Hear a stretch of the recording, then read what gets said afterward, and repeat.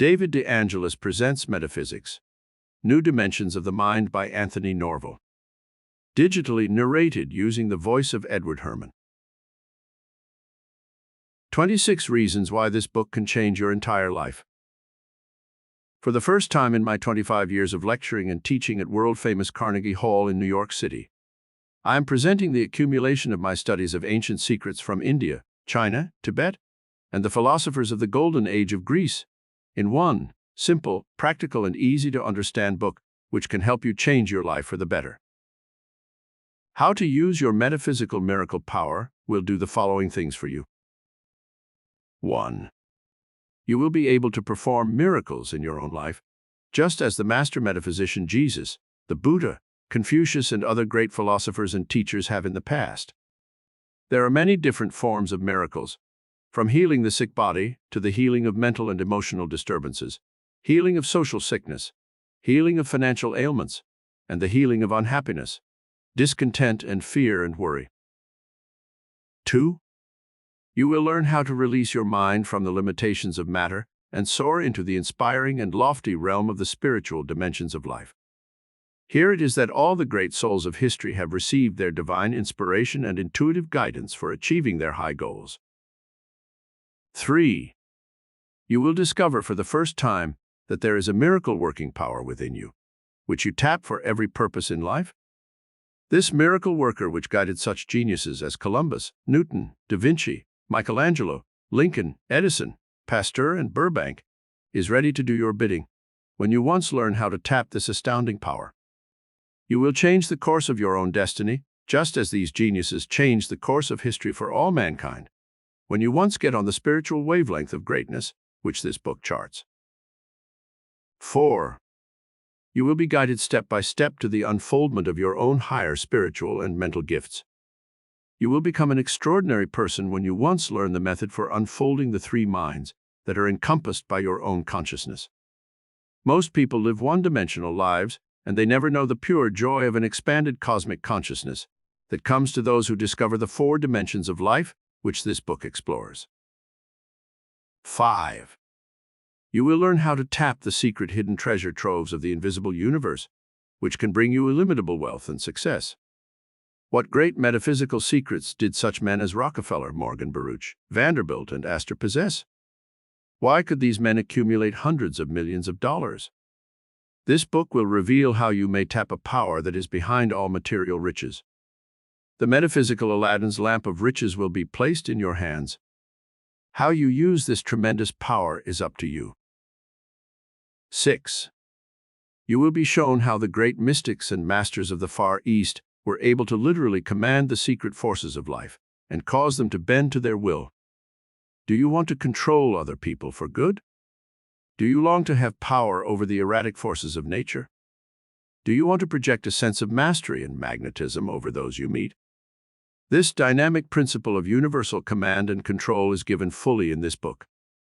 It is the first time it has ever been given in printed form to the general public. 7. This book reveals God's secret of creation.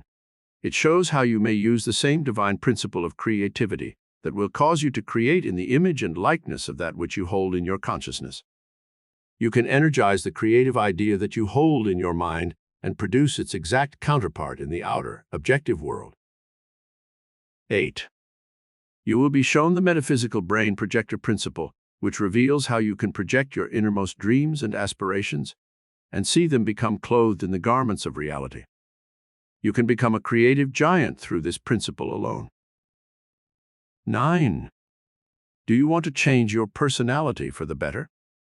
Improve your appearance. Add strength, youth, and vitality to your body. This book reveals a metaphysical principle from Tibet and China, known as the moon blending and sun blending exercises. People have used this principle alone to perform seeming miracles of transformation in their lives. 10. Learn about the miroscope of your mind, how it can act as a giant electronic telescope or microscope and give you an expanded consciousness which encompasses the entire universe. Just as man has expanded his horizons in his attempts to conquer space, so too, when you harness this tremendous metaphysical concept of the miroscope, you can enlarge the horizons of your life and include universal vistas that bring you greater joy, success, and fulfillment. 11. Do you resent the 8 hours a night that are spent in sleep? Learn through this book how you can harness those extra 8 hours a night and take fantastic astral journeys into the dimensions of the past, present, or future, and explore hidden secrets of other planets, other ages, other races and cultures with your astral body or higher mind. What man calls dreams can now be controlled and directed into fertile fields of metaphysical inquiry that yield rich and rewarding results. Improve the memory, learn foreign languages, discover new worlds through this dream projection method. 12. Learn how to perform the daily miracles of solving problems, living in harmony with others, and attracting to yourself the friends and loved ones that you desire. 13. Learn how you may enter the mystical land of Shangri-La, where you can achieve a state of spiritual exaltation, which makes you impervious to external pain and discomfort. What great power do the mystics of India possess that can cause them to lie on a bed of nails or walk on red-hot coals and feel no pain? 14. Learn John D. Rockefeller Sri's crammed, jammed pocket full of money theory, which has its entire basis in metaphysics. You need never be in want again the rest of your life if you once master this tremendous secret. 15.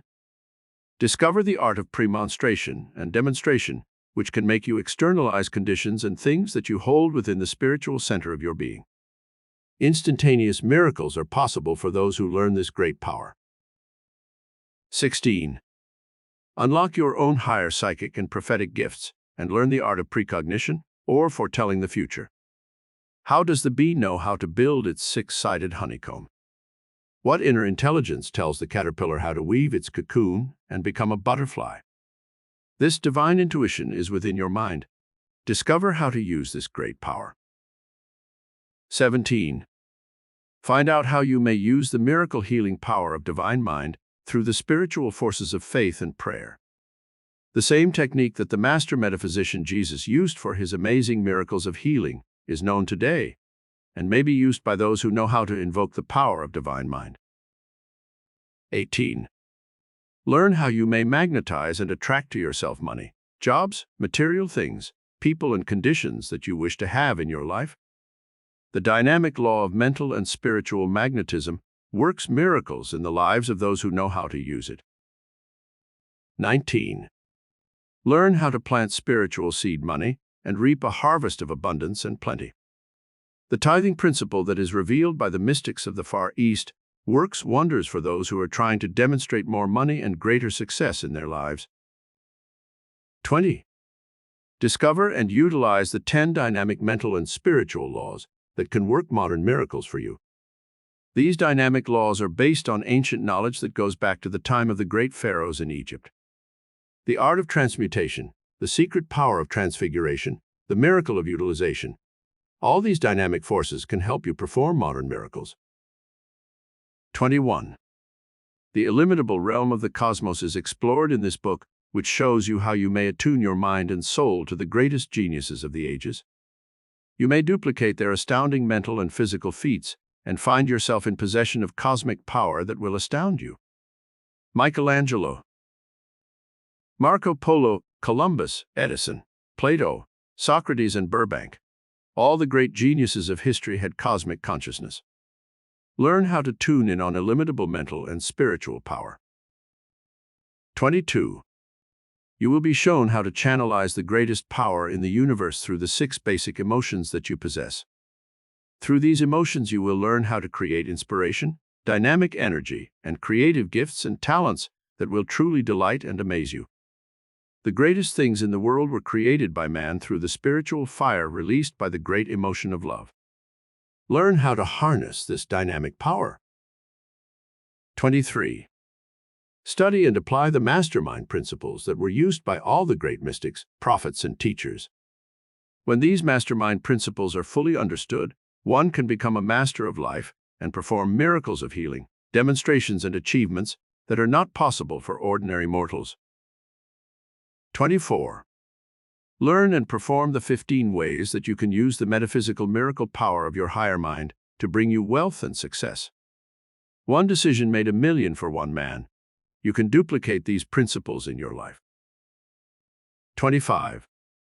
Study the 10 golden keys that can help you unlock the doors to life's most profound mysteries. Learn how nature lavishes her abundance on those who are in tune with her dynamic mental and spiritual laws.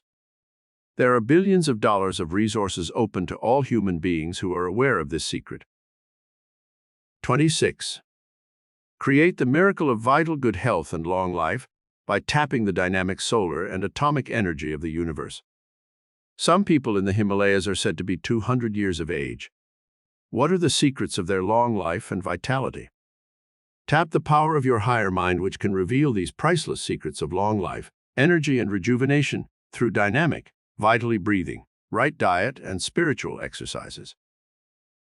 I dedicate this book to my thousands of lecture members and students throughout America, who have been a constant source of inspiration and encouragement in my 30 years of public work.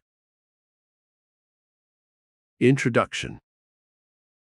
Throughout history, there have been great and illumined souls who have been able to use the power of their higher minds to perform seeming miracles. These men and women used a cosmic force which is in the universe and which anyone may use when he once learns how to focus this higher power within his own mind. There are stupendous miracles such as healing the sick, causing the blind to see, making the crippled walk, but these are not the only miracles with which we are concerned in this metaphysical study.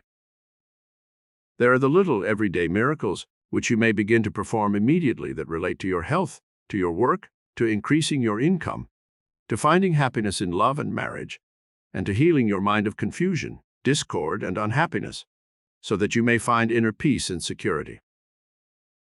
You will learn in this study that you too may become a miracle worker, that you may wave the mental wand of faith and create out of the substance of your thoughts and inner dreams the concrete things that you desire in your life. You may tap the power of this higher cosmic mind and create magnificent works, even as did the geniuses of the past who used this miracle-working power. Beethoven used this higher mind within to create beautiful music, even though he was deaf. Edison tapped this power of the higher cosmic mind within and created over 300 inventions, from the motion picture camera to the electric light bulb, which bless our lives today. Edison used the power which we shall study together, and there is no reason why you may not achieve greatness through this self-same metaphysical power. Lincoln was a miracle worker, and although a martyr, like Gandhi and John F. Kennedy, he brought the miracle of unity and greatness to a strife-ridden nation. J.P. Morgan was a financier and industrialist, but he used the metaphysical miracle power which we shall study together to build one of the great financial empires of all time. This miracle power is not dead today. It is still being used by men like Paul G. Getty and Howard Hughes, Ford and Rockefeller, to create wealth that not only benefits the ones who create it, but also blesses the world through the public libraries they endow, the research foundations they create, and the artistic gifts and treasures which they give to our great art galleries and museums. The miracles of Lourdes are well known, and I have stood in the sacred grotto, and I have seen the discarded crutches, wheelchairs, and braces that the sick have left there when their miracles of healing came, and they walked away healed by a miracle power that worked for them, but which does not seem to work for others. The spectacular miracles that the master metaphysician Jesus performed, and which we see at places like Lourdes, are not the only evidences that this metaphysical miracle power exists and may be tapped by ordinary mortals. There are other evidences in our own age that this power is alive today and may be used to heal millions of still unborn persons and to save the lives of hundreds of millions today. Salk used this higher miracle power to develop his vaccine for polio. Fleming developed penicillin through this higher intuitive mind. Madame M. Curie discovered radium by listening to the inner cosmic voice that guided them. And Pasteur certainly was a miracle worker unequaled in history for the perception that caused him to perfect the use of vaccines in the treatment and prevention of disease. The miracles that Buddha and Jesus performed through the use of metaphysics were indeed formidable. They seemed to set aside the natural laws of the universe and to bring into mental focus some higher dynamic spiritual law that worked miracles. However, this power did not end with them. This miracle-working power is still alive today and may be tapped by any person who will spend a few hours studying the principles and spiritual laws set forth in this book. The age of modern miracles. Today, as never before, we live in an age of modern miracles.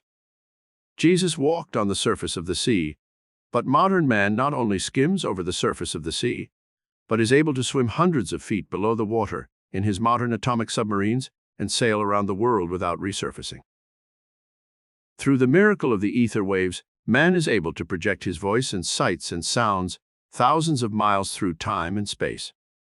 The miracles of radio, television, Cinerama, and Telestar prove that man lives in the midst of a vast cosmic sea of intelligence which will respond to his own dynamic thought currents and bring him amazing miracles of sights and sounds which would have been impossible 100 years ago.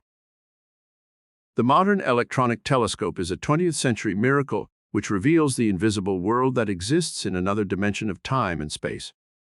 Through the miracle of extrasensory perception, man may discover another dimension of mental and spiritual power in which he may unlock mystical doors to secrets of the past and future.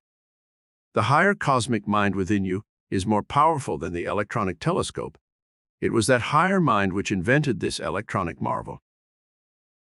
What of the miracles of modern automobiles, trains, jet planes, atomic power, superspeed highways, modern chemical and industrial inventions that gave us new products like plastics and nylon, and 1,000 other substances which give us luxuries and comforts in this miracle age that no other age in history has ever been blessed with? Truly, we live in an age of miracles. Now let us study together how you also may tap this miracle-working power of metaphysics and channel it in your own mind so you too may become a miracle worker and create for yourself and your loved ones the destiny that you desire. Chapter 1. The metaphysical miracle power within you. There is a miracle-working power in the universe which man may tap and use for every purpose in his life. This power flows throughout all creation. It creates and sustains all living things. It is a cosmic intelligence which works under certain dynamic mental and spiritual laws. When you once learn how to recognize this power and channel it through your own higher mind, you can literally become a miracle worker. Some people call this higher power God. Others name it cosmic mind or divine mind. By whatever name you choose to call this metaphysical power, the fact still remains that man can never really comprehend this stupendous creative intelligence, but he can use it to perform everyday miracles of health, abundance, love, fulfillment, happiness, and peace of mind. The miracle within an egg. When I was 10 years of age, I went to church with my foster parents and heard the minister preach a sermon about miracles. I did not fully understand the things he talked about. When we got home, my foster father took me by the hand to an incubator in which some eggs were about to hatch. As we looked through the glass door of the incubator, I saw the first tiny beak begin to break through the shell of the egg. My father said, "That, my boy, is a miracle, what the preacher was talking about this morning." I looked up at him in puzzled wonderment and said, "The miracle to me is how that chicken got in there in the first place." Truly, the mystery of life itself is a miracle which no man may comprehend. A full-grown chick coming out of that imprisoning shell in 21 days is one of life's most profound miracles, and yet we know that this occurs as routinely in nature as the sun rises and sets or the moon gravitates around the earth, and the earth around the sun, under its own magnetic and gravitational laws.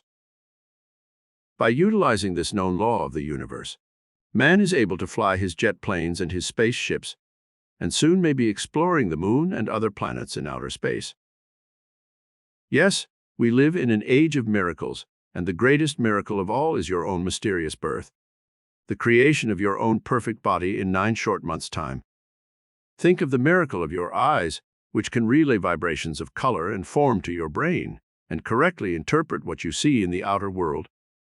Think of the miracle of your memory, which can store billions of impressions in your lifetime, and recall any of them instantly from the filing cabinet of your brain.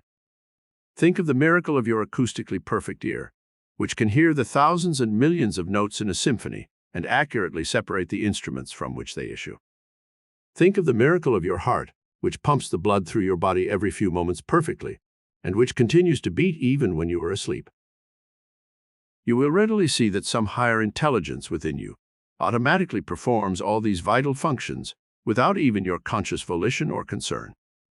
This shows that metaphysical power is within you, subject to your control and direction. You are immersed in a vast sea of etheric intelligence, very much like a fish in water. Like the fish, you are not consciously aware of the substance in which you move and have your being. This life force is a pulsating, moving, dynamic power that gives life to all of Earth's creatures. When you once learn how to work with this miracle power, you may motivate and shape your life in any chosen direction and build a destiny that encompasses health, happiness, and success. The art of premonstration. There is a dynamic law in metaphysics which states, that which you wish to achieve you must first mentally conceive. I call this, in our study, the art of premonstration. You may want to achieve the building of $1 million fortune, and you may feel that you cannot be happy until and unless you do attain such a fortune. It is almost impossible for your mind to conceive such a large sum of money unless you use the art of premonstration first. There are 5 separate steps which you must take to invoke the art of premonstration. They are: 1. Picture clearly in your mind the thing you wish to demonstrate or achieve. 2. Make a blueprint of the thing or things you are trying to achieve. That is, review it in all its details in your mind first. Then sit down and write out the plan in detail. 3. Sit quietly in silence and ask the higher mind within the steps you should take to achieve the things you are asking for. 4. Now visualize yourself doing these things, as if a mental motion picture were being projected on a giant screen in the outer world. This is premonstration, seeing the thing in your mind before it actually takes place in the outer world. 5. Demonstration follows premonstration. That is, the things you have been mentally projecting are acted out in your life, just as though they had actually occurred. Demonstration is the 5th and final step in premonstration. A true life case history. Let us examine a true life case of the art of premonstration, which occurred to a student of mine who attended my lectures and classes at Carnegie Hall. A lady past 40 years of age was tired of living in a small apartment in the city. Her husband worked in New York and made a good salary. They could not afford to move to a home of their own in the suburbs. They both wanted a home more than anything else in the world. After the lady had come to several of my classes, she learned of the art of premonstration, and she went home and proceeded with confidence to take the 5 steps I have given above for achieving the dream she and her husband had conceived. There did not seem to be any way open for this couple to achieve their dream of owning their own home. They had only a few $1,000s saved up. They had no children, and the lady did not work. How could they possibly achieve the fulfillment of their dream? First, they sat down and discussed the type of home they wanted. Then they cut pictures out of home magazines which pictured the house more clearly.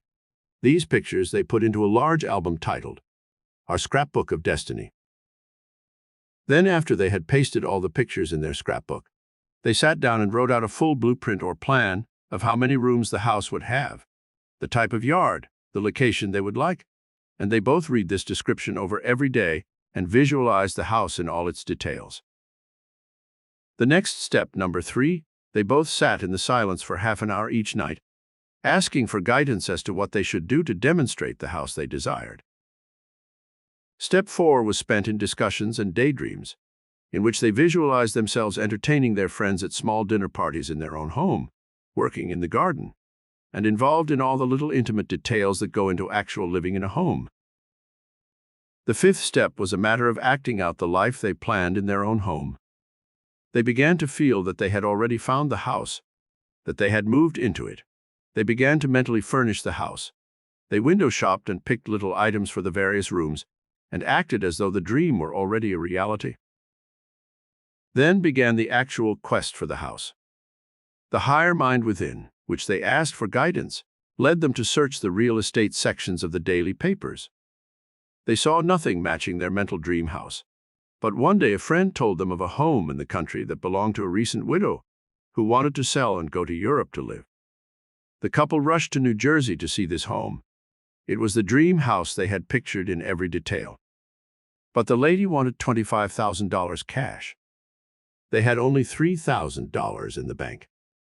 In talking to the widow, however, they were so enthusiastic and their dream was projected so vividly that before the interview ended, she offered to let them move into the house without any payment whatsoever, if they would take over the first mortgage and pay her $250 a month.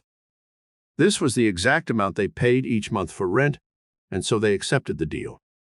An extra little dividend was added to the purchase of the house. The widow let them have her furnishings for $2,000 cash. They were easily worth $10,000. Dreams precede actions. In using the art of premonstration, we are using an old law in metaphysics which states, dreams precede actions. God's dream of his creation must have preceded the building of the universe from the tiniest atom to the most intricate constellations.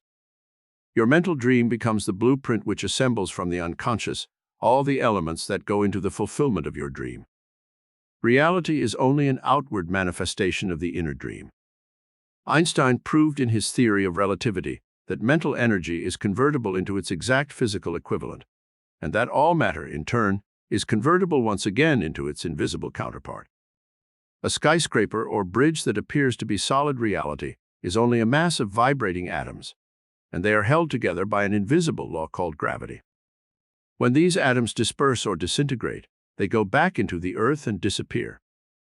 To assemble any kind of matter, the human mind must have a form or dream upon which to build. This dream can take any form, like the primitive idea man had when he saw a stone rolling down a hillside and dreamed of a wheel attached to a cart. Scientists call the wheel the greatest invention of all time, for from it issued the modern automobile, airplane, jet propulsion, and even our space age. After the dream, it was relatively simple for man to perfect a functional wheel that could propel man from place to place and free him from being a beast of burden. Since time immemorial, man has dreamed of being able to fly like a bird. The dream crystallized into solid reality when the great artist Leonardo da Vinci wrote on his design of the world's first airplane, "Man shall grow wings." His airplane could only glide, since the motor had not yet been invented, but a self-propelled airplane was already on the way to being a reality, with that first sketch and building of a flying machine. The Wright brothers carried the dream a step further toward reality, after another man had dreamed a motor into existence. The entire universe is built on a dream. To create the world of your choice, learn how to daydream constructively. The steps which you have just studied on the art of premonstration show you how to carry that initial daydream from its first inception of the idea to the complete fulfillment or demonstration, which we call reality. How great men in history have used this power. Great men in history have used this metaphysical power. They looked about them, at the world in which they lived, and saw the many imperfections, the evils, the poverty, the wars and disasters that periodically plagued humanity. And they asked themselves the question, how can I make this a better world? From this initial premise or dream, these great men were guided by their higher minds to discoveries, inventions, and methods by which they changed the destinies of all men and created the reality of a better world for us to live in.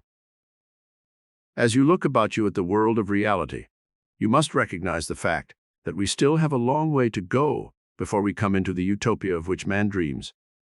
See the reality, but do not let it blind you to the higher dream towards which all men are striving. The world today needs to learn how to use this metaphysical miracle power more than at any other time in history. Over 25 million people in our country are handicapped in some way, blind, crippled, and sick. In 5,000 years of so-called civilization, man has only known peace for something like 100 years. The rest of that time he has been at war somewhere on the face of the earth. We have social maladjustment, juvenile delinquency, dope addiction, and criminality on a large scale. There are over 8 million alcoholics. Many people still live in slum conditions in this, the richest nation in the world. Millions of people still live on a starvation diet in this world that could produce plenty for all. Never have we known an age in which humanity suffered greater agony of mind and spirit. Humanity needs to use a greater force than book knowledge alone to help man achieve the dream of peace, prosperity, and happiness for which he so desperately searches. See what miracles these great men of history produced when they once learned how to unlock the metaphysical power of their higher minds. Columbus used this power when he searched within for guidance to new lands.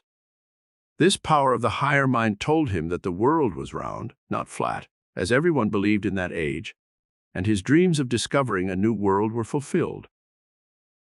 Burbank perfected new products by using this higher mind within. He was able to change growing things and create new species because he tapped this metaphysical miracle power.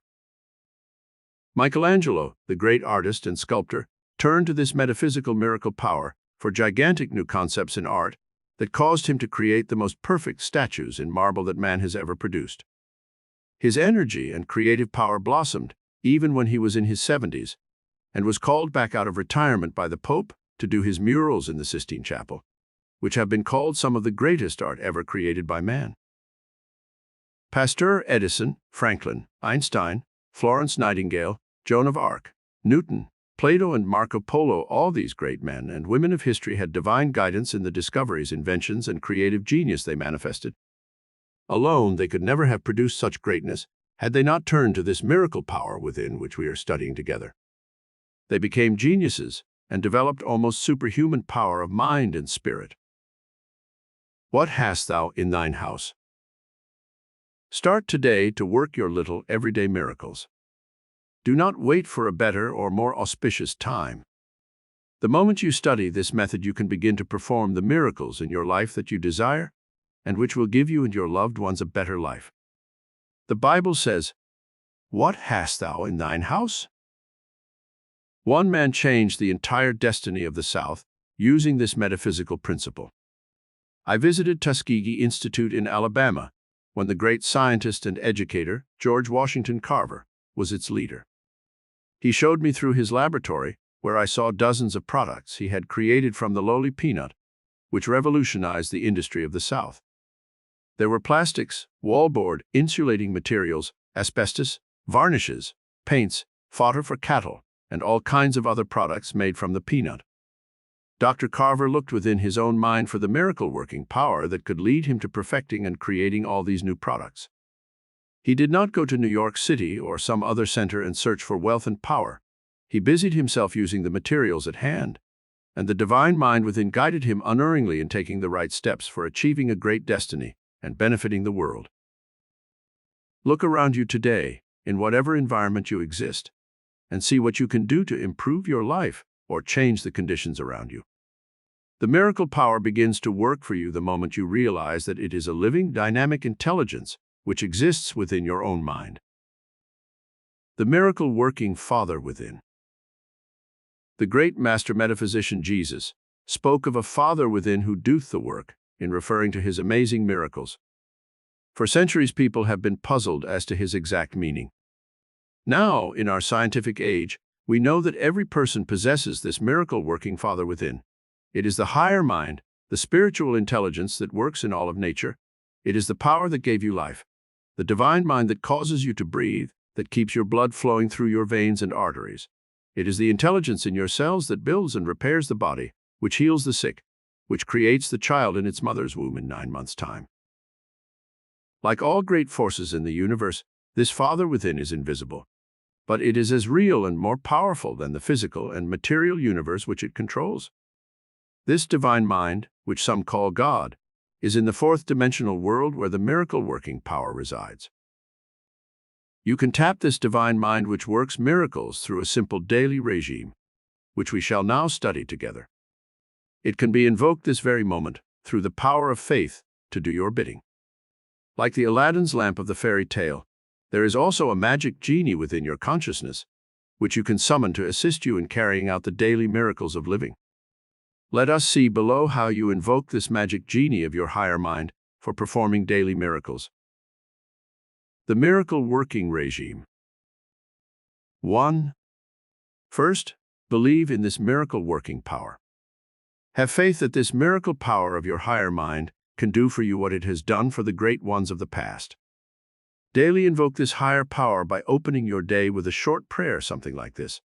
Father within, I now humbly ask that you take over my affairs for this day. Guide me to say and do the right things all day. I have faith in the Father within, and now place myself in the divine center of all good and constructive action, knowing that only that which is good can come to me. I am now the center of divine action, and everything I do will be prompted by the higher divine mind within me. 2.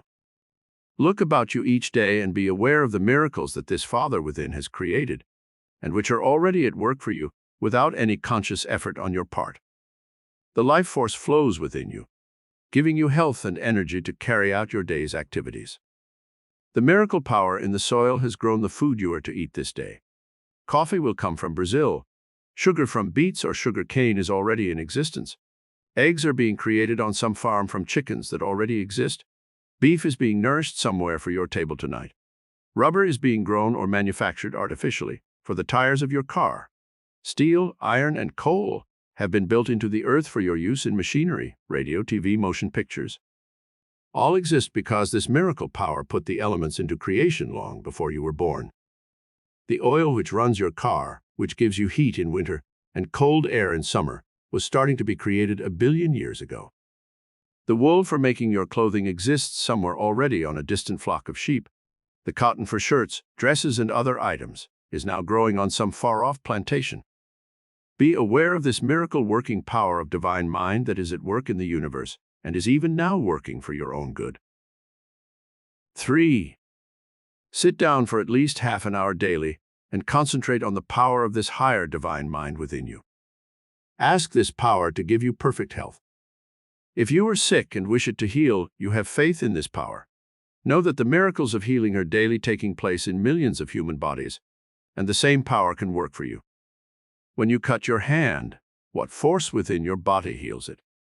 This force weaves new skin, sends the phagocytes to the wound to kill the invading bacteria, and creates new cells to take place of old ones. When a bone is broken, this same miracle-working power within rushes supplies of calcium and other elements to the fracture, rebuilding the bone and even making it stronger at the juncture where it was broken.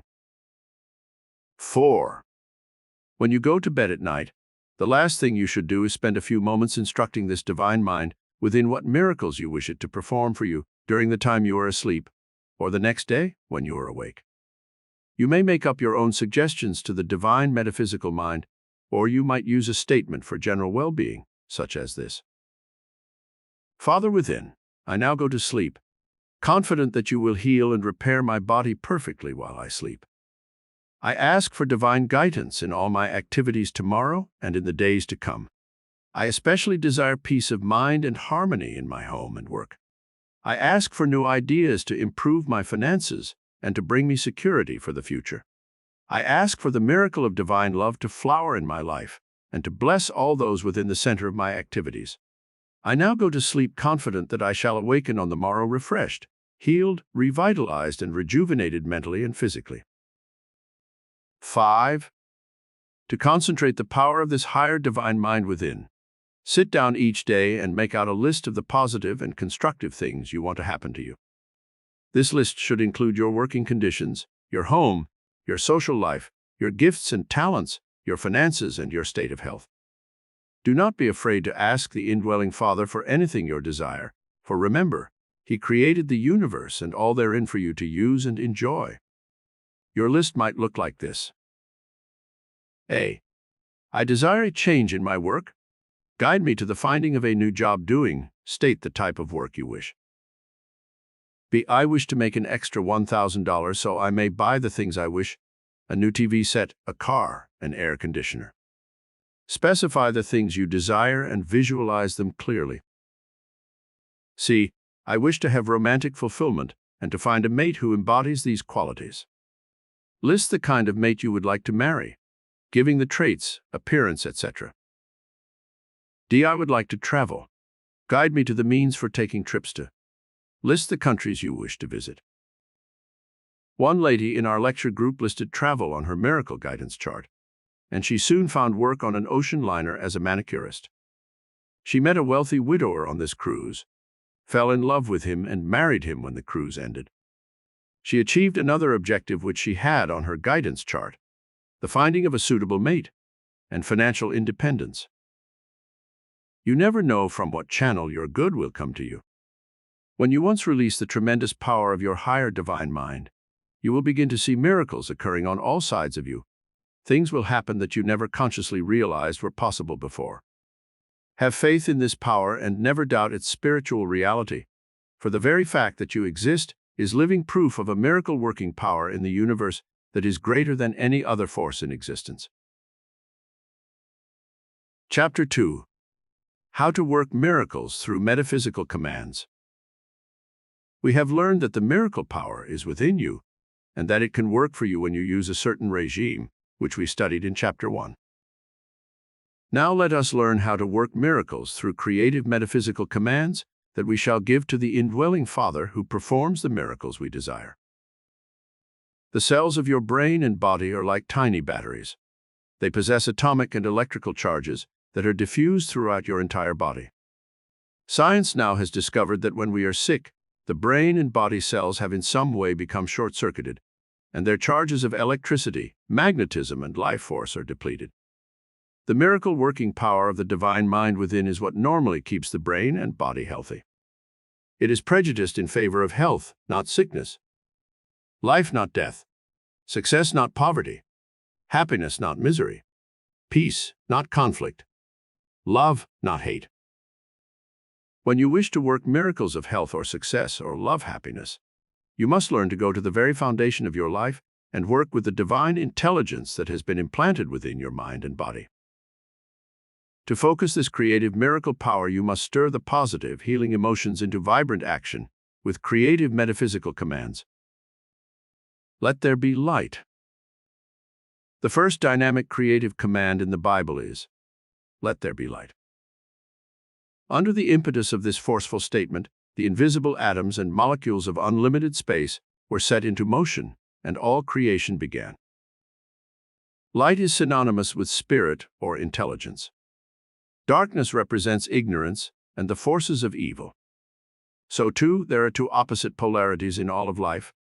One represents the force of good or God, the other the force of evil, or, as religionists call it, the devil.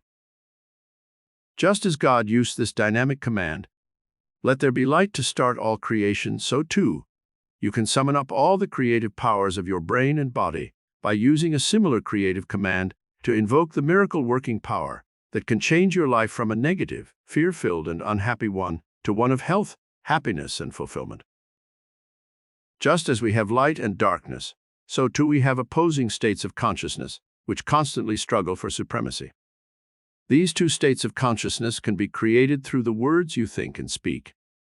These words set up little electrical and magnetic charges within the brain, and then communicate themselves to the nerves and muscles of the body, setting into motion the conditions embodied in the words.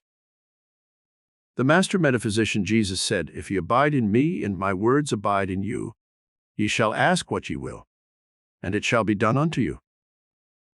John 15:7. What does this mean? It means that the creative intelligence of the divine mind within is unlocked through the use of words or creative commands.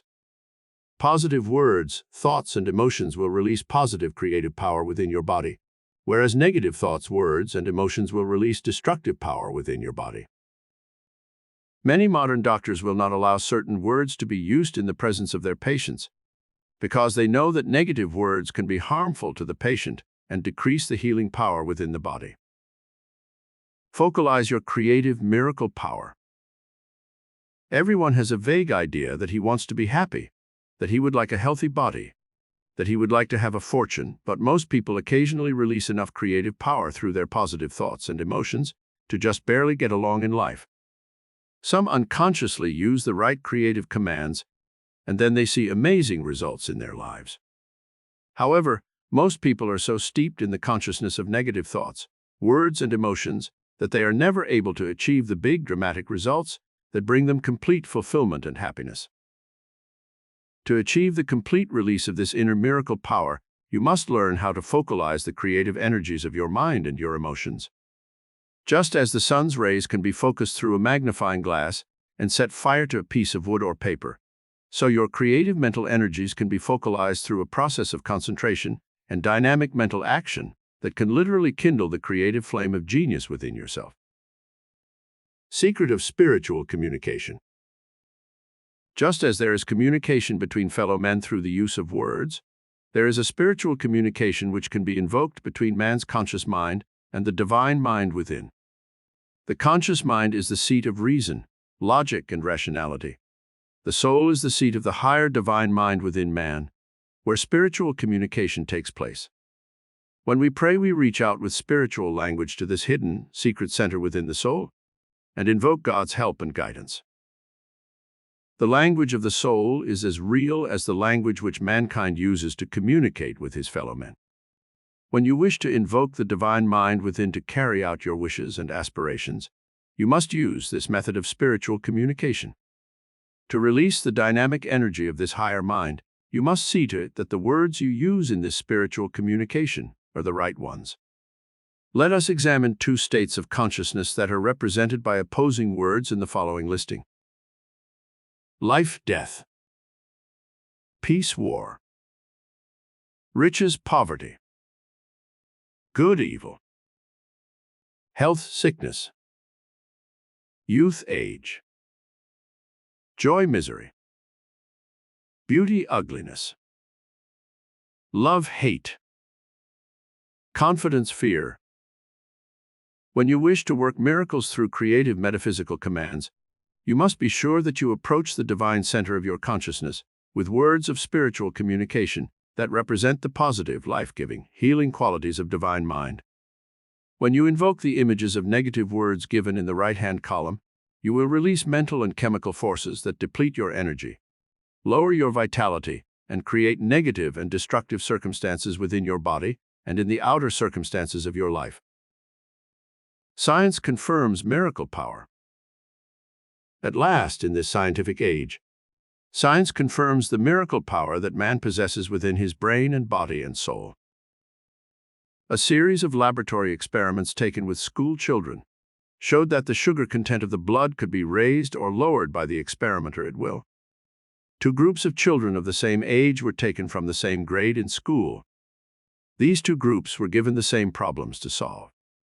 The A group were told that they could easily solve the problems, that the solutions were easy, and during the time they worked, they were given encouragement and praise for their efforts.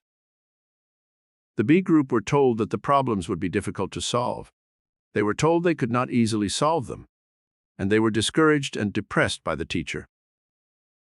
The A group finished their tasks quicker, with fewer mistakes than the B group, but the most startling part of the entire experiment was the fact that when the blood of the A group was analyzed, it was found to be higher in sugar content than the blood of the B group. This extra flow of sugar from the liver gave the A group more energy and helped them perform their tasks more quickly and accurately than the B group. It was also found upon analyzing the blood of the B group that it showed less sugar and more fatigue acids than that found in the A group. This was scientific proof that the creative energy of the mind and body, the glandular flow, and all the other activities of the brain and body are radically affected by the words, thoughts, and emotions that are imprinted upon our consciousness. How to give positive creative commands. The divine mind within carries out your instructions and commands. It had tremendous power, for it is the creative mind that originally created you and the entire universe. Within you is a spark of the divinity which brought you into existence, just as within the chick is the creative power which makes possible the miracle of future new life through the egg. Your creative commands reach this divine center of your being and release the miracle-working power that can cause you to do anything you wish. This power can heal your body if you are sick. It can keep you healthy and strong and youthful as you grow older. It can guide you to your right work. It can give you songs, inventions, poems, stories, any kind of creative ideas you desire that might make you a fortune. All these things and more can this divine mind within do for you, if you once learn how to invoke its dynamic, creative power through your creative commands. The regime for giving your higher mind creative commands. Each day, when you arise in the morning, give your higher mind a series of creative commands made up of the life-giving, positive words you will find in the left-hand column just presented. You can make up your own powerful commands or use those given here. Say these statements aloud if possible. If not, then say them quietly to yourself. Repeat them several times to give them greater effectiveness. Then, during the day, as often as you can, whenever you feel the need for more energy, more power, more intuitive guidance, say the particular creative commands that fit the situation. 1. Life. I am life. The life force now flows through my brain and body, filling me with energy and vitality. I now breathe deeply, and the life force is strengthened and fortified. I am young. I am strong. I am powerful. I now meet all challenges with new courage and optimism. The divine center of my being expands and grows more powerful under the impetus of divine mind. 2. Peace. I am now at the center of peace and poise and power. All disharmony and conflict fade away. I know the joy of perfect serenity, and like a peaceful lake, reflect the blue of the heavens. My serene soul now reflects the joy and radiance of the divine countenance, and I am at peace with the world. 3. Riches. I now command the forces of life to bring me abundance and prosperity and riches. I ask for divine guidance to my right place in life. The treasures of the universe were created for me, and I now accept abundance. 4. Good. I am good, and therefore I attract only that which is good into the orbit of my experiences. As God is good, I am now a channel for the perfect expression of God's goodness through my daily activities. I give out good, and good comes back to me. I operate under the law of good, and evil has no power to touch my life. 5. Health. I summon the miracle-working power of my higher mind to heal my body of any and all negative conditions known as sickness. I command the life-giving forces within my brain and body to so regulate my glands and operate within my organs that I shall know health, vitality, energy, and strength. 6. Youth. I now energize my brain and body with the consciousness of youth. I recognize that the life force or divine energy is never old, sick, or tired. Therefore, my body can know only the enthusiasm and energy of youth. I am now in the consciousness of immortality and divinity, and the soul is ever young, and in the eternal image and likeness of God. 7. Joy. I vibrate on the plane of joy and happiness. I am filled with the vibrancy and thrill of life. I rise on wings of hope and optimism to new planes of consciousness, where all my dreams come true. I am happy, and I radiate that happiness to everyone I meet. 8. Beauty. I am filled with the ideal of spiritual beauty, which overcomes the limitations of the physical self. Beauty is in the eyes of the beholder, and I now see the beauty of sunrise and sunset, of oceans and mountains, of bright blooming spring flowers, of blue skies, and all the hidden beauty of my daily life. I am surrounded by beauty, and its creative miracle now changes my world from one of drabness to a wonderland of magic and enchantment. 9. Love. I now live in the radiant consciousness of love. I send out love to everyone I meet. This radiant stream of divine love negates all hate and resentment. I am like a loving, trusting child, having faith in all people and knowing that the divine image of love is within the soul of every living human being. 10. Confidence. I now surround myself with an aura of confidence and poise. I no longer fear anything in life. I know that the Lord is my shepherd, and I shall not want. I radiate confidence in my business and social life. I am at ease in the presence of others and operate with confidence and poise in every situation. Speak the metaphysical creative word. Have the miracle. When you once practice this form of spiritual communication with the divine mind that is at the center of your being, you can speak the creative word and have the miracle almost at once. As you grow stronger and stronger in the use of these creative commands for working miracles, you will be amazed at how quickly and easily all the forces of nature will bend to your will. Case history. She asked for and got $100,000. A lady who had a 17-year-old daughter came to my lectures and classes in Carnegie Hall for about a year. Her husband was dead, and she had worked hard to bring up and educate her daughter, but they had never been able to make more money than just enough to get along. After this lady had learned the metaphysical method for performing miracles, she asked the divine mind within for the sum of $100,000. She did not know how such a vast sum could ever come to her, but she did have faith that the power within could bring her that sum of money. One day in meditation, she suddenly had a vision that she would win the money through buying a sweepstakes ticket. She had never gambled in her life, and she was astounded when this vision came to her so strongly. She bought a ticket in the Irish sweepstakes, and when the drawing occurred, her ticket was chosen for one of the biggest prizes, $144,000. She won that amount when the race was run, since her horse came in first. She came into the fortune she had dreamed about, and was able to do all the things she had wanted to do all her life. I have never bought a sweepstakes ticket in my life, and I certainly do not urge any other person to go about his demonstration of a fortune through this unreliable medium of gambling, but in this instance perhaps there was no other way by which this lady could have had the materialization of her fortune, and divine mind might have given her the intuitive guidance to buy that ticket.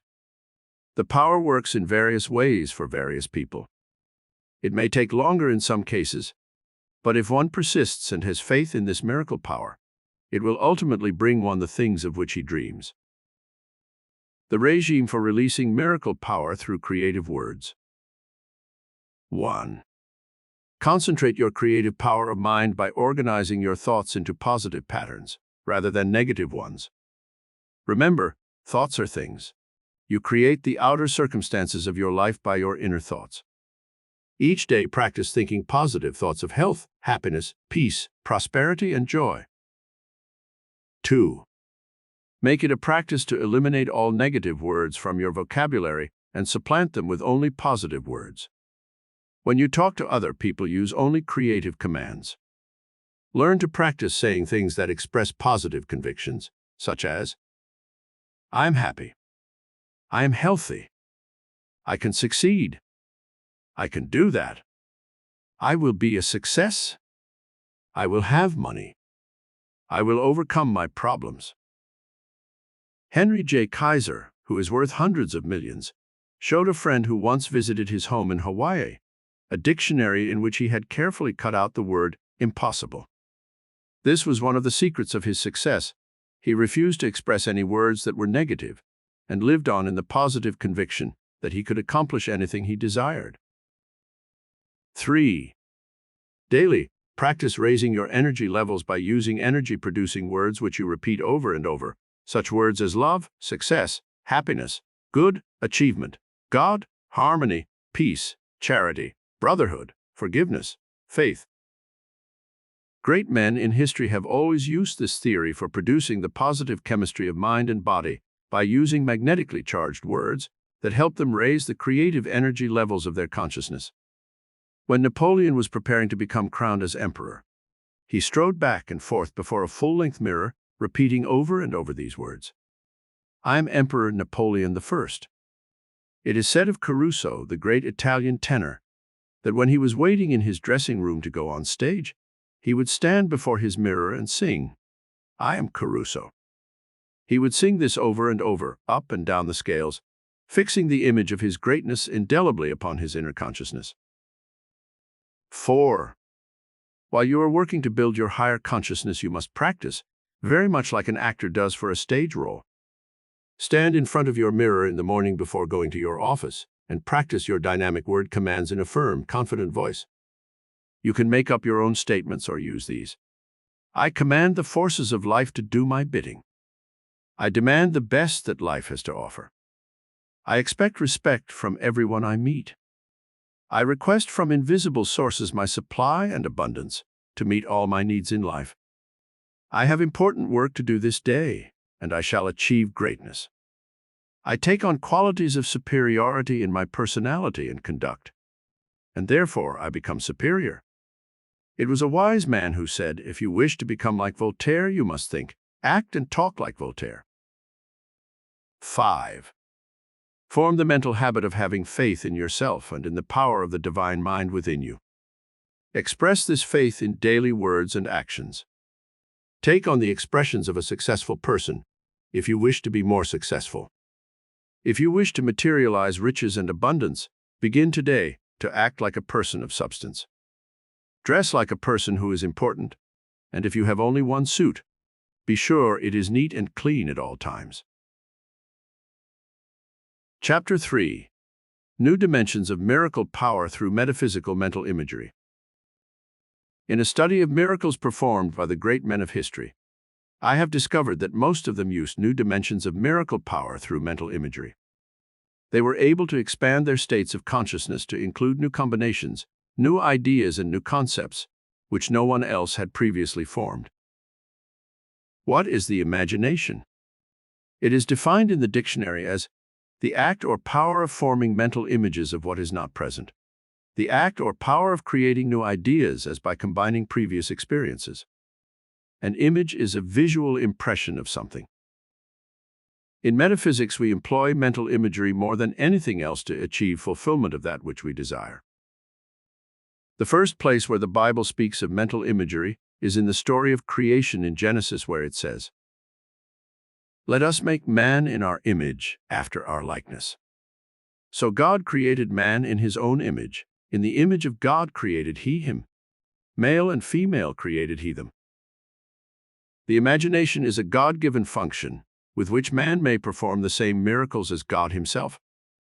It is within man's imagination that this divine function exists, and which man may use to create in the image and likeness of his innermost thoughts. Mental imagery as a spiritual function. Joubert said, "Imagination is the eye of the soul." All great things have been created through the art of mental imagery. This applies not only to our material world of skyscrapers, bridges, industry, and our jet and space achievements, but also to the world of the intellect. Einstein's theory of relativity was a mental concept. Rockefeller's great financial empire was formed in his mind through mental imagery before it became a reality. The miracle of mental and material creativeness which formed the Hilton chain of world-encircling hotels was born in Conrad Hilton's imagination years before it became an outer reality.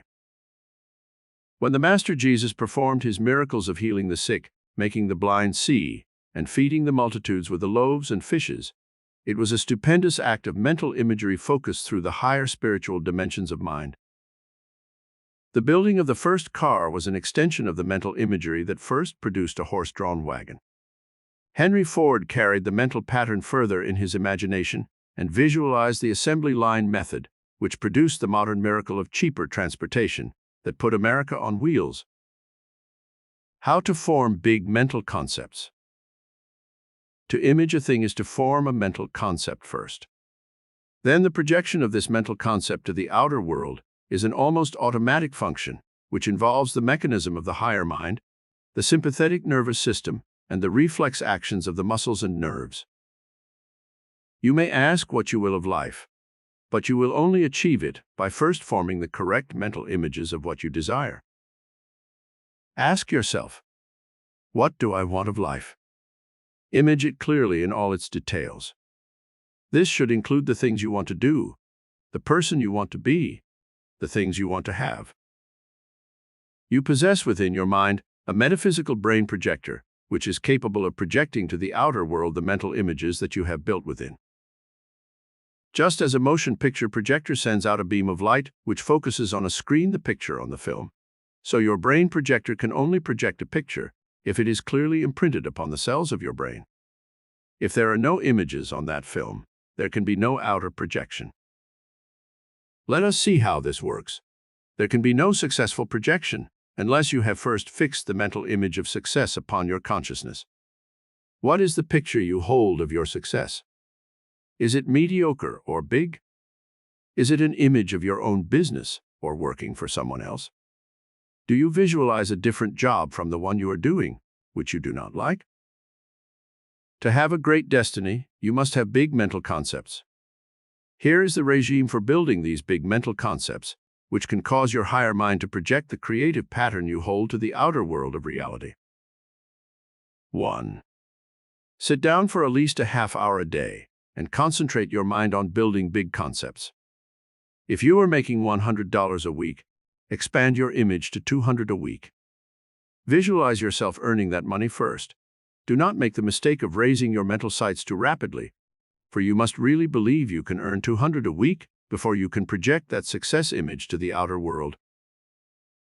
After you have built this mental concept for a week or two, you may be prompted to enroll in a special course in evening high school, a course that will actually project you into a future job paying the bigger salary. Example: a woman of 50 attended my classes in New York for several weeks. Her husband had died, leaving her some insurance money, but not enough for future security. She told me in a personal interview that she had tried to get a job, but no one wanted an old woman, as she put it. I told her to change that mental concept of herself at once. She had let her hair become dingy and gray-streaked. I advised her to search within her own mind to see what she really liked and wanted to do. She knew a man who was a judge, and one day she visited his court and became fascinated at seeing the stenographer taking notes on a stenotype machine. She told no one of her plan at the time, but she enrolled in a course in stenotyping, and when she had finished her course, she began to project the mental concept that she would one day be a court stenographer. A few months later, her judge friend told her that his secretary was leaving to be married, and he needed a good stenotype operator. It was only then that she revealed her secret to her friend, that she was a trained stenotype operator. He hired her at a good weekly salary, and this woman, who had felt that she was old and finished in life, began at 50 a new career that paid her well and gave her new dignity and self-respect. Miracles can truly occur through the use of mental imagery. 2. Look around you in your everyday life and see what conditions you would like to change or improve. Almost all great things have been accomplished because someone looked about him and was discontented with the way things were and wanted to change and improve them. This exercise should apply not only to your physical environment, but also to your mental gifts and talents. Perhaps you want to play the piano, or sing, or do public speaking. This desire to change the circumstances of your life can be extended to all departments of living. Visualize yourself playing the piano, writing the book, taking the trip, making a bigger sum of money. And soon you will be guided by the divine mind within to doing the things that you have created through mental imagery. 3. Constantly strive to increase your knowledge of the world in which you live. The power of imagery increases when you possess a mind that has many highly developed facets. Your imagination can only compile new and more effective forms of imagery when your brain has absorbed many new ideas. It is true, he who has imagination without learning has wings but no feet. The imagination must be developed through knowledge and solid facts. Make it a point to study all branches of knowledge so you will be well read and will have an appreciation of the better things in life. The Chinese say, "Man with good education seems to have much luck." 4. Mentally practice actions that you would like to have take place in your life so that your imagination will be more fully exercised. For example, practice aloud and before a mirror, asking your boss for a raise in salary. Then practice selling some product to a prospective buyer. Make a speech before the Congress in which you plead some universal cause, such as peace or brotherhood. Visualize yourself buying a Cadillac or other fine car, driving it, showing it off to your friends. Do the same thing with buying your own home, investing money in the stock market, or taking a trip to some place you want to go. The ability to create mental images depends on exercise, just like physical development of a muscle. If you can pass a series of such mental images through your mind daily, you will soon find yourself reflecting these mental images in your daily life and doing the things you have held as mental concepts. 5. Mentally set some high goal for yourself and let this goal constantly inspire you to make bigger efforts to achieve your goal. You might, in your mental imagery, plan what you would do if you suddenly inherited $1 million. You might laugh at the thought that you would ever come into so much money, but remember, you are using a metaphysical miracle power that can work its miracles for you, as it has for thousands of others in the past. Examples. Here are 4 examples of students in my classes who used this power of mental projection through the imagination and who came into unexpected sums of money. One young lady received money through a large insurance policy that a relative had made out in her name years before. A man had a sum of money come to him from reparations paid by Austria to those whom the Nazis had robbed when they occupied Austria during the war. A third member of our lecture group came into a large sum of money through the settlement of a court case involving a patent infringement. Another lady in our group sold her first novel, which she wrote after learning how to exercise her imagination. She was given a substantial advance payment for the book, and later received thousands of dollars from a movie company that bought the book. 6. Do not accept the limitations that might exist at the present moment in your life. In your mental imagery, see these circumstances changed by time into the new conditions that you hold in consciousness. If you were a shoeshine boy in Texas and someone told you that you would one day become President of the United States, it might almost appear laughable. And yet, a boy named Lyndon Baines Johnson made that type of amazing transition in a period of a few short years. He used these principles of mental imagery to amass his vast fortune, and even if he had not become president through chance, his life still would be counted a successful one. 7. Talk to your higher mind, just as you would talk to a person, telling it your secret aspirations and desires, and then sit quietly in the silence and let it guide you to taking the right steps, which will fulfill your destiny. Sammy Davis Jr. had every known limitation in his early life, but he kept telling himself, "I can do it," and visualizing and imagining his future success, until he finally won through and became a great star. Another instance of a man of the same race, who has amazed everyone in the boxing world, who has used this principle of imagination and mental projection, is Cassius Clay. Some people might consider his confident statements about victory in the ring as mere braggadocio, but the fact remains, he has up to this point fulfilled every promise he made to himself. 8. Perhaps you are not living the life in this moment that you would like to live in the future. You may be in the wrong work, and you may not be able to make a change at present. You may not have enough money to do the things you desire, and you may feel that you can never change these negative circumstances of your life. Should you let your situation depress and discourage you? Indeed not.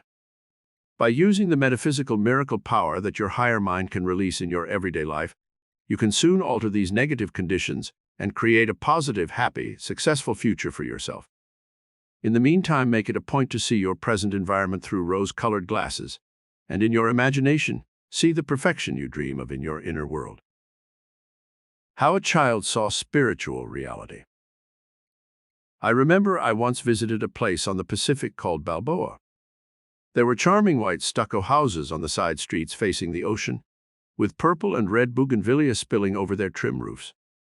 Suddenly I found myself at the end of the street, and there was a shabby little house that had been built of packing cases and odds and ends of lumber. It was obviously inferior to the other cottages that lined the streets.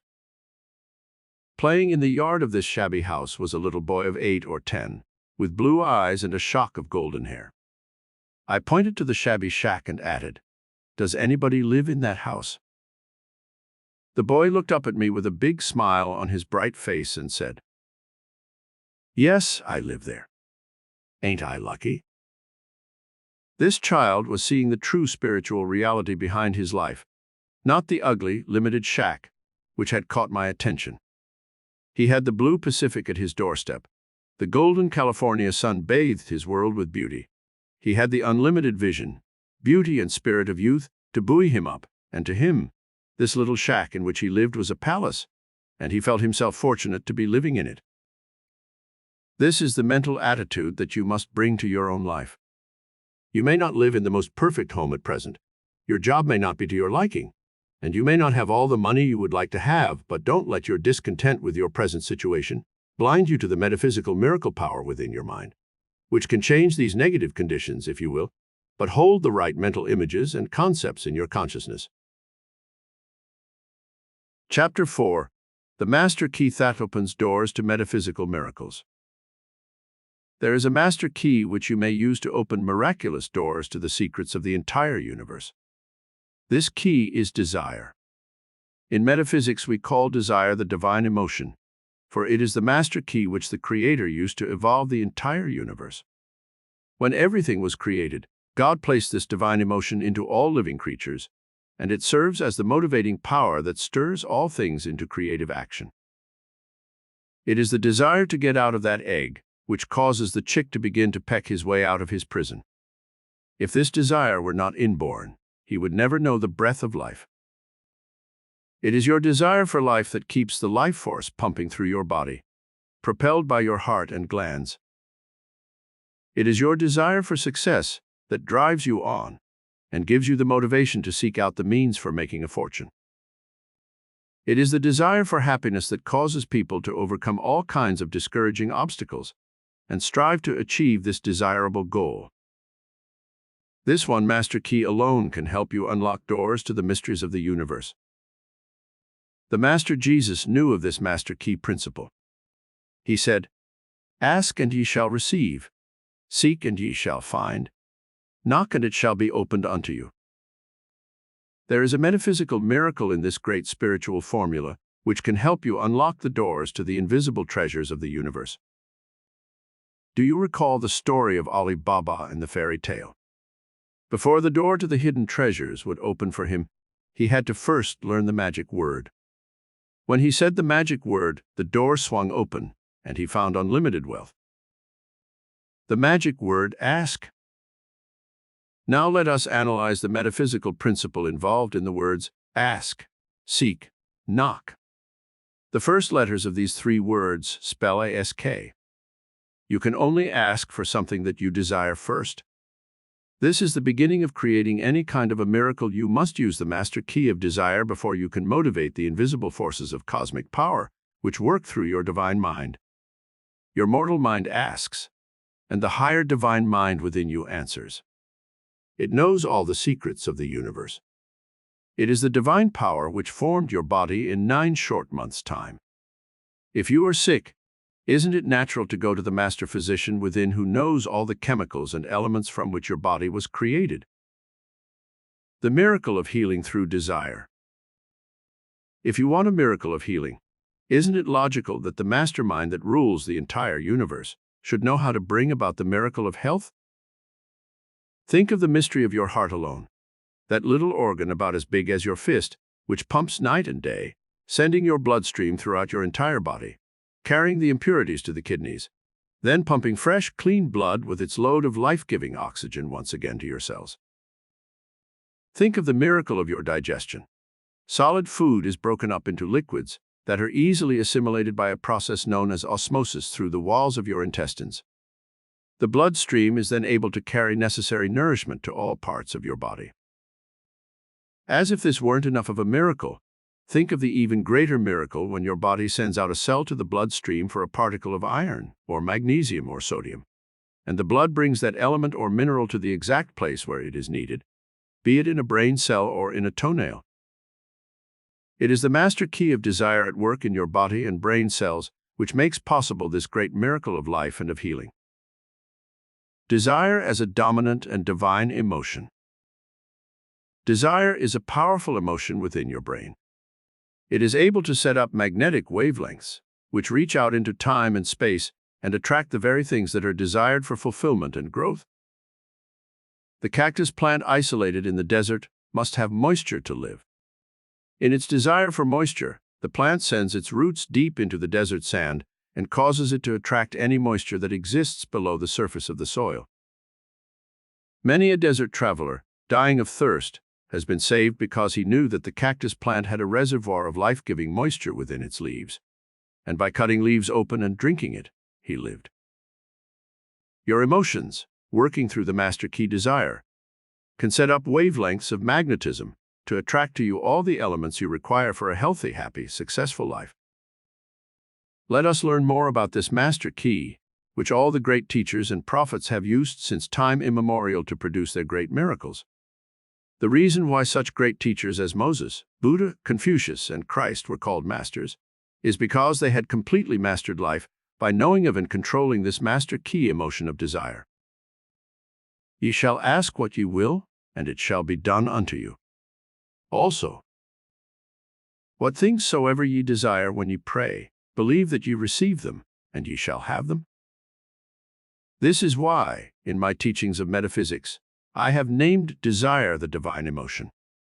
It is the master key that helps us work the miracles which the Master promised we could also do. And greater works than these shall ye do. If you believe this statement literally, then you are on the way to performing miracles in your own life, which will astound you.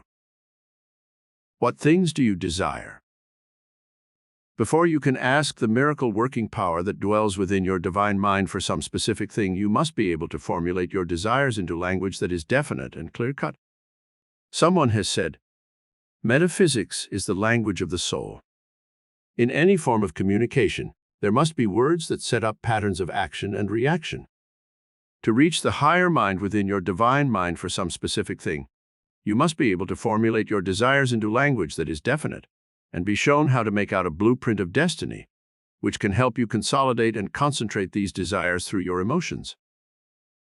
1. Desire for a better life. 2. Desire for good health, youth, and vitality. 3. Desire for success, fulfillment, and riches. 4. Desire for happiness. 5. Desire for friends and social recognition. 6. Desire for love, marriage, children, a home. 7. Desire for cultural achievement. 8. Desire for the right work and creative expression. 9. Desire for spiritual and cosmic fulfillment. 10. Desire for high moral and idealistic aspirations. A truly balanced and perfect life should contain all of the above 10 desires, fully expressed in all departments of your life. It is when one or more of these elements is missing that one feels a sense of incompletion and unhappiness in his life. Emotions, the building blocks of desire. Before we begin to use the master key of desire to shape your future destiny, let us study the basic emotions, the building blocks which desire uses for creating your future. There are positive emotions and negative ones. The positive emotions can be used to charge your mind and body with dynamic energy and to help you overcome the negative forces in life that are constantly opposing the positive ones. Positive emotions. Negative emotions. Faith. Hate. Love. Fear. Hope. Worry. Expectation. Jealousy. Enthusiasm. Envy. Anticipation. Revenge.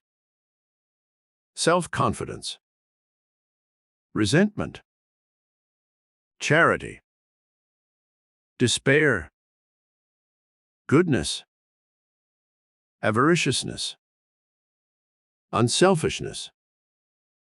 Discouragement. How to use positive emotions to charge your mind constructively. You can use the 10 positive emotions to charge your mind with dynamic energy and to instill within your body cells the life force which will keep you healthy, vital, and youthful into an advanced old age.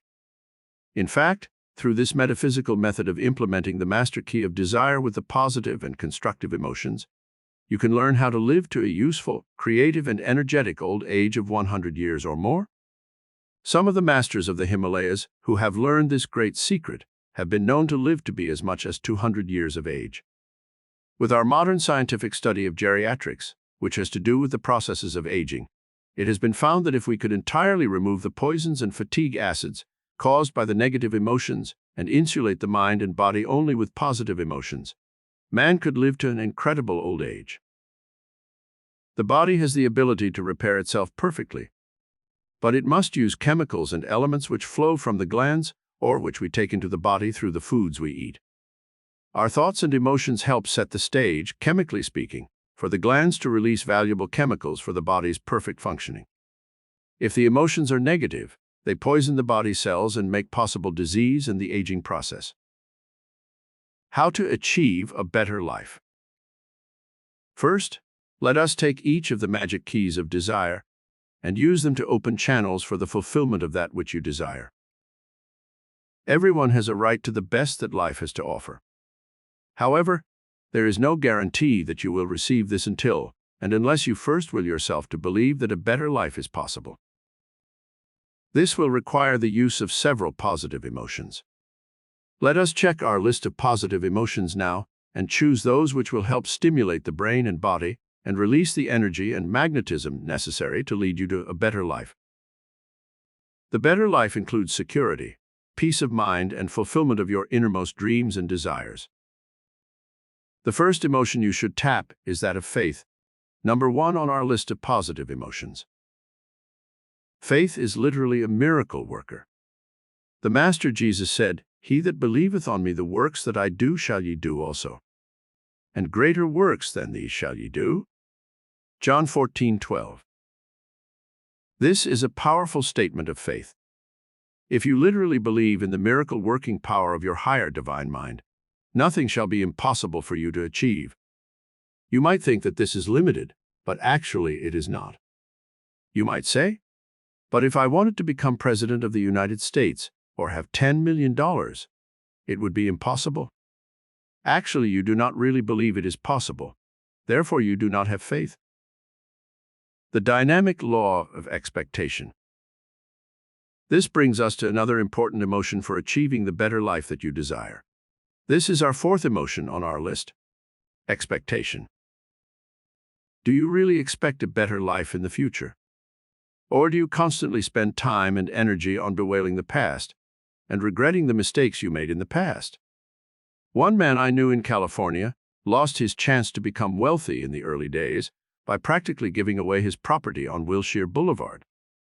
After the Second World War, this property sold for millions. He kept regretting this mistake and talking about it constantly. One day I told him to begin concentrating on the future and to expect his good fortune. He began to change his mental attitude, and soon he found some undeveloped land in San Fernando Valley, where he began a housing development that made him a vast fortune. The same mental energy he was dissipating with negative emotions, when converted into positive emotions, made him rich. What other positive emotions on this list might be tapped to bring one a better life? Enthusiasm is a needed ingredient in any success. Self-confidence must exist within the mind of any person who wishes to succeed in any venture. There must be the emotion of goodness, the desire to do good for others and to be good. This is a chemical force within the brain and body that is positive and dynamic. There should be unselfishness, a desire to share your good with others. It can be seen now that all these emotions help implement the master key of desire and direct the mental and physical energies in the direction of bettering your life.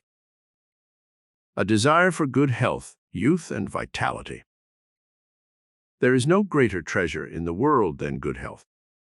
The body is prejudiced in favor of life and health. When we become sick, it is because the emotional and chemical balance of the body has been upset and thrown out of balance.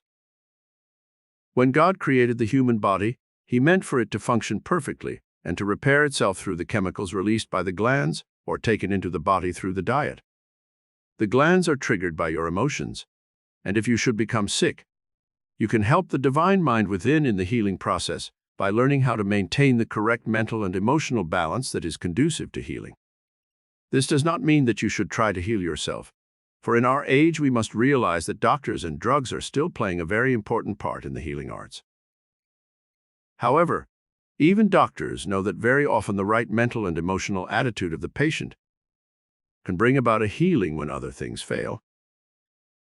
The emotions that create sickness. It is now known in the science of psychosomatic medicine that diseases can be created by negative emotions. A woman who was a chronic worrier and had difficulties in her marriage developed violent attacks of hay fever and asthma. Nothing seemed to help her until it was brought out in an interview with the doctor that she worried constantly. This affected her marriage and led to further complications. When she was given the positive emotions of hope, self-confidence, unselfish love, and enthusiasm by which to live her life, she became a changed person. She soon overcame her tendency to worry. She became more spiritual in her approach to her marital problems. And in 6 months' time, her condition had improved so much that she was almost entirely free of symptoms and discomfort. Another instance that proves the destructive power of the emotions was that of a man who developed ulcers. They became so aggravated that he was advised to have an operation. Then a psychosomatic medical expert was called in, and he questioned the man while he was under a fluoroscope, an instrument like an X-ray machine which permits the doctor to watch the patient's internal organs.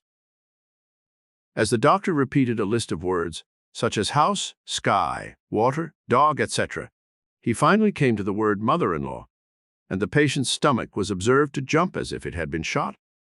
Then the doctor knew that this man was sick because of trouble with his mother-in-law. Questioning proved that this was indeed the trouble. The wife's mother lived in the house with the couple and interfered constantly in their marriage. When she was moved out, the patient had a miraculous healing. Fear, the great destroyer. One of the most destructive of all emotions is that of fear. Any prolonged state of fear that persists for months or years can set the stage for almost every type of disease known in the human catalog, from heart trouble and high blood pressure to arthritis and sugar diabetes. A woman walked under a tree one hot summer evening, and a tree frog dropped into the bosom of her dress. The shock of fear was so great that a few weeks later she developed sugar diabetes. The negative emotion of hate is another one that destroys the body's glandular and chemical balance and causes sickness. Hatred, worry, jealousy, greed, and selfishness are all high on the list of those destructive negative emotions which destroy the body's health and produce every known type of ailment. To keep your body in good health and to have vitality and youthful energy until a ripe old age, use the following emotions on our positive list. Faith. Believe that your higher mind which created you knows how to sustain you and keep you in good health. Faith coupled with prayer is an unbeatable formula for achieving miraculous results in healing or in keeping the body normally healthy. Most of the authenticated cases of true spiritual healing, called by many miracles, were found to be due to this spiritual combination of faith and prayer. The Master Jesus knew this profound metaphysical secret, and in his revelations he constantly referred to the need of faith combined with prayer. What things soever ye desire when ye pray, believe that ye receive them, and ye shall have them. Mark 11:24. And the prayer of faith shall save the sick, and the Lord shall raise him up. And if he have committed sins, they shall be forgiven him. James 5:15. The positive emotion of hope is also a valuable aid for keeping the body healthy. This, coupled with expectation, anticipation, and love, furnishes an emotional background for healing in the body which is truly miraculous. New life through positive emotions. A man was in a deep coma, and the doctors had given him up for dead. He had a combination of disorders, including a diseased heart, high blood pressure, and ulcers. Finally, one of the doctors who attended him decided to try an experiment. In a rational moment, when the man rallied briefly from his coma, this doctor said to the patient, "Your 10-year-old son needs you desperately. If you die, how will he ever be able to go through college and get an education? You want him to have a better life than you did. You must live for your son's sake, at least until you have sent him through college." The doctor who reported this case says that the man went back into the coma, but it turned into a deep sleep, from which he awakened in a few hours' time. The man became healed and lived for some years after. When his son graduated from college, the man became ill again and in a few months' time died. Many people who retire at 60 or 65 years of age, who feel that their usefulness is ended, often die in from 3 to 5 years from their retirement. The emotional anticipation and eagerness to see what tomorrow will bring is a powerful glandular stimulus and keeps people alive for many years. Old people especially should be made to feel that they are wanted and needed. It gives them that reason for living, which every person requires to keep him going. The miracle power of love. One of the greatest positive emotions for maintaining good health or even for healing the body is that of love. This is the emotion that makes the world go round, and it helps release magnetism, electricity, and healing power in every cell of the brain and body. In cases where people are unhappy and frustrated in love, it has been observed that they develop every known type of ailment. Just as the negative emotion of hatred seems to create all kinds of ailments, so too, an absence of the positive emotion of love can cause the body to literally shrivel up and die. Love, as an emotion, can be made to work its miracle for you in many other forms than romantic love or marriage. Daily express your love of friends and neighbors by doing little acts that show how much you care. There is love of family, love of country, love of humanity, and love of God. All these are miracle-working forces that can radically affect your life and change it for the better. This one emotion of love alone can keep you alive and healthy to a very advanced age. Desire for success, fulfillment, and riches. What emotional reservoirs shall one tap within the brain and body for achieving the third desire on our list? Now that you have seen how we can couple our desires with our emotions to release the miracle-working power of the higher mind, you can work to couple these emotions with any of the desires that you may have and begin to see the results that you can achieve immediately. This should be an exercise that you perform every day. In fact, you can start your day's activities by choosing some outstanding emotion that will be your golden key for that day. On Monday, you might choose the positive emotion number 1, faith, and all day continue to hold that emotion in your consciousness. On Tuesday, you might choose emotion number 2, love, and let that be the golden key to dynamic action for your day. You can do this with each day of the week, and even couple two emotions for some days, until you become so expert at releasing the flow of miracle-working power that every situation in life will be motivated by compelling and dynamic energy motivators. Your desire for success, fulfillment, and riches can be motivated by the following positive emotions: enthusiasm, self-confidence, anticipation, hope, and faith. However, many people have achieved fame, fortune, and greatness through the emotion of love.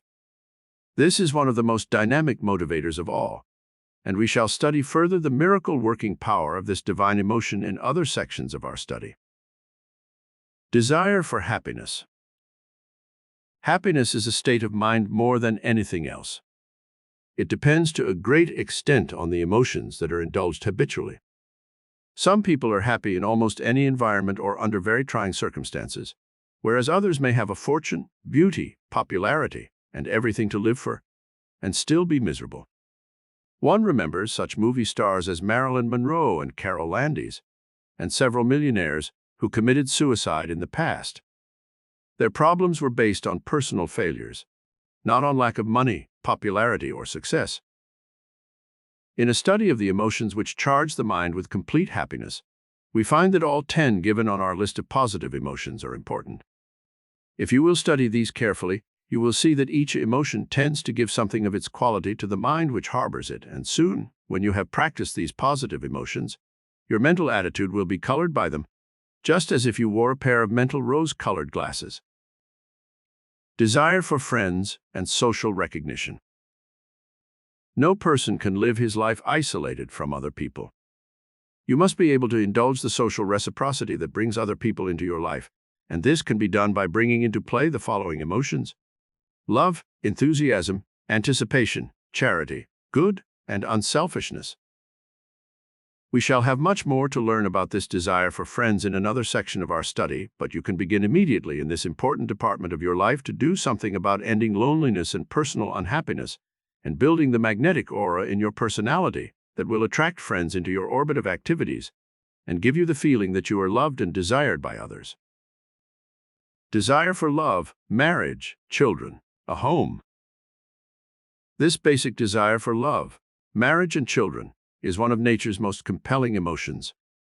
Without love, life is a tomb, Browning said.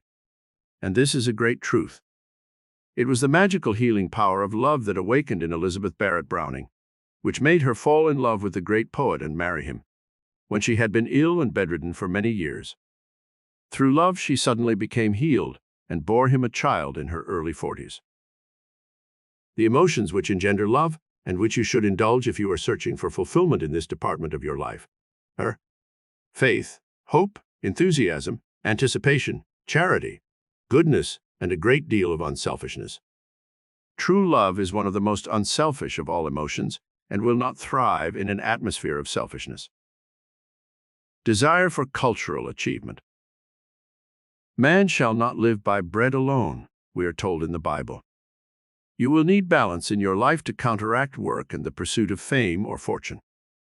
What shall a rich man do when he has achieved a vast fortune? The great men of history have always used their wealth to advance the causes of culture and learning. Carnegie endowed libraries, Mellon founded an art gallery. Rockefeller bestowed his millions on the Rockefeller Foundation. Nobel left his fortune in trust to be given out in the famous Nobel Peace Prizes, and for the recognition of great authors. Henry Ford left his heritage in the Ford Foundation, and Guggenheim endows many worthy causes through the Guggenheim Foundation. The positive emotions which should be indulged for cultural achievement are love of humanity, charity, faith, enthusiasm, goodness, and unselfishness. Desire for the right work and creative expression. As work is a most important ingredient of any person's life, it is vital that each of us be in the right work and possess the right motivation, which will make work less a burden than a pleasure. As we should never literally retire, but always have some activity which engages our time and attention throughout life, it is important that the correct emotions motivate this vital department of life. The emotions of love, hope, expectation, anticipation, self-confidence, charity, goodness, and unselfishness should all be indulged daily in relation to our right work and creative expression. Desire for spiritual and cosmic fulfillment. To balance work and play, one needs spiritual and cosmic fulfillment. The emotions of love, faith, hope, charity, good, and unselfishness should be indulged daily. To this should be added the spiritual communication, what we call prayer in religion, which should be a part of our daily lives. Talking to the God power within can be done, not only in the morning and at night, but many times during the day when one feels a need of communication with a higher power. Little short prayers such as, "Thank you, God," when you have an unusually happy experience, or when you see a bright blue sky and sunshine, or flowers blooming in your garden. These little prayers keep one in touch with the spiritual source of all life and power and propel us in the direction of peace, health, and happiness. Desire for high moral and idealistic aspirations. This desire is the civilizing emotion which causes people to rise from the plane of animalism to that of divinity. Man's war-making propensity is a leftover of the barbarism and savagery of primitive times. Only when man is infused with high moral and idealistic aspirations does he rise in the scale of evolution from animalism to the realm of dignity and divinity. The 10 Commandments are moral laws upon which civilization has been built. The Golden Rule is another great spiritual revelation for man's higher moral conduct. The emotions which trigger this desire are faith, love, hope, charity, good, and unselfishness. Daily regime for emotional control. It must be remembered that the emotions have been given to mankind for a definite purpose, for our enjoyment, and also to trigger the chemistry within the body that can motivate us in any chosen direction.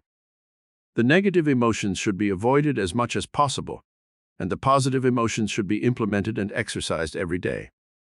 Following are some pointers which you should follow for daily emotional control. 1. When you awaken in the morning, 2 emotions should instantly be activated: the emotions of enthusiasm and expectation. You should look forward to your day's activities with joy and eagerness. If you awaken with a negative emotion such as fear or despair, instantly begin to work to awaken the emotions of enthusiasm and expectation by looking forward with eagerness to some special activity which you plan for that particular day. If that does not work, then think of something which you plan to do in the future, which will make today's work worthwhile, such as a trip to Hawaii or Europe, the buying of a new car or a home of your own, a visit to a friend's or relative's home for a special event. This future projection of your desires will tend to animate you and cause you to face your day's activities with renewed zest. 2. When you meet some person in your day's work who represents one of the negative emotions, such as anger, fear, or hatred, try transmuting the emotion to its opposite positive one. See what you can find good in the person. Try to send out loving thoughts, instead of hateful ones. See if you can't win him over as a friend instead of thinking of him as being an enemy. This art of transmutation will soon begin to color your life experiences with pleasant, positive emotions that will soon reflect in better health and a happier state of mind. 3. Use your emotions to raise the energy level of your body. Remember, the positive emotions trigger a flow of sugar from the liver, where it is stored, to your bloodstream. When you are preparing to do some strenuous work that will require a great deal of energy, think of the rewards you will receive from this work, or how it will help educate your son or daughter, or the ways in which it will benefit you in the future. And instantly this emotional charge will release amazing new power in your body which will make the task easier and more pleasant. Example: a frail, 98-pound woman was driving herself and her brother in one of the early Fords that weighed about 1,400 pounds. The car went out of control on a corner and ran into a ditch where it overturned, pinning the brother underneath. There was no one to help them, and the frail 98-pound sister single-handedly lifted that car with her bare hands so her brother was able to get out from under its crushing weight. This miracle of a superabundance of energy can be attributed to the automatic functions of the higher mind, which somehow gave this woman the strength she needed for her task. She might never, under normal circumstances, be able to duplicate this feat, but in the emergency of the moment, some powerful chemical force was released within her body that gave her superhuman strength. 4. Carry cards in your pocketbook which you can use for emotional charges each day when you especially need them. During a period of depression over your finances and work, you might read on your card, "The Lord is my shepherd, I shall not want," and all the rest of the 23rd Psalm. The 91st Psalm is also good for this purpose. It can be also a statement of faith or love that you make up or which you have read in some inspirational book. Throughout the day, you can use these little metaphysical energy boosters to help keep your level of energy high and your spirits bright. 5. Each day, check on your negative emotions and see if perhaps they are killing your energy and producing headaches, colds, asthma, arthritis, or other disabling diseases. Are you actively hating someone or something? Hate is a crippling emotion. Do you resent or envy some person with whom you work? Resentment and envy are mild forms of hate. They release chemicals in the bloodstream which can poison the blood.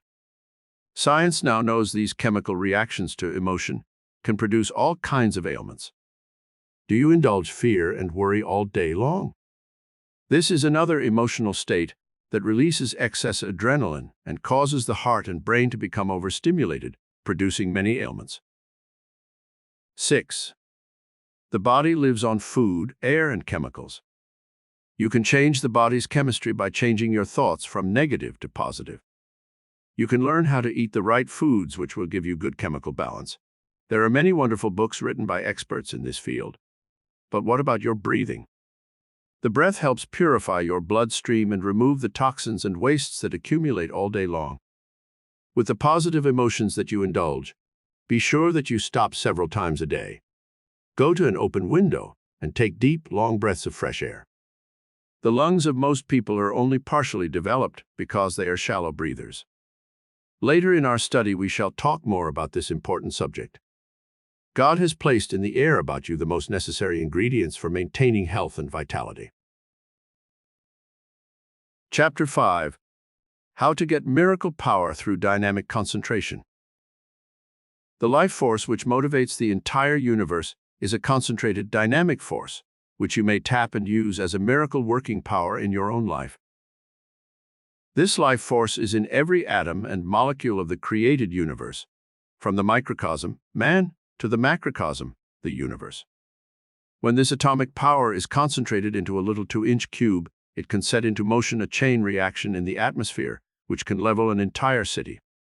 When this same atomic power is concentrated in an electric dynamo, it can furnish electric power, heat, and energy for the entire human race and change the course of civilization.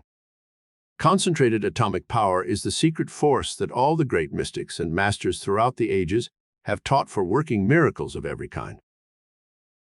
Concentration focuses attention. The main reason why most people fail in life is because they are not able to focus the power of their higher minds on the achievement of their life goals. The miracle working power is within them, as we have already learned, but they do not know how to concentrate it in a steady, radiant, and dynamic stream of energy that can dissolve all obstacles and bring them the complete fulfillment of their life dream. An example of how concentration of the sun's rays can dissolve the hardest known substance is this. An emerald is one of the hardest of all known minerals. It cannot be melted in a furnace heated 7 times 7. If that emerald is put into a glass cube where the sun's rays are focused on it, it will completely disintegrate into liquid form in a few hours' time. So too with your mind. Concentration focuses attention, and when the rays of your mind are focused and concentrated on achieving a goal, solving a problem, performing a miracle of healing, or any other objective, all the atomic energy of your mind, body, and soul is released in a dynamic stream of power that can literally perform miracles. Concentration built an empire. The true life story of David Sarnoff, head of the vast financial empire built by him, is proof of how concentrated mental power can create miracles. When Sarnoff was a boy, he became fascinated by the inventions of Marconi, the comparatively new wireless and telegraphy. The ability to send electrical vibrations through the air and receive them at great distances seemed to him a miracle. He concentrated all the powers of his mind on this new medium of communication and worked as a telegraph operator at a few dollars a week. Every new invention he followed with avid interest, and when radio came into existence, he associated himself with that new development. Finally, with the discovery of television, the ultimate miracle which focuses pictures in action, sound and color on a screen in the home, Sarnoff found his ultimate goal fulfilled and became head of Radio Corporation of America. If Sarnoff had vacillated and broken up his concentration during those years of study and research, it is doubtful if he would ever have achieved his present position as head of a vast industrial and financial empire. The mind that is scattered and which lacks concentration and dynamic power seldom ever achieves rich rewards in life. The miracle-working power of the higher mind within you works best when you focus that power on some specific goal or objective. Concentrated power brought him millions. Conrad Hilton was once at a party at my home in Bel Air, California, and in talking to him I learned how completely he built his vast worldwide chain of hotels through this power of dynamic concentration. He told me that when he was a young man in Texas, he thought constantly about going into the hotel business. Finally, his opportunity came to manage a small hotel, and he did this so successfully that soon he was running a much larger hotel. He concentrated the power of his mind on absorbing as much knowledge as he could on the operation of hotels, and he read and studied everything he could get his hands on about his absorbing subject.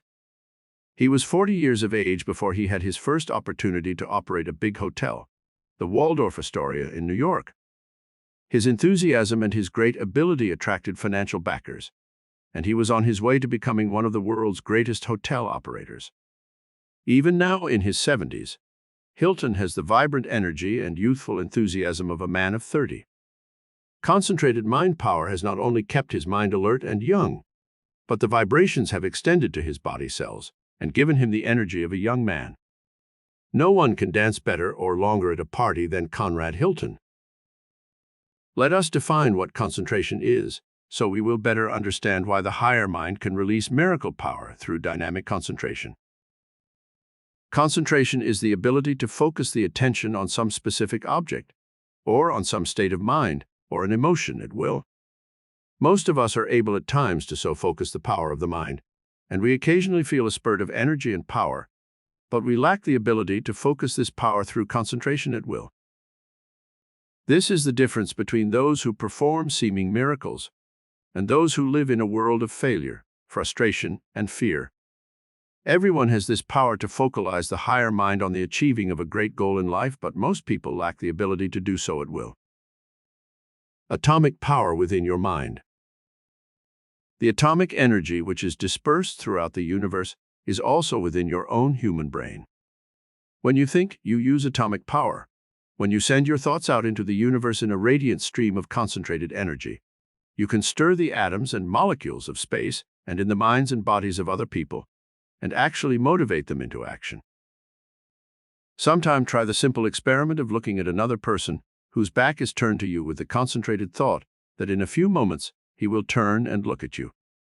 The atomic energy emanating from your mind is so powerful when it is concentrated that it can lodge in another human brain and motivate it into some form of action. Dr. Rhine, in his experiments at Duke University, proved that mankind is on threshold of great new powers through control of the higher centers of his brain. He proved that some people can actually transmit thought patterns and images to another mind. Some of his experimenters were able to motivate cards and dice to such an extent that it was beyond the laws of chance. When this miracle working power is better understood by scientists, they will realize that the great mystics like Jesus, Buddha, Zoroaster, Moses, and Confucius knew the secrets of atomic mind power and were able to use them to perform miracles of transmutation, healing, and materialization. In this, the atomic age, man will soon perform greater miracles than any he has known up to the present time. In an article in the New York Times, one scientist predicted that in a few short years' time, man will be able to harness the magnetic rays of space and create space vehicles that will travel at the speed of 200,000 miles per hour. It sounds incredible, I know. But what of our present space vehicles which rotate around the Earth at 17,000 miles an hour on the invisible rays exerted on them by gravity? This is one of the miracles of our age. And when man begins to explore the dimensions of mind and spirit further, we shall discover whole new worlds of wonder and excitement. Projecting thought forms. In the dimension of the mind, there are vast forces latent. When once stirred into dynamic action through intense concentration, the mind is capable of projecting thought forms which can lodge in space and which other people are able to pick up and discern. This power of projecting thought forms is very much the same as the principle which causes sounds and pictures to be transmitted by electrical pulsations and projected into the atmosphere, and then to be received by the television tube. Electrical pulsations, which are invisible but potent, radiate throughout time and space. We may tap these radio waves with our electrical machines and use them for telephone, radio, and television. They operate our machines in stock exchanges and cause messages to be sent out for thousands of miles in our telegraph and communication. Media. Think how much more powerful your brain is than these machines. Your brain created these machines, therefore it has more power than the things it creates. Your brain also works on electrical vibrations or pulsations. It can receive the mental thought forms which other minds send out. It can also project these thought forms to other people. How many times do people have both written a story, or invented some machine, or discovered some scientific secret at the same time, without being aware that any other person had done so? These are cases of mental projection of thought form, cases in which other minds were able to focus on the screens of their minds and then project in a creative pattern. A simple illustration of how this mental projection works is found in the experience of a student in one of my classes in Carnegie Hall. This young lady was a secretary for a big business executive. She had been with the firm 3 years and thought she deserved a raise in salary, but her boss was extremely taciturn and reluctant to give her a raise. After studying our lesson on how to project thought forms of the things she wanted, she began her practice of this art on her boss. Each day at lunchtime, she sat for a full 5 minutes and did nothing but concentrate her mind on her boss. She talked to him mentally, just as if she were talking to him in person. Her mental thought forms went something like this: I deserve a raise in salary. Mr. X, you will give me my raise. You will give me $10 more a week. I now project this thought form to you. You will receive it, and you will act upon it. She then visualized herself standing before her boss, being told of the raise. She saw herself thanking him, and then she mentally pictured what she could do with that extra $500 or more a year that she would receive. Every day while at work, and for 5 minutes every night before going to sleep, this girl concentrated the power of her mind on projecting these mental thought forms. 2 weeks went by and nothing happened. She was beginning to get a little discouraged, but she continued her mental projection. One afternoon, her boss called her into his office. She went in with her dictation pad, thinking he wanted to dictate some letters. But when she stood before him, there was a strange expression on his face, and he said, I don't know why I'm doing this. but I feel you deserve a $10 raise in salary. From now on, you will receive $10 more each week." The girl was so startled, she could hardly blurt out her thank you before leaving the office. It was a small miracle, but it worked, and it gave her confidence in the power of her mind to project thought forms of the things she wanted to happen to her, and she was soon on the way to achieving every goal that she desired. Concentrated power brought him millions. The only man who was able to convince George Bernard Shaw that his plays should be brought to the screen was Gabriel Pascal. One evening, when I was a guest at his home with Greer Garson and many other Hollywood celebrities, Pascal told me how he performed this seemingly impossible feat. Pascal had concentrated on Shaw's plays for months. He mentally projected them into motion picture form. He visualized himself becoming a famous producer and bringing the beauty and drama of Shaw's plays to an audience of millions throughout the world. To all other offers to make movies of his plays, Shaw had said no. Pascal hitchhiked his way to the country home of the famous playwright. He didn't have money enough to take a bus or taxi. He gained admission to Shaw's home, and when confronted by the angry and unfriendly playwright, he told him of his intense desire to bring his plays to the screen. So powerful was Pascal's mental concentration and projection that he was able to convince the playwright that he would do full justice to his plays in the new medium. Before Pascal left that day, Shaw had signed a paper giving him the sole rights to all his stage plays. Pascal was a student of mental and metaphysical sciences for years.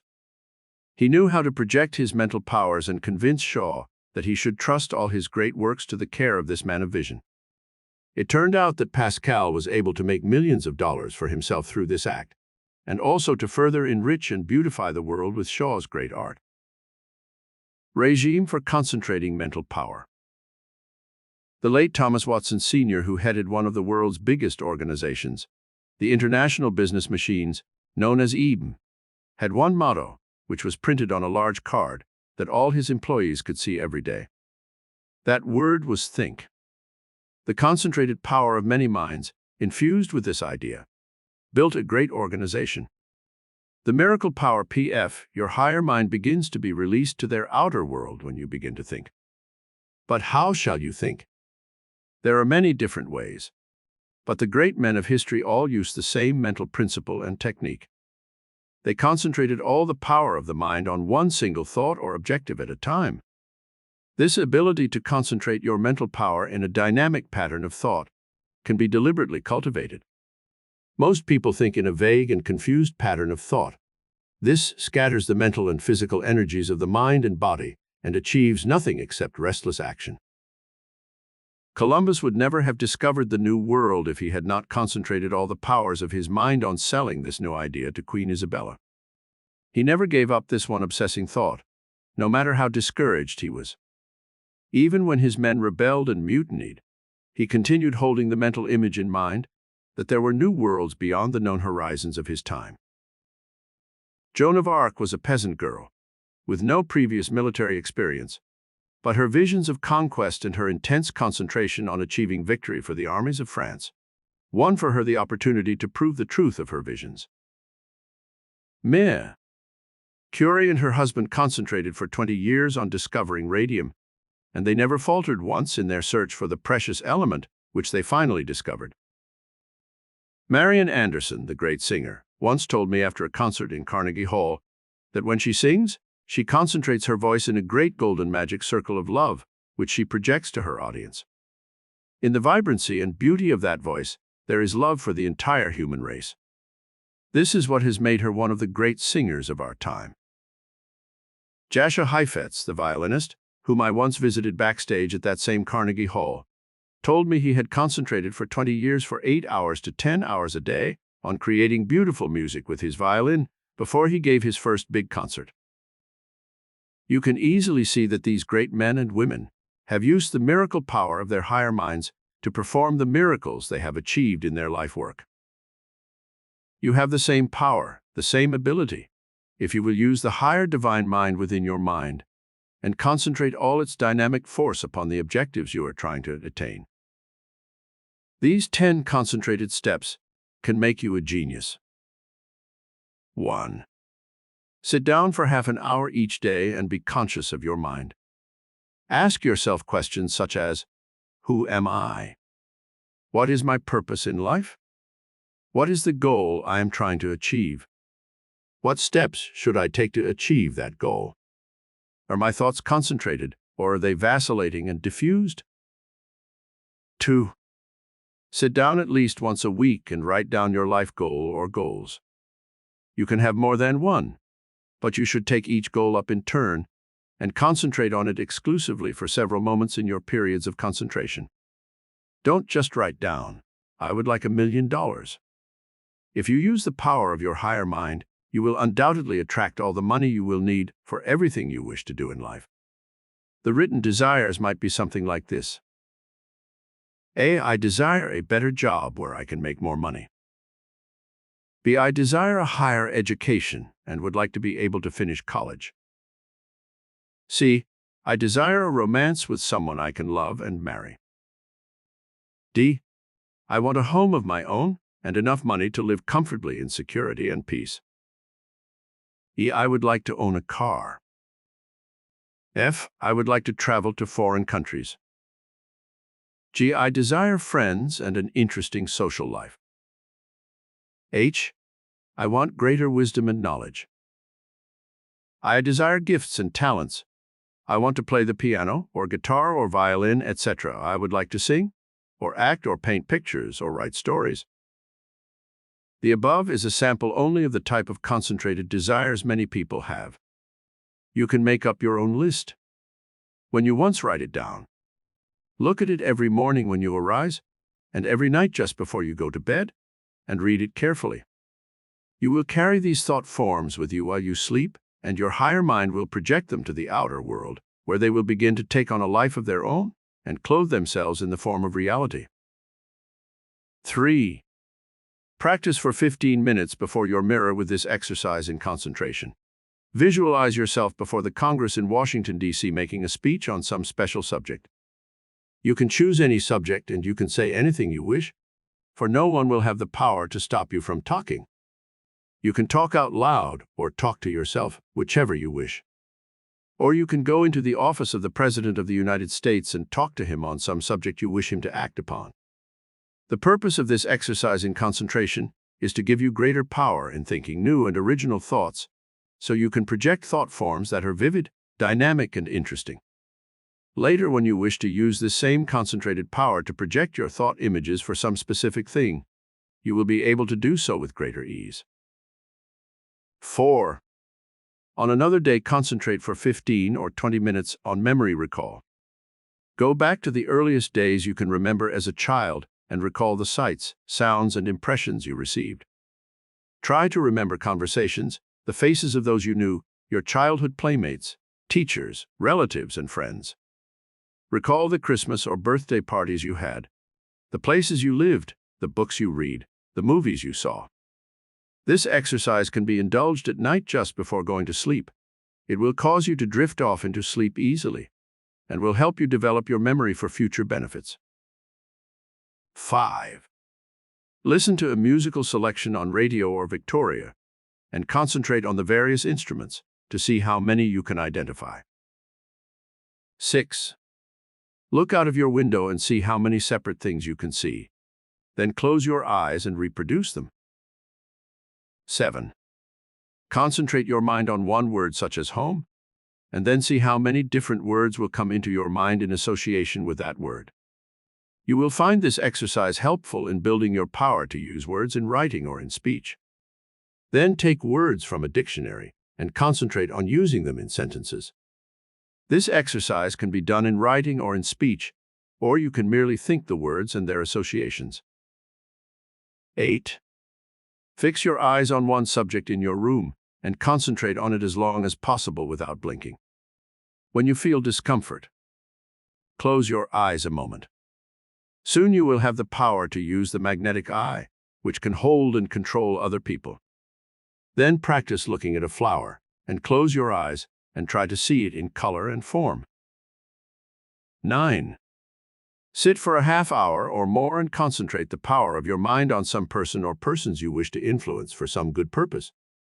Do not project mental thought forms that are evil or selfish, for there is a metaphysical law which decrees that we receive back in life that which we project in our thoughts. The law is stated in the Bible as ye sow, so shall ye reap. Be sure then that you sow only mental seeds that are good and constructive. 10.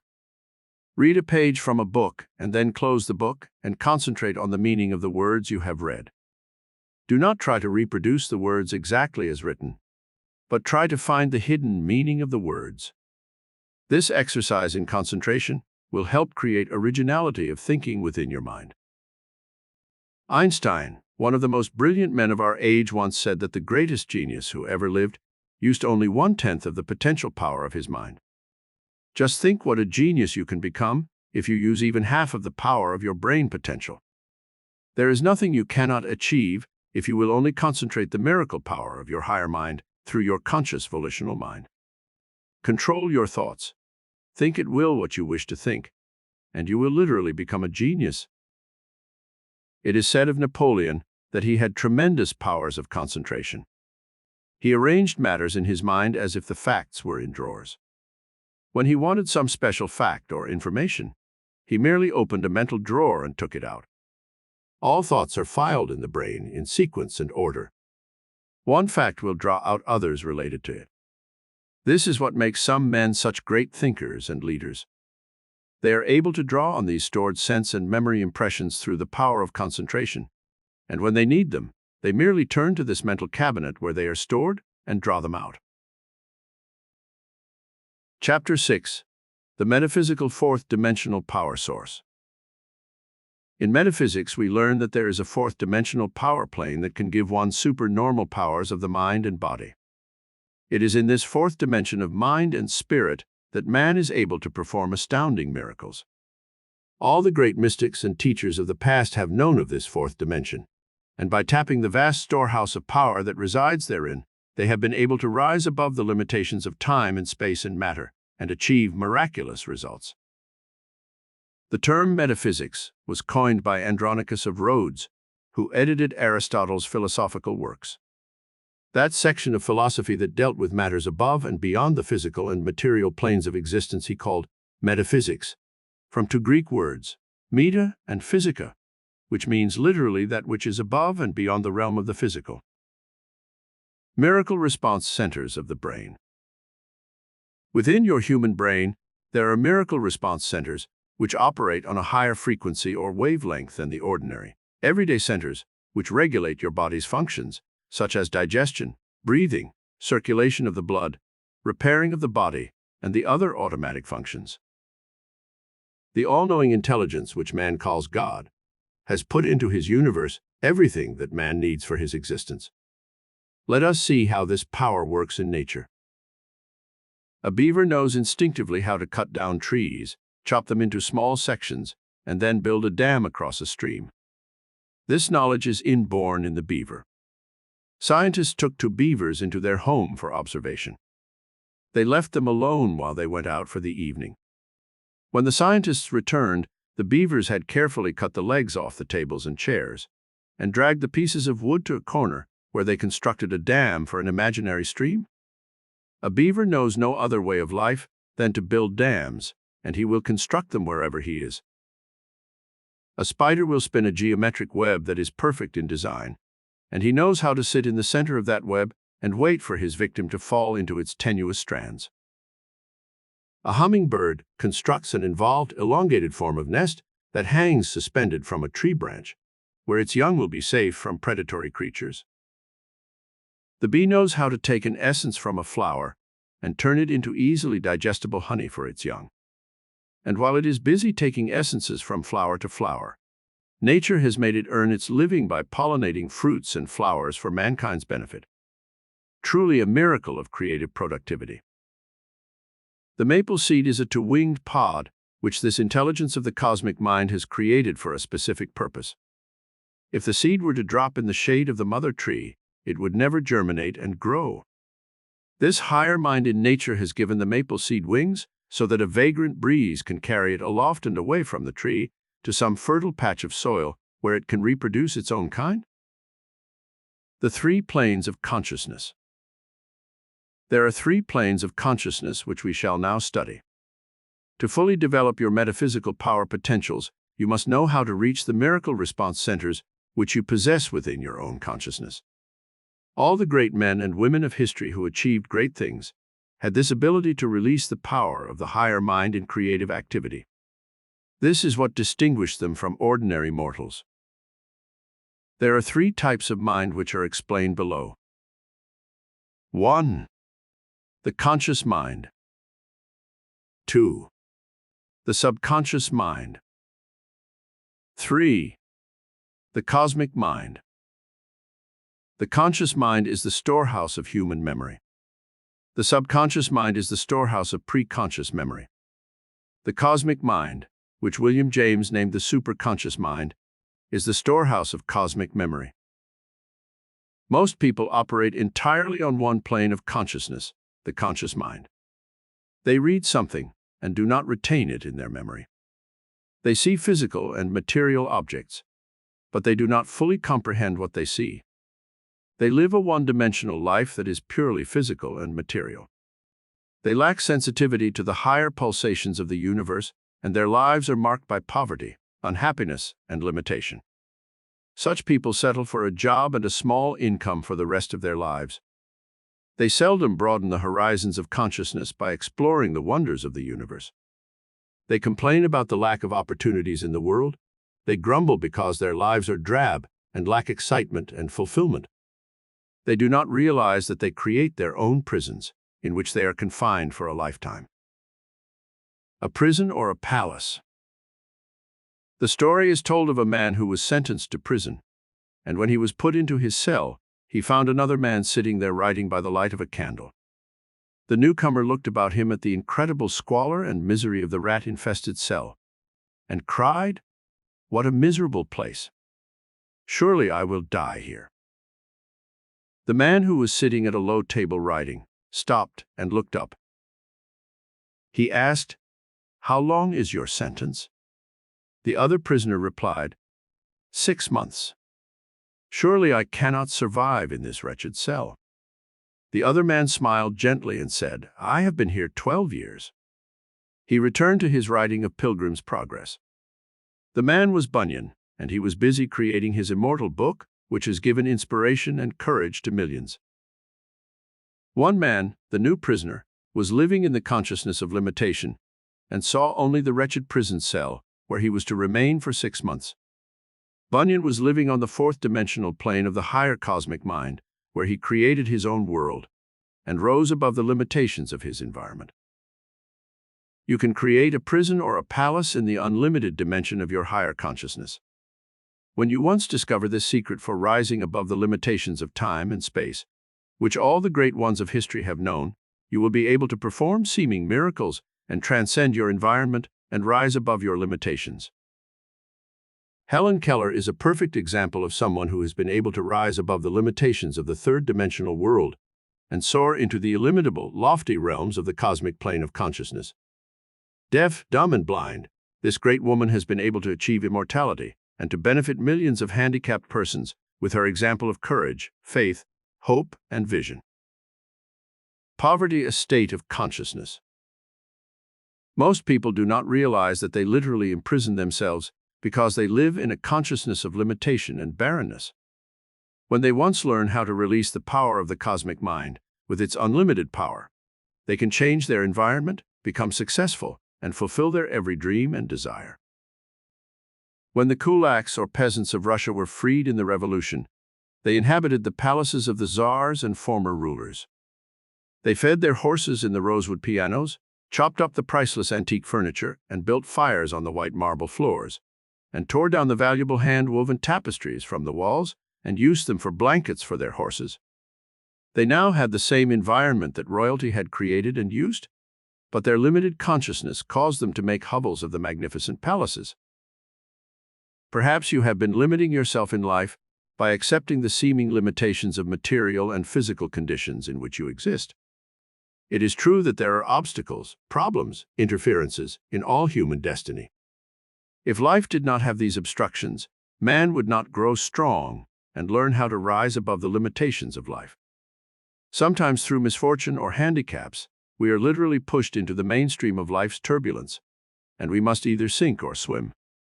It is in such times that man must soar into the realm of the cosmic dimension and grow wings of the soul, so he may rise above his limitations. Greatness through the fourth dimension. Many of our greatest geniuses of history achieved imperishable fame through the fourth-dimensional plane of metaphysics. Lincoln was uneducated and born in a log cabin, and through stimulating the miracle response centers of his higher mind, he achieved greatness. When Lincoln's brother wrote him from Illinois asking for a loan of several $100s, Lincoln wrote back telling him that if he could not see opportunities all about him where he was, he would never achieve success and fulfillment.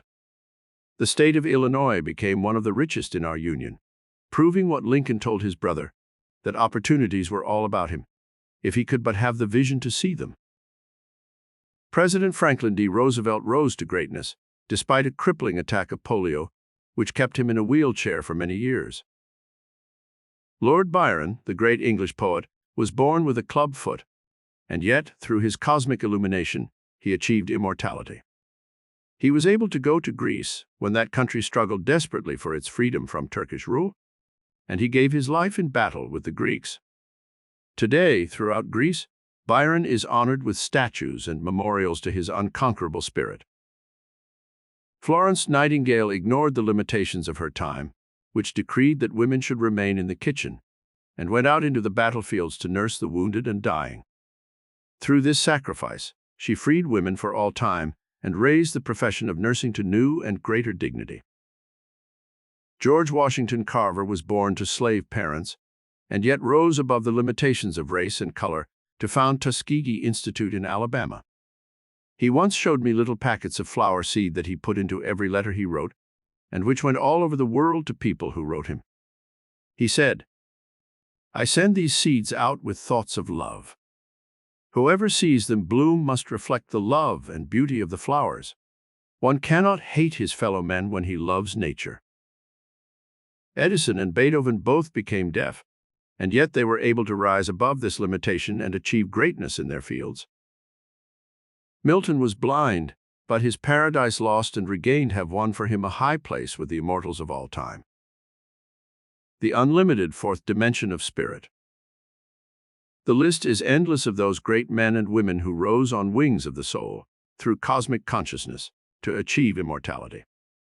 They rose into the unlimited fourth dimension of spirit and tapped the metaphysical power plans which gave them supernormal ability. You possess this same ability that these great ones have had for tapping the higher dimensions of mind and spirit. Now let us learn how to utilize the three planes of consciousness we have learned about. The conscious mind, storehouse of human memory. The conscious mind is the dimension of ordinary, everyday activity.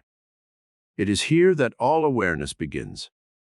Most people live 24 hours a day on this plane of consciousness. This plane is important, for it concerns such things as food, clothing, shelter, jobs and money, friends, physical love, and creature comforts.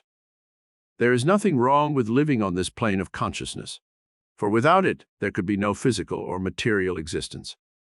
The only mistake some people make is that they live entirely on this plane and their lives become warped and unbalanced. I once knew a woman who was worth $25 million. Her husband had died and left her this vast fortune. She was living entirely on the physical plane of consciousness. She started going to nightclubs and drinking excessively. She frequented gambling houses and horse races and lost thousands of dollars. She began taking sleeping pills and pep pills, and soon her brain centers became confused and disoriented. Finally, this unfortunate woman committed suicide. She had everything to live for, but life became unbearable because she had never unlocked the other planes of consciousness, which might have saved her. Regime for living on the conscious mind plane. A. Develop awareness of what your conscious mind is. It is your volitional mind which makes your decisions and carries them out. Be aware of your body, its sensations, its appetites. Sit for 5 minutes a day when you get up in the morning and be aware of your physical self, your emotions, your inner and outer sensations. Be aware of your hands and the power they possess for creativity. If you paint or type or play a musical instrument, stop and analyze the amazing dexterity of your hands as they perform some task, and be aware of the power you possess to do a variety of astounding things. The ability to use your hands raises you above the level of the animals. Be aware of this power and every day give time and attention to your body's needs. The right food, good fresh air, exercise, rest and sleep to restore the body. B. Fix your mind on your objective in life. Let this also be a daily 5-minute exercise, preferably when you awaken and your mind is fresh. Consciously ask yourself, what is my life goal? What am I doing to achieve it? What can I do today to further this life goal? What am I doing that might be harmful and injurious to myself and my interests?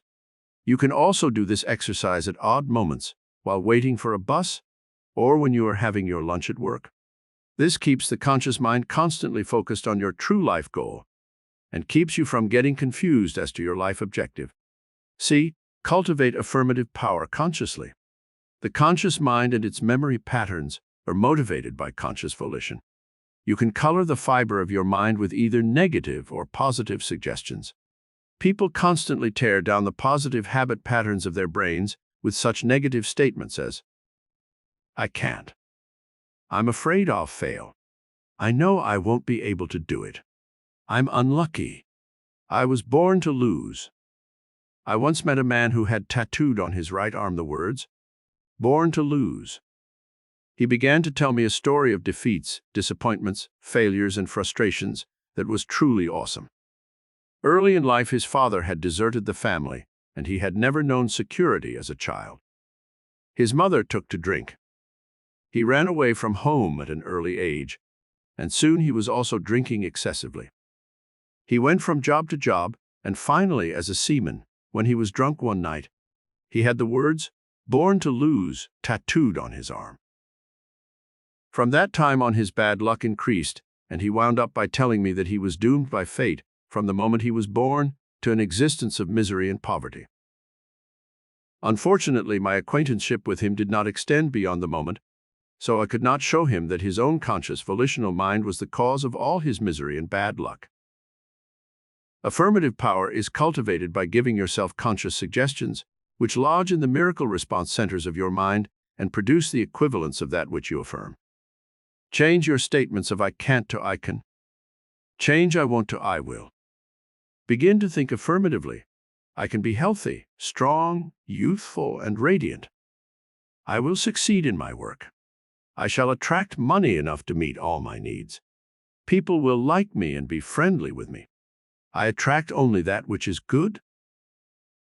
Soon you will begin to form mental habit patterns by using these affirmative statements that are positive, and that will shape your life in the image of what you most frequently think.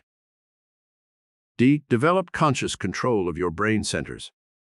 Concentrate for a few moments each day on your 5 centers of touch, feeling, taste, sound, and sight. Be aware of the physical world around you through these 5 senses. Soon you will store vibrant, live, emotional experience in the memory patterns of your brain, which will help shape your entire future destiny. E. Learn 3 new words every day to exercise your memory centers. You can vary this by learning poems, biblical quotations, or some other positive statements that will help you fix images within your brain. F. Practice memory recall of past scenes and events. Be sure to recall only those memories which are pleasant and positive. Most people recall operations, sicknesses, disasters, and failures, and each time they recall such negative memories, they are imprinting them more indelibly upon the sensitive convolutions of the mind. G. At least once a week, for a full half hour or more, be conscious of your memory. Write down a list of words and see what associations come to you from the past. Such words as home, mother, love, baby, country, flag, office, people, ocean, glory, happiness, beauty, good, and friends might form such a list. You can make up your own. Then write down all the words or thoughts that your mind recalls. You may unlock some valuable vein of memory, which will lead you to some great accomplishment in your present life. The subconscious mind, storehouse of racial human memory. The subconscious mind has often been confused with the superconscious or cosmic mind by students of metaphysics.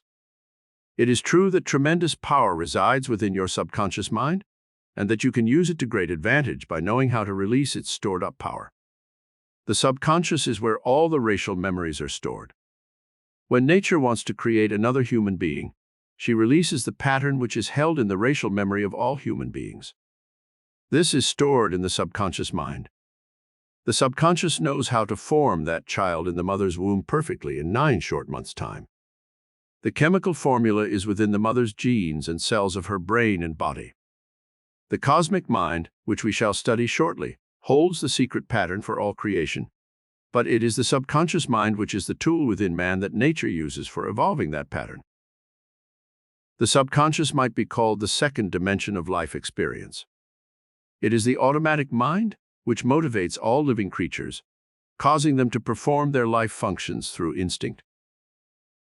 When you want to achieve something great, you consciously choose your objective then. By stimulating the subconscious mind, you set into motion the higher forces which create that image you hold in your consciousness. The Master Jesus, who knew how to unlock this tremendous power of the subconscious mind for healing, spoke of this power as the Father within, who doeth the work. Again, he said, the Father and I are one. In our modern study of metaphysics, we know that the subconscious mind within man can make him sick or keep him healthy. Let us learn how to tap this dimension of the subconscious mind. Emile Coué first discovered the tremendous power that existed in the subconscious mind for healing the sick. Use the system he taught for giving your subconscious mind the right, positive autosuggestions it needs when you go to bed at night. Repeat over and over the suggestions you want to incorporate in your subconscious mind. You may use the following or make up your own. I desire a better memory so I can recall anything from the past that I choose. I wish to change my personality so I will be more magnetic, compelling, and attractive. I would like to attract a better job where I can use my creative gifts and talents to best advantage. I need $1,000 to accomplish my present objective. I want to attract this money from unexpected sources. I wish to find a home that I can afford. It is to be located in the country and will have a small garden and 5 rooms. I would like to play the piano, or sing, or type, or write stories or songs. Whatever creative gift you desire, ask for it. I want better health, more energy and vitality, and a healing of the condition that I now have. It is important that you be specific when you command the forces of your subconscious mind. You can say your autosuggestions aloud or to yourself as you lie in bed preparing to go to sleep. Say each autosuggestion over at least 10 times, and repeat this process every night and every morning for the rest of your life. The habit patterns of your subconscious mind will be built in about 3 months' time if you conscientiously do this exercise. And soon you will be able to command this power at will, and it will sometimes work instantaneous miracles for you. Write some of your autosuggestions down on small cards that you can carry in your purse or pocket, and several times a day, look at them and repeat them. These can be suggestions for specific things you desire, or they may be pep statements such as, I feel wonderful. Everything I do today will be successful. I radiate love to everyone I meet. I am life. I am youth. I am love. I charge my mind with power. I have faith that only good will seek me out. I am a dynamic center of cosmic light, peace, and beauty, and become a magnet for all good. C. Read, memorize, and absorb positive knowledge from self-help books to keep you constantly charged mentally in a positive way. Avoid reading destructive and negative books and magazines that deal in horror, sadism, and degeneracy. D. Choose programs on television and movies that are inspiring, uplifting, and constructive. Avoid those programs that dwell too much on bloodshed, violence, and disaster. E. Charge the batteries of your brain by giving yourself tasks to perform that are creative and positive. Example: when a magnet loses its power to attract to itself iron filings, it is given work to do by placing a piece of iron on it until it is once again charged. You can use this same process to charge your brain. By associating your mind with some uplifting and inspiring thought, you automatically charge its electrical and magnetic power. The emotions and thoughts which help charge the subconscious quickest are a desire to unselfishly help others, a love of people, and a desire to do something good for them. The emotion of love manifested on any of its various planes: love of family, love of humanity, love of friends, love of country, love of God, forgiveness to those who have harmed you in any way. Example: a woman who suffered from crippling arthritis for 20 years finally confessed that she had hated her sister all those years for taking her boyfriend away from her and marrying him. She had remained a spinster all those years, hating her sister. When she was told to forgive the sister and send her loving thoughts, she changed the mental charge of her subconscious mind from hate to love, and within 6 months, her arthritis disappeared. F. At night, when you retire, give your subconscious mind a list of the things you want it to do for you. The subconscious may send through the thought for making $1 million while you sleep, as it did to Edison when he invented his electric light bulb. He had been trying for weeks to invent a filament that wouldn't burn out immediately. Everything he tried failed. Finally, he gave his subconscious mind instructions that he wanted a filament that would last for many hours. One night he awakened as if someone had nudged him, and he hastily wrote down the idea that came through. The next day, he hastened to work out the details of the idea, and the electric light was born. The cosmic mind, storehouse of cosmic memory. The third dimension of mind is that mind which seems to be above the physical and material universe, and which in metaphysics we call the cosmic mind. It is within the cosmic mind that all universal consciousness exists. When you once learn how to tap this vast repository of universal memory, you may consort with the immortals of all ages and share their thoughts, emotions, and creative genius. Let us now study the method by which you may tap this cosmic mind and enjoy unlimited freedom of movement in the vast universal realms of great art, music, literature, poetry, and philosophy. A. Study the lives of the great geniuses of history, and mentally take on the luster of their minds and the greatness of their profound thoughts. For example, choose Burbank and from him take the essence of his creative genius.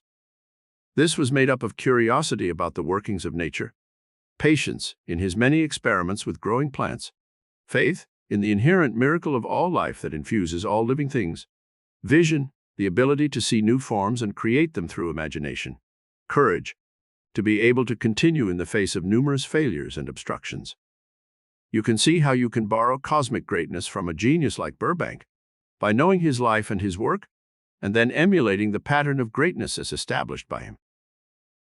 From Carnegie, you can emulate the qualities of imagination, persistence, desire for a better life, unselfishness, which caused him to give to America 1,200 public libraries, and that great cultural institution, Carnegie Hall. From Edison, you can emulate the cosmic qualities of a desire to do good for others, faith in the miracle power that worked through him, joy in creativity, a love of humanity, a desire to change the world for the better, patience, perseverance, hope, and optimism. From Beethoven and Mozart, you may emulate the cosmic qualities of beauty, harmony, joy, and rhythm. Also their creative patterns of hard work, diligence, patience, and love of humanity.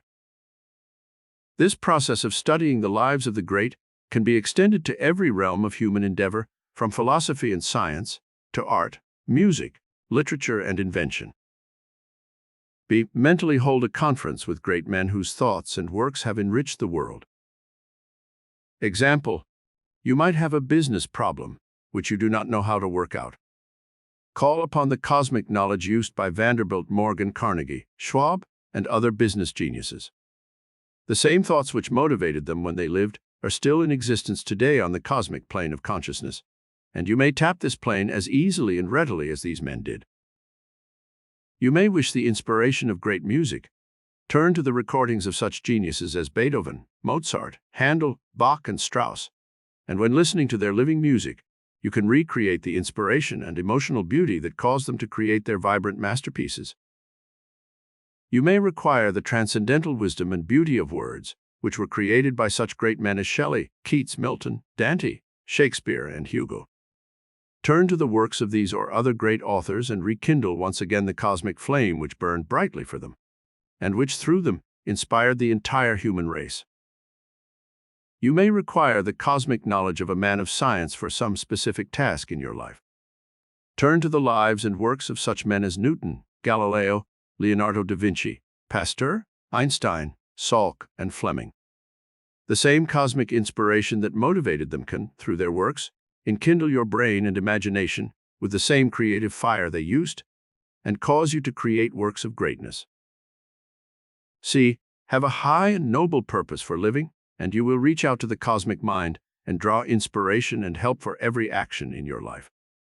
Hetty Green made over $100 million in her lifetime, but her greed and selfishness were such that she became a miser and never knew the joy and excitement that comes from sharing your money with other people. You can tap cosmic mind power by having an unselfish desire to help the world become a better place in which to live. Nobel made his fortune through munitions and gunpowder, but he left his fortune in trust for the Nobel Peace Prize to be given every year to the man who does the most for peace, as well as for literary greatness. Carnegie once said that in the future it will be considered sinful for a man to die rich. He left most of his fortune to foundations for the good of humanity. Rockefeller Sr. has been criticized by many for the methods he used to accumulate the early fortune he made. However, after his death, he left his money to the Rockefeller Foundation, which has discovered some of the great advances made in science and medicine, which can help all of humanity. Andrew Mellon endowed a vast art gallery so he could share his love of beauty with the world. The fourth dimensional plane of spirit. When you have explored all three planes of consciousness, the conscious mind, the subconscious mind, and the cosmic mind, you have at your control all of the vast forces which man may tap and use for his physical, material, mental, emotional, and psychic needs. There is still one other plane to be explored. This is the fourth dimensional plane of pure spirit or essence, which flows in, through, and around the physical and material, giving it its form and substance, but never being imprisoned by matter. Einstein was working on a theory before he died, which explained all matter, all creation, in terms of this divine essence or spirit. In religion, this essence is called the Holy Ghost, but in metaphysics we know that the power which Jesus, the healer, used, and which all the great mystics have used to perform miracles of healing and other great creative actions, was on the fourth dimensional metaphysical plane. In other words, the plane that is above and beyond the physical and material universe. Great forces alive in the invisible. There are great forces alive in the invisible fourth dimensional plane. It is there that electricity ebbs and flows in a vast tidal wave of power. When Franklin tried his experiment with a kite and key, he proved that this stupendous cosmic power existed. Later Galvani, Marconi, Edison, and other creative geniuses harnessed these tidal waves of power that exist in the invisible dimensions of time and space. Magnetism is another of these vast cosmic forces, which man is only now beginning to learn how to use. Newton and Galileo both showed mankind that this mysterious fluidic substance ebbed and flowed throughout the created universe and could be used by mankind when he once understood it. Now our spaceships are probing interstellar space because we have learned how magnetism works through the gravitational force, or third law of motion, which Newton discovered. Capillary attraction in all growing living things is another one of these mysterious invisible forces, which is motivated by the divine essence behind all creation. When you once learn how to tap this enormous reservoir of invisible power, you can truly become a Superman and perform deeds that would be called miracles by all who witness them. Jesus knew how to transmute substances, how to heal the sick, now to feed the multitudes with a few loaves and fishes, how to walk on water, raise the dead, turn water into wine, and perform other incredible miracles through the use of the law of transmutation and transfiguration. All of this has been documented in history. How to tap the fourth dimensional plane of spirit. A. Use the two miracle keys of faith and prayer to unlock the vast reservoirs of latent power within your human psyche. Have faith that this power is alive today and is working for you, as it did for Jesus and other great teachers of the past. Use prayer as the spiritual language with which you can communicate to the divine mind within your own consciousness. The spark of divinity is alive within all human beings. You can talk to God as easily as you talk to your friends. Prayer is the language of the soul, and when you hold Holy Communion with your divine self, you will be admitted into many mysteries of the universe, and you will be given powers that will astound you. B. Intensify your spiritual magnetism by holding in your consciousness the spiritual qualities that all great mystics have told us about. These qualities are truth, love, peace, charity, goodness, forgiveness, faith, and worship of the divine force which created all life. These qualities of the divine should be indulged and exercised as much as you exercise your physical body. The mind, the emotions, and the soul of man require certain stimuli, and on the fourth-dimensional plane, man must live in the awareness of his divinity and act accordingly. Base and ignoble actions destroy this divine image, and man sinks back to the primitive plane of an animal. C. Master the negative emotions which destroy the divine image. These emotions we have learned elsewhere in our study. They are fear, hatred, anger, revenge, envy, jealousy, greed, selfishness, and malice. The only way that you can really master these emotions is through substitution of a positive emotion in place of the negative one. D. When you wish to stir the miracle response centers of your consciousness, use the secret that the Tibetan mystics have used for centuries. Visualize a golden cord tied to the forehead. See this golden cord reaching out into infinity, where it contacts the cosmic mind of the Creator. When you practice projecting your spiritual essence to the divine, breathe deeply 10 or 15 times, and then close your eyes and visualize the divine essence flowing from the cosmic mind to your mind. Slowly say the mystic words, Om Mani Padme Om, 10 or 15 times. Breathe deeply before saying the words, and then hold the Om a little longer than the other words. You will feel a sense of exhilaration when you perform this mystic ritual, and it will give you great power and endurance when you need it. E. You can tap this high plane of the fourth dimension of spirit when you perform charitable acts. This is one of the reasons why all the great mystics and prophets stress charity in their teachings. The spirit of outpouring is a divine act, as the sun pours forth its rays to nourish the earth and to give life to all mankind. The cosmic mind is a generous and loving force that bestows its treasures lavishly on mankind.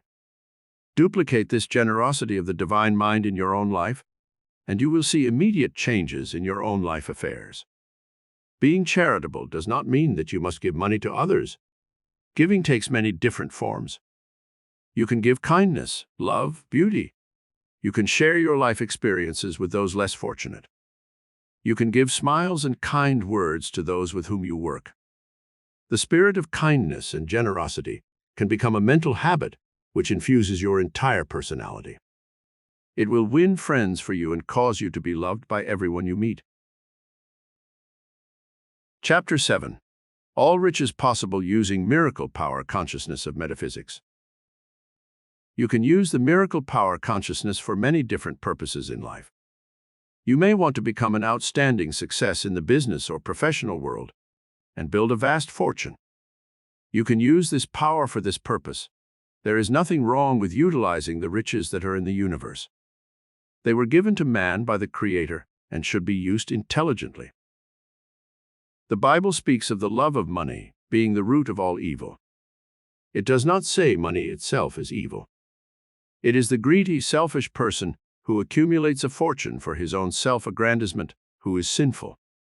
If you use the miracle power consciousness to attract a fortune and use your money intelligently, you can be as rich as you wish to be.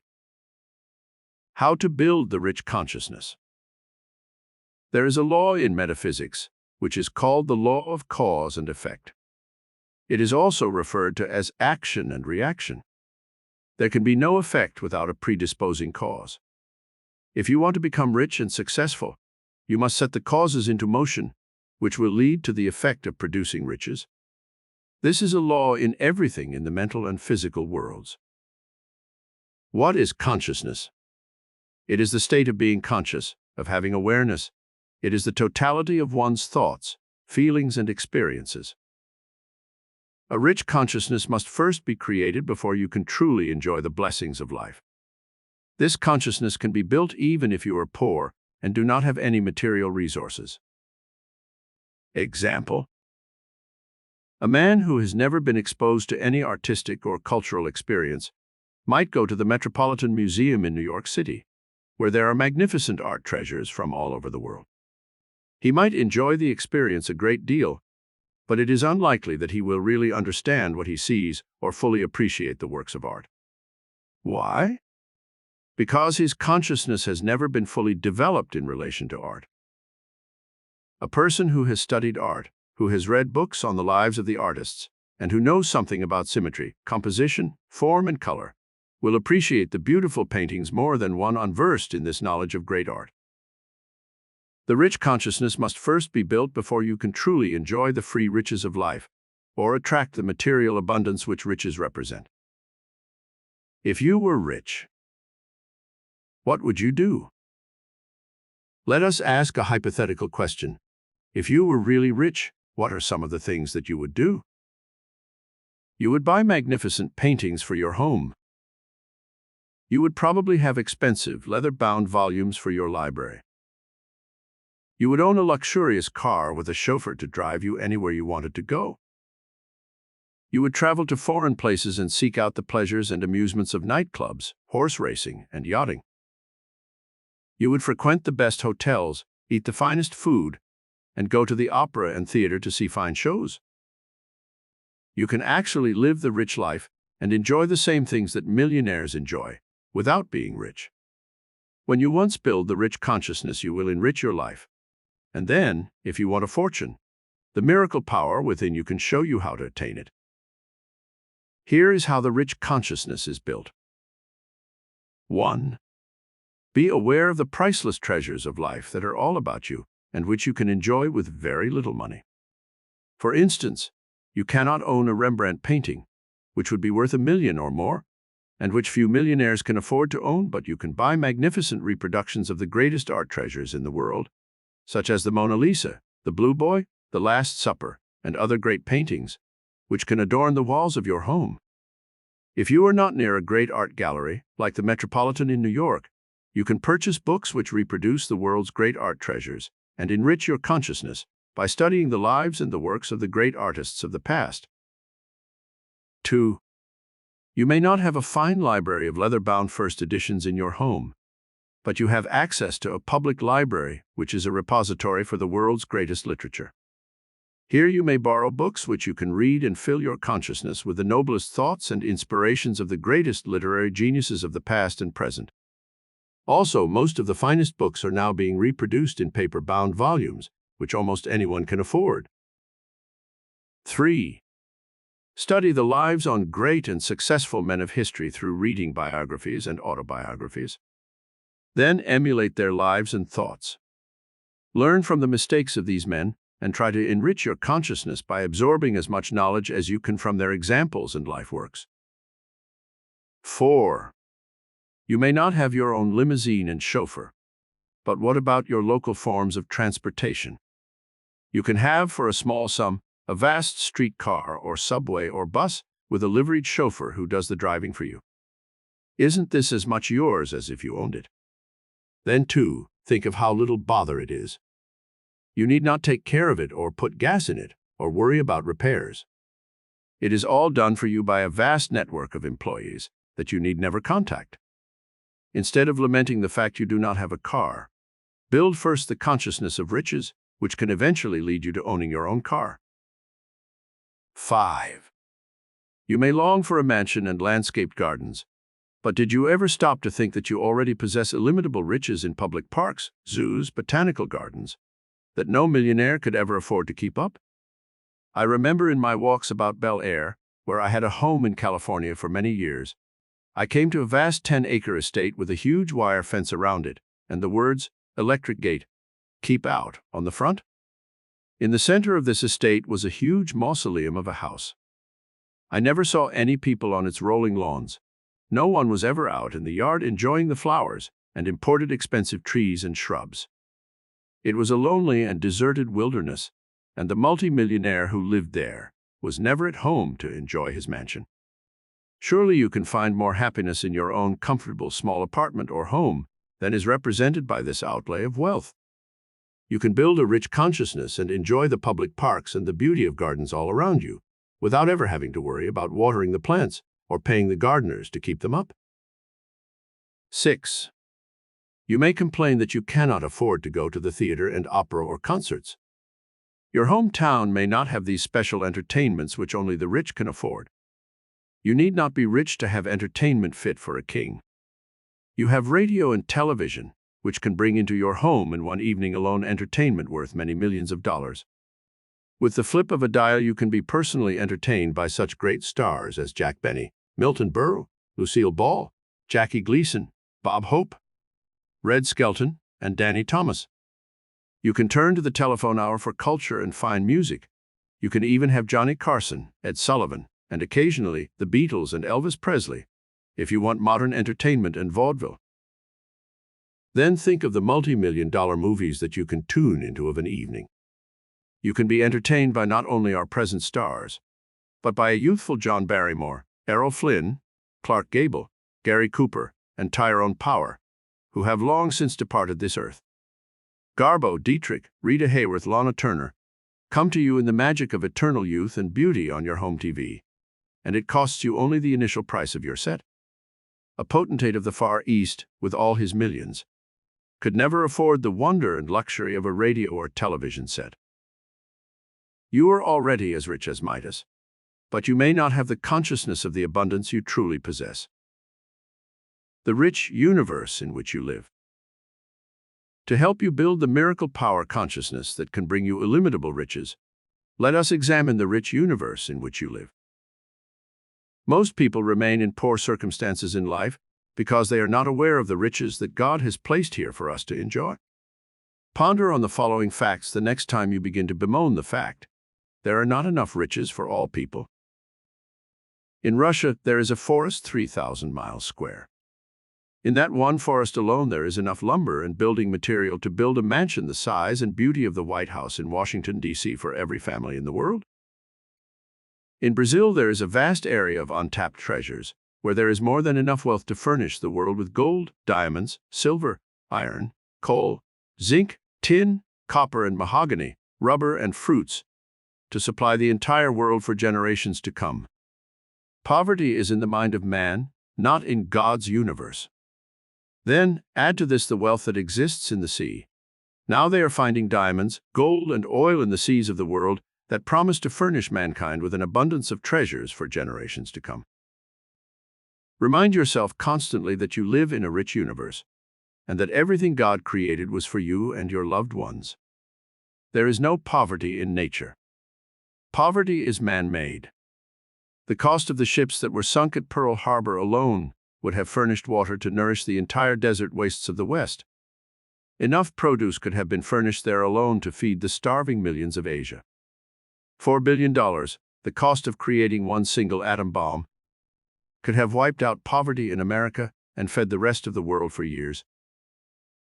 In America alone, we store millions of pounds of butter, dump millions of gallons of milk, oranges, potatoes, and burned produce that could easily feed the entire world.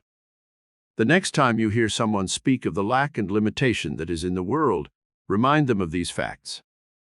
Enrich your consciousness by being aware of the true riches that exist in this universe.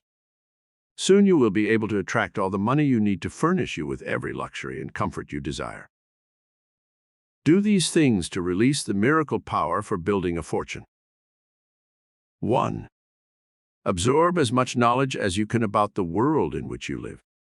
Study the great examples furnished by men and women of the past. Learn all you can about art, music, literature, science, and invention. Make it a point to learn how rich men have made their fortunes. Go to your public library and get books on the lives of such men as Carnegie, Rockefeller, Mellon, Vanderbilt, Morgan, and Astor. Then try to apply the knowledge you have gathered to your own life. 2. Have a sincere desire to elevate yourself in life. Raise your standards, have high ideals, do things that will carry you a step higher in intellectual and cultural fields. You might enroll in a course in public speaking, study art or music or writing. Go to art galleries and then study books that tell you of the lives of the great artists. You will be better able to attract the finer things of life if you build a consciousness that comprehends worthwhile achievements. 3. Build your sense of awareness of the treasures that you already possess by taking a daily inventory of the riches you now enjoy. On Monday, you might study something about a great artist like Rembrandt or Da Vinci. On Tuesday, you might listen to some fine music by Beethoven or Mozart, and then learn something about the composers' lives by reading books in your library. On Wednesday, you might be aware of the good things on television, instead of lamenting the bad things. Study the life of Edison, Marconi, Sarnoff, the men who made this modern miracle possible. On Thursday, you might enjoy the luxury of the fruits you see in the marketplace or have on your table. Become curious about the man who perfected so many fruits and flowers and vegetables. Study the life of Burbank and see how he used the miracle power of his higher mind to create new forms of fruits and vegetables which enrich your life today. This study regime should continue throughout your entire life and should extend to art, music, literature, history, science, philosophy, psychology, industry, and religion. Soon you will find your consciousness is tremendously enriched, and you will stimulate the response centers of your higher mind, giving you greater power to attract into the orbit of your daily experiences the riches and abundance which you desire. 4. Visualize and imagine the type of world in which you wish to live. Mentally select the home environment in which you believe you would be happiest. Then strive to create as much beauty, charm, and cleanliness in your present environment. Soon you will attract to yourself the right home that you have lived in your imagination. 5. Have an objective in life, a reason for wanting to make a fortune. You may want a beautiful home, a car of your own, a college education for your son or daughter, a fur coat, a small boat. Whatever it is, have the objective clearly in mind. Write it down on a sheet of paper and read it over every day until you have built the consciousness of abundance.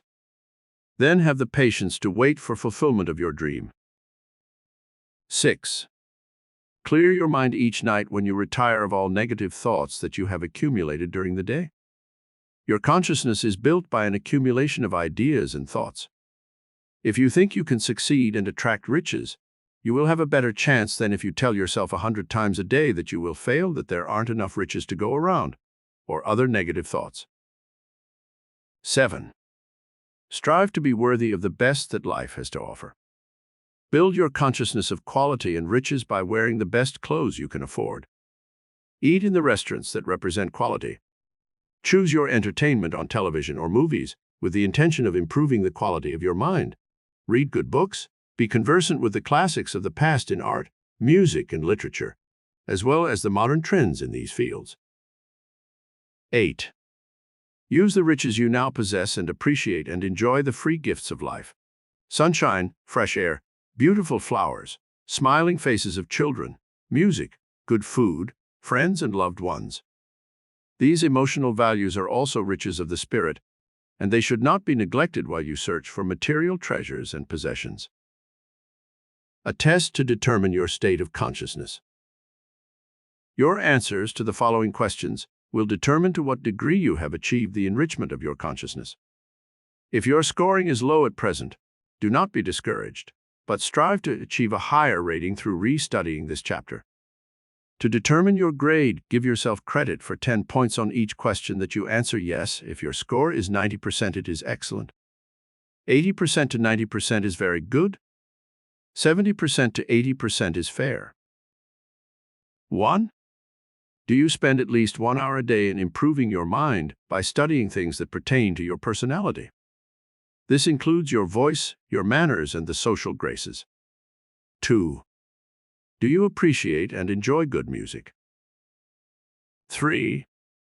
Do you read books considered classics? Books by writers such as Dickens, Shakespeare, Victor Hugo, Dumas, Milton, Dante. 4. Do you seek out friends who are cultured and refined? 5. Do you try to keep your present home neat, clean, and orderly? 6. Are you utilizing the riches that you already possess fully? 7. Do you visit your local museums, art galleries, and cultural institutions often? 8. Do you try to raise your standards and avoid doing things that are common, cheapening and coarsening to your personality? 9. Do you select your clothing with taste and an eye to quality and style? 10. Do you spend at least half an hour a day in meditation and contemplation of the mystery of life, searching for beauty, goodness, truth, happiness, and love? Chapter 8. 10 Keys that Unlock the Metaphysical Forces of Your Mind. Your mind possesses vast reserves of power and knowledge within its domain. When we speak of mind in this study, we mean the totality of consciousness, which scientists call the conscious, the subconscious, and superconscious minds. In metaphysics, we add another dimension to mind. This is the divine mind, which is often called cosmic mind or universal intelligence. It has been found that in psychological experiments where people were hypnotized, they possessed amazing knowledge that they did not have in their conscious states. Some people could speak foreign languages fluently, although they had never been abroad or studied such languages. Others knew how to play the piano or some other instrument. Still others knew about countries and strange places where they had never been.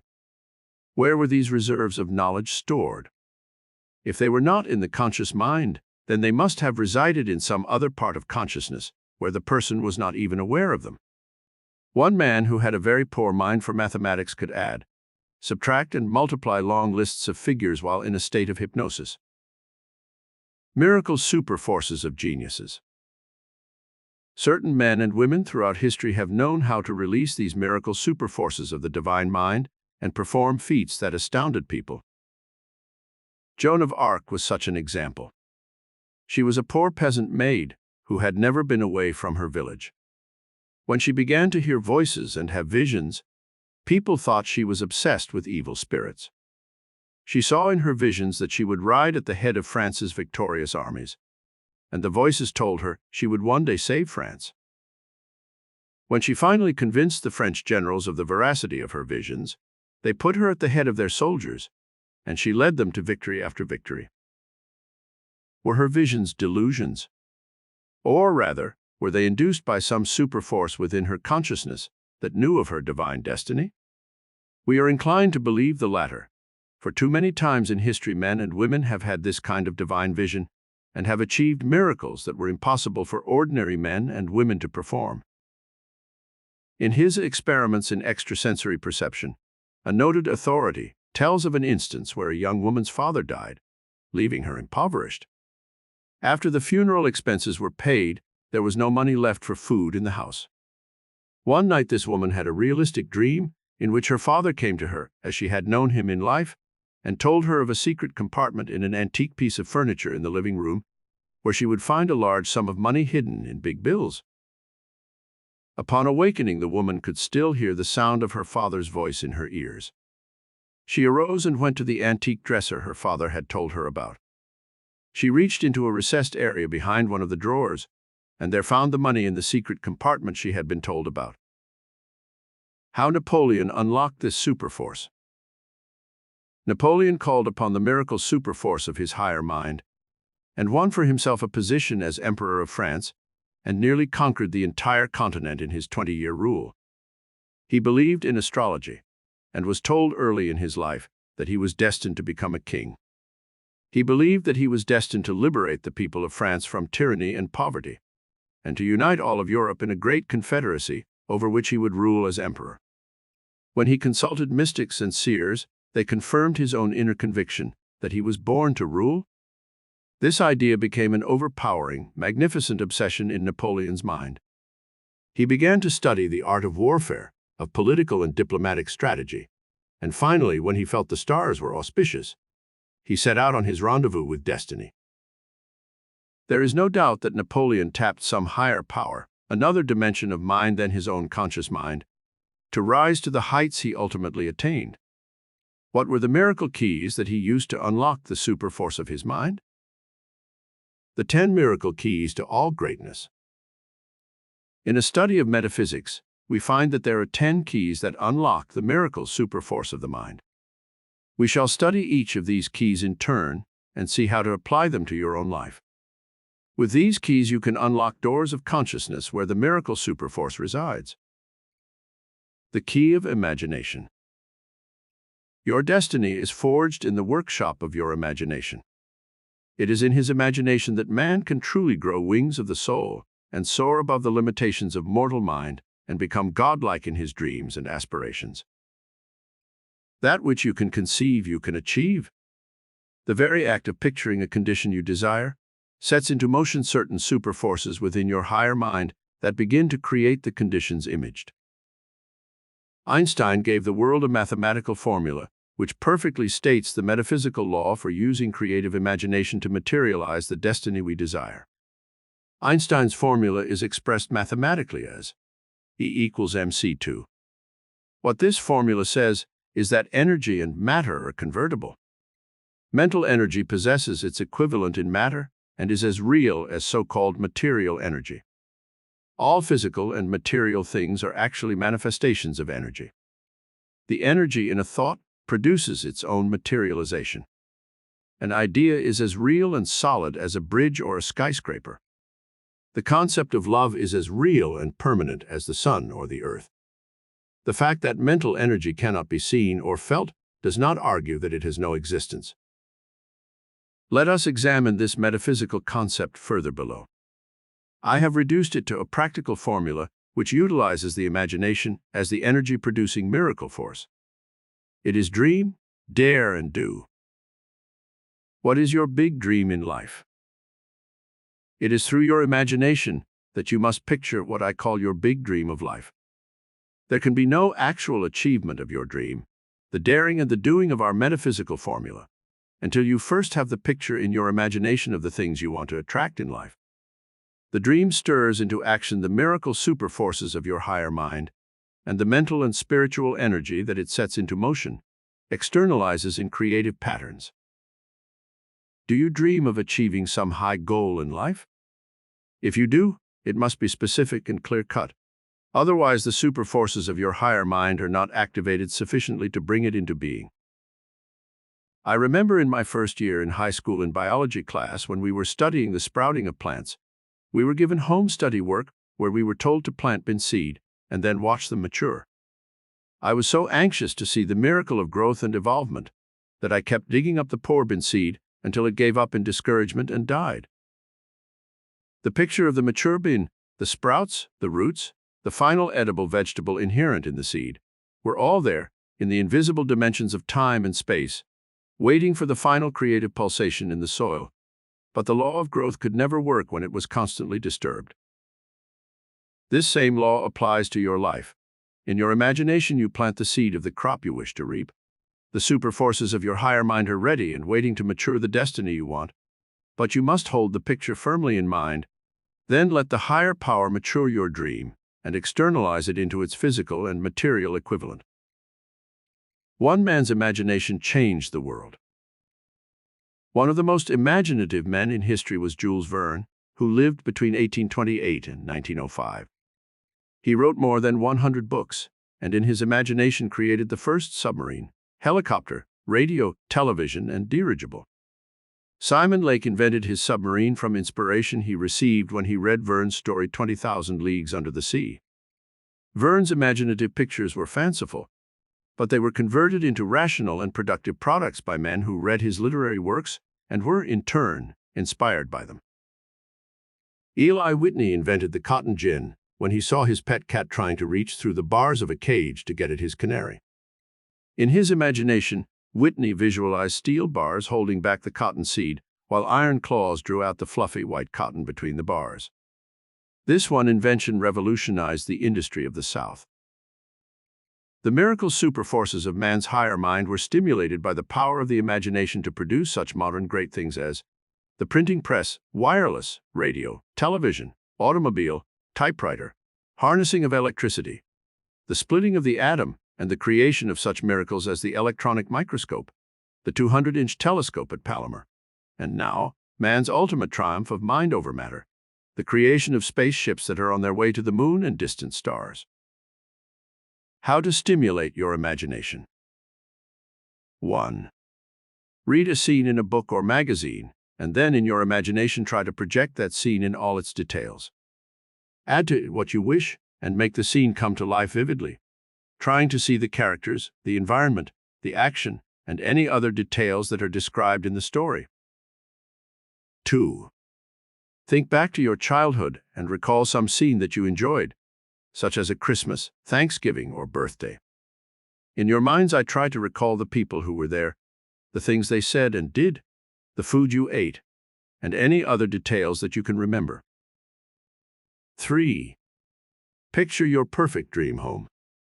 Cut pictures out of home decorating magazines and let them serve as a stimulus to your imagination. Visualize a party in the dream home. See the friends you have invited, work in the garden, and do any other activities in your mind which you might perform in such a home in reality. 4. Stand before a mirror and imagine that you are speaking before a vast audience in an auditorium. You can speak aloud or to yourself. Make up a talk on some subject with which you are conversant. This speech can be a short one of 2 minutes, or it can be longer. The brain centers are stimulated by such an exercise and make it possible for you to speak more fluently when you need to express yourself. 5. Imagine yourself having $1 million. This mental exercise will help you stimulate the miracle response centers of your brain for building a fortune. If you cannot imagine yourself being rich, it will be difficult to ever attract a fortune. 6. Imagine yourself standing on the prow of a boat headed for some exotic land like Hawaii. You can use pictures from travel magazines to help stimulate your imagination in relation to this exercise. Some people have used travel pictures and literature to stimulate the miracle response centers of their brains, and soon they found themselves actually visiting the places they had imaged in their minds. The second key, curiosity. It was curiosity that caused Columbus to sail the seas in search of new lands. If he had been satisfied with the popular belief that the earth was flat, he never would have embarked on his voyages of discovery. It was curiosity that caused the scientist Fleming to wonder why green mold on bread in a test tube killed germs. His curiosity led him to the discovery of the life-saving penicillin, which is called a miracle drug, and which has saved the lives of millions of people. It was curiosity that led Galvani to experiment with his galvanic battery, from which so many inventions have come. Curiosity has been implanted in the consciousness of man for a specific purpose. This divine emotion makes him discontented with the world as it is and causes him to search for new ways to change things, to improve them, and to give man greater comfort and luxury. How to develop curiosity. 1. Look about you in your work and see how you might improve conditions. Many an invention has been born because man's natural curiosity caused him to wonder if he couldn't improve on the methods being used in his business. A man sitting at a lecture was disturbed by a woman's big hat. He became curious as to how to convert this obstruction to something positive, and before he left the auditorium, he had an idea for a new hat pin, which made him a fortune. 2. Look at some invention such as radio or television, and try to figure out the principle involved in its mechanism. 3. Look around you in your garden and see the fruit, vegetables, and flowers, and try to reason out the method by which they draw the nourishment from the soil to create their products. It was this type of curiosity that led Burbank to develop so many new types of fruits, vegetables, and flowers. It was curiosity that led George Washington Carver to convert the lowly peanut into plastics, insulating materials, fodder for cattle, varnishes, oils, paints, and many other products, which helped revolutionize the industry of the South. 4. When it thunders or lightnings, try to understand the reason why. Look up the facts in an encyclopedia. 5. Stimulate the curiosity response centers of your brain by wondering how other people live in other parts of the world. Study books in your library showing the customs and habitats of people in Asia, Africa, South America, and Australia. 6. When you listen to beautiful music or read interesting stories, try to analyze the emotions that prompted the composers and authors to create their works.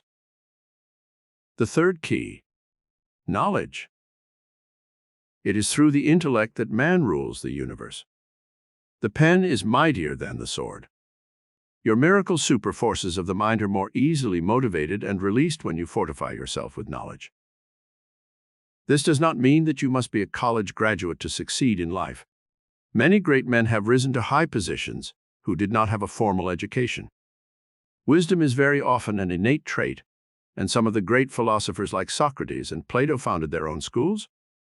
Henry Ford was not a college graduate, but he had innate wisdom. He absorbed knowledge sufficient for his purposes and succeeded in his chosen field. Bacon said, "For knowledge too is itself power." All knowledge begins with this precept by Socrates: know thyself. The regime for building knowledge. 1. Observe the universe about you and stimulate all 5 senses by absorbing the sights, sounds, and experiences that surround you every day. 2. Reason out why things happen in the physical and material universe under the law of cause and effect. 3. Study specialized knowledge that fits your business or profession, and keep up to date on latest developments in your field by subscribing to magazines dealing in such matters. 4. Expand the horizons of your mind by absorbing as much knowledge as you can about as many things as possible. Take an interest in civic events in your community. Join clubs and organizations that have a wide diversity of interests. 5. Learn by example through emulating the lives and thoughts of great men of history. Read their biographies and autobiographies. Find out what they thought, how they worked, what books they read. Learn everything you can about their lives, and then use them as models by which you shape your own life. 6. Study books on psychology and find out how the human mind works.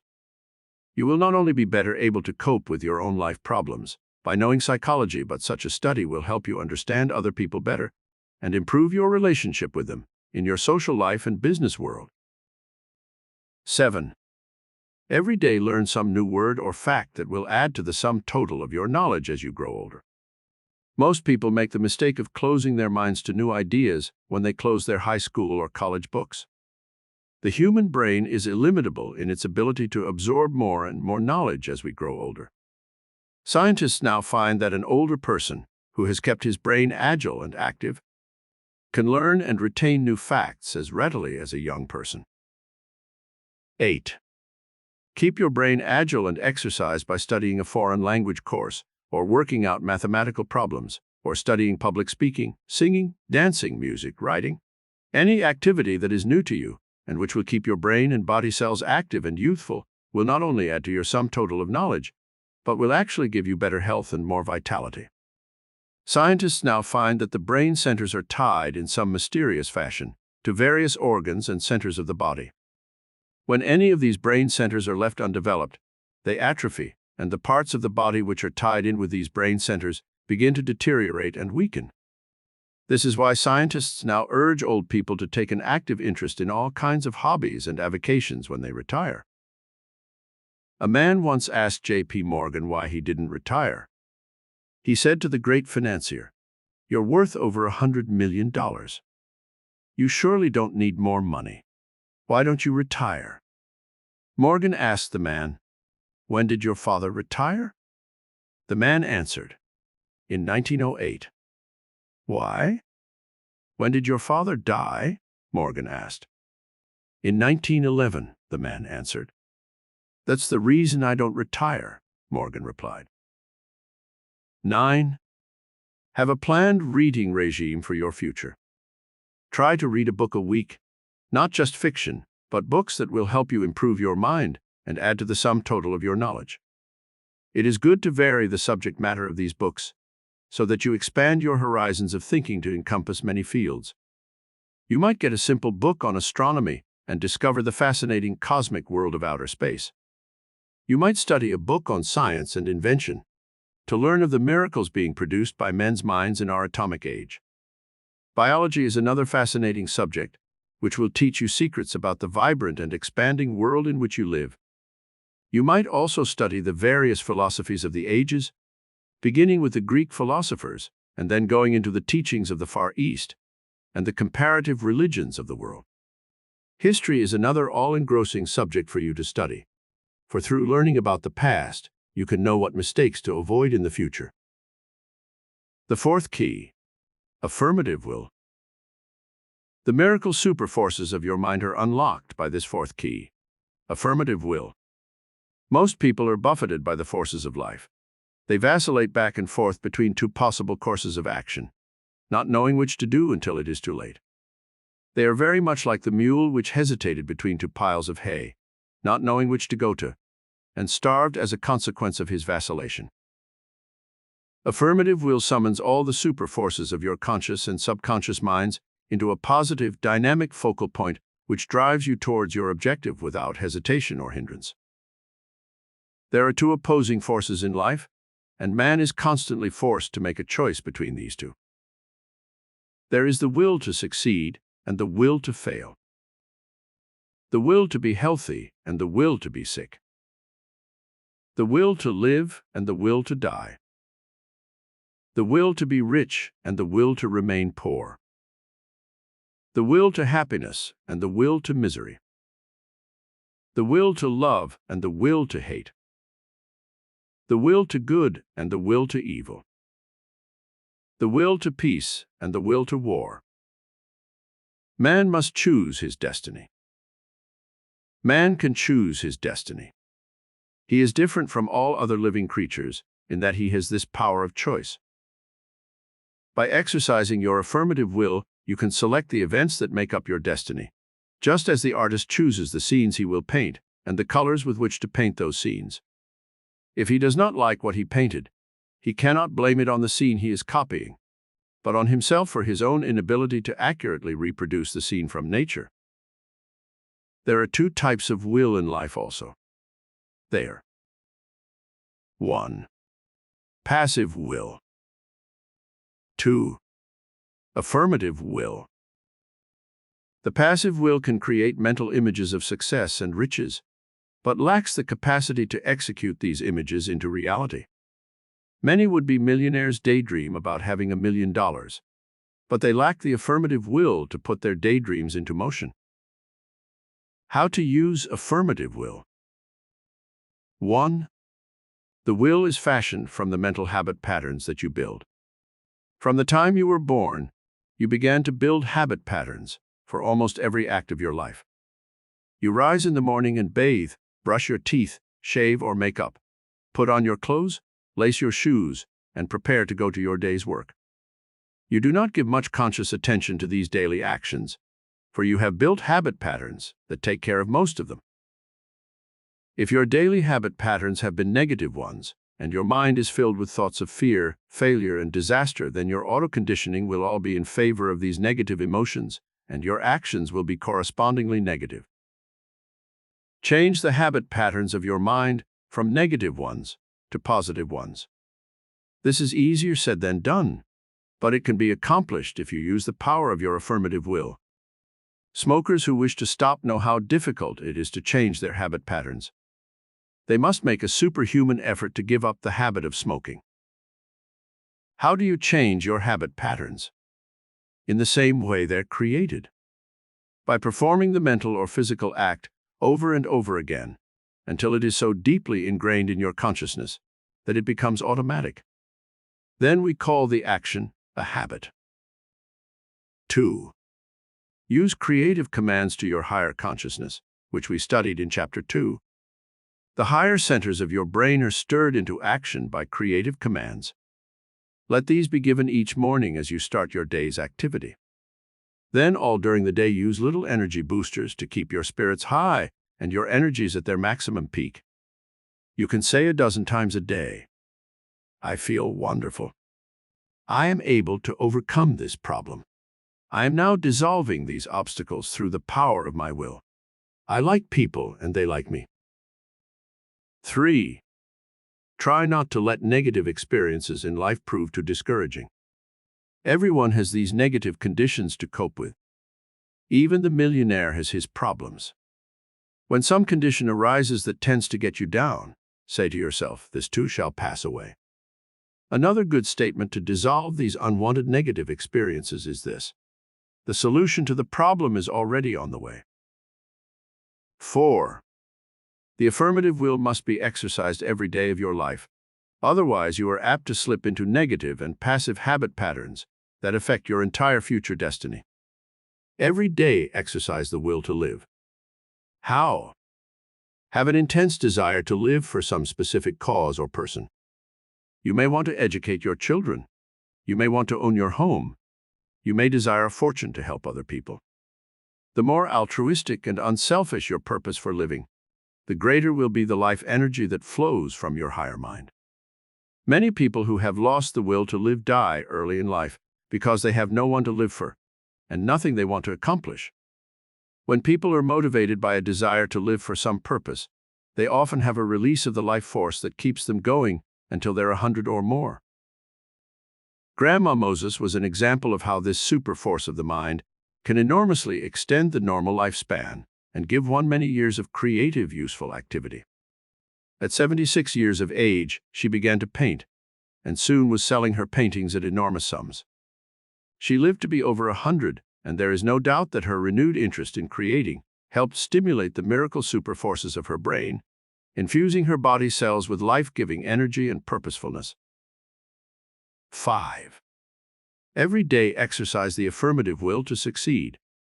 Do this by planning each day's activity with one thought in mind, to make it as successful as possible. It is good to write down a day-by-day plan, so as to focalize your mind's energies on the things you want to accomplish. Just as a housewife makes out a shopping list for the market, so you should make out a list each day of what you wish to accomplish on that day.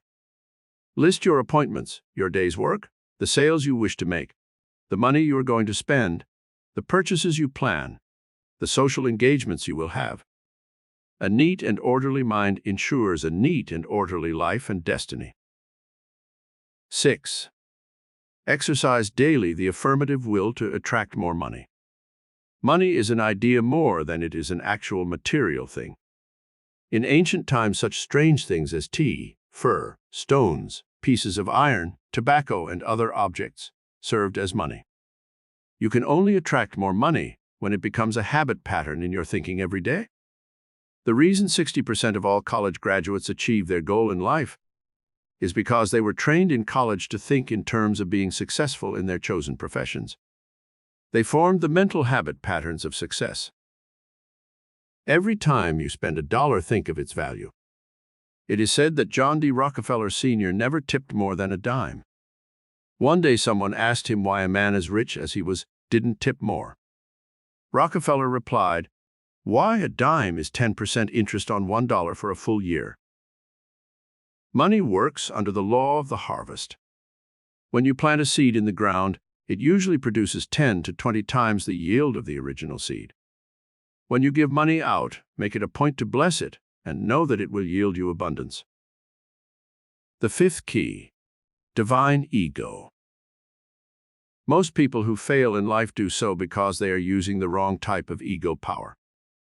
They are so obsessed with excessive self-interest that they lose their perspective and ignore the rights and interests of others. Such people are called egotists. This type of egotism is destructive and causes people to dislike one. Do not misunderstand me. We need some ego, a great deal of self-interest for purposes of self-preservation. But in our metaphysical studies, we convert this power of the psyche, which consciously controls the impulses of the id, as it is called in psychology, into the divine ego.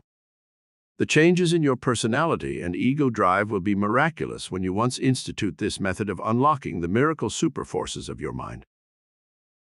How to build the divine ego. 1. Realize that you were created in the image and likeness of God, as the Bible tells us. This is a spiritual idea, not a physical one.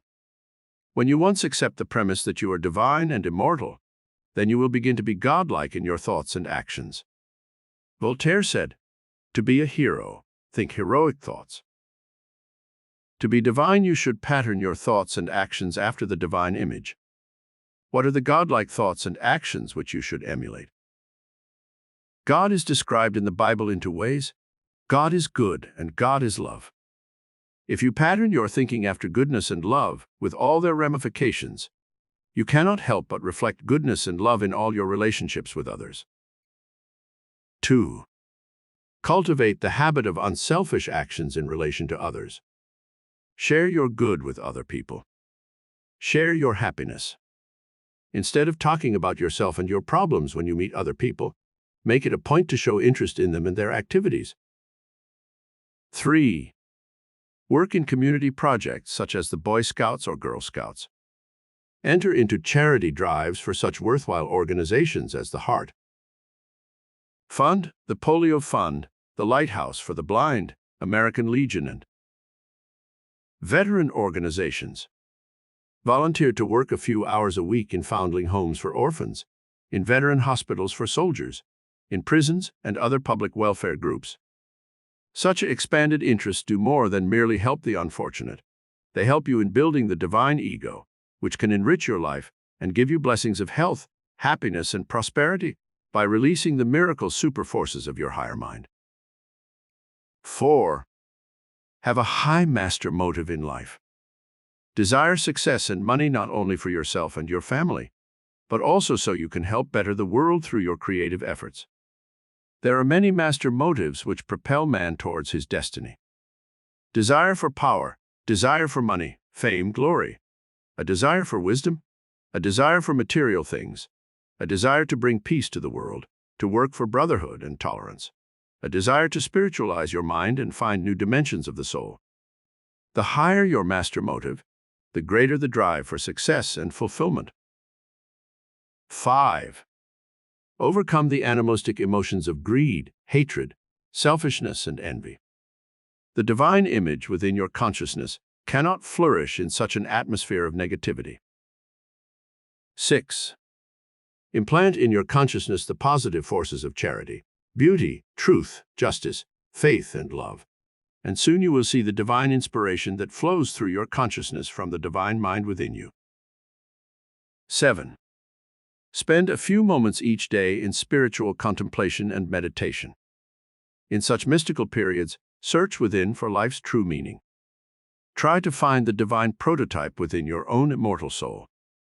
Pray to God for guidance and inspiration every morning when you arise and every night when you go to bed. 8. When you feel the gravity pull of Earth's problems, fears, and worries, stop whatever you are doing and retire for a few moments into the stillness of the cathedral of the soul, and say to yourself, "Peace, be still, and know that I am God." This powerful affirmative spiritual statement from the Bible reaffirms your sense of divinity and will help you once more restore peace and tranquility within your consciousness. Write down on a small card these words. Carry them with you in your pocket or purse and look at them several times. Let each man think himself an act of God, his mind a thought, his life a breath of God. The 6th key, perseverance. Perseverance means the ability to continue doing something in spite of difficulties or opposition. Many times a person who wishes to succeed will stop making the effort because of the many obstacles that he has to face. If he persisted just a short time longer in many cases, he would undoubtedly have won his goal. A miner in the Nevada desert had struck a vein of gold in his claim, which brought him a few $1,000s, and then petered out. The miner became discouraged and sold his equipment to a junk man for a few $100s. The new owner kept digging, and after a few hours, he broke through a wall of stone where he hit a vein of gold that produced $40,000 worth of pure ore. That gold mine brought the new owner $5 million in the next few years. You may be on the verge of achieving your greatest success if you but persevere a little longer and do not give up. About 20 years ago, I visited Lucille Ball on a set at RKO Studios in Hollywood. After lunch, we had a photograph taken together, and the young and radiantly beautiful star told me rather sadly, "This is my last day at RKO. My contract ends today, and they are not renewing it."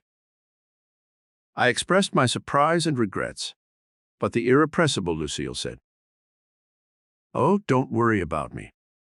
Someday I'll come back and buy the joint." A few years ago, Lucille Ball returned to the studio that had fired her and paid about $15 million for the entire studio. Talk about miracles. This red-haired, talented young lady who went on to fame and fortune on television was able to stir the miracle superforces of her mind by her amazing perseverance in never giving up and by fulfilling the promise she made to herself in jest, to eventually buy the studio that had fired her. There is a powerful and stimulating force within your psyche, which works miracles when you respond to the challenges of life with perseverance and courage. How to utilize perseverance. 1. Work with the law of cycles in nature. There is a time in every life when fate presents a set of circumstances which can bring one success and fortune. Learn how to study and be aware of these cycles, and then take advantage of the opportunities that arise with confidence. Shakespeare spoke of these cycles in men's lives in these words: "There is a tide in the affairs of men, which, taken at the flood, leads on to fortune. Amid it, all the voyage of their life is bound in shallows and in miseries." 2. When you come to those periods of stagnation in your life when nothing seems to happen, learn how to utilize that time study and prepare your mind for the time when your good fortune will come. Persevere in what you are doing and do not give up, for like the miner in the desert, your greatest good fortune may lie just within your grasp. 3. In nature, all things mature slowly and in their right season. Spring is for planting the seed, summer is for growth and evolvement, fall is for the harvest, and winter is for rest and relaxation. This same cycle exists in human destiny. If your fortune does not come in your youth, the springtime of life, remember this is not always the time of the harvest.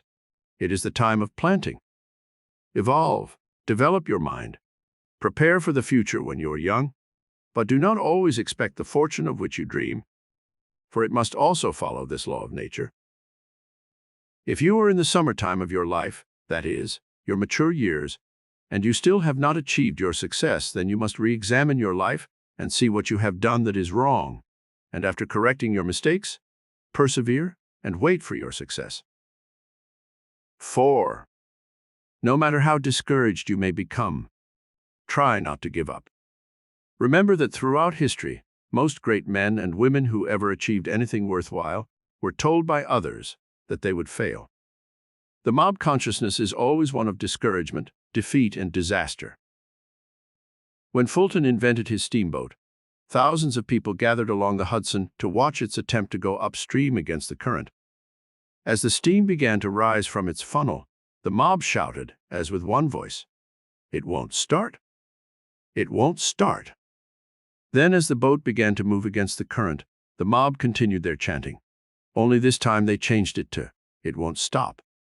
It won't stop!" 5. When you persevere in your efforts, you build electrical and magnetic current in your brain and body cells, which charges your muscles and nerves with a superabundance of dynamic energy. It is much easier to succeed when you have conditioned the miracle superforces of your mind with the idea that failure is impossible. Your continued efforts to achieve your goal is also proof to the indwelling miracle worker that you have faith in your ability to achieve your objective. The 7th key: magnetic attraction. Magnetic attraction exists between all of the particles that make up the visible and invisible universe.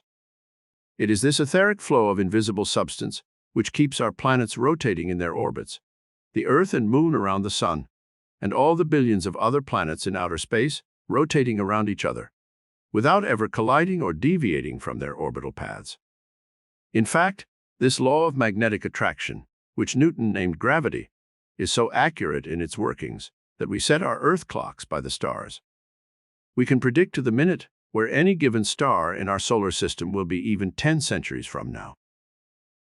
It was this tremendous power of magnetism which Jesus used to perform most of his miracles. By summoning up the reserves of life magnetism within the person's body and brain, the master metaphysician could heal the sick and even infuse new life into the dead. How to release magnetism. 1. Magnetism is in every cell of your brain and body, but it is scattered throughout the body. When you wish to summon it for any specific purpose, you must concentrate your mind on the act which you wish to perform. If you are trying to magnetize another person, you should concentrate on that person. Project your thoughts to him. Say his name over and over and direct your thoughts to him, just as if you were talking to him in person. The person need not be near you, but can be at a great distance. It has been proved that when people are apart, even as far as 3,000 miles, they can transmit their thoughts to each other.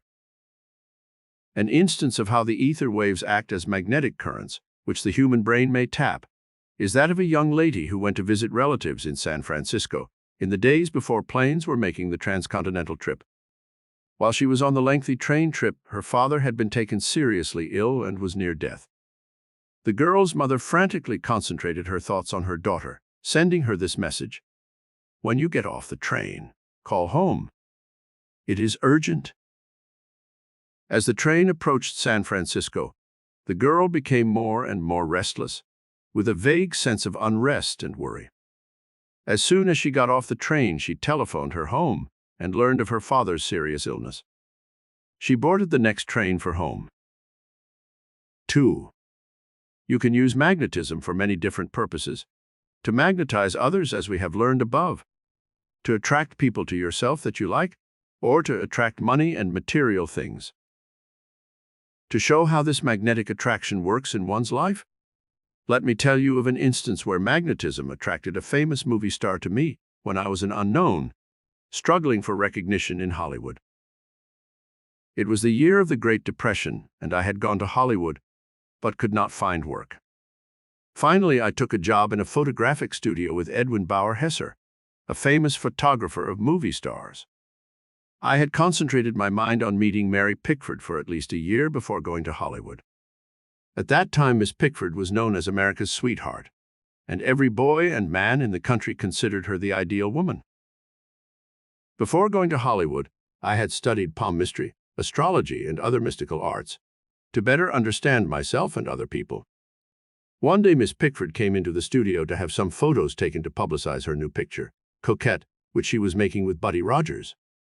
While the photographer was preparing his equipment, I helped her pass the time by reading her palm and telling her about herself with astrology. The amazing thing, which I did not know at that time, was that I had psychically tuned in on her marital split-up with Douglas Fairbanks Sr., which was being kept a secret from the world. I told her details about her life which astounded her, and she invited me to a big party she was giving for Lord and Lady Mountbatten of England the following week. At that party, I met William Randolph Hearst, who later was to change the entire course of my life through worldwide publicity he gave my work in the mystical sciences. The magnetic attraction which I had created by concentrating on Miss Pickford undoubtedly brought about the series of incidents which led to our meeting, and eventually helped fashion my entire future career. 3. Magnetize your mind by daily passing a series of pictures and thoughts through it of the people you want to meet, the things you want to do, the trips you wish to take, the money you want to attract, the new job you wish to have, the home you want to live in, the gifts and talents you would like to develop. Of course, there is more to this miracle power than merely passing the pictures and thoughts of your goal objectives through your mind. But the process of magnetic attraction must begin by having these image concepts firmly in your mind. Later, in our deeper study of magnetism on the cosmic and spiritual planes of consciousness, we shall explore this subject further. The best way to fix these magnetic thought images in your mind is to write them down where you can see them and read them over every day. This helps in the process of magnetizing them. 4. The magnetism of your brain and body can be built through a conscious regime. As magnetism is in the air all about you, it is vitally important that you breathe deeply and consciously when you wish to increase the fund of magnetism within your body. I'm able to overcome headaches and other minor physical discomforts by taking 10 or 15 deep breaths, holding them to the count of 4, and then exhaling. One can also go to sleep more easily by doing this, for it helps build the body's magnetism and relaxes the tense nerves and muscles. The first time I stepped out onto the vast stage of Carnegie Hall to deliver my first lecture in New York City, I would normally have been a little uneasy.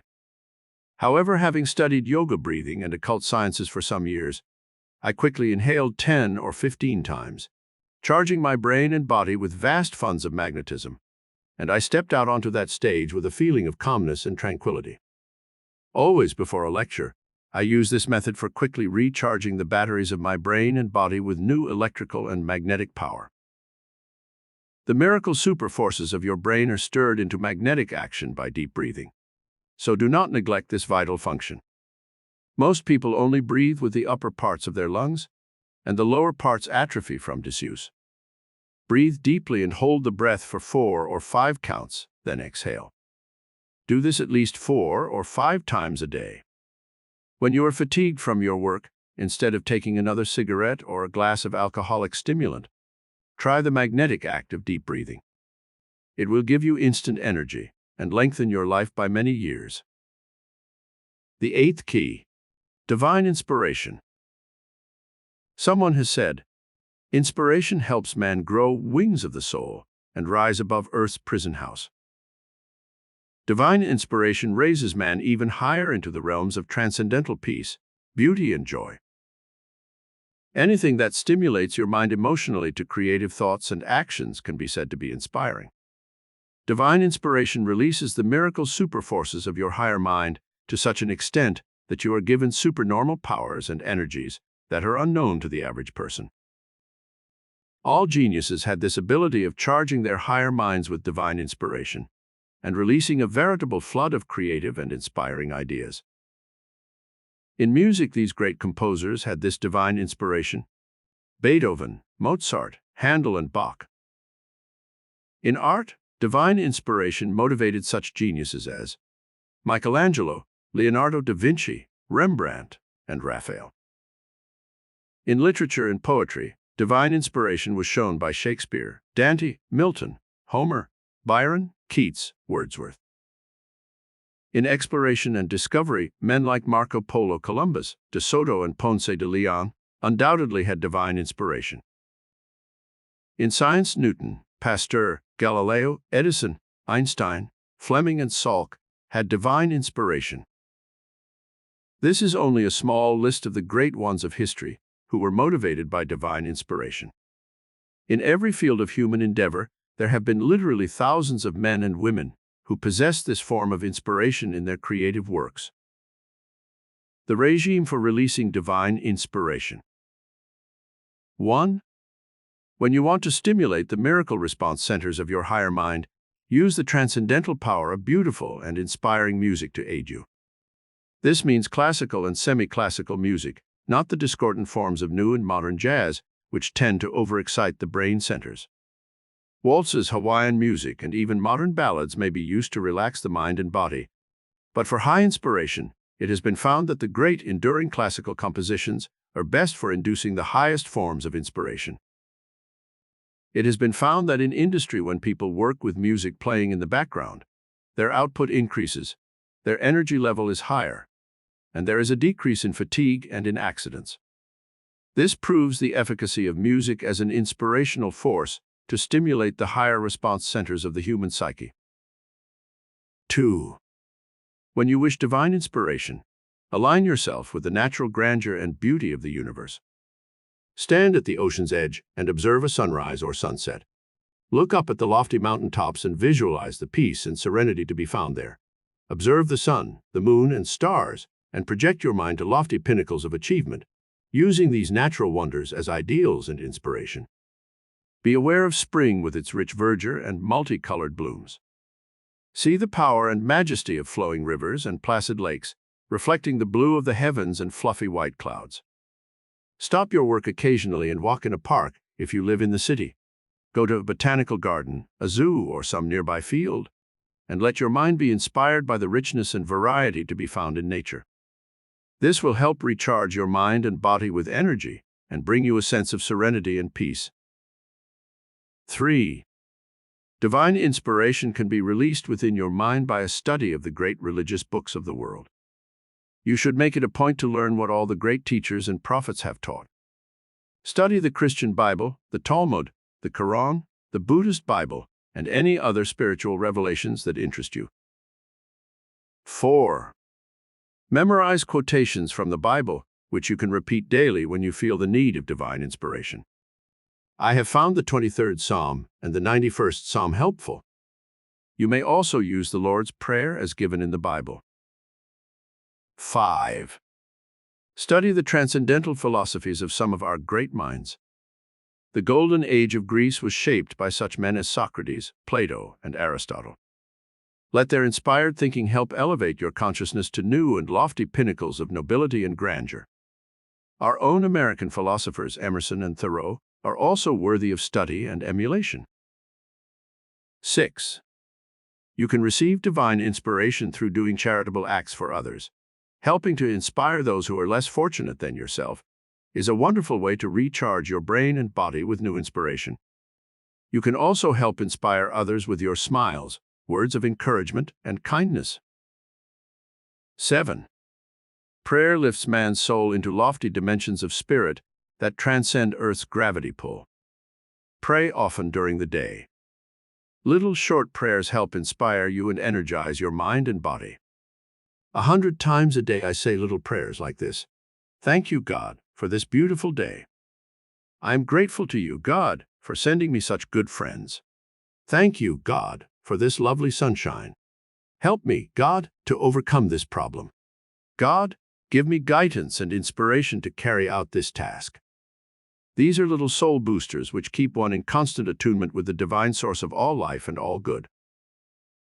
8. The 9th key, dynamic action. The first law of the universe is the law of action. To stir the miracle response centers of your mind into creative patterns of thought, there must be dynamic action in your thinking first. Everyone has some form of action in his life, but the miracle-working kind of action is known as dynamic action. Synonyms for dynamic are energetic, vigorous, forceful.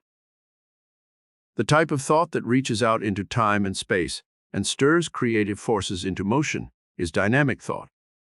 A dynamic thought is one that you hold persistently, and that infuses your brain and body with the necessity for dynamic action.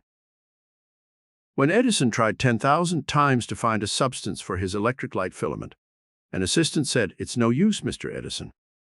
You've tried 10,000 times and failed. You might as well give up."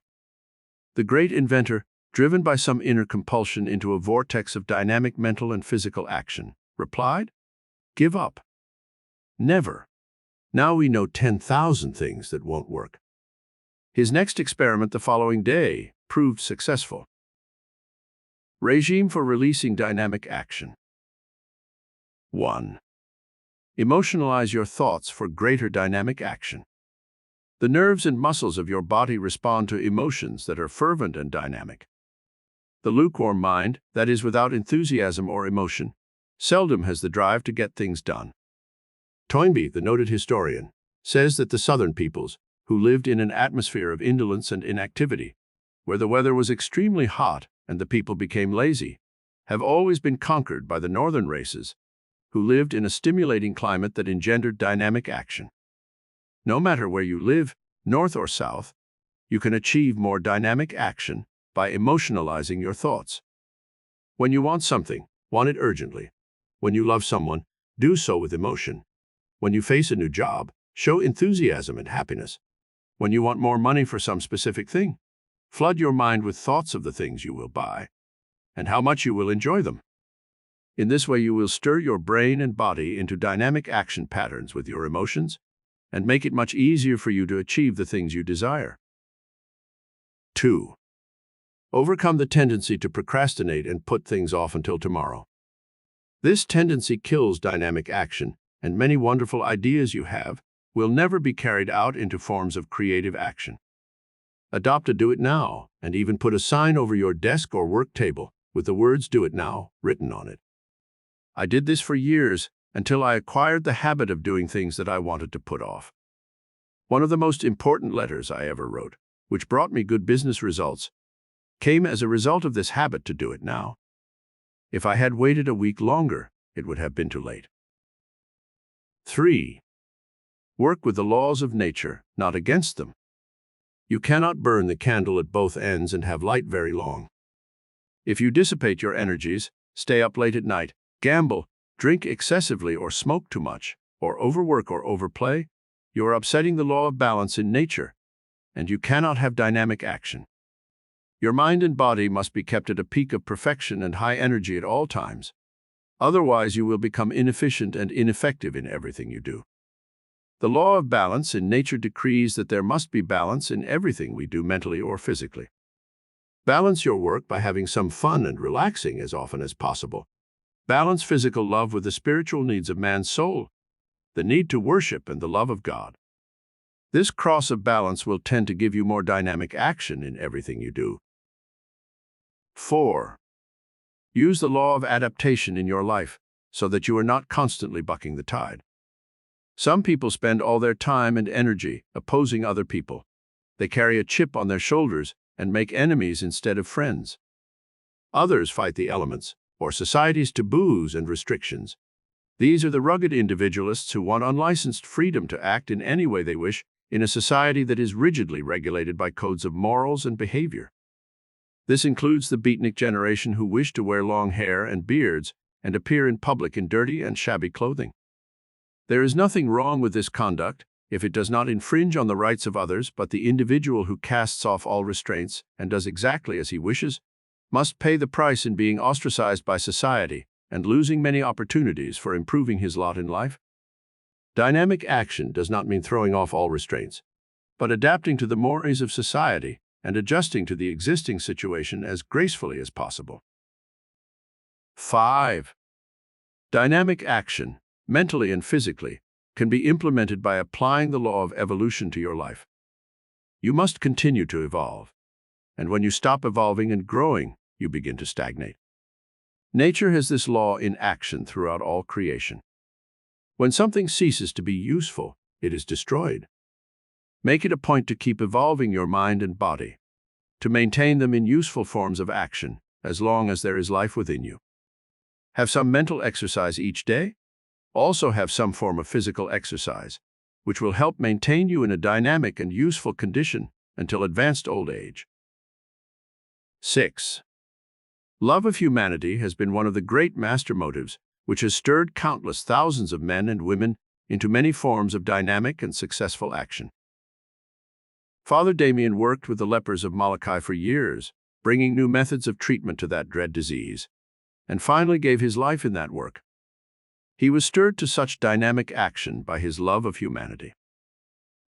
Mia Curie and her husband worked for 20 years in a miserable lean-to, where snow drifted through the cracks in winter, extracting minute particles from hundreds of tons of pitch blends to isolate a gram of radium.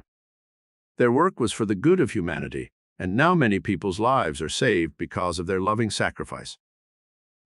Dr. Albert Schweitzer dedicated his life to serving the Africans in the jungles, where he brought healing to thousands. This dedicated man was inspired to dynamic action by his love of people. 7. To increase your flow of dynamic energy for all purposes in your life, have some definite goal which you are trying to achieve. This goal should be readjusted every 5 years or so, for our needs change as we grow older. With this fixed goal in mind, focalize all your thoughts and emotions on its achievement, and soon your brain and body will be flooded with dynamic energy that will inspire you to dynamic action. Elsewhere in our study, we have given some worthwhile goals which everyone is trying to achieve. The 10th key: metaphysical divine love. Master metaphysician Jesus said, "A new commandment I give unto you. Love ye one another." The old law had been an eye for an eye and a tooth for a tooth, a law of revenge and hatred. Undoubtedly, the profound changes civilization experienced after this law was released could be traced to this new philosophical concept of divine love. There are many different types of love. Elsewhere in our study, we learn of the healing power of love and also the need for physical and emotional love in our lives. The most potent type of love for stirring the miracle superforces of your mind is divine love. The human soul searches throughout eternity for its divine counterpart, God. Our earthly experience is a constant quest for our physical mate, for purposes of procreation and carrying on the race. However, the soul has its hunger and its need also. It is for divine love, the divine romance in which man, in the generic sense, searches for his lost half. the God consciousness in a cosmic love that extends throughout eternity. When man once discovers this divine love, he becomes complete and fulfilled. The love of God transforms and transfigures all humanity into the radiant divine image of God Himself. How to release divine love. 1. Do little loving things every day of your life for your friends, relatives, and neighbors. These little kindnesses gradually build the habit pattern of divine love within your consciousness, and in turn, attract loving actions from others. 2. To build the divine love concept, you must first rid your mind of the consciousness of hate, envy, resentment, jealousy, and malice. Whenever such a negative thought enters your mind, say to yourself, I now supplant this negative thought with the thought of divine love. Soon you will have rid your mind of these deadly negative thoughts which counteract divine love. 3. It is not enough to love only our friends and relatives. We should extend divine love to everyone in the entire world. I know it is difficult to hold this cosmic concept of love, for there have been so many enmities throughout the centuries in countries that have long been oppressed by their enemies. Many people hate the Germans, the Japanese, the Russians. The Greeks hate the Turks because they occupied their country for 400 years. Rationally, we can understand such reactions, but spiritually we cannot condone hate of any kind. We must try to rationalize our reasons for hating and then work out a pattern of forgiveness and divine love so we do not come under the negative emotional effects which hatred engenders. A girl who came to my lectures in Carnegie Hall for some time had the most radiant and beautiful expression on her face. I became curious as to why she was so magnetic and attractive. Her features were not too beautiful, but there was a spiritual quality within her that transcended the physical. One day I asked her for her secret of loveliness.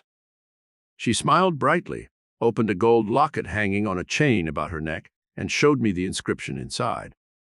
Whom, not having seen, I love. Then I understood the reason for her spiritual beauty and serenity. She loved the entire world and its inhabitants with divine love. 4. Every time you meet someone that you want to hold and interest, practice projecting an invisible golden line between your mind and theirs. Send out the thoughts on this golden cord. I love the divine in you, and you will love the divine in me. People sense our thoughts, and they will instantly respond to thoughts of love and kindness. Another young lady who came to my lectures told me in an interview with her that she could not attract the right type of boyfriend. She wanted to marry and have children desperately, but all the men she attracted seemed so physical and animalistic that she had withdrawn into a shell of solitude and no longer went out on dates with boys. I gave her this golden cord concept and told her to radiate divine love rather than physical or emotional love. She left my office a changed person. Within 1 month, she had 3 proposals of marriage from fine men. Later, she made her choice and married. She now has 3 beautiful children, and her entire life has changed. 5. Your mental states show on your face and in the contours of your body. In order to show to the world the image of divine love, begin at once to change your facial expressions from anxiety, fear, worry, and hate to expressions of love, confidence, peace, and poise. To do this, stand before your mirror and study the various expressions that come onto your face with various emotions. Think of something you hate. Notice how the face assumes an ugly mask. Fear and worry do the same thing. Now change your thought. Think of someone or something that you love. See the uplifted expression of the cheeks and mouth. When you meet people you want to attract or impress, carry the expression on your face that you have when you say, I love you. 6. Another important way for stirring the consciousness of divine love from within is to memorize beautiful and romantic poetry.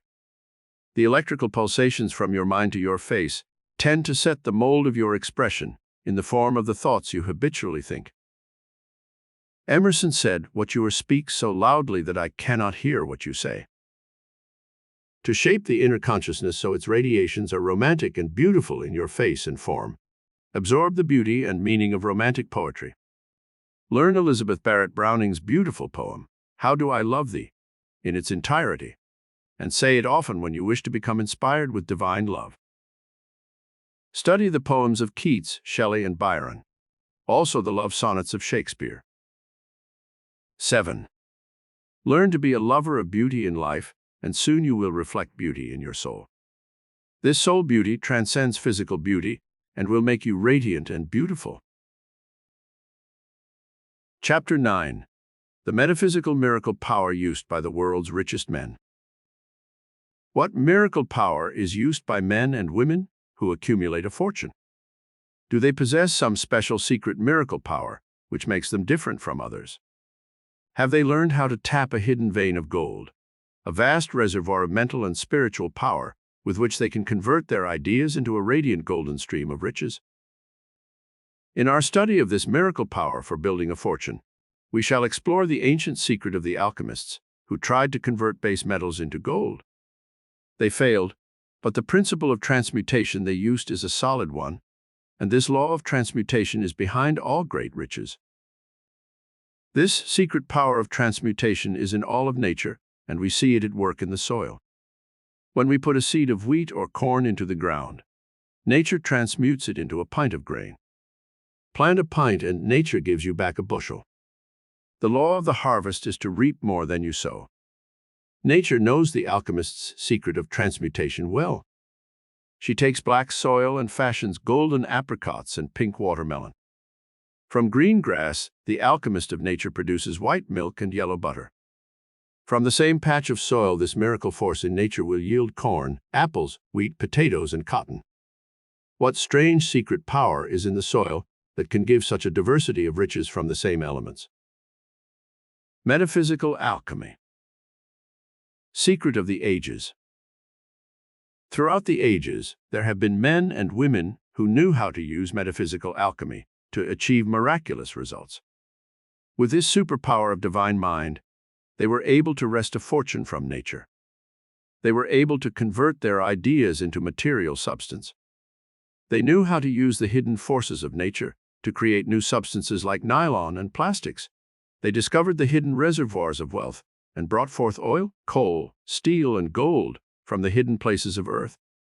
They tapped giant trees and from their resources created mansions and skyscrapers, and from their sap brought forth sugar and rubber. However, nature does not yield her priceless treasures to man easily. There must be a regime of work and study of the laws of nature. There must be a willingness to give something to the universe in return for what we are to receive. Nature does not give man anything. Man must pay a price for all these priceless treasures.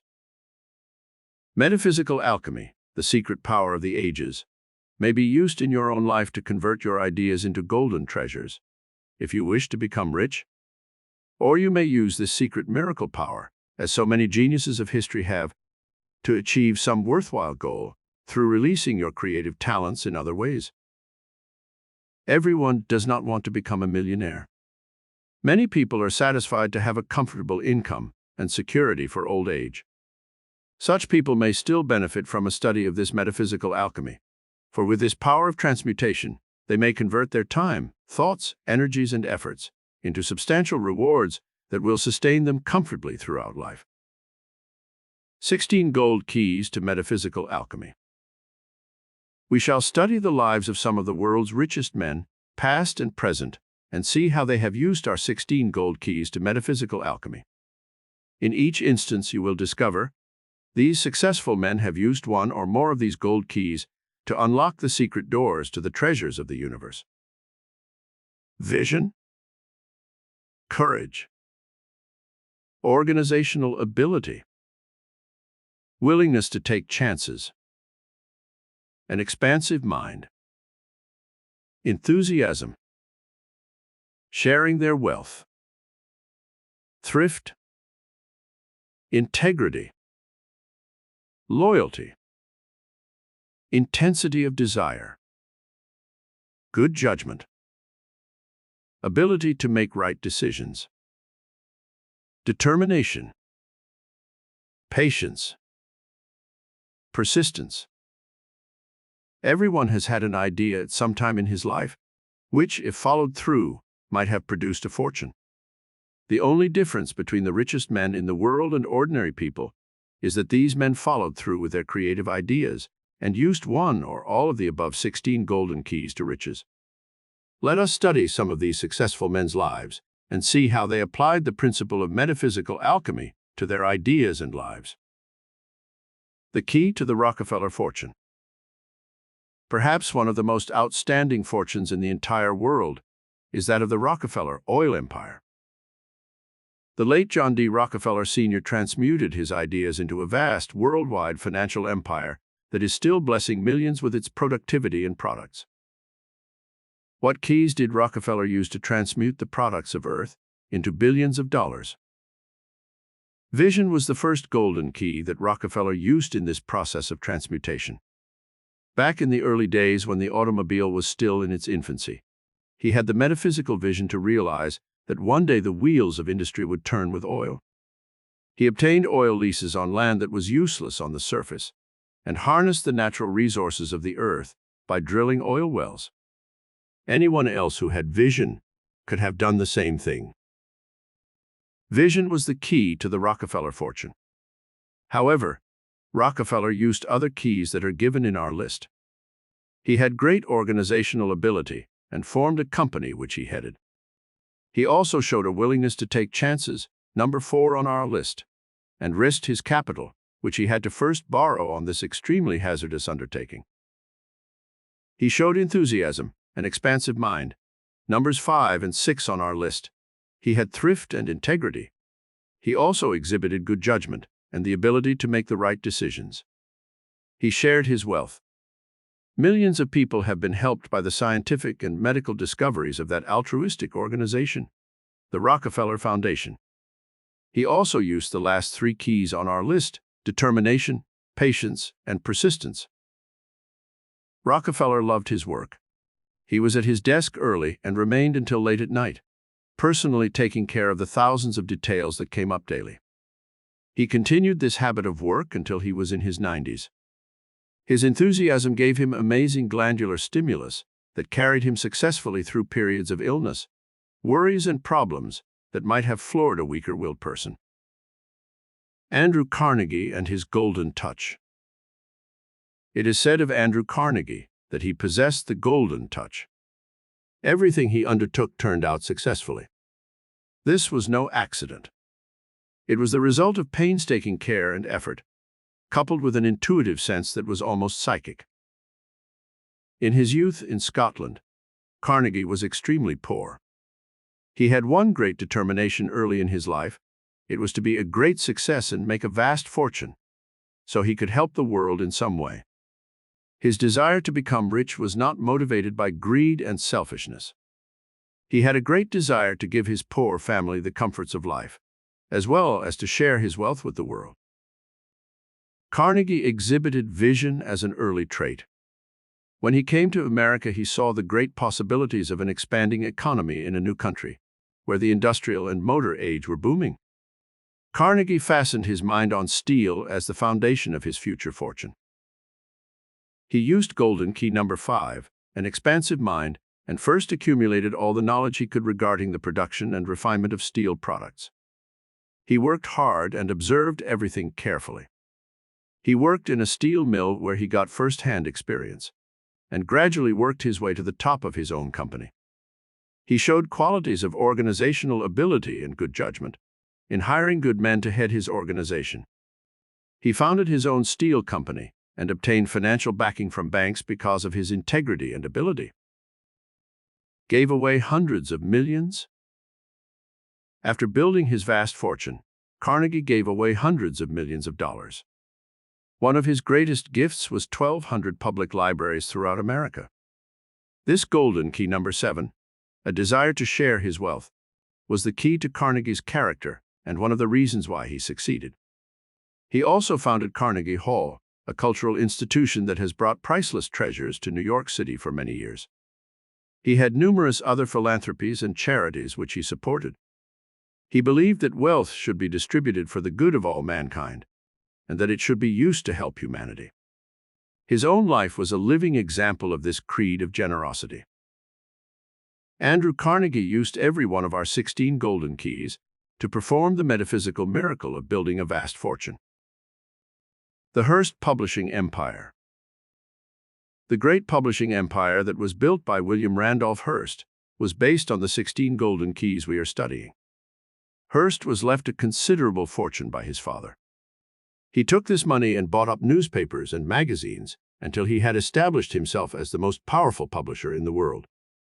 Hearst transmuted ideas into a steady stream of gold that made him one of the world's richest men. What metaphysical miracle power did he use? Hearst started with the golden key of vision, first on our list, for he realized that a growing America would need newspapers and magazines to keep itself informed on worldwide happenings. He used keys number 3 and 12, for he had great organizational ability, and when he chose Arthur Brisbane to become his editorial assistant, he showed good judgment. It was Brisbane who helped Hearst give America the type of journalism it seemed to want. He appealed to the masses with sensational headlines and exciting stories of sex, scandal, and crime, which sold millions of copies of papers. Other golden keys on our list that Hearst used to build his vast fortune were courage, an expansive mind, enthusiasm, loyalty, intensity of desire, ability to make the right decisions, determination, patience, and persistence. Onassis, the Golden Greek. Aristotle Onassis is known as the Golden Greek. He started life as an ordinary seaman, rose to a position as an officer in the Greek navy, and learned all about ships and the sea. He had vision, the first key on our golden list. He realized that modern shipping of goods was too expensive. If he could find a way to use cheaper labor, fewer men, and faster ships, he could make a fortune. He obtained financing and soon had a vast fleet of ships sailing around the world. He is now one of the world's largest ship owners, and his fortune is estimated to be nearly $1 billion. What keys did Onassis use in his climb to fame and fortune? In addition to vision, he showed tremendous determination, 14 on our list. He had courage, willingness to take a chance, enthusiasm, an expansive mind, good judgment, the ability to make the right decisions, and patience and persistence. All these factors combined aided him in his rapid rise to a vast shipping empire. Courage, the key to Henry J. Kaiser's wealth. The main key to the vast fortune built by Henry J. Kaiser is courage. When the government needed ships rapidly in order to win the war in the South Pacific, every builder said it would take months to ready the vessels. Kaiser had the courage and vision to promise the ships within 30 days. This was an impossible feat, and everyone expected him to fail. Kaiser brought the assembly line methods used in manufacturing cars to the shipbuilding field. Within 30 days, the Liberty ships that helped win the war were rolling off his assembly lines. What miracle powers did Henry J. Kaiser use? In addition to courage and vision, this creative genius used the metaphysical keys of organizational ability, willingness to take chances, enthusiasm, integrity, intensity of desire, good judgment, ability to make right decisions, determination, patience, and persistence. The new millionaires of Hollywood. Spectacular successes are the exception, not the rule. However, in the make-believe land of Hollywood, this same metaphysical miracle power of mental alchemy has worked to create new millionaires. In the old days, when movies first began, such people as Harold Lloyd, Charlie Chaplin, Mary Pickford, Griffith, DeMille, Goldwyn, Zanuck, Selznick, and many others rose to positions of fame, power, and riches overnight. In almost every one of these great careers, the golden metaphysical keys we have listed were used. The miracle power of mental alchemy is not dead today. It is as alive and powerful as it was in the days when the above made their fortunes. They say that Frank Sinatra is worth approximately $35 million. What golden keys did he use? He had vision, courage, a willingness to take chances, enthusiasm, intensity of desire, good judgment, determination, and patience. When his career as a singer had run its course, everyone thought he was a has-been. However, he persisted and had a great desire to become a dramatic actor. When the picture, From Here to Eternity, was being cast, He convinced the producer and director of that picture that he should play the leading dramatic role. His success in that part won for him an Academy Award, and he went on to become one of Hollywood's brightest stars and a very rich man. Today, he owns his own record company, a motion picture producing unit, and far-flung interests and properties, including his own private airplane. He is the friend and confidant of presidents and industrial giants. Truly, the metaphysical alchemy he used worked miracles for this unknown Italian boy who started life with 9 strikes against him.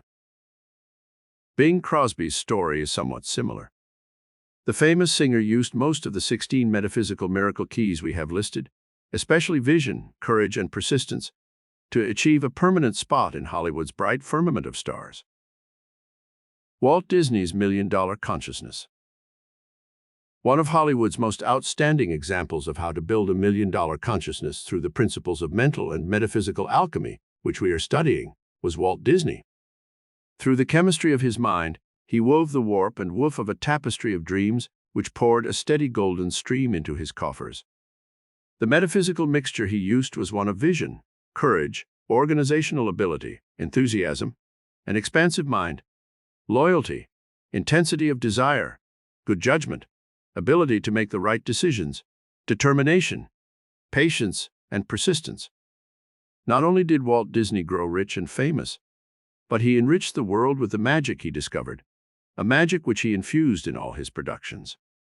He never knew a failure because he first built the consciousness of creative mind, and this in turn enriched his life, as well as the lives of millions throughout the world.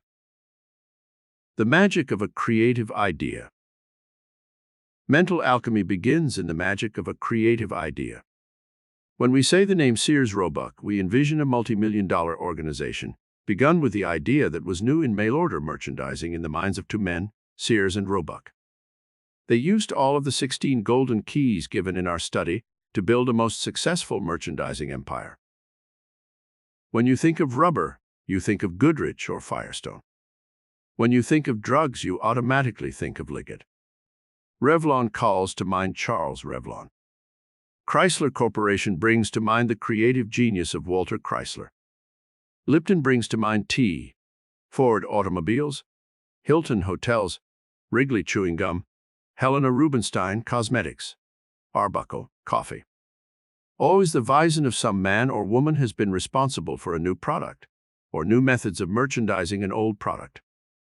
Each of these vast fortunes, represented by the products associated with their names, was created from the mental alchemy of an idea that was projected by the person for whom the product or company was named. In each instance of the above companies or individuals, our 16 metaphysical golden keys were used to create the product and the company. Can one become a millionaire today? Many people complain that in the old days, when most of the world's great fortunes were made, there were no high taxes and anyone could become a millionaire. Today, they argue, it is difficult, if not impossible, to become rich. Let us examine this theory more fully in our study of how to put to our own use the secret miracle power employed by the world's richest men. Let us briefly study 6 examples of new millionaires who were recently interviewed on David Susskind's television program, Open End. The program was called Money Talks. Edward Lamb began as a corporation lawyer early in his career. He ran for the Senate on the Republican ticket and was defeated during the Depression years. He became vitally interested in sociological problems during the lean years of the 30s and became associated with the labor movement. He has represented all 77 of the national and international labor unions. He believed that the road to riches lay in the direction of serving mankind. Later, Mr. Lamb went into the newspaper publishing business and gradually built a $50 million empire of many and diverse interests. When he was asked, "How does it feel to be rich?" he replied that one does not actually ever feel rich, for one's wealth is always measured by the size of one's debts. His incentive in life is the fun of accomplishment, the desire to serve humanity, and a natural instinct to want to be on the winning side. Mr. Lamb has used all of our metaphysical golden keys in his rise to fame and fortune. Tremendous responsibility of riches.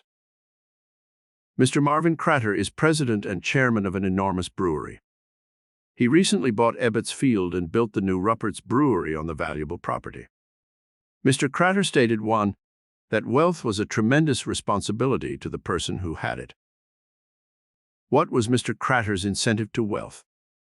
He started life under humble circumstances, but he had a tremendous desire to advance his interests so he could afford the comforts of life. Wealth, he declared, is comforting, but you cannot stop easily when you have made the first million.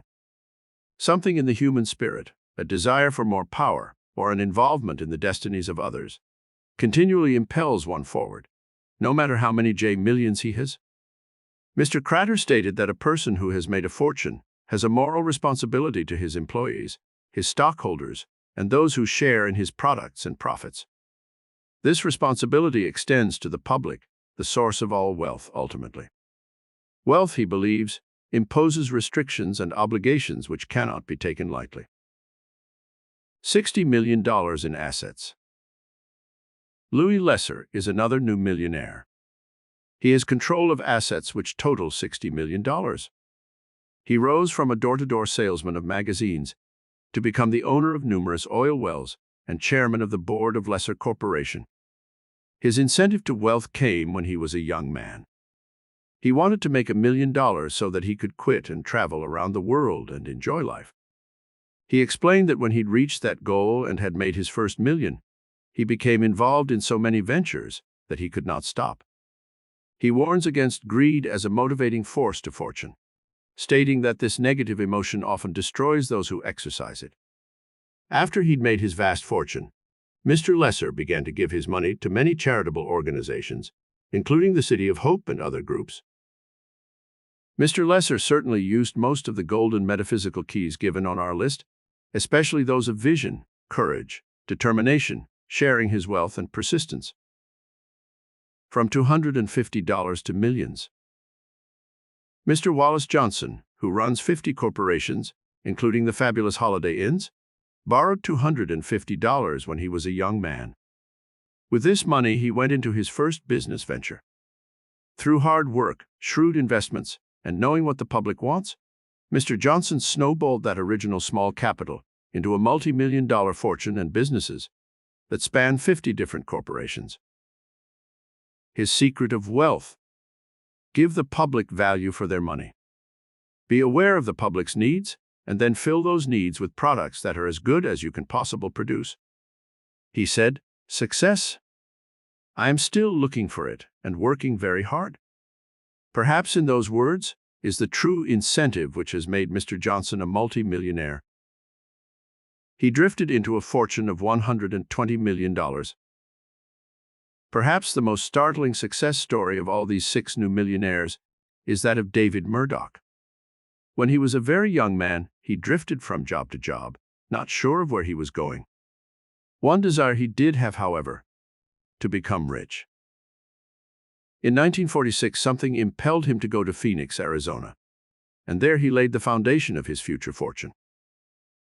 His investments in real estate and other business ventures, his faith in the great destiny of the West, and his overwhelming desire for achievement were the keystones to the building of his vast fortune. He surely showed vision, determination, courage, good judgment, ability to make the right decisions, an expansive mind, and determination, patience, and persistence in his climb up the ladder of success. The challenges of life spurred him on. Thomas J. Bullock started out to seek fame and fortune at the age of 26.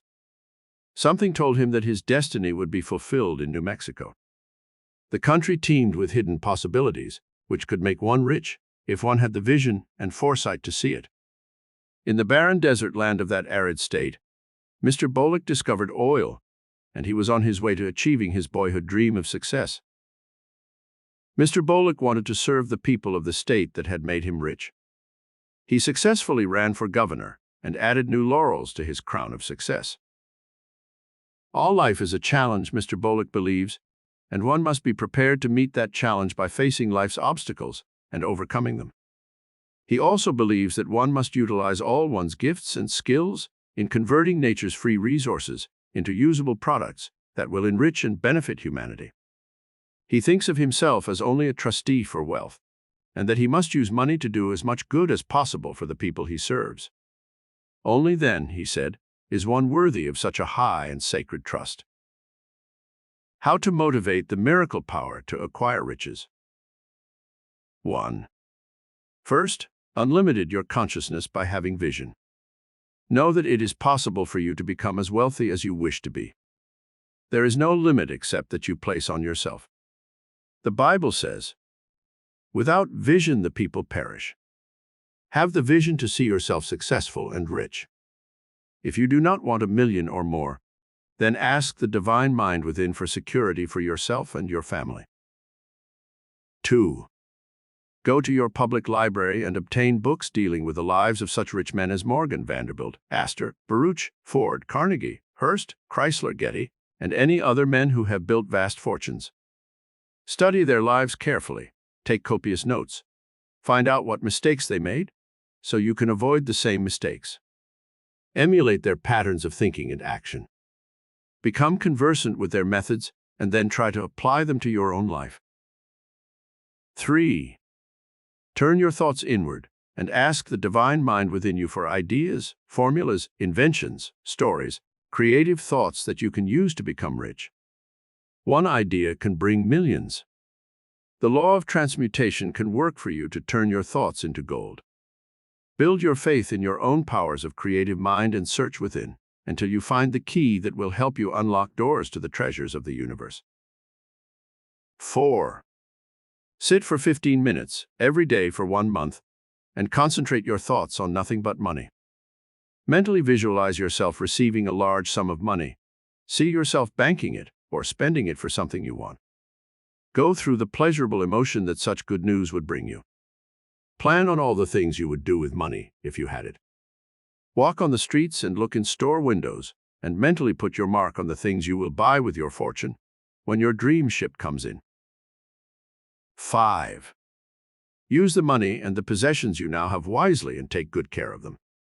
This will prove to your higher mind that you are capable of taking care of a big fortune and of spending it wisely. Many people waste their money, their food, and their time. Such wasteful habits prove they are not yet ready to assume the full responsibility of having a fortune or better homes or possessions. 6. Treat your present home as if it were a palace, to prove to your higher mind that you are worthy of a finer home. Decorate it as tastefully as possible. If it is even a small room, keep it clean and neat.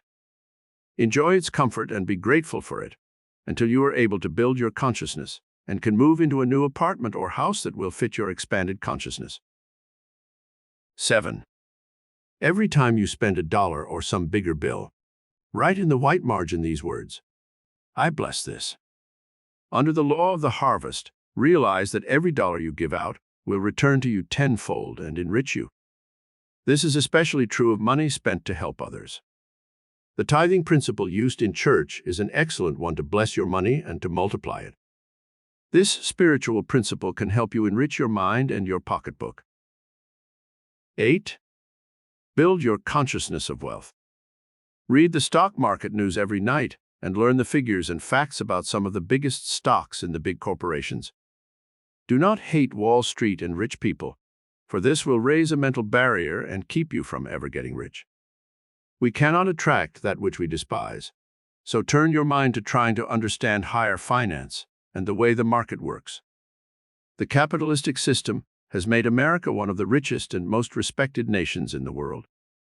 Millions of Americans have a part in American industry, and such big businesses as American Telephone, General Motors, Ford Corporation, Radio Corporation of America, Standard Oil, and Chrysler are really owned by the people who own the stock.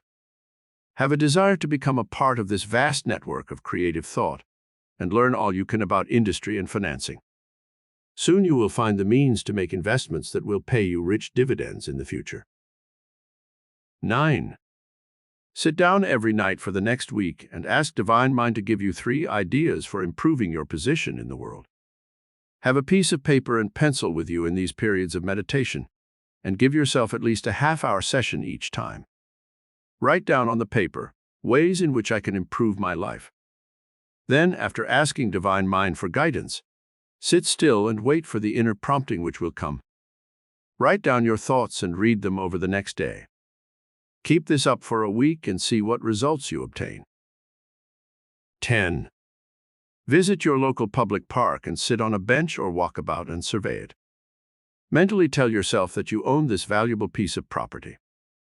It is your own private estate, and you are enjoying it as if it were really your own. This exercise will give you a sense of possession and pride of ownership. Actually, you do own that park as much as any of the other people who walk there and enjoy its beauty. The fact that it does not have a fence around it, or that you don't have a deed to it, should not keep you from enjoying it. This exercise will expand your consciousness and vision. 11. Do the same thing with your public library and art gallery or museum. These public institutions, endowed by wealthy men, belong to you. Use them, enjoy them, be grateful for the treasures they possess, and enrich yourself at the fountains of knowledge, inspiration, and beauty which they possess. 12. Ask yourself, am I using my time wisely? Time is golden. It is the very essence of life and success. The precious hours that you may be wasting could, under our alchemist's law of transmutation, be turned into priceless treasures through the creative genius of your mind. Ask a millionaire on his deathbed which he'd rather have, another $1 million or a few more moments of time. He would choose time rather than money.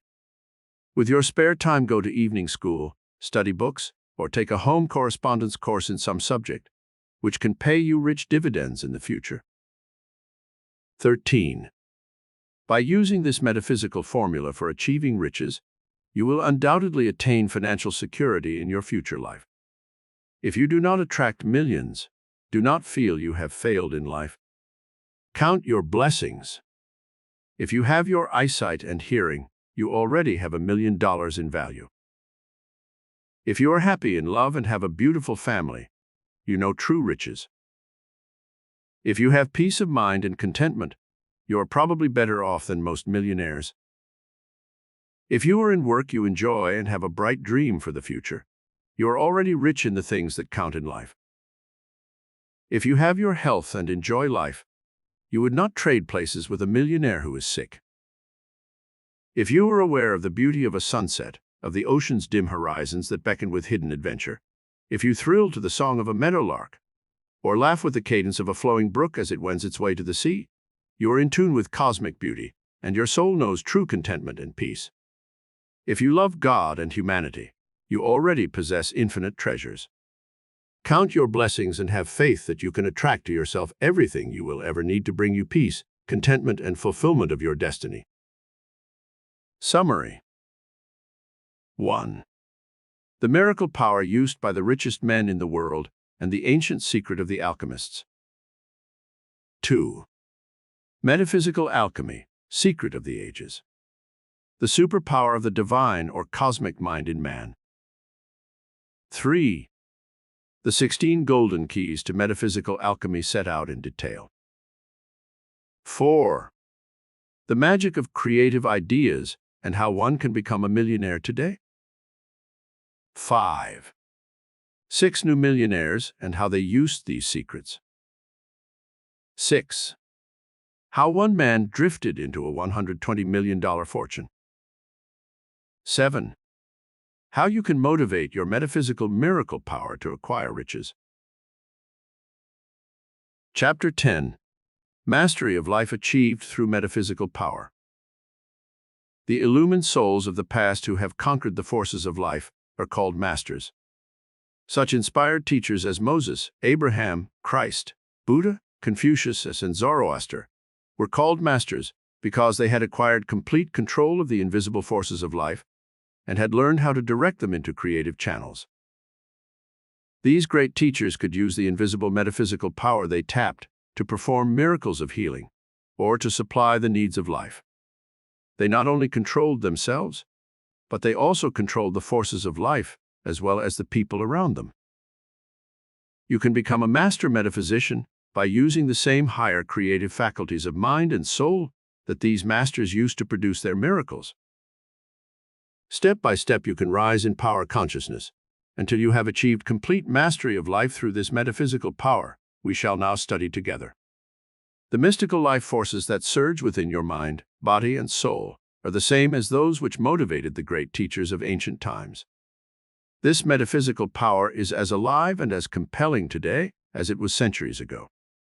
In fact, with our modern scientific knowledge and our advances in all fields of learning, we can utilize this higher metaphysical power to better advantage today than ever before. Divine science, the lost art. There is a divine science which is above the physical and material sciences that man uses in his laboratories, and which has produced such miracles as the splitting of the atom and our exploration of space. Divine science is the lost art of the ages. There is a consciousness in man's soul, which is known as soul perception, which is even greater than the consciousness possessed by the conscious and subconscious minds. When you once learn how to tap this strata of the divine mind of the cosmos, you can discover secrets that are reserved only for those who are initiated into the divine mysteries of the universe. Locked in the cells of man is the divine pattern that God has placed in his universe for all creation. When man reproduces his own kind, he does not have to search for a blueprint to create another human being. This mystic design is in every cell and atom of the living, vibrant, created universe. A blade of grass knows how to reproduce itself perfectly. An orange has this mystic pattern for creating another orange within its innermost depths. Think of the miracle of that golden fruit, encased by a protective shell to keep insects and animals from destroying it, holding in its hidden depository the precious seed for its perpetuity, and encasing in its innermost dimensions the sweet distillation of sun and soil and heaven-sent rains. This is a profound metaphysical miracle which all the science and skill of man-made knowledge cannot describe or duplicate. God's secret power in the invisible. God has placed his secret power, the metaphysical creative principle of life, in the realm of the invisible. Here it is that all the forces of nature are at work. Here, in the realm of the invisible, man may work to control his life forces and the universe in which he lives. Great magnetic and electrical currents exist in the invisible realm where they work their magic in the sea, in the soil, and in the atmosphere in which man exists. Powerful forces of capillary attraction exist in the earth. Gravity pull with its vast magnetic fields controls the tides of the oceans. Electrical currents touch off thunder and lightning storms and control our weather. Vast stellar forces exert a powerful influence on our Earth. Radio, cosmic, ether, and radioactive waves bombard our planet from outer space, and yet all these forces are perfectly balanced and sustain life on this Earth in perfect harmony. Man's mind exists in this universal dynamo of power, working in its own dimension of time and space, and it may channel any or all of these invisible dynamic forces and use them to perform miracles of all kinds. Mastery, the path of achievement. In order to achieve any goal in life, there must be complete mastery of the self and of the multitude of invisible forces which surround us on this planet. The regime of mastery must begin with the self, for it is through the self that consciousness of cosmic awareness. The great teachers could control and master the invisible and mysterious forces of life, because they first learned how to master their own thoughts, their emotions, their spiritual powers of meditation, concentration, and projection. The 6 realms of metaphysical control. There are 6 realms of metaphysical control. You can achieve complete mastery of your mind, your environment, other people, and the invisible forces of life when you once exercise these 6 realms of control. First realm of control. Mastery of your thoughts. All control of our life forces must begin with control of our thought currents. As thoughts are electrical and magnetic, they exert a powerful effect on our brains and on our bodies. They also go out into time and space and affect other people. The person who has control of his thoughts can direct tremendous forces and exert a powerful influence on his body, his environment, and on other people. The body's health is determined to a great extent by the thoughts one thinks. In modern psychosomatic medicine, which has to do with the effect of the thoughts and emotion on the physical body, it has been found that almost every type of human disease can be caused by man's destructive and negative thoughts. Just as disease can be induced by destructive thoughts, so too Health can be created in the body cells by the judicious selection of positive, life-giving thoughts, and healing can take place in the sick when their thought atmosphere is changed from a negative one to a positive one. Proof of the power of thought. A woman who had a benign tumor in her abdomen, which made her look as if she was pregnant, was given thought control through autosuggestion that her tumor would shrink and gradually disappear. This type of autosuggestion was given by the woman to her higher mind every night and morning for a period of 3 months. At that time, the tumor had shrunk to the size of one's fist.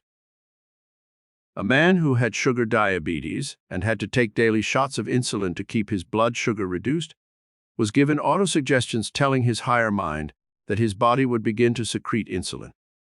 He kept up these autosuggestions, and within a month he lessened the amount of insulin taken.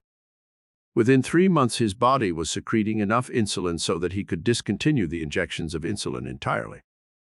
Doctors always hasten to point out that all cases do not respond to this type of autosuggestion, but even if a few cases respond, it proves that there is some power within the mind of man which can be reached for purposes of healing under the right conditions. Rather than try to heal sickness, man can try to prevent it through a process of thought control and positive mental and emotional action. If thoughts can make man sick, dynamic spiritual action mentally can also heal him of sickness. Regime for control of your thoughts. 1. Sit for half an hour a day and meditate on your thought processes. Be conscious of your thoughts all during that time. At first, do not try to control them. Let them run rampant, but be aware of what is happening. You will see how uncontrolled they are, how they jump here and there without any order or control. The second day of your meditation, try to stop the rapid changing of thoughts and select one thought at a time. Fasten your mind on that thought and think exclusively of it, and do not let go of the thought until you choose to.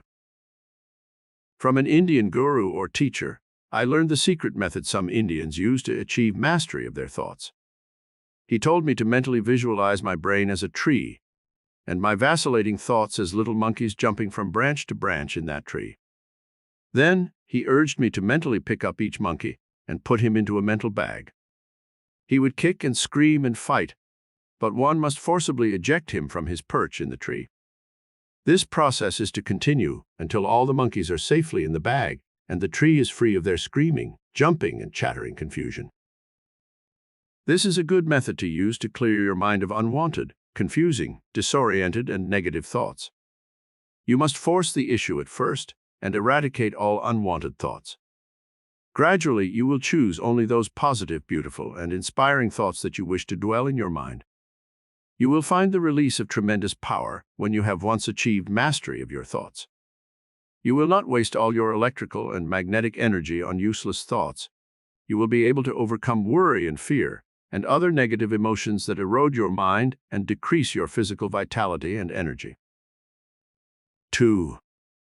Now you are ready for the process of selection of suitable thoughts that you want to occupy your mind. Your destiny is shaded by your thoughts.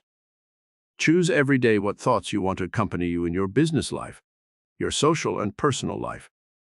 These should be thoughts that are inspiring, good, healthful, beautiful, opulent, joyous, expectant, and friendly. If you want to motivate people to friendly action with your thoughts, send out the magnetic thoughts of love and friendship. Emerson's injunction of how to have friends is a good one. To have a friend, be a friend. Passive love treatment to control others. One lady who came to my lectures in Carnegie Hall complained that her husband nagged and abused her constantly. She could hardly stand being in his presence because of his constant negativity and criticism. I told her how to insulate her mind against this barrage of negativity by simply saying to herself every time he was negative, "I send you only thoughts of love and kindness. You are created in the image and likeness of God, and I see only the divine image within you." She held to her course of passive love treatment for a month. She came back and told me that for some mysterious reason, her husband had begun to change in his attitude toward her. One day he said, "What's the use of my screaming at you when you greet every word I say with that vacant stare and half-smile?" The magic of love gradually transformed her husband into a peaceful, understanding man. 3. Remove the negative charges that are in many thoughts and words. Refuse to entertain thoughts in your mind of things you read in the papers of killings, accidents, disasters, and robberies. These negative charges must be removed every night before you go to sleep, or they will haunt your conscious and subconscious minds and interfere with the free flow of electrical and magnetic currents to your body cells. One simple affirmative statement which you can say every night before going to sleep will help you clear your mind of these negative charges. I now discharge from my mind all negative thoughts of every kind that I have put into my consciousness today. I insulate my mind with positive thoughts. I am created in the image and likeness of God spiritually. I am under His divine protection, and while I sleep, my consciousness shall be bathed with His divine love, His beauty, His peace, His radiant joy. I now consign myself to His loving care and sleep soundly and safely, cradled in His loving arms. 4. During the day, while at your work or in your home, direct your conscious minds in the choice of thoughts that you shall think. Thoughts are like guests who inhabit your house. You would not choose unruly, boisterous, common visitors to come to your home who might destroy your furniture, burn holes in your carpets, and shatter your peace of mind with rude, coarse behavior. Your thoughts are also invited guests that inhabit your mental house. They can make of your mind a palace or a hovel. The choice is up to you. You can choose thoughts that are lofty, beautiful, and inspiring, and these will give a coloration to your mind and your personality that will enchant everyone you meet. 5. Avoid saying words that are obscene or telling stories that are undignified and common. They may make people laugh momentarily, but every time they think of you, they will associate you with the obscene words you used. Maintain dignity and an awareness of your high quality, and soon people will have greater respect for you. Second realm of control, nerve energy. In the yoga philosophy of India, we learn that the life force, or prana, radiates throughout the entire body and gives one energy and vitality. When it is abused, this nerve energy is dissipated and wasted, and the body becomes weak and debilitated. The following regime must be mastered in order to gain control of your nerve energy. It will give you more power, better health, youthful vitality, and a more radiant personality. Regime for control of nerve energy. 1. Electricity and magnetism radiate from your brain centers to all the nerves and muscles of your body. If this life force is dissipated, the cells and nerves of the body are starved and suffer grave consequences that can even make one sick. To control the nerve energy, you must avoid all unnecessary movements of the hands, feet, and body. Sit in practice sessions of 5 or 10 minutes and hold your body absolutely still. Do not move a muscle. You may have to blink your eyes at first until you have achieved control of even this function. As you hold your body in this type of rigid control, breathe deeply and hold the breath for a count of 4 before releasing it. The electricity and magnetism which radiate to your nerves is in the air about you. You must breathe it into your lungs consciously, and then after holding it for 4 counts, exhale it. You build the prana or life force through your breathing. 2. Now sit in practice and meditate on one specific part of your body. Say your right hand. Consciously move each of your fingers, closing them and shutting them at will. Then move your concentration up your arm to your shoulder.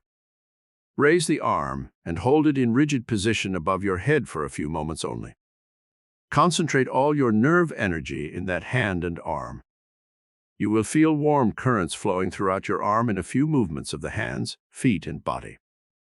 Sit in practice sessions. Many people have used this method for zone therapy to heal parts of their body by concentrating on sending the healing magnetic currents to the affected parts. One lady in our class work in Carnegie Hall had a son who was in the army stationed in a very cold country. He complained in his letters how cold he felt at night and how his feet nearly froze. His mother wrote telling him of the method of nerve control she had learned, and the boy tried it, sending his concentrated nerve energy to his feet. He said that in a few moments' time they became so warm that he had to put them outside the blankets to cool them. Energy flows wherever you direct your thoughts. Nerve current flows instantly where you think. Many people who have had sluggish hearts or inefficient stomachs have used this method of nerve control to direct their thoughts on the ailing organ and have achieved miraculous results in a short time. 3. To direct nerve energy to your brain for inspirational and creative power, visualize your breath as a golden beam of light which radiates up your spinal column to your head and floods your brain with its creative energy. As you breathe deeply to 10 or 15 counts, press your diaphragm and feel that the column of air is like a fountain, shooting its pranic force up your spinal cord and radiating over your brain in a golden flood of power and inspiration. Your brain will come to life when you use this exercise, and you will be able to create wonderful things. Most of our great geniuses in the arts and sciences use this secret power to turn on the inspirational nervous energy of their brain. Third realm of control. Your emotions.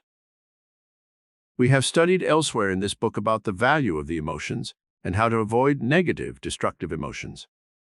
Now let us learn the regime for control of all the mind's and body's emotions, so we can better direct the life force for creative and constructive purposes. Regime for control of your emotions. 1. Mastery of your emotions is essential if you are to become a master of life. You cannot let your emotions control you. You must control the emotions, especially the negative ones. We know that the most destructive emotions are fear, hatred, worry, jealousy, greed, and selfishness. We also know that the positive emotions are love, joy, good, charity, forgiveness, and compassion. When a negative emotion tries to control your mind, substitute its opposite emotion immediately. For instance, when you are actively hating some person, realize this emotion is destructive and will harm you in some way. Change the thought to one of love and understanding. If you cannot really love the person, try to understand him and reason out why he acts the way he does. Then become tolerant of the person and neutralize your hatred of him and his actions. When you feel miserable and unhappy, substitute a positive emotion in its place. Try to visualize some good that is coming to you, or some past event that brought you happiness, and by dwelling on this positive emotion, you will automatically neutralize the negative one. 2. Practice each day with a new positive emotion until you are able to build a control regime for every emotion and every day of your life. Choose a different emotion for each day and live in the conscious awareness of that emotion for that day. For example, Monday, your tranquility day. Concentrate your thoughts on remaining tranquil and calm no matter what happens. Tuesday, your day of courage. Face life's problems with courage and do not flinch from facing reality. Wednesday, your day to live with beauty. Find new beauty in your environment. Be aware of nature's beauty. See the beauty of soul in everyone you meet. Thursday, your truth day. Practice to see the truth and express the truth in your dealings with others. Friday, your day of love. This healing emotion should be expressed all day in all contacts with others. Saturday, your day of forgiveness of others' slights, sins, and offenses against you. Sunday, your day of contemplation on the divine mystery behind all life. A day of worship and prayer. Fourth realm of control. Your body. The body can make insatiable demands on your mind and time if you do not control it and its appetites. Nothing is ever perfect. It's either too hot or too cold. Appetites nag the body constantly, from a desire for food and water to a desire for sexual satisfaction. The true master learns that he must control his body early in life, or he will spend a lifetime in misery and discomfort. Regime for control of your body. The following regime is the one used by higher yoga in India for this body control. 1. Sit in the Buddha pose with your legs folded under you and your hands resting in your lap. Now concentrate the power of your mind on the area of your head. Close your eyes as you do this exercise. Visualize your head with its functions of sight, taste, smell, hearing, and thinking. See your brain as a physical organ capable of all kinds of thoughts and emotions. Hold your thoughts on your head for several moments and try to control each of the 5 senses. Be aware of your sense of hearing. Listen to the sounds in the room, the clock ticking, the sounds in the street, the distant barking of a dog, or the blowing of a siren. 2. Now concentrate on your sense of sight. Open your eyes and look about the room. Register as many objects as you can see. Hold your gaze on a spot on the wall for a count of 10. Increase it until you can hold your eyes on one spot for a period of 5 minutes or more without blinking.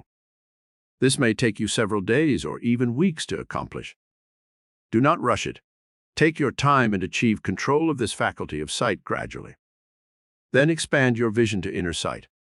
Close your eyes and see how many mental pictures you can accurately recall from your past. Hold your body still while you are performing this exercise. 3.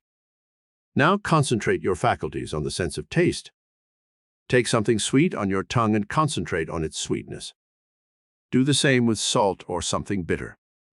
Let your faculties dwell on what you are tasting and nothing else. 4.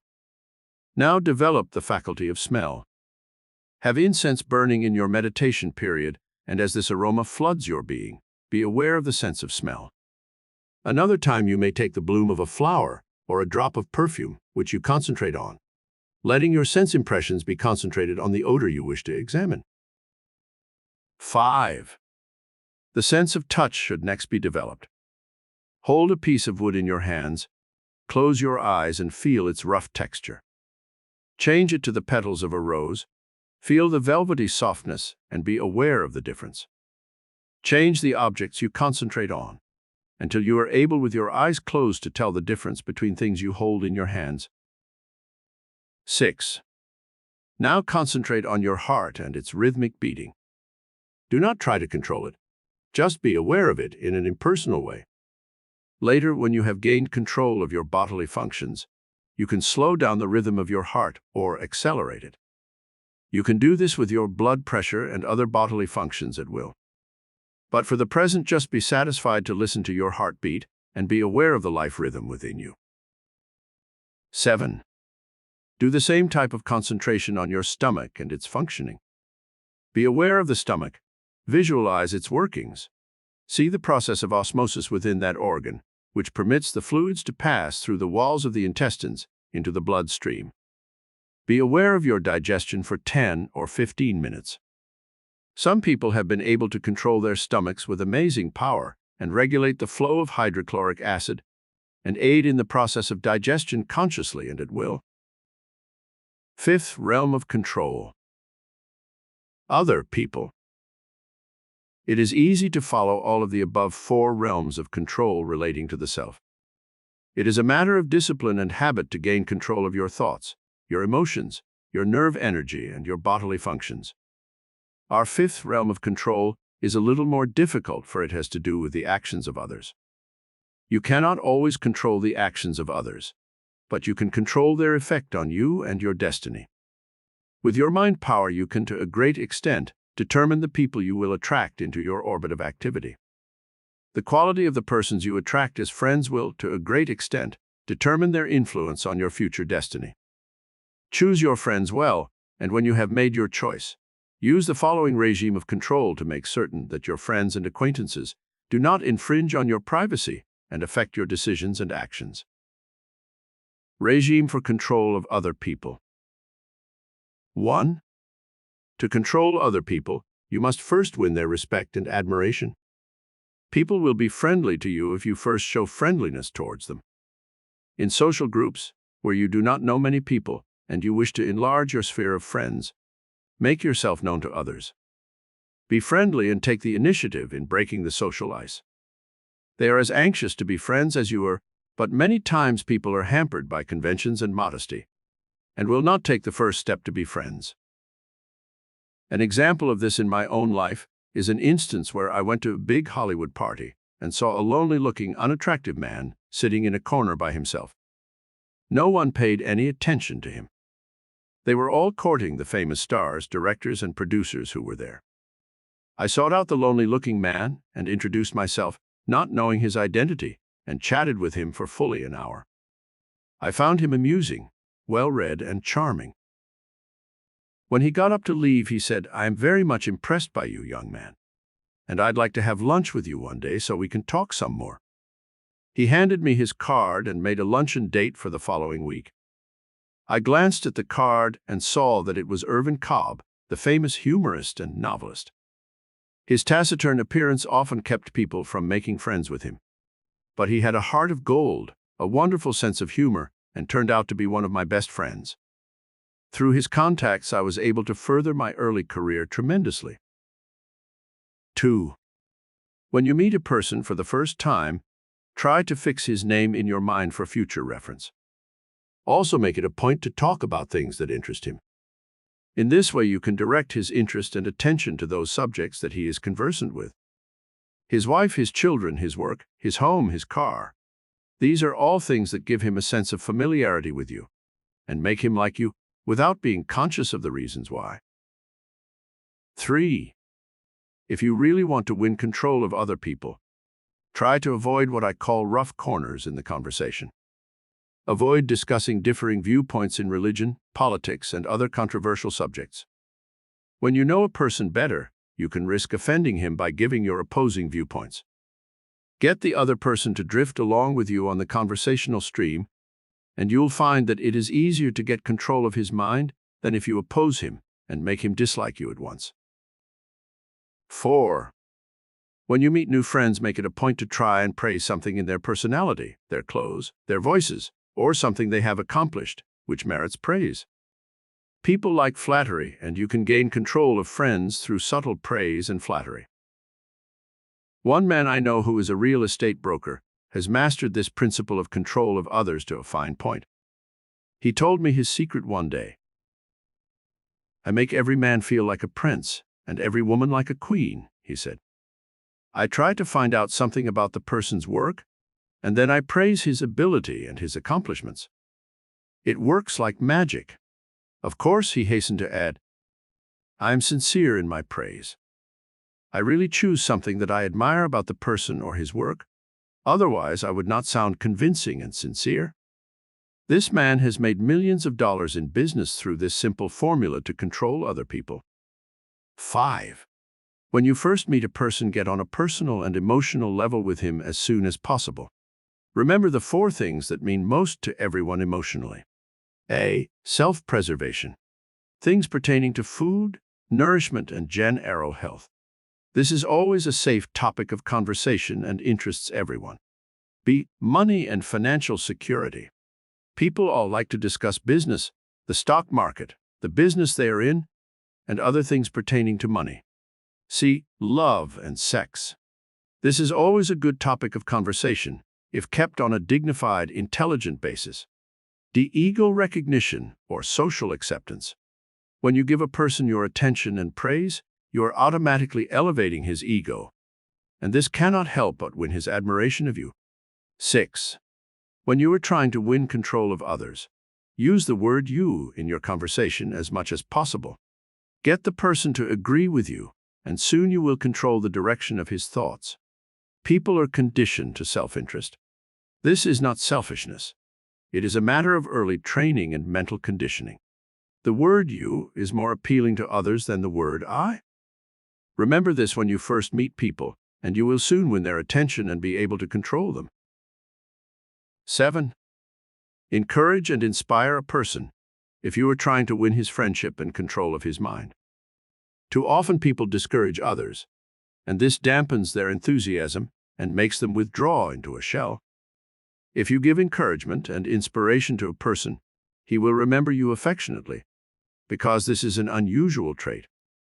Most people knock others and tend to discourage and disparage them. The 6th realm of control. Soul perception.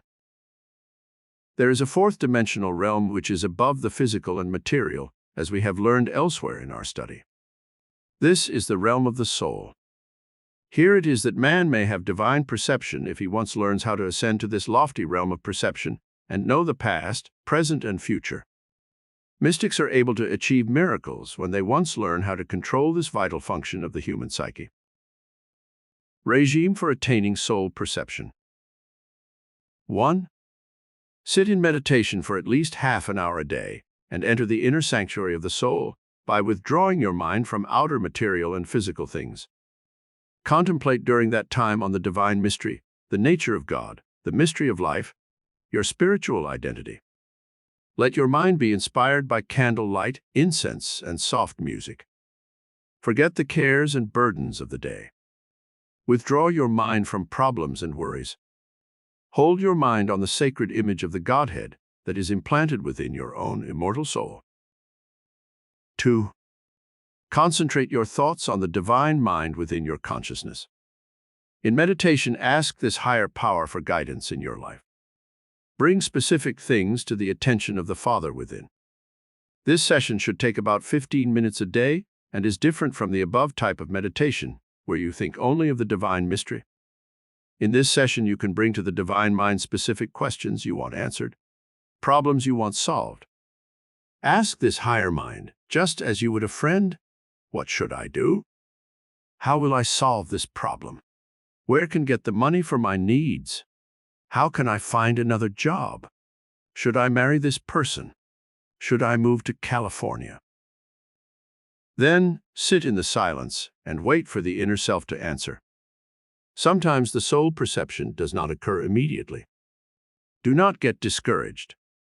Go about your regular activities, and suddenly, like a flash of inspiration, the answer will come. Soul perception gives you clues as to your future events, persons you will meet, and trips you will take, long in advance of the materialization of the actual physical or material event. 3. Soul perception comes when we are peaceful and quiescent. Still the turbulence in your environment if you wish to receive the divine pulsations of intuition and prophecy. See how this divine force works in nature. It is in the still, secret places of the earth that the acorn sports and grows. It is within the innermost, silent places of the egg that the chick matures and grows strong enough to burst forth from its prison house. Soul perception flourishes in an atmosphere of peace and stillness. It vanishes in the presence of discord, friction, bickering, selfishness, and greed. When you want intuitive guidance for any purpose of life, surround yourself with an atmosphere of quiet, order, and harmony.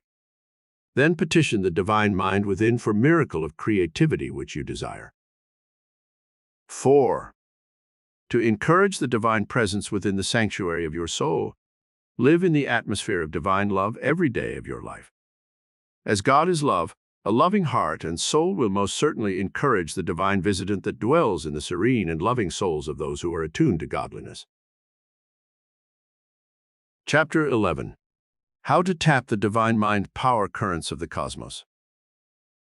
There is a vast tidal wave of cosmic power that ebbs and flows throughout the interstices of the universe.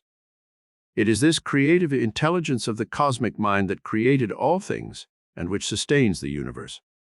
When you once learn how to tap the divine mind power currents of the cosmos, you will be in tune with the infinite, and all metaphysical power will be yours. Let us study the methods by which this cosmic power radiates throughout creation and learn how we may avail ourselves of its omniscience, omnipotence, and omnipresence. There is a miracle power in every blade of grass, and a divine mystery in every robin's egg. With all his scientific knowledge and skill, man is not yet able to duplicate the mysterious forces of the cosmos. He can, however, work with them and perform seeming miracles. See how the cosmic intelligence created trees so they could breathe in the carbon dioxide that humans and animals exhale and replace it with fresh, life-giving oxygen. See how this cosmic intelligence produces from the soil the food, the lumber, gold, oil, and coal that mankind needed to survive throughout the ages. And now, when these natural resources are being used up rapidly, future generations can be heated and motorized by the cosmic power that was released through the splitting of the atom. See what vast resources this cosmic intelligence has placed within the Earth's seas. Fish for food, gold, diamonds, and oil in abundance, which man is now learning how to extract from the Earth's seas. See the miracle of a growing tree, which gives man shelter, food, lumber, rubber, sugar, fruits in abundance, and perfume and flowers. The cosmic mind has not neglected one single aspect of man's needs in its creation of the universe. See how the divine mind power currents of the cosmic mind work in the lower forms of creation. The swallows of Capistrano always know the exact day to fly back to their nests in the famous mission. The salmon knows how to swim back upstream to spawn and complete its life cycle. One eel in the Saragossa Sea swims back 3,000 miles to where it was born, to lay its eggs and hatch its young. So accurate is its cosmic memory that it never forgets the place where it was spawned. In nature, this cosmic mind has given to all its creatures protective cover and camouflage for their perpetuation. The snake is modeled and colored like its environment. The crab and the armadillo are given bony armor to protect them from their enemies. The squid and the octopus eject a stream of inky substance to conceal themselves when in danger. The puff adder blows itself up with air into a formidable size to frighten off its enemies. One species of lizard is able to detach its tail when it is caught, and later grow a new tail. There are thousands of these amazing miracles in the realm of nature. When we examine them carefully, we must be convinced that some superior intelligence is at work in the universe, which not only created all things, but sustains them with a miraculous system of instinct and built-in intelligence that automatically causes them to perpetuate their species and survive. The divine mind within man. When he was questioned about the amazing miracles that he performed, the master metaphysician Jesus replied, "It is not I, but the Father within. He doeth the work." Who was this mysterious Father within of which Jesus spoke? Obviously, it was a higher power than the master's own conscious mind, or he would not have made such pointed reference to it. Now, with our modern understanding of the human psyche and the studies made by our psychologists and scientists, we know that this statement by Jesus referred to a divine mind power which radiates in and through all human beings, and that man may tap these divine currents for all kinds of miracles. When we see the miracles of healing that are performed through the medium of prayer, faith, and spiritual meditation, we must be convinced that some dynamic superforce is set into motion in the human consciousness, which does the work of healing in the body. This divine mind power which flows throughout the cosmos is focalized in the human consciousness in dynamic currents, and when a person knows how to release this spiritual power, he can literally perform miracles. 5 channels through which divine mind works. In order to use this power of the divine mind, you must first understand how it works. Just as electricity was in the atmosphere for millions of years and could have been tapped by man for his use, so too, this divine mind power is available for any person who wants to use it. But first, he must understand the dynamic universal laws under which it works. There are 5 channels through which the divine mind power currents of the cosmos work. They are: 1. The conscious volitional mind, where man has the power to choose his destiny and the events of his life. 2. The sense perceptions which reveal the physical and material universe. 3.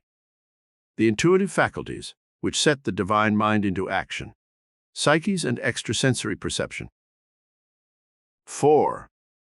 Soul perception, man's inner spiritual awareness, in which God speaks to man in the silence of man's own immortal soul.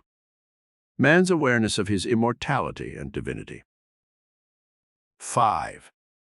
The cosmic memory, the cell's intelligence, and the storehouse of racial memories, where are stored all the chemical and cellular formulas for creating all living things in the universe. God's memory and the ultimate achievement by man through cosmic consciousness or awareness. Channel 1. Your conscious mind. The conscious mind in man is also known as the objective mind. It is this mind that makes you aware of yourself, your mental powers, and the outer objective world in which you live. It is through your conscious mind that you are aware of the cosmos and its orderly arrangement. It is in man's conscious mind that he feels the need for worship of a superior intelligence, which he has named God. It is in this realm of conscious control that you feel the need to align yourself with some vast, superior force which you intuitively feel created you and the entire universe. Your conscious mind is the mind which chooses the people who shall be in your life and who help mold your future destiny. It is also the force within you that helps you select the events that make up the pattern of your destiny. Someone has rightly said, "Destiny is not a matter of chance, but of choice." It is not something to be waited for, but rather something to be achieved. The laws ruling your conscious mind. The conscious mind can only reflect the higher power of the divine mind when you are aware of your true divinity. When you know that this God power is within you, as it is in every cell of the visible and invisible universe, you will become infused with a new life force. There will be new purposefulness and meaning to your entire life. There are laws that rule this conscious mind, and you must observe these laws if you wish to avail yourself of the efficiency and dynamic power that is inherent in your conscious volitional mind. 1. The law of order. The law of order is a cosmic one in that it applies to all creation. There is order in the heavens. All the planets revolve in their orbits without confusion or collision. Think of the countless billions of stars and solar systems, bigger than our own, which are involved in a cosmic scheme so vast the mind of man cannot comprehend it. Then realize that these planets have such a system of order in their workings that we set our earth clocks by them. Duplicate this law of order in your own mind. Have a schedule by which you live. Write down a list each day of the things you want to accomplish that day. Have a plan and system underlying everything you do. Keep track of your expenditures daily. Rockefeller's system, on which he built his vast fortune, consisted in jotting down every expenditure, even if it was only a few cents. The mental habits he built of order and system later extended to his vast financial empire and made him a multi-millionaire. 2. The law of balance. Never let your mind race out of control, for the law of balance in nature demands that we pay a price for every excess. The law of the balance is likened to the swinging of a pendulum. The same arc it prescribes in its upward motion it must duplicate in its downward swing. When you carry any emotion or indulgence to excess, nature exacts a penalty in order to maintain the law of balance. When you do not sleep enough on one night, you must make up for it the next day, or your brain suffers from fatigue and inefficiency. An excess of alcohol or cigarettes or sleeping pills must be paid for by the body's reaction to the poisons pumped into the bloodstream, with a lowering of the body's resistance, fatigue, and a subsequent slump in all of the body's functions. The divine mind power that works through your conscious mind is a delicately balanced force and quickly withdraws when this law is upset. Each day balance work and play, love and worship, so that you do not have excesses of any one thing in any department of your life. 3. The law of rationality or reason. The conscious mind works best with the divine mind when you rationalize your actions and your mental processes. Be consciously aware of your use of your conscious powers. Know why you do certain things. Reason out the need for the physical emotion of love. Control the functions of your mind and body. Do not let them control you. Every year, thousands of Americans commit suicide because they have lost the art of rationality. Their minds get out of control because they do not make the daily effort to reason out their actions. Back of every mental cause, there must be some physical effect. When you lose a good job through some thoughtless action, reason out the reasons for the loss. Do not blame society, the government, capitalism, or communism. The cause can be traced back to your own conscious or unconscious acts and thoughts. 4. The law of attraction. What you put into your conscious volitional mind becomes the pattern of that which you shall attract. There is a law of magnetic attraction which applies equally to the mind as well as to the body. You are what you think. Put only those thoughts into your conscious mind which you wish to externalize in dynamic forms of action in your outer circumstances of life. Think friendly thoughts and you will attract friends. If you think thoughts of enmity, hatred, and envy, you will attract people who will personalize these traits in the outer world. You have it within the power of your conscious choice to set the stage for the enactment of your life drama. Do you wish it to be a drama or a tragedy? Is it to be a romantic love story? Is it to become a comedy in which you play the part of a clown? Do you wish a stage setting of beauty and opulence, or will you select a backdrop of ugliness and barrenness in which to act out your life drama? The choice is up to you. The power of the divine mind within you will help you externalize anything that you consciously choose. Make that choice carefully, and then sit back and watch how events will shape themselves to fit your mental pattern of action. Channel 2. Your sense perceptions. It is through your sense perceptions that you are aware of the objective world of reality. Elsewhere in our study we have learned of the importance of the five senses. Now let us learn how to channelize the divine mind power through these sense perceptions. In this way you can heighten the effectiveness of your senses and achieve a greater degree of sensitivity in these areas of mental and physical action. 1. Have an awareness of your inner subjective world. Close your eyes in this practice session that should last about half an hour. Be aware of your innermost being. See with your mental vision. Try to recall sights and colors and actions in the outer world of reality. Duplicate them and project them upon the screen of your inner mind. Then do the same thing with your senses of hearing, touch, and smell. Duplicate your daily actions and apply each of your five senses to these fields of activity. Rerun your day every night when you go to bed, from earliest dawn to the end of the day. This inner awareness of your subjective world of emotions, sensations, states of consciousness, and perceptions will help you channelize the power of the divine mind to your every mental and physical faculty. 2. In another practice session, which should last for a full week of at least a half hour a day, sit in meditation and have an awareness of the outer, objective world in which you live. Be physically aware of heat and cold, of the room in which you meditate, of the outer world in which you work and love and play. Run through your mind the physical emotions you experience when you eat, when you work, when you dance, when you see a movie, when you love. Take a walk through a public park or street and be aware of the physical size and dimensions of trees, flowers, buildings, and your surroundings. Be aware of form, dimension, and physical characteristics of the environment in which you exist. Notice the trees, the leaves, flowers, the formation of the grass and bushes.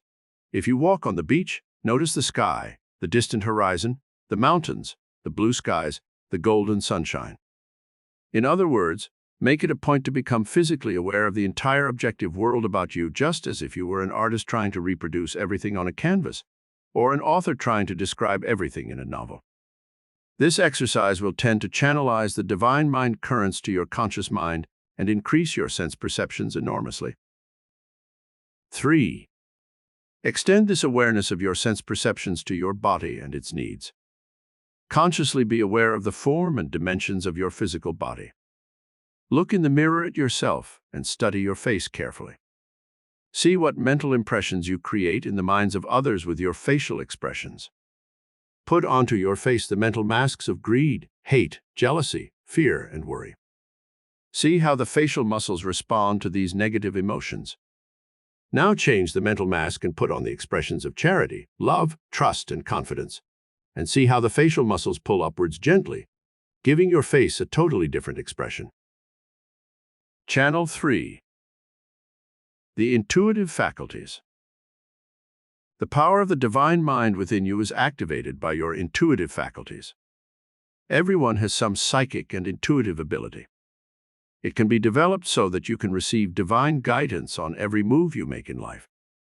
It is possible for man to know the future, not every specific event, but the general trend of his life and destiny. See how this power works in two of nature's great miracles. You have seen a tiny pollywog in a country stream. It is a little black, squirming creature with a long tail but no legs, and certainly does not look a bit like a frog in that stage of its metamorphosis. A short time later, its tail disappears completely, and it begins to grow legs, and finally takes on its true shape as a frog. Inherent in that pollywog was the image of the frog. It can be said that lowly little creature knew its ultimate destiny. The imprint was within its body cells and whatever form of mind it possesses. The same can be said of a crawling caterpillar. It certainly does not look like a golden-winged butterfly. Some divine instinct within that creature causes it to weave its cocoon and sleep throughout the long winter, to emerge the following spring in its ultimate triumph, as a winged creature able to soar aloft in the empyrean blue. Inherent in the caterpillar was the divine wisdom and prophecy which caused it to weave its cocoon and become a butterfly. It can be said that its destiny was known to the caterpillar. How to release divine mind through intuition. 1. Intuition is the immediate knowing or learning of something without the conscious use of reasoning. You can use this gift of divine mind consciously. Be aware that you possess psychic powers and that you can tap them at any time you wish. Call upon this power of intuition whenever you are forced to make a decision between two courses of action. Ask this indwelling Father questions and then wait for the answers. They will come, perhaps not at that exact moment, but at some later time. Many times, the answer will come through a letter, through another person, or even in a book which you are accidentally reading. I remember once I was in New York, and I wanted to find a certain book that contained valuable information for me. I could not locate it anywhere in New York. I gave the problem to my higher divine mind and then forgot it. 2 weeks later, I had to go to Hollywood on business. I walked into a second-hand bookstore to browse, and the first book I took down from the shelf was the book I had desired. This was the result of some higher mind that guided me to the object I wanted. 2. Psychic and intuitive gifts can be cultivated deliberately. The voice of the Spirit speaks universally to every cell of the universe. In the spring, the trees burst forth in foliage, and the flowers bloom under some divine instinct, which tells them it is springtime. In the soil, the seed sprouts and grows under the divine impetus to create its own kind. In man, this same divine gift of intuition works its creative miracle if we are aware of the voice of the Spirit that is constantly trying to guide and direct us. Sit in the silence for at least a half hour a day, while you are consciously trying to develop this psychic and intuitive gift. Ask of this higher divine mind specific questions, and then wait for the answers. Is this person honest? Can I trust him? Should I let myself love this person? Should I make this new business move? Should I take this trip? After you have asked your questions, sit for a while and wait for the answers from divine mind. If nothing comes through immediately, do not become discouraged and give up. Go about your regular activities, and the answer may come through at night, while sleeping, or during your working hours. Sometimes it does not come as a direct answer, but only as a prompting, or many times, the answer comes in the guise of another person. 3. Concentrate your psychic powers on some person you know, and let your higher mind reveal what is true about him. You can ask questions of this higher mind, and some force within you will give you the right answers. Many times, people conceal their true natures, but the higher divine mind within you knows the truth about everyone. You can penetrate the masks of others through cultivation of this higher psychic and intuitive gift. At first, you may not want to believe some of the things your higher mind tells you, but later you will find out that it was right. Haven't you, upon meeting some new person, felt an instinctive sense of not trusting him? Later, weren't your suspicions justified? 4. To cultivate this intuitive faculty of the divine mind further, sit in the silence and let mental images come through to you. These mental pictures may be of foreign countries you want to visit. They may be of a future home in which you wish to live. The mind may feel that it is jumping from place to place, but follow its workings for at least half an hour. Later in your life, some of the events that flashed upon the screen of your inner mind will actually duplicate themselves in the outer world, and you will know then that you had a psychic flash of an event that was predestined to occur in your life. A lieutenant in the South Pacific during the Second World War saw a picture of a movie star in a magazine. He fell in love with her. She was his mental ideal. He carried the picture in his wallet, and every night before going to bed, he would look at the picture and mentally visualize that they were married and living together in a beautiful home in the valley. This mental picture became so vivid in the young man's mind that he literally believed someday he would meet the girl and marry her. A few months later, he was in San Francisco at a big party. He was handsome in his blue Navy uniform, and as he walked across the living room, he saw a vision in white floating towards him. It was the girl of his dreams. She walked towards him as if mesmerized. Suddenly they were in each other's arms dancing. She fell madly in love with the handsome young lieutenant, and a short time later they were married. This real-life romance happened to movie star Ruth Hussey, and now, many years later, the love affair that was prophesied through her husband's psychic vision has survived and brought them both the happiness and fulfillment they desired. Channel 4. Soul perception. There is a difference between psychic perception and soul perception. Psychic perception has to do with the outer world of people and events, of action and reaction. Soul perception has to do with man's inner awareness, in which God speaks to man within the silence of man's own immortal soul. It is there, within the sanctuary of your soul, that the divine mind reveals its own magnificent design for your present and future life. When you are able to tune in on these divine pulsations, you can duplicate the vast miracle powers of nature and of the illumined souls who were seers, prophets, and mystic leaders of the past. How to receive soul perception. 1. Withdraw from the world of harsh reality and create an atmosphere of soft candlelight and music. You can have incense burning if you wish. The higher spiritual faculties are often activated by such aids. This is why in many large churches there is candlelight, incense, and soft light through stained glass windows. Many times, images of sacred symbols, such as a cross or saints, are used to stimulate these higher faculties, so man may better attune himself to the sacred vibrations of the divine image. This exercise in meditation should be a daily event of 10 or 15 minutes.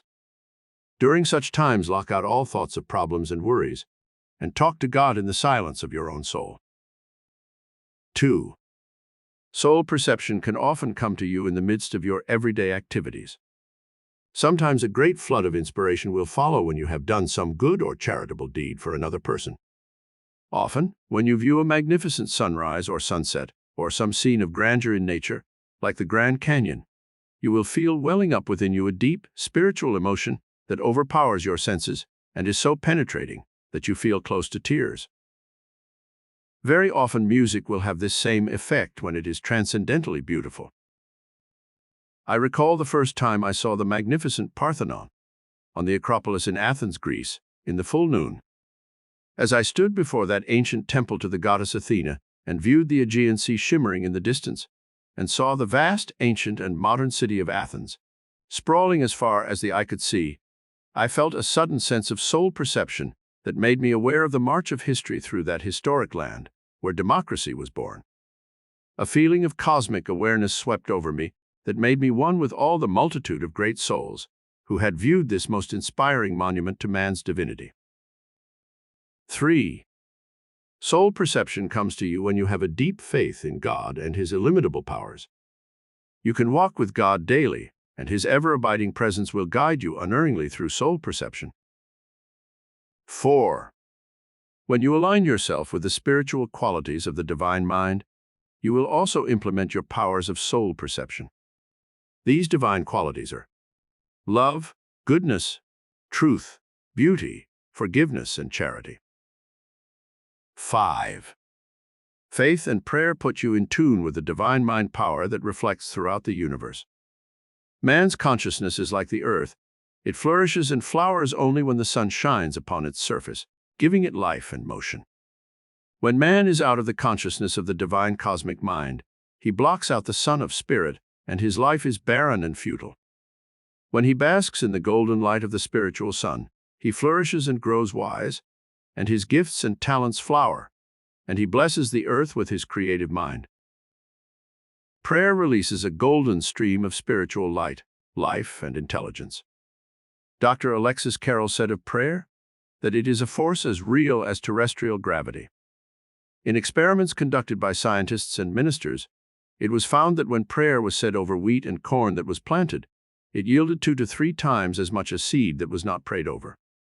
In an experiment with growing things, it was found that cursing the tender young shoots made them wither and die. Loving the growing plants made them flourish and mature. There is a miracle power in the atmosphere about us that responds to prayer and faith. 6. The power of divine love also helps man channel this divine mind power to all his actions. In tests conducted by a famous pediatrician in the care of young children, it was found that children who were not given love often died in the crucial first year of life. On each baby's chart, this doctor writes, "This child is to be picked up on the hour and loved." It doesn't matter whether it is a nurse, a stranger, or the mother. The important thing is that the children who are given this type of human love grow and become healthy, happy, balanced children. Whereas when they are denied love, they seldom survive the first year of life. Channel 5. The Cosmic Memory. It is within the cosmic memory that God stores all the chemical and cellular formulas which He uses to create all living things in the universe. The universe is built according to a master plan, which follows a mechanical design and structure. This is basically repeated in all created objects. The atoms, which make up all matter, are little building blocks that are actually invisible. When they are drawn together by the law of gravity, they become plants, trees, mountains, moons, and stars. The entire universe is created and sustained by a flow of invisible substance, which we call spirit or intelligence. As this intelligence flows throughout the universe, obeying some higher creative command, it arranges itself in shapes and forms that are imprinted upon a sea of spiritual protoplasm. There are fewer than 100 different types of atoms in the universe. From these, arranged in millions of different patterns and designs, all creation is formed. Everything in the mineral, vegetable, animal, and human kingdoms derives from these primary atomic building blocks. Science cannot understand the power that is behind the atom. It is still a complete mystery. In metaphysics, we can begin to understand something of this mystery of creation. The cosmic memory reveals to mankind many of its innermost secrets. We now know, for instance, the basic structure of all atoms. The electron is a negatively charged particle that forms a part of all atoms. The neutron is one of the fundamental uncharged particles of an atom. The proton is a fundamental particle of the nuclei of all atoms, carrying a unit of positive charge of electricity. The nuclei is the central part of the atom, around which the other parts revolve. They are held in place by the rapidity of their motion in a gravitational field, similar to the Sun, with all the planets revolving around it in their orbits. From this microscopic structure, the atom, God builds everything from star to snowflake. The infinite variety of creation attests to the fact that some very high order of cosmic intelligence is back of all creation. Regime to tap cosmic memory. 1. Study the universe in which you live. Try to understand the processes that go on within the universe. Study the world of nature. See how growth occurs. Try to probe the secrets of nature by observation and curiosity. Some of our great scientists have probed these cosmic secrets and given to men a vast variety of new products, foods, and treasures. 2. Look at a blade of grass or a grain of sand and try to see the process of creativity which cosmic intelligence used to fashion these elements. A scientist in France studied snowflakes for 40 years and never found any two alike. No blade of grass or grain of sand is ever like any other. Even twins are never exactly alike. The cosmic mind is an original artist that never creates any two things exactly alike. Study flowers and fruits and see how the cosmic mind fashions these delights to the eye and the palate. Take an orange or a pomegranate apart. See how nature has separated the segments with a layer of skin. How carefully she has placed the seed within the fruit, where they will not be disturbed. Try to comprehend some of the mystery of creation by a careful study of the laws under which the cosmic mind of God works in His creation. 3. Observe the law of growth that is in the universe. Then attempt to duplicate it in your own life. Your mind must grow and evolve. Your consciousness must grow from the physical to the spiritual. You must evolve through study and try to expand your interest to encompass many different branches of knowledge. 4. Work with the laws of the cosmos rather than against them. There are 3 laws which you should observe: the law of usefulness, the law of productivity, and the law of action. Any object that loses its usefulness in the scheme of things is automatically discarded by nature. Try to maintain your usefulness to an advanced old age. Keep on producing and creating all your life in some way. Have an avocation as well as a vocation, so that you can keep your mind and body constantly stimulated by new interests. Then, last but most important, observe the law of action mentally and physically. Keep yourself busy and never stop creating something for the world. This regime will assure you of keeping in tune with the cosmic mind where all intelligence resides. You will reflect more power and energy once you are in tune with the infinite mind of God through His cosmic memory. Summary. 1. The divine mind power currents flow throughout the cosmos, including yourself. 2. The miracle power is tireless in creation and is the divine mind within man, the Father within, who performs miracles. 3. The 5 channels worked out in detail through which divine mind works. 4. The laws ruling your conscious mind, your sense perceptions, and the intuitive faculties in man and how to tap them. 5. Soul perception in man and how to channel its power. 6. Power of faith and prayer to work miracles. 7. The cosmic memory and how to tap this power for creative miracles. Chapter 12. How to attain the 5 aspects of miracle healing. The miracle healing power of divine mind extends to all realms of God's created universe. We see this metaphysical power at work in nature, where the animal kingdom has a wisdom and instinct that far surpasses the intelligence of the higher human kingdom. Only when man is able to tap the powers of divine intuition is he able to attain a flow of this metaphysical miracle-working power. You will never see a horse or a cow smoking like a chimney stack. You cannot make them drink alcohol or other poisons. They seldom overstuff on rich foods and suffer from indigestion. They seem to know how to avoid most of the calamitous diseases that are the scourge of humanity, such as heart trouble, cancer, high blood pressure, ulcers, and diabetes. When an animal becomes sick, he seems to know how to heal himself. Most often he will stop eating completely and let the miracle-working forces within his own body heal him. Humanity is on a pill and miracle drug binge. Man takes pep pills to give him energy to face his day, then pills to slow him down at night so he can go to sleep. He must have his cocktails to stimulate his brain so he can finish his day without collapsing. In this mad rush from one drug to another, man begins to suffer from a gradual inability to let the natural healing forces of his mind and body take over and do the work for which they were intended, to heal him when he is sick. Doctors know of this miracle healing power. Most enlightened doctors today work with the natural healing power of nature. They know of this miracle power that God has placed within man's own mind and body cells. Often doctors may give shots of distilled water to their patients, telling them it is morphine, and that they will soon go to sleep. The patient begins to feel drowsy and in a short time falls asleep. While he sleeps, the natural miracle healing forces of the body take over and do the work of healing.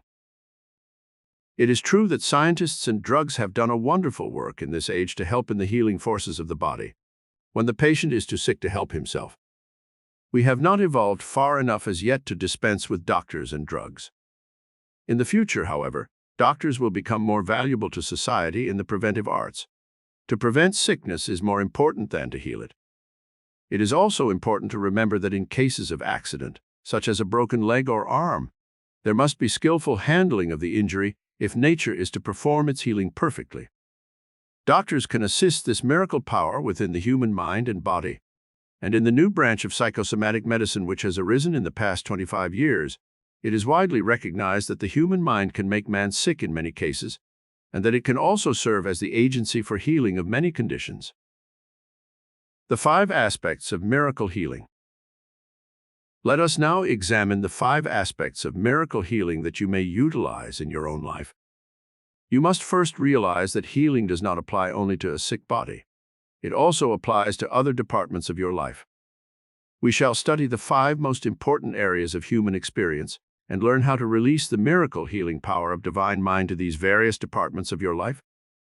The same laws and principles which pertain to these 5 aspects of miracle healing may also be applied to any other negative conditions you want to heal in your own life.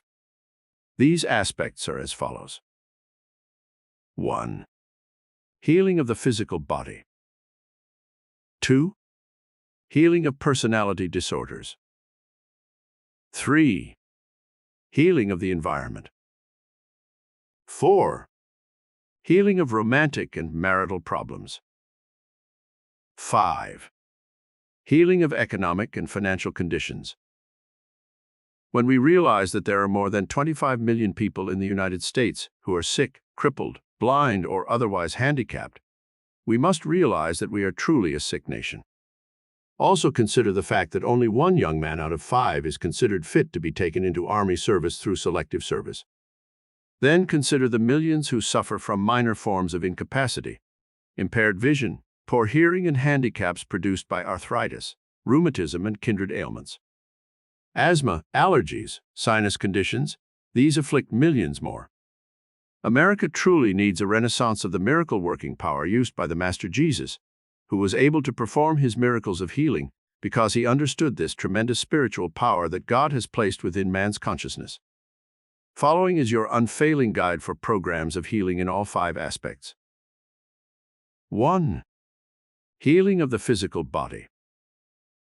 Before we consider miracle healing of the physical body, let us learn the causes of sickness, so we shall better understand the nature of man's illness. The invasion of the bloodstream by germs is one of the principal causes of sickness. If the body's energies and resistance is low, this type of germ infection seems to be more likely than if the body's resistance is high. Then the body's natural germ-fighting mechanism, the phagocytes in the bloodstream and the white cells, seem to be able to keep the invading bacteria at a minimum. Physical accidents also contribute to man's disability. Many of these accidents are of psychosomatic origin, as we shall learn, and could be avoided. Psychosomatic factors contribute to many of the world's illnesses. Many doctors are of the opinion that nearly 85% of sickness can be traced to psychic disorders, that is, emotional disturbances that involve the psyche. In a study of industrial accidents, it was found that 95% of all accidents could be traced to only 10% of the workers. In other words, this 10% of the workers who had most of the accidents had personal and marital problems, fears and worries that produced tensions and made them careless in their work. It was further discovered that this same 10% of the workers accounted for the cases of absenteeism due to colds and other pulmonary infections. Miracle healing regime for sickness. 1. Put your mind into a state of faith and confidence that the miracle healing power of divine mind can effect a healing of whatever condition afflicts you. 2. Remove the factors that might be causing your sickness. You may be suffering from some form of emotional paralysis which keeps your body from performing its healing function. Examine your mind carefully. Do you hate anyone? Are you resentful of something that rankles in your subconscious? Did something happen in love or marriage which made you bitter? A woman who suffered from asthma and sinus trouble for years was discovered to have regretted marrying the man she did. She was in love with another man, and when she lost him, she married the first man who asked her. This regret and resentment, living a lie for 20 years, made her body develop the conditions from which she suffered. After being counseled and shown the error in her ways, this woman had a miracle healing of her asthma and sinus condition and adjusted to her marriage with good results. Many cases of allergies, skin trouble, sinus and pulmonary conditions have been traced by doctors to psychosomatic factors. When the person has rid his mind of the hate, resentment, jealousy, fear, worry, or other negative emotion, the condition disappeared from the body. A positive thought atmosphere important. Maintain a positive thought atmosphere at all times. The old saying, "An ounce of prevention is worth a pound of cure," aptly applies to sickness. You can prevent the eroding forces that lower the body's resistance from taking hold on your mind and body. If you keep the positive thought in consciousness that you are surrounded by the loving arms of God, and that nothing can harm you, soon you will see a change in your mental and physical condition. Whenever you have a tendency to say, "I feel terrible," change it to, "I feel great." Soon you will really feel great at all times. Too many people recount the long list of their ailments and operations and build the thought atmosphere of sickness. Do not spend your time in looking for physical symptoms of sickness. Too many people listen to their heart's beat or try to interfere with the functioning of their stomachs or other body organs. God sealed all the human organs into your body with the healing agency within your body cells. These organs are supposed to work perfectly without any interference from outside sources. In most cases of extreme emergency, where operations must be performed, there have been contributing factors to the organ's breakdown. How many gallbladders have been removed because of the person's wrong eating habits? Observe basic dietary laws. Regulate your food and liquid intake with an eye to balance and dietary laws. Get a good book on the subject of diet and health, and maintain the correct intake of foods, and your body will nourish itself and keep itself at a high level of performance. It has been found by scientists that the human body needs meat proteins at this stage of our evolution. Many people live on vegetable diets, and the Chinese and Indians live on handfuls of rice, but it cannot be said that they live well or long. The body needs meat, vegetables, fruits, and certain minerals and vitamins. It is good to study nutrition from books written by experts, so that you will maintain good dietary habits and enjoy good health to a ripe old age. 2. Healing of personality disorders. Personality disorders are of many different types. They range from self-consciousness and inferiority to disorientation and maladjustment. A sick mind can be as real and distressing as a sick body. Many people who suffer from personality disorders do not need psychiatric help. They can often help themselves if they know the causes of their condition. Following are the most frequent causes of personality maladjustment. Fear of failure. Frustration in love and marriage. Unhappiness in choice of work. Resentment, jealousy, and other negative emotions. Discord and friction at home or in business. Feelings of inferiority and inadequacy. Sexual suppression and lack of fulfillment. Unresolved worries and fears. Insecurity in early childhood. The miracle healing regime for personality disorders. When you have discovered the cause or causes for your own particular type of personality disorder, set to work first to rid yourself of the cause of your condition. You should practice daily to adopt a positive course of action in handling the problem. If it is fear of failure, build your confidence by adopting the attitude that everyone has some failure in his life. Then pick little things that you can do successfully and achieve these. When you once build the mental habit of success, you will banish the fear of failure. Check back over your life every night before you go to sleep and analyze the negative or distressing emotional experiences that afflicted you in your early life. Very often, these early childhood experiences cast a pall over a person's entire adult mental and emotional life, causing symptoms that vary from stuttering to fear of speaking before an audience. Stuttering overcome through metaphysics. A young man who came to our classes in Carnegie Hall was afflicted with stammering and stuttering. In talking to him in a period of consultation, I discovered that he had been beaten by a foster mother when he was a child. When he had unburdened himself by telling me all about these distressing conditions of his early youth, I told him that he was now an adult, that his childhood was behind him, and that he must try to understand and forgive the foster parent for her mistakes. I gave this young man a series of positive affirmations which he was to repeat every night upon retiring, and when he faithfully followed this regime for 3 months, he had reached a point where he only stuttered when he became excited. It is only a question of time before he is fully healed of his personality disorder. When you discover the particular emotional block that causes your personality disorder, rationalize it. That is, reason it out with yourself and then give yourself positive suggestions that will help overcome this condition. The following is a good suggestion for general use. I now understand the reasons for my personal problems. I now appeal to the divine mind within to take over all these personality problems and to dissolve them completely. I have faith in the miracle-working power of my higher mind. I am confident, peaceful, poised, loving, and joyous. My body operates under the power of my higher mind. It is now healthy, vital, and strong.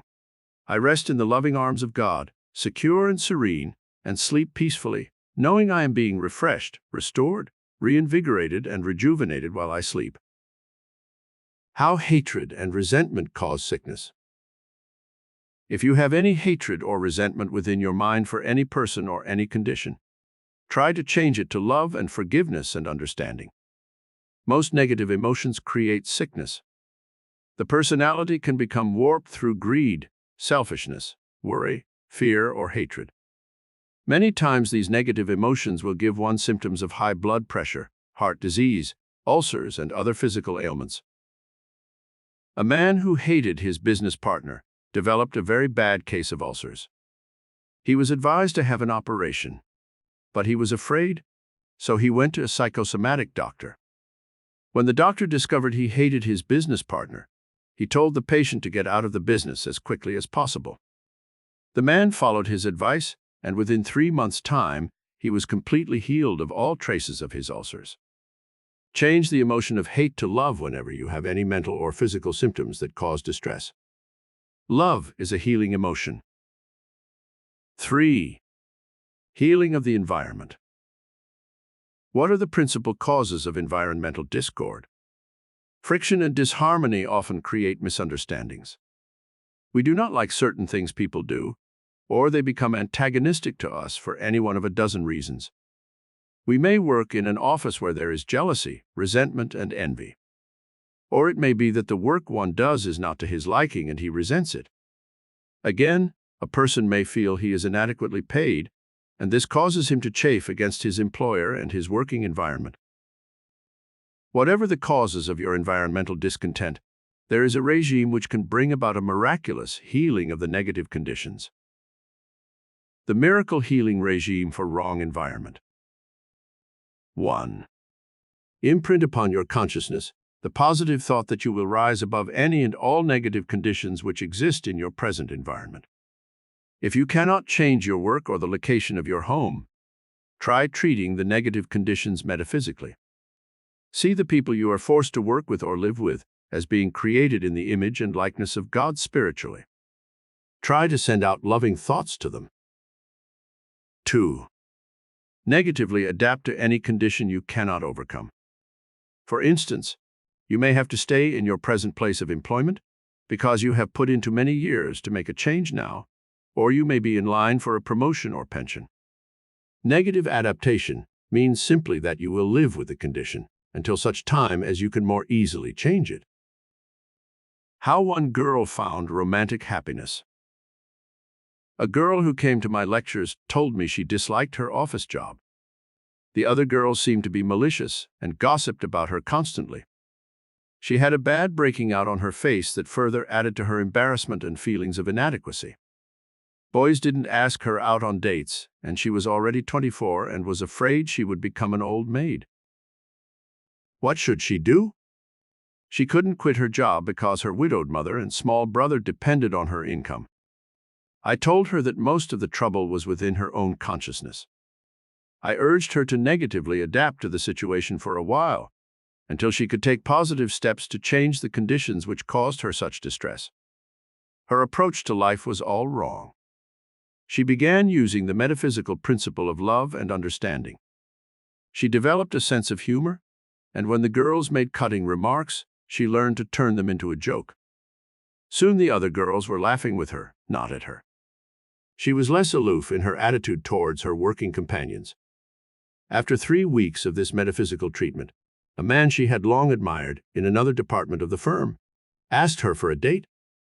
He fell in love with her, and they were married. I attended her wedding. She looked radiantly beautiful.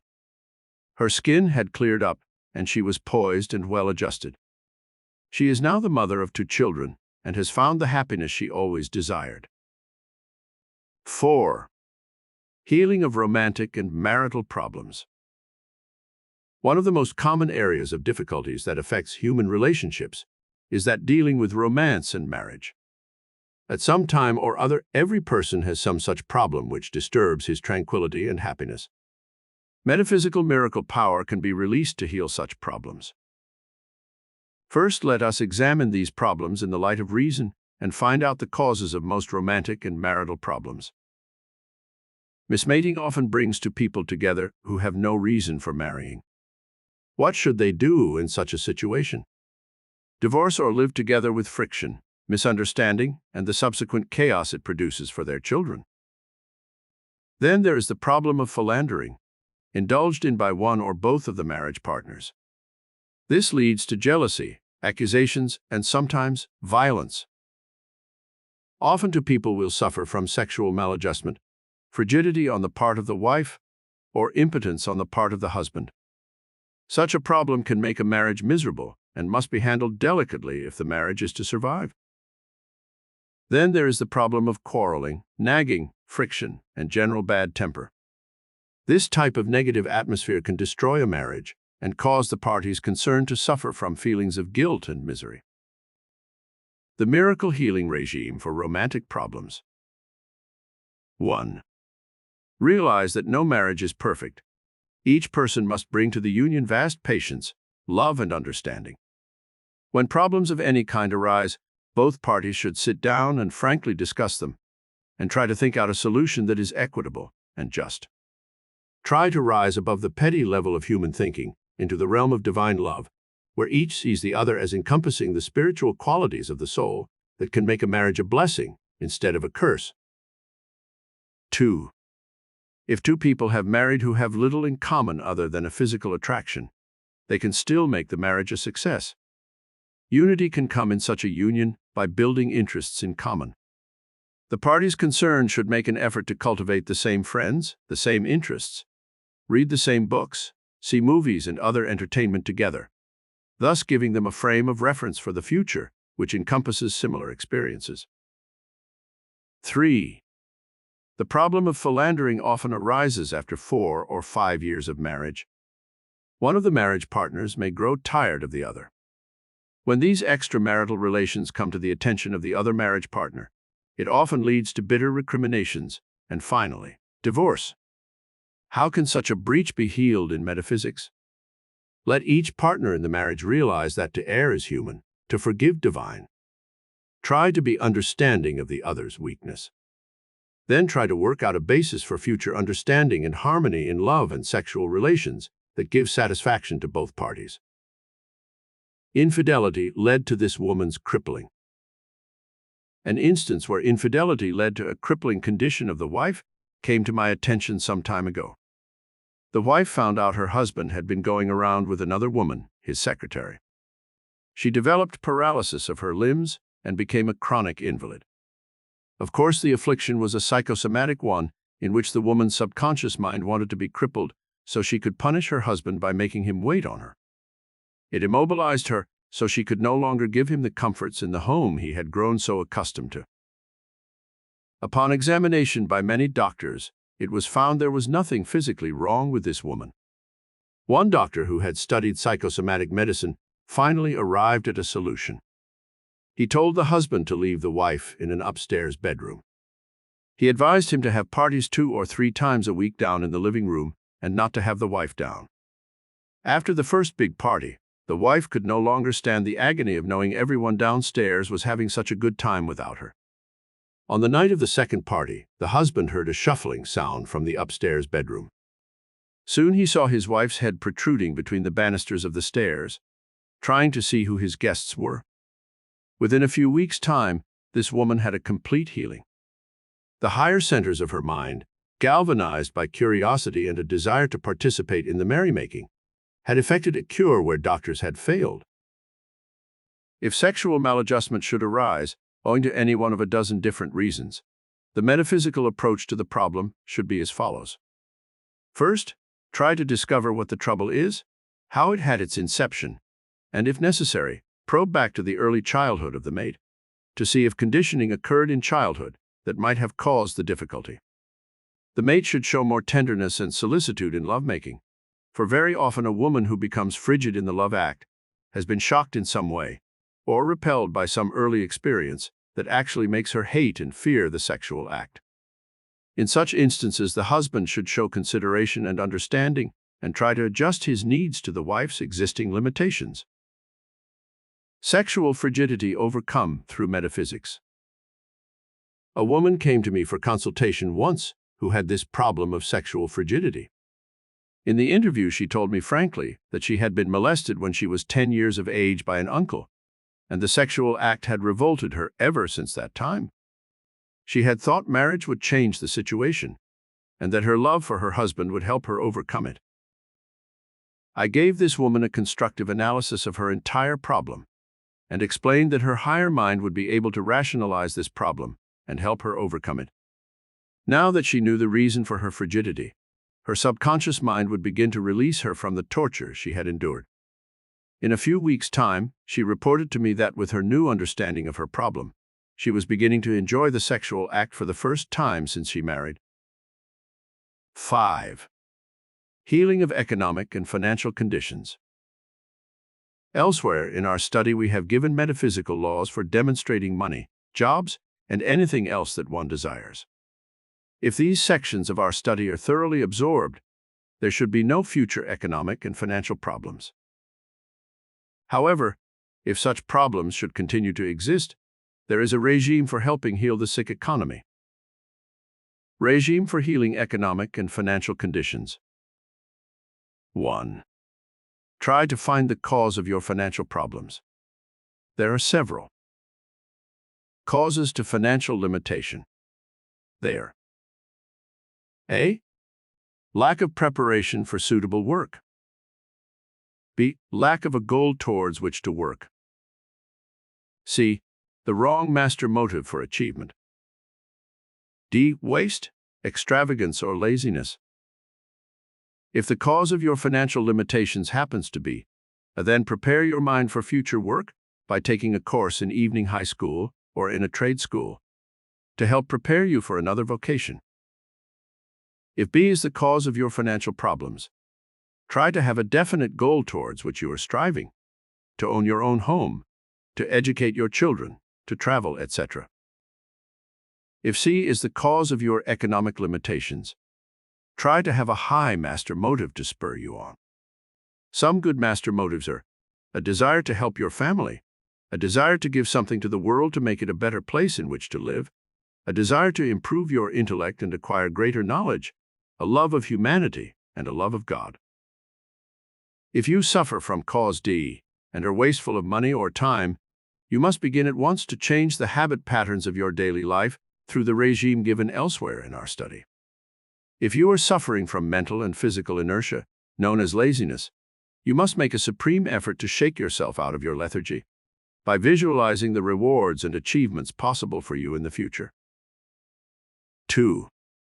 Work with the divine mind within and ask it to guide you in finding solutions to your financial problems.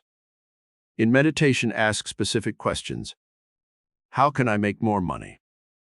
Where can I get a better job? What vocation should I study for?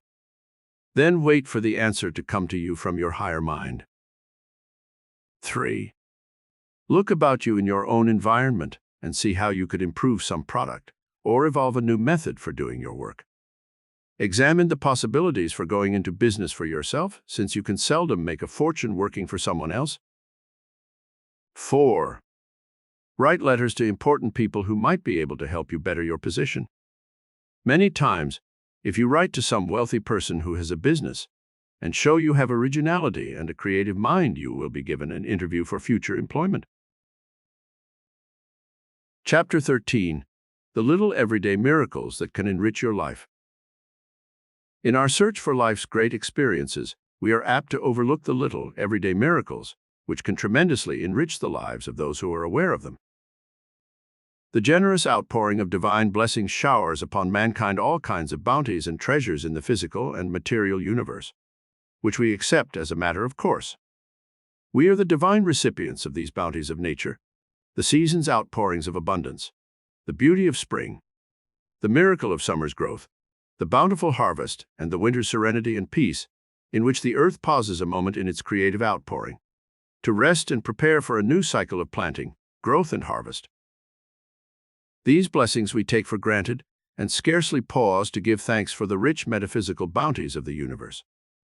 Let us explore below this world of everyday miracles, in which we discover the 12 hidden treasures that can enrich life and make it beautiful, opulent, and magnificent. 1. Discovering conscious awareness of your mind, your body, and the world in which you live. It is awareness of yourself as an individual that gives you awareness of the miracle-working metaphysical power within your higher mind. A. Stop for at least a half hour a day for the next month or two, and concentrate on yourself and the amazing powers that you possess. In the modern world, we are often so busy with external problems that we seldom, if ever, take time out for the spiritual pause that refreshes the soul. Most people give more time to television, bowling, golfing, or other sports, and never stop to discover the mind with its rich treasures, the body with its pleasant emotions, the soul with its love and tenderness and understanding of the miracle of divinity. B. In order to discern the spiritual truth of your reality more clearly, learn the method taught me by a guru in India for overcoming the confusion and disorientation of mind, which keeps us from seeing clearly the spiritual reality back of all life. Put a pinch of mud into a glass of water and stir it up until the water becomes cloudy. This is similar to the human mind when it is troubled, restless, and the thoughts jump about frantically, refusing to be controlled. Then sit for a few moments until the mud has settled to the bottom of the glass. The water is once again clear and pure, and you can see through the glass. When confusion, doubt, fear, worry, hatred, or other negative emotions cloud your mind, you cannot see the beauty of life about you. You cannot know the purity of the emotions of love, joy, and expectation. This emotional and spiritual purity can only come when you have overcome the animalism and greed and selfishness which cloud the mirror of the soul and keep us from seeing the reflection of the divine image within. C. When you walk about, be aware of the world of beauty and abundance all about you. You can learn most of the spiritual lessons of life by observing how the miracle power works in nature. Open your inner eyes and see the significance of what you observe in nature. 2. The I Am consciousness. Your soul has been stamped with an individuality that is totally different from that of the nearly 3 billion people on the face of the earth. This makes you unique and different from everyone else. You possess gifts and talents that are different. The I Am consciousness is your true spiritual identity. It accepts no limitations and no restrictions to your miracle powers and your achievements. This spiritual identity must be consciously built and expanded through a regime of thinking. Here is how you can build greater miracle-working power through the I Am consciousness. A. Think of the identity you wish to assume in your life and imprint your brain cells with that image. The French philosopher Descartes said, "I think, therefore I am." Your life is shaped by the thoughts you think.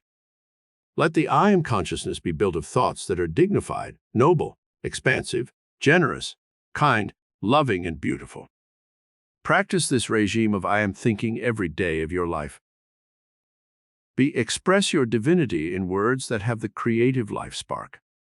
Every day get in the habit of thinking and saying such positive words as, I am perfect.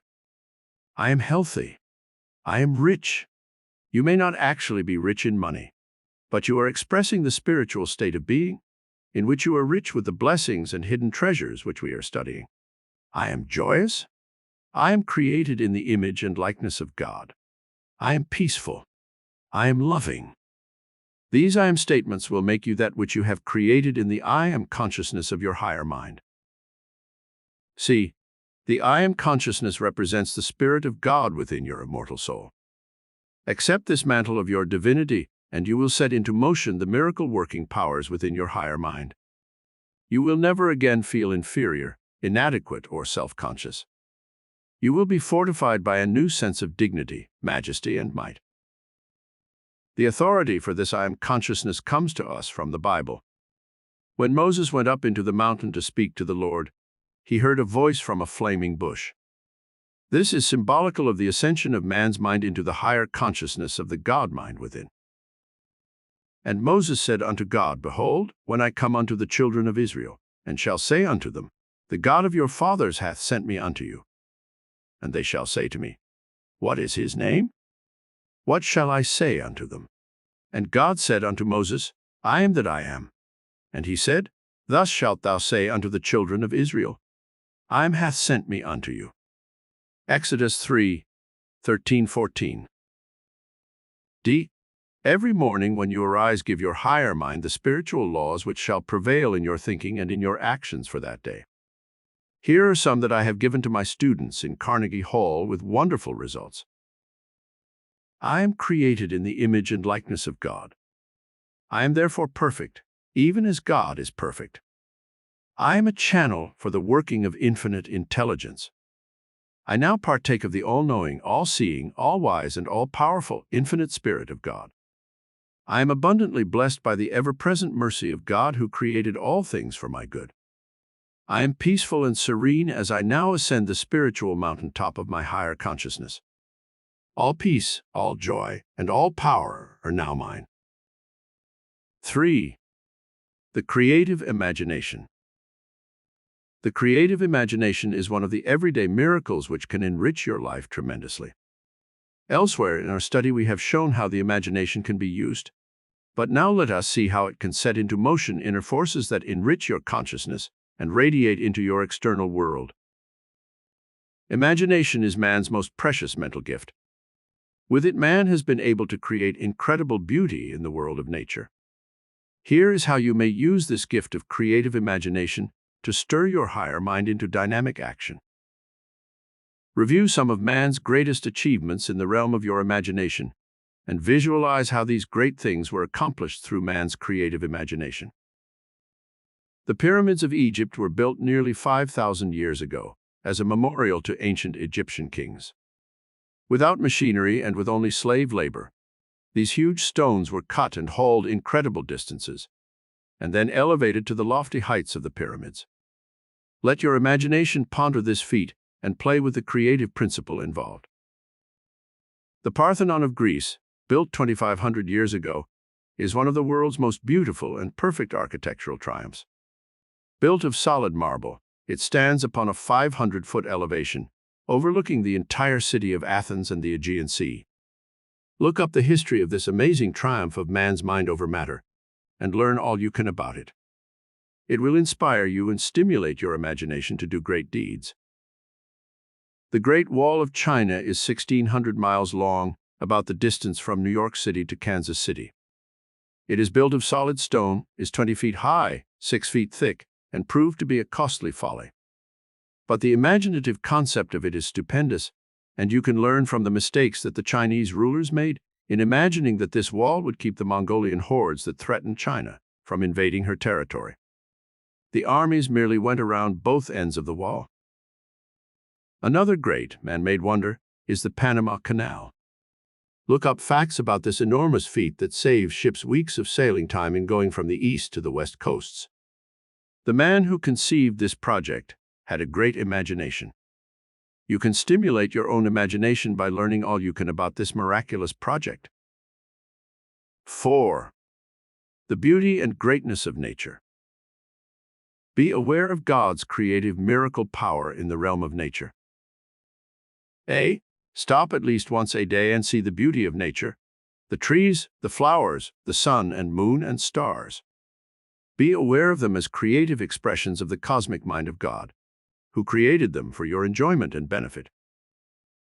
B. Your own life will reflect more beauty, more love, more goodness, if you reflect the wonder and joy of all nature.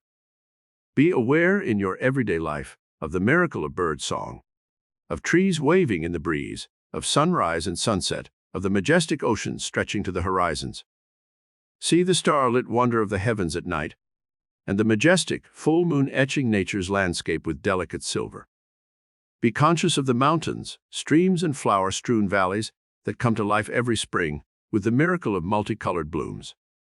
See the world every day through the eyes of a child, who is discovering the wonder and beauty of the world for the first time. 5. The power of your sense perceptions. One of life's everyday miracles, which we take too much for granted, is the power of your sense perceptions. We have dealt elsewhere in our study with the development and control of your 5 senses. Now let us learn how you may enrich your life through this knowledge. A. Are you grateful to God for your eyesight? It is one of the most precious gifts that has been bestowed upon mankind. Only when we lose this precious treasure do we realize its true value. Give thanks to God daily for your sight. B. When you listen to beautiful music, or the sound of children's laughter, or the loving voices of your friends, do you stop and thank God for your sense of hearing? Consciously be aware for a full day of your sense of hearing. C. Do the same thing with your sense of scent and feeling and taste. Be consciously aware of the rich blessings that are conferred on you momentarily by your God-given senses, and use them consciously every moment of your life. They will continue to enrich and bless your life as long as you live. 6. The precious gift of your emotions. Your entire reaction to the outer world and to other people is through the medium of your emotions. We have learned of the power of positive emotions for coloring life. Now let us learn how to enjoy the everyday miracle of the emotions and see how they can enrich life. Your emotions are like the keyboard of a piano. If you play on only one octave of the keyboard, you have a limited type of music. If you extend the range to 2 or 3 octaves, you have more beautiful music. This same rule applies to your emotions. Each day exercise the full range of your positive, life-giving emotions, and you will live in a mental and emotional atmosphere of peace and happiness. The positive emotions that are most enriching are sharing your good, love, peace, compassion, joy, forgiveness, enthusiasm, and truth. B. The emotion of happiness must be cultivated each day. Happiness is not guaranteed, not even by our Constitution. We are guaranteed only life, liberty, and the pursuit of happiness. Happiness is an elusive emotion. When you most search for it, it evades you. Go about your ordinary round of daily work and useful activities, and happiness will seek you out. Someone has said, "Plant the roses near your neighbor's fence so they will shed their fragrance and beauty in his garden too." Happiness is like that. As you give joy, you will receive immeasurable satisfaction, and happiness will be yours. 7. The joy of your right work. Many people think of work as drudgery, and they miss out on one of life's everyday miracles, which can enrich life. If you are in work that bores you and which you hate, you should try to change your work by preparing for something else. As you spend 1/3 of your 24 hours a day working, it is vitally important that you like your work. Whatever work you do can be made more interesting if you will feel that it is important and is helping others. B. If you are a housewife and your work seems like drudgery, see how your work is giving great benefits to your husband and your children, thus enriching them and you in turn. C. If you are in work that you cannot change, look for other ways in which you can do creative work for the good of the world.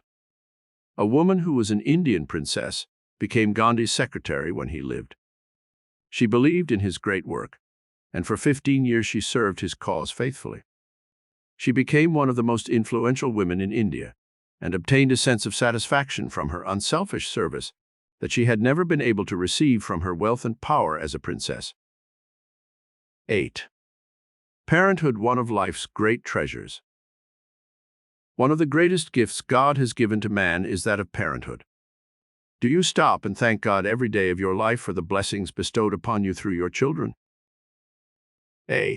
When you are tested or tried by the seeming ingratitude of your family, stop and meditate on the true function and purpose of life. Procreation is a divine gift. Enjoy the privilege of having a family and overlook the work, the ingratitude, the suffering and privation that often seem to come as a result of bearing children. A man and woman sought me out for counseling one day. They had 5 children, and they had numerous problems, financial and otherwise. They felt that their poverty was unbearable, and they wondered how they could ever rise above it. I suddenly asked them, "Would you take $1 million for one of your children?" They were stunned, and both quickly replied, "No, we wouldn't take any amount of money for them." Why? Then I replied, "You see, you already possess treasures that are beyond any monetary value. You'll find the solution to your financial problems. The money will come to meet your every need." A few days later, the man called to tell me he had a wonderful job as a painter, making good money, and they were moving into a new home in the San Fernando Valley. B. If you have not been blessed with children, why not try adopting one or more children? I was an orphan, and I was adopted by a farm family in Upper New York.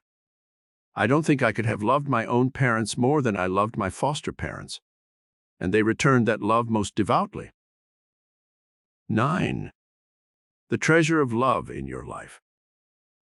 Love is one of the noblest emotions that can bless the human consciousness. Are you aware of the power of this divine emotion in your life? If not, then you must awaken to the blessings that this everyday miracle can bring. A. Let love enrich your life by consciously loving people. Love can be many different things. It can be physical, mental, spiritual, and emotional. You can love the world in an impersonal way, and everyone in the whole world will seem like a brother. This is the true type of divine love which we should express in consciousness. Express personal and emotional love daily to those who are close to you, friends, members of your family, your mate, and those who work with you. Tell people when you like them. Nothing fosters feelings of love so readily as being told when someone is appreciated and loved. C. Do little things that express your love without words. When a friend is sick, a card or a gift shows your loving thoughts. When friends have birthdays or anniversaries, a little remembrance is always appreciated. D. Try to see the good side of those you love and overlook their little faults and weaknesses. The Quaker's advice to his young daughter is a good one to adopt in relation to our marriage partners. Daughter, before marriage, keep thou both eyes open. After marriage, keep thou one eye closed. 10. The treasure of vibrant good health. Have you ever stopped to give thanks for the many months and years of vibrant good health you have had in your life? There may be times when you have had pain or been sick, but the majority of life is spent in a state of good health. Learn to appreciate this everyday miracle that can enrich your life. A. Thank God every day that you are without pain and that you enjoy the benefits of vital good health. B. Try to live under the natural laws of the universe and avoid overindulgence in every department of your life if you wish to keep your body healthy. C. Eat natural foods that have not been processed if possible. Avoid too many starches and carbohydrates in your diet. Honey, fruit, and vegetables give one the balance needed in his modern diet. As you grow older, you can eat less, for your body does not require as much energy as when you were young. D. Every time you breathe, let it be a symbol of a prayer to God for the life-giving oxygen, which you inhale with every breath. 11. Peace of mind and happiness. One of the greatest everyday miracles is peace of mind and happiness. Most people shatter their peace and happiness by constant worry about things that usually never happen. They live under stress conditions, which gradually erode their minds and break them down. Try to eradicate these stress conditions from your mind. A. If you are in work you dislike, either change it or negatively adapt to it until you can find something better. B. If you work for a boss who treats you badly and does not pay you enough, try treating him metaphysically, as we have learned elsewhere in our study. If you do your work well and maintain a positive, happy attitude, your quality will gradually wear down his resistance. C. If you suffer stress from some in-law who lives with you, try to change your mental attitude towards the person. Send out more loving thoughts and actions, and if the person still does not change, try to remove the person from your home environment. D. If your peace of mind is shattered by financial problems and limitations, ask your higher mind for ideas that will help you make more money outside of your work. E. If there is friction between you and your co-workers in your job, Then use the metaphysical method we have studied to treat these negative persons. Smile, share, love, and forgive. This formula usually works miracles. F. 12. The metaphysical treasure of God within your immortal soul. The conscious awareness of this most priceless treasure of all will add new dimensions of joy to your life. You are aware of yourself now, the I am consciousness, the senses, the world in which you live, the joy of loving others. All the physical, emotional, and material values of life you have now explored and accepted as the everyday miracles of your life. What time and thought do you give to the love and worship of God? A. Every morning, awaken with a prayer of gratitude on your lips. Thank you, God, for another joyous day of life. All day long, when you enjoy every experience, exhale a silent prayer to God, who created the universe and gave you life. B. When you envy the rich and think they are happier than you, remember that their burdens and their worship of purely material things often blinds them to the greatest treasure of all, the love of God. Set this spiritual goal higher than any other goal in life, and see how your life will suddenly blossom with every good and beautiful thing. C. When you serve humanity, you serve God. Make your life a mission of service. You need not be a millionaire and give big sums to charity. You can serve by volunteering your services to an institution for the blind, a foundling home, a veterans organization, or some other worthy cause. D. Find the divine romance which can bring you perpetual joy and a consciousness of your future immortality. Man, in the generic sense, is searching for his lost spiritual half, the Godhead with whom he can merge throughout eternity. Never lose sight of our true earthly goal, for sometimes we are blinded by an awareness of our physical and material needs. Remember the spiritual injunction of the Bible.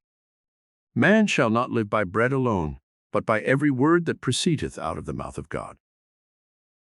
Summary. 1. The 12 everyday metaphysical miracles that enrich your life and enlarge the awareness of your mind and its hidden treasures. 2. The I am consciousness and how it enriches one's life. 3. The expression of divinity in our thoughts. 4. The affirmations for building the I am consciousness. 5. God's creative miracles in nature are available to you. 6. The power of sense perceptions for enriching your life. 7. How the emotions create miracles of everyday treasures. 8. Your treasure of love can change your life. 9. Peace of mind and happiness, the everyday metaphysical miracle. 10. The metaphysical treasure of God within your immortal soul is available to you always. Chapter 14. Your metaphysical Shangri-La of peace and contentment. Can man ever truly find peace, serenity, and contentment on this troubled earth plane? In a world where we have had 4,900 years of war and 5,000 years of civilization, it can safely be said that there is no peace in the outer world of confusion, discord, and physical existence. However, in the metaphysical inner realm, there is a way by which you may know peace of mind and contentment. Let us explore this realm and discover the mystical land of Shangri-La, where all miracles are possible of achievement. In the book and movie by James Hilton, called The Lost Horizon, we are told of a mystical land named Shangri-La, where there is no age, sickness, sorrow, or death. Here, in peace, beauty, and perpetual security, the residents of this heaven on earth knew only perfection and goodness. They had found their immortality in this peaceful valley that lay beyond the storm-torn mountains of the outer world. However, when dissident forces entered the peaceful valley of Shangri-La and brought with them their confusion, greed, selfishness, and hatred from the outer world, the spell of enchantment was broken, and Shangri-La became strife-torn and fear-filled, even as the outer world was. There is a metaphysical Shangri-La. This entire story has a metaphysical symbology, which we may well study and emulate. Shangri-La represents the mystical quest of man's soul in his search to find the land of eternal peace, beauty, and serenity. This state of consciousness does not exist in the outer world of confusion, discord, and selfishness. The land of Shangri-La was shut out from the outer world by towering mountain ranges. So too, this inner, peaceful spiritual state of Shangri-La is concealed from man's higher vision by the mortal mind mountain crags of fear, hate, worry, suspicion, and doubt. When man once learns how to scale these lofty peaks of the mortal self, his vision becomes gloriously expanded, and he is able to see beyond this earth's horizon into the vast vistas of God's unlimited and expansive universe. Man's eternal soul quest. Throughout his existence, man's soul quests for fulfillment.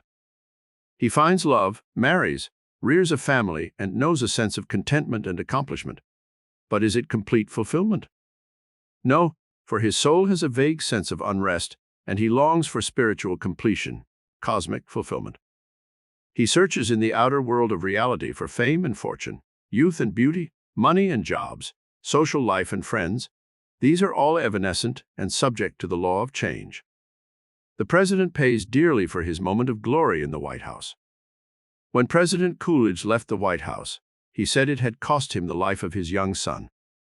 The boy had a slight infection in his foot, but the president and Mrs. Coolidge were so busy being the first family of America that they neglected their son.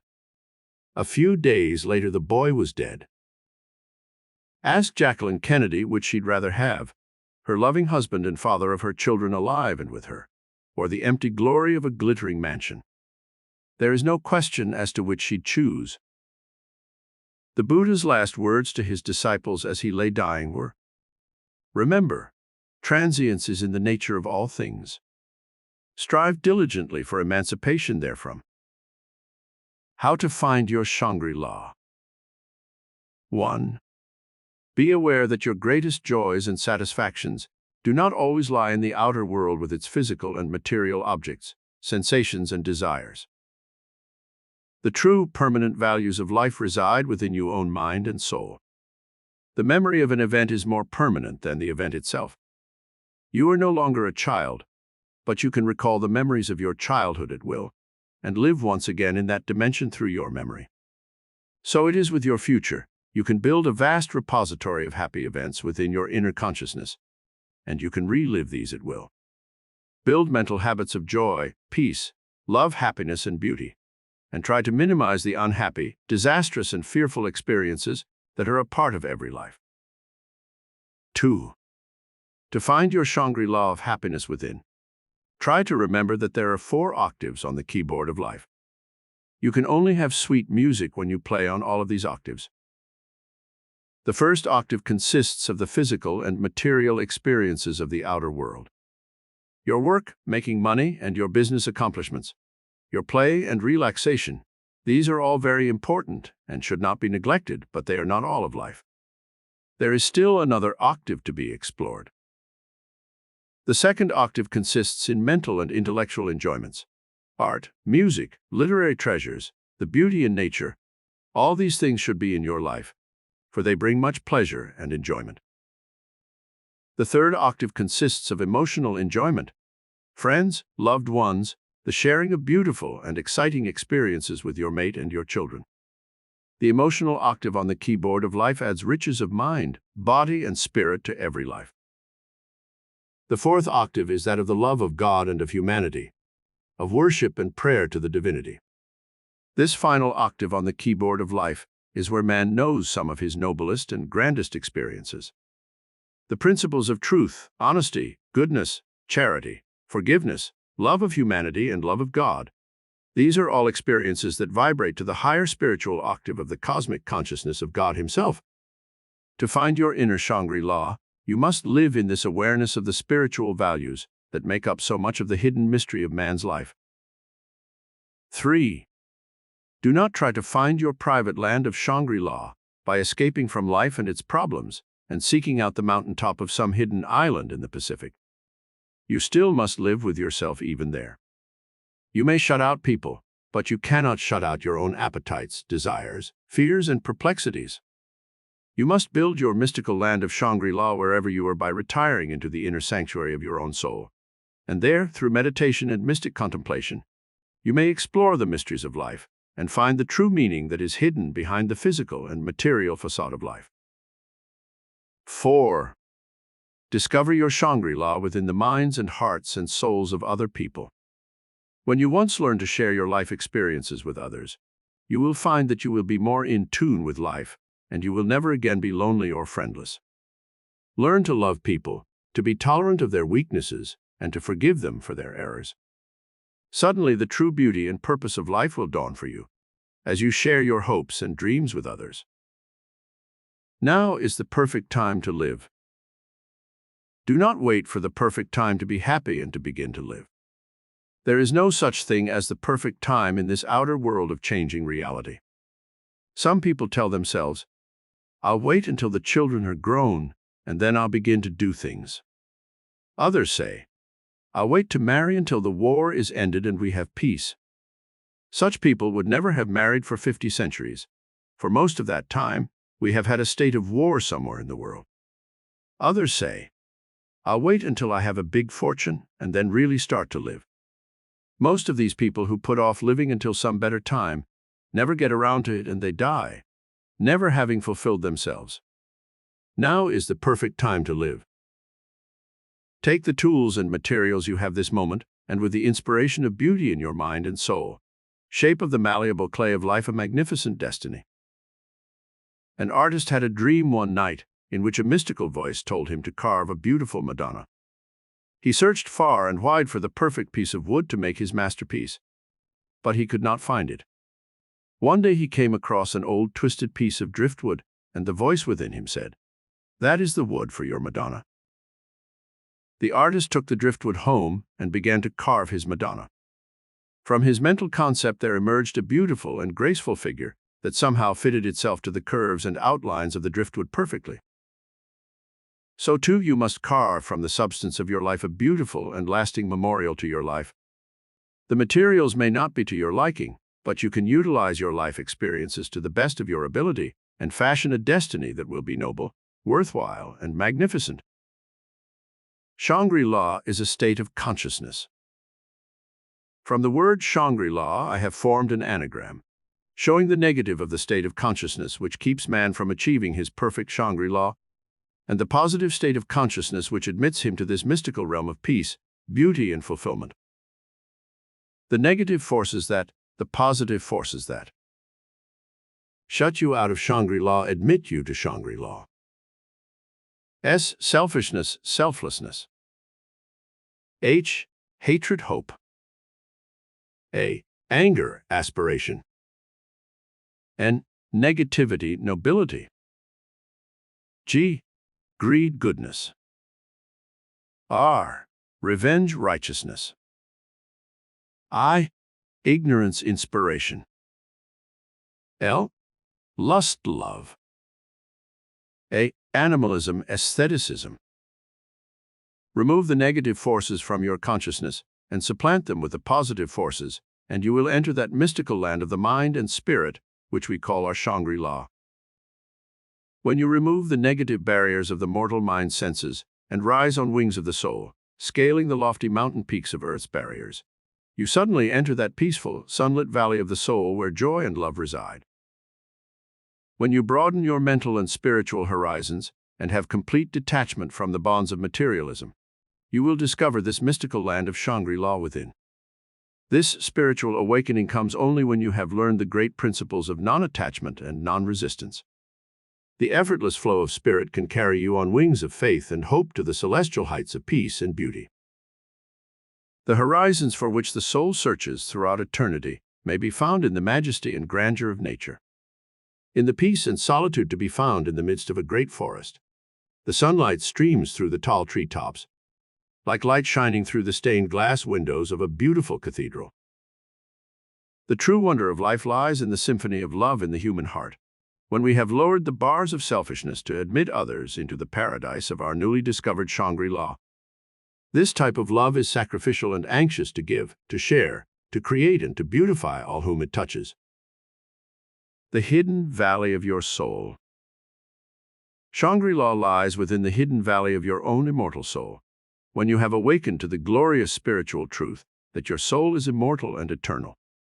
Spring is a symbol that God has given to earth to remind man, after the barrenness of winter, that the earth can still bloom with the multicolored flowers of spring. So too, Shangri-La is the eternal springtime in the human hearts and souls of those who love life and who love others, but who love God even more.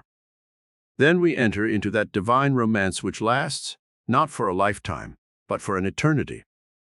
We become serene and peaceful, secure and happy in the loving embrace of God's golden magic circle of love, which bridges the mystic gulf between heaven and earth.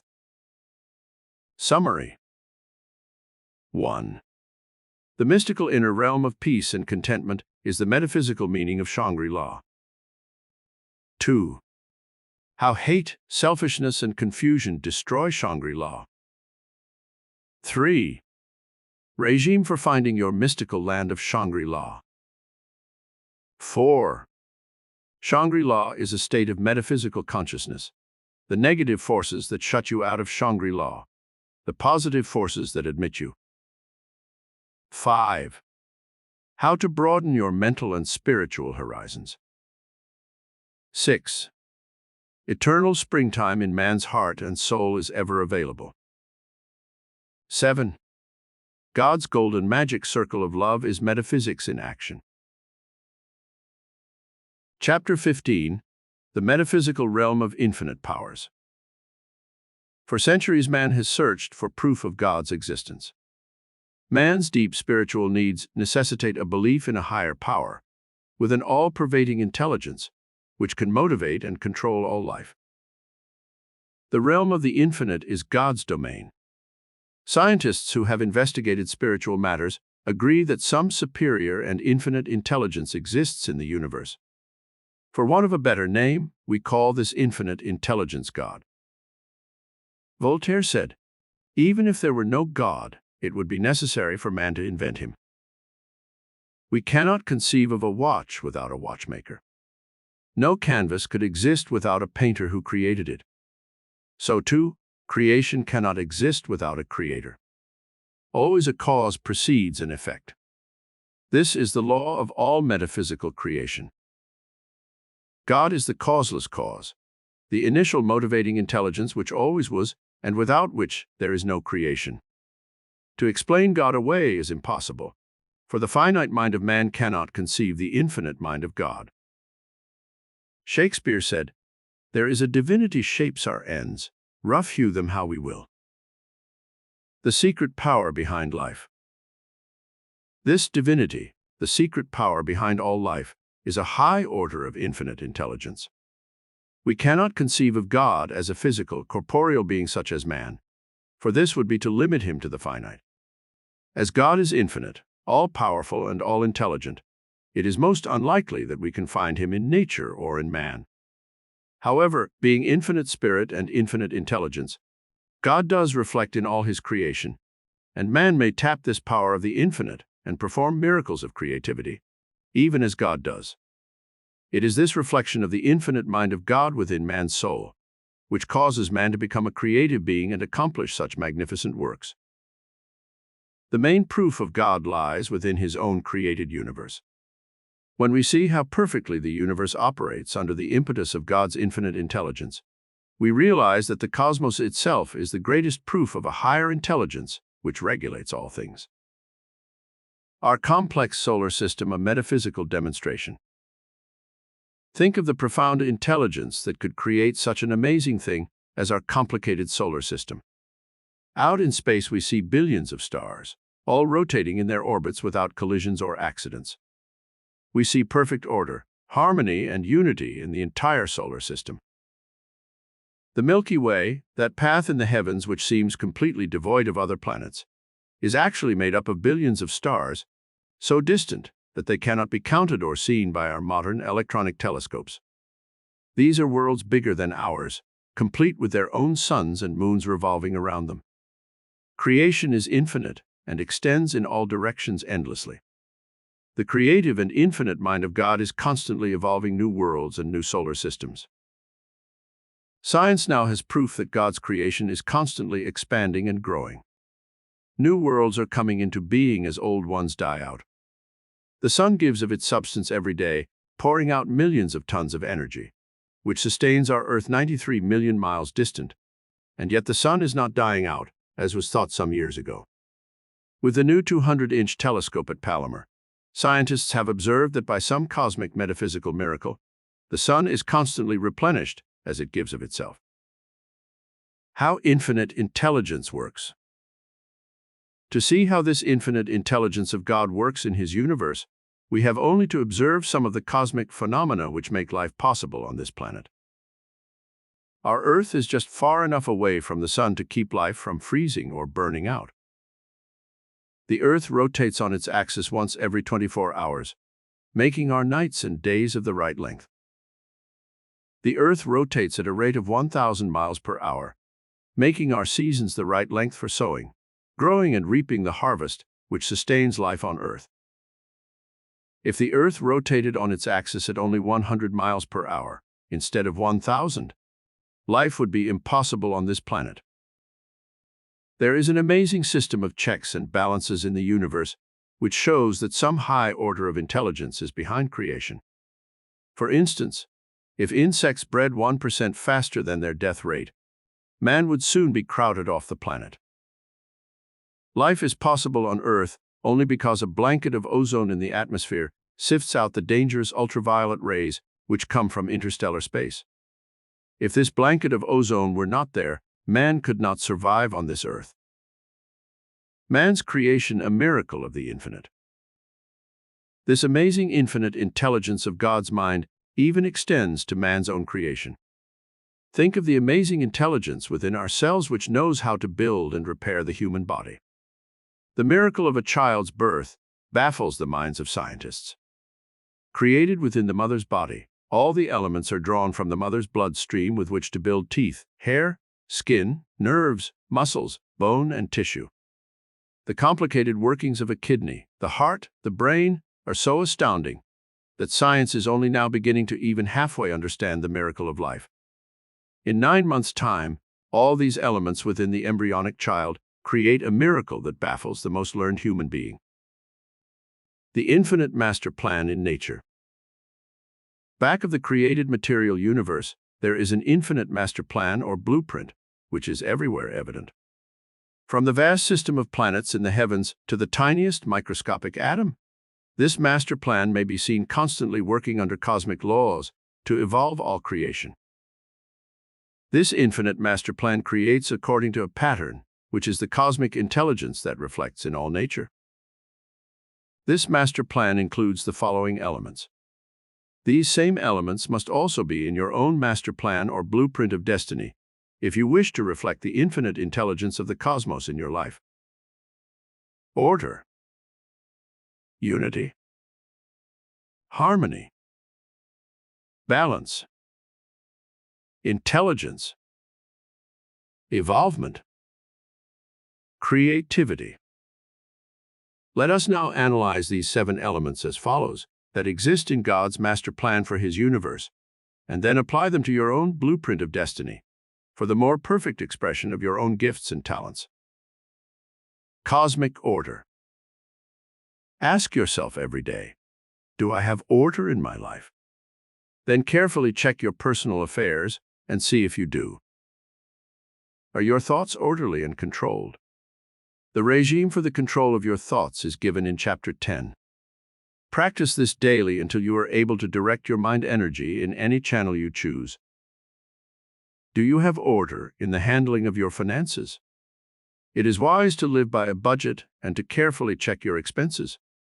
You can only attract more money by carefully handling the money you now have. Do you have order in your home? You should have a place for everything and try to keep a neat, orderly environment. Confusion in your surroundings communicates itself to your thought process and makes you inefficient and ineffective. Do you approach your work in an orderly way? If you work at a desk, you will probably accumulate many odds and ends which tend to confuse your thinking. Every so often spend a few moments in removing this clutter. Put letters and papers into orderly groups where you can attack them gradually. Have you a place for your clothing where you know how to find objects you want without wasting time and causing confusion in your mind. Learn to regulate your life by developing a routine. Do certain things at specified times. This gives a greater sense of efficiency to your entire life and helps release more mental energy so you can accomplish more. Unity. Unity also relates to your personal environment. If you live in an atmosphere of antagonism and friction, you cannot do your best work. Strive to achieve inner balance and unity so you can function as a fully integrated personality in the environment you have chosen for your creative efforts. Harmony. Harmony relates to music and art, but it also relates to human relationships and ideas. Harmony means agreement in action or ideas. It also means that which is peaceable and friendly or harmonious. Just as discords in music jar the sense of hearing, so too disharmony in your relationships with others causes the mind to be jarred into a state of confusion and discord. This inhibits creative effort and interferes with the law of infinite harmony, which exists in all parts of God's creation. Regime for achieving harmony. Control your temper and your tongue. It takes two to quarrel. When someone disagrees with you, let him. It is better to give in a little than to live in an atmosphere of bickering and quarreling. The Bible gives this rule for harmony. Agree with thine adversary quickly. Try to anticipate difficult situations that may cause future disharmony and avoid them. Certain conversational topics among friends or acquaintances are controversial and lead to arguments and discord. Try to avoid talking to people about their political or religious beliefs. It is useless to try to change them, so why let yourself be led into disagreeable arguments that are apt to lead to enmity? Every morning when you start your day's activities, affirm this sentence: I am the center of peace and harmony.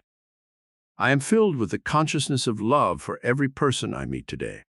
There is no room in my consciousness for hate, intolerance, or resentment. Whenever you feel discord in your environment, say this affirmation over to yourself 5 or 10 times until you once again feel a sense of peace and harmony within yourself. Balance. Balance, or the law of equilibrium, is essential in your life if you are to channel the infinite power of creative spirit in your consciousness. A mind that is engrossed with only the gross physical and material universe and ignores the mind and spirit cannot be said to have balance. Psychologists now find that there is a cross of balance that must be maintained in daily living if we are to avoid the dangers of mental or physical breakdown.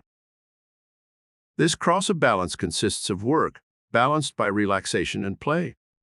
Love, balanced by worship of God. This is a simplified version of this cross of balance, but you can see how these 4 elements must be in your life daily. If any one of these elements is overdone, it tends to upset the cross of balance and leads to serious consequences in some department of life. Strive for moderation in everything you do to maintain balance in your life. There are 24 hours a day, 8 for work, 8 hours for sleep and rest, and 8 hours to spend in self-improvement, relaxation, entertainment, spiritual study, and meditation. Learn to withdraw from the outer world of confusion and action at least 1 hour a day for soul search and mystic contemplation. The infinite power of God's domain can only flood your mind and soul in these interludes of spiritual contemplation. Occasionally remind yourself of these words: what shall it profit a man if he gains the whole world and lose his soul? To achieve balance of mind, body, and soul, indulge in daily activities on these 3 planes of expression. Each day exercise your mind and intellect by reading something constructive that will enrich your consciousness. Listen to beautiful and inspiring music that will elevate your mind to lofty planes. Pray each morning and each night so that you will be in tune with the infinite mind of God. Intelligence. Intelligence relates to the entire state of consciousness that you build. Never stop studying and improving your mind. No matter how old you are, study a new language, take a course in art or music or dancing. Write a short story or a poem. Try your hand at some hobby to keep your mind young. Take up golfing, gardening, woodwork, or modeling in clay. Anything that will keep your brain cells active and healthy. Read good books and keep up on news of the world by reading such current publications as Life, Look, Time, and Newsweek. The Reader's Digest is excellent for giving you short, informative, and interesting information about many different subjects. Intelligence is more than book learning. It comes from life experiences. Absorb as many different kinds of constructive experiences as possible. You can learn from other people, even from their mistakes. Study the lives of the great men of history and emulate their great thoughts and deeds. Sit in meditation at least half an hour a day and develop the higher mind within you, and ask it for intuitive guidance. The highest order of intelligence is that which your subconscious and superconscious minds can give you. This higher mind power, which reflects the infinite mind of God, knows the secrets of the universe. You can tap this higher intelligence when you wish to. Evolvement. The great law of evolution in nature is at work everywhere in the universe. New forms and new creations are constantly being evolved by the infinite intelligence of God. This is not a static world, but one of flux and change. Apply this law of evolution to your own life. You must constantly strive to evolve to a higher and better position in your personal life. This law of evolution should apply to your personality, your work, your social relationships, and your finances. If you do not evolve and grow, then you will inevitably retrogress. If you do not use the muscles of your arms or legs, they soon atrophy and you cannot use them. When you fail to grow and evolve under this infinite law of evolution, you will be immobilized and soon you will be unable to act in a decisive and constructive manner. Your gifts and talents should also evolve and grow. Make an effort to be outgoing in the expression of your personality. If you suffer from inferiority and self-consciousness, try to remove the cause of this defect. Study public speaking to improve your voice. Study dancing to acquire grace and poise. Learn how to converse intelligently so that you can hold your own socially. Develop whatever natural skills and aptitudes you have, so you will no longer feel inadequate and inferior. Try to evolve and grow in your business and financial affairs also. Set a goal for yourself in business. When you achieve this goal, set others until you have risen as high as you can in life. Creativity. The infinite law of metaphysical creativity is nature's greatest tool for shaping and molding the products of nature. Wherever you look, you see this wonderful power of the infinite as it creates a multitude of shapes and sizes in a variety of products. You can duplicate this power of the infinite in your own creative efforts in your life. Look about you and ask yourself, what hast thou in thine house? You possess some special gift or talent which can be developed. You can draw on the infinite intelligence in the universe and use it to shape your own destiny. You must discover your own metaphysical creative power and then use it every day of your life. You can use this creative power in your own environment. Look about you and see how you can improve your living conditions. You may live in a house or apartment that you do not like. Use your metaphysical faculties to see how you might improve it. A bucket of fresh paint can work miracles with a dingy and dark interior. Bright new curtains at the windows can make a room sparkle with warmth. As you release the urge to beautify and improve your environment, new ideas will come to you for making changes that bring about great improvements in your circumstances of life. You are an undiscovered genius in your own right. All great geniuses of the past had no more brain power than you possess. The only difference was that they worked harder than most of us to create their great masterpieces. Use just 10% more of your present brain power creatively, and you will see amazing miracles happen in your life. The 5 attributes of divinity. The infinite mind of God bestows upon man 5 attributes of divinity. You may tap these 5 forces of creative spirit and channel them for your own creative efforts. 1. Infinite intelligence. This is the omniscience of the God mind, which has within it all knowledge and all wisdom. You can draw upon any part of this infinite intelligence when you put yourself in tune with the infinite. 2. Infinite power. This is the omnipotence of the God mind, which has within its domain all creative power for every purpose in creation. You can call upon any degree of this omnipotent, infinite power from your higher consciousness. As you have a need for more creative power and ask for its release, this higher mind within you will pour forth its refreshing stream of infinite power. This is the creative, infinite power that performs miracles of healing and transformation. 3. Infinite good. Infinite good is the omnipresence of the God mind. Everywhere you look, you see this infinite good in God's bountiful creation. God has released His good to bless all creation, and as you are a part of that creation, you may draw upon this stream of infinite good at any time you choose and have anything that you desire, if it is for purposes of good. 4. Infinite love. Love is the channel which the God mind uses to create the infinity of its divine outpourings. Wherever you look in the realm of nature, you see this divine mutation, in which the magnetism of love is at work creating, refining, evolving, expressing, and creating its infinite variety of products and creatures for the good of the entire universe. You can draw upon this outpouring of infinite love from your higher mind and use it to channelize your own creative efforts in every department of your life. 5. Infinite riches. The God mind has created a vast repository of riches in the universe. In the soil, the sea, the air about us, there are chemical and electrical elements which can convert the flow of God's infinite riches into millions of different forms. Man may use any part of this stream of infinite riches. When he once awakens the miracle-working, higher mind within him, he can use this never-ending stream of infinite riches to beautify and uplift his life. He can create new products. He can discover new dimensions for living. Infinite riches are yours if you know how to tap the universal storehouse of riches which is in the infinite, the domain of God. Summary. 1. The metaphysical law of all creation is proof of the existence of God's power. 2. Our solar system and its order demonstrates God's metaphysical creation is an expanding one. 3. How infinite intelligence works. 4. Man's creation, a miracle of the infinite. 5. The 7 creative elements in your blueprint of destiny demand cosmic order in your metaphysical life.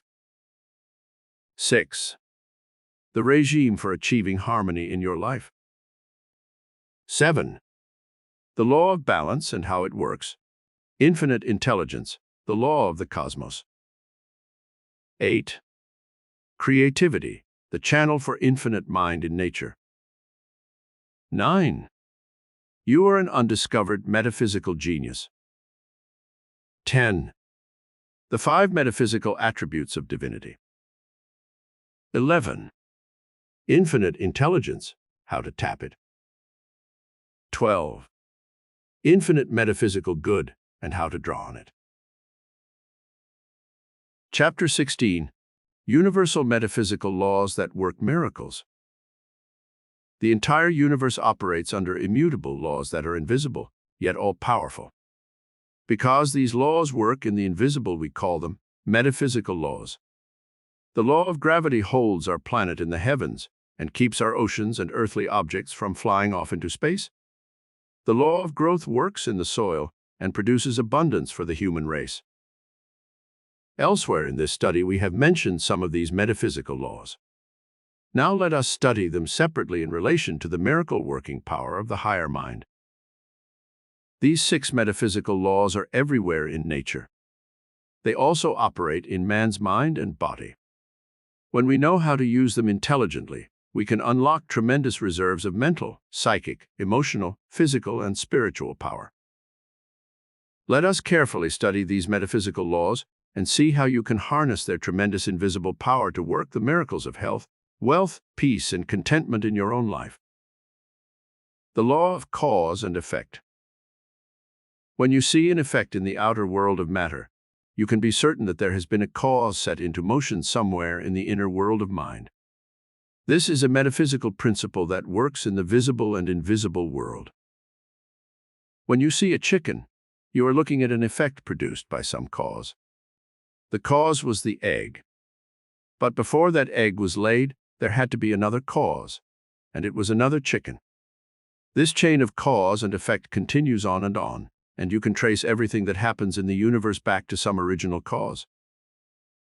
So too in your own life, the things you are now doing, the work you are in, the home in which you live, the mate you have married, the friends you have, the money you do or don't have. All these things are effects, but somewhere in the background of your life, they were set into motion by causes. Most of the causes of your life you can control. Therefore, you can almost at will select the effects you want to produce in your life, and then by exercising your mental causes, you can achieve those effects you desire. Let us now examine how this law works in relation to the various departments of your life. Wealth and abundance. The effect you want to achieve, let us say, is more wealth and material abundance. How can you use the law of cause and effect to achieve this result? You must set into motion within your mind the cause which can produce wealth, the effect. What are some causes that produce this effect of wealth? A desire for the good things money can buy. An ambition to educate your children. A desire to own your own home. A desire to have friends, a better social life. A desire to travel and see foreign lands. A desire to own a car, a television set, better furniture, more modern comforts such as refrigerators, vacuum cleaners, air conditioning, modern plumbing. What effects are set into motion by the above causes? You might change your job and obtain work where you make more money. You would begin to study and prepare your mind with specialized skills and knowledge, so you could make a move to another job. You would take steps to improve your personality, your voice, your ability to speak in public, your sales ability. You would work more industriously, save your money, invest it carefully, apply thrift, patience, and perseverance. When these effects are set into motion by your mental cause, a desire for wealth and abundance would have a chain reaction of cause-effect that would lead you ultimately to the achievement of more wealth and greater abundance than you now have. A desire for improved health. Let us apply this law of cause and effect to a desire for better health and see how this metaphysical principle works. Health. The cause to be set into motion is a desire for better health. The effect you are trying to achieve is improved health, more vitality and energy, longer life, greater efficiency, and a youth consciousness. What effects are now set into motion to achieve the cause you want of better health? You would search books by authorities on the right diet. You would strive to achieve balance in your daily life, work, rest and relaxation, varied interests, fresh air, sunshine, and moderate exercise. You would intensify the will to live by having a purpose for living that is above a mere desire for personal gratification. A desire for love, happiness. Let us apply this metaphysical formula now to a desire for love, happiness, and see how cause and effect work in that department on your life. The cause you wish to set into motion is a desire to be happy in love and marriage. The effect you are trying to achieve is fulfillment in love, gratification of your urge to procreate and have a family, the achievement of your own home, a desire to express love and receive love. What effect should you set into motion to achieve this objective? You would search for the ideal you have envisioned in your mind for years. You would act in an unselfish manner towards the object of your love and affections. You would show your love in words and actions, so that there was no doubt as to the emotion that motivated you. You would develop qualities of kindness, consideration, sharing, forgiveness, tolerance, and understanding. This regime for setting into motion the causes and effects you desire be applied to every department of your life and be made to work its miracles for you. The law of desire. We have mentioned desire elsewhere in our metaphysical study, but now let us study the working of this universal law in relation to working the miracles you want in your life. Desire is inherent in every atom and cell of the entire universe. It is this law what works as cohesion and adhesion in the atoms, keeping the elements of this invisible particle together.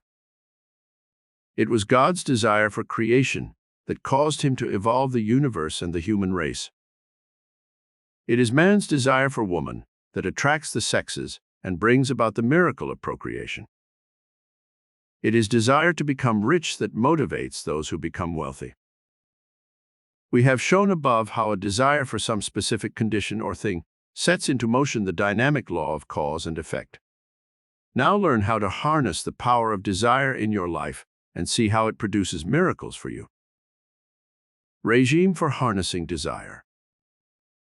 A. Have clear-cut desires, not half-formed, vague images in consciousness. B. Write your desires down on a blueprint of destiny. Number them. Have as many things on this list as you want. C. Read this list over every morning upon arising and every night before retiring. I use this list constantly. I keep it pasted near my shaving mirror and never fail to glance at it morning and night, and as often during the day as possible. Out of 15 items listed on my blueprint last year, 13 have already come to pass. I do not set time limits, for the universal mind knows when the time is ready for maturity of your dreams and desires. D. Do not be afraid to put down seemingly impossible desires. During the Depression years, I listed a desire for $5,000, a new car, and a home of my own. All three things came within 6 months' time.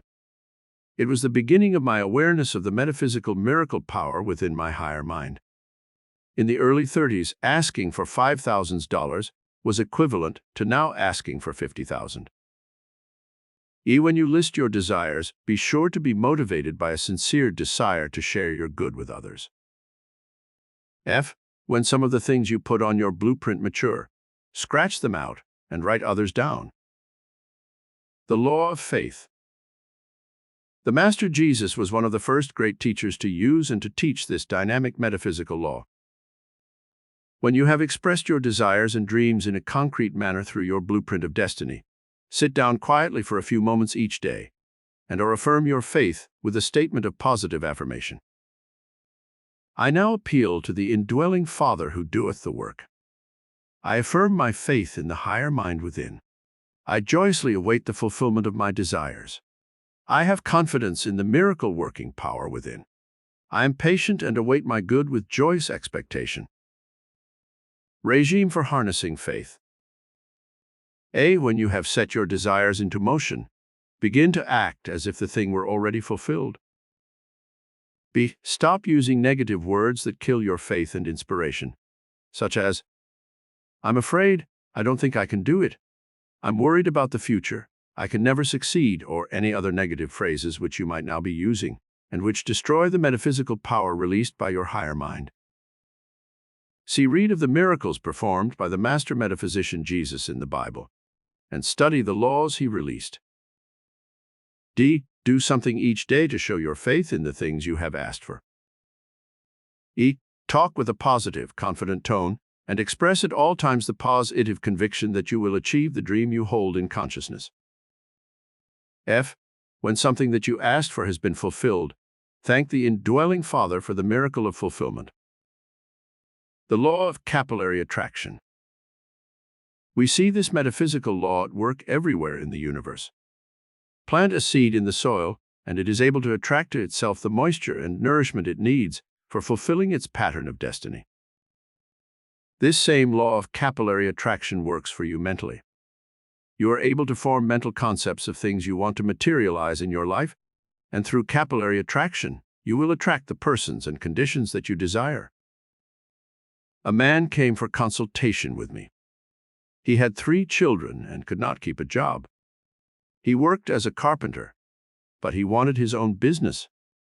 He was a good handyman around the house and loved to tinker with machinery and electrical appliances. After talking to him a few moments and learning of his secret desire to own his own business and be his own boss, an inspiration came to me. I told him to take his savings and buy a second-hand truck and to paint on its side. Home repairs. Handyman Inc. Then he would go from house to house seeking out any repairs that needed to be done.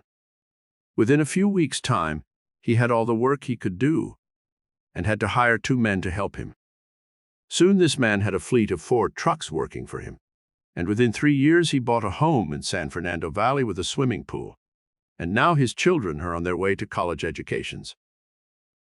The law of capillary attraction worked for this man the moment he knew what he wanted to do.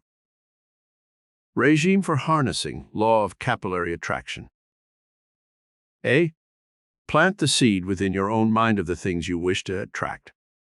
The law of the harvest works for you to attract the elements you need for fulfilling your destiny in the moment you know what it is you want of life. B. Express your innermost dreams and ambitions daily, either to other people or to yourself. This gives your inner desires greater drive and energy. C. Remove the veil of doubt and confusion that might be clouding your mind and which can keep you from attracting the things you desire. D. Realize that nature matures her products slowly and gradually. First the soil is prepared, then the seed is planted, then it is watered, weeded, protected from insects. Gradually it matures, and finally the crop is ready for the harvest. This same cyclical order must be observed in your own life. Work with the laws of nature and be patient for the maturity of your dreams and desires. E. Release the dynamic energy of your higher creative mind by having high goals and purposes behind your life. A desire for $1 million with which to have a wild time furnishes less motivation under the law of capillary attraction than a desire for a fortune with which you can do good for the world. The law of reciprocity. The law of reciprocity is a metaphysical principle which is at work in the entire universe. The earth gives us the substance to sustain life, but it demands in return the seed which can produce the crops of abundance. The law of reciprocity is tied in with the law of the harvest. When you use this law, you will always get back more than you give out. A few grains of wheat or corn, when planted under this law, return a yield of 5 or 10 times what was given into the earth.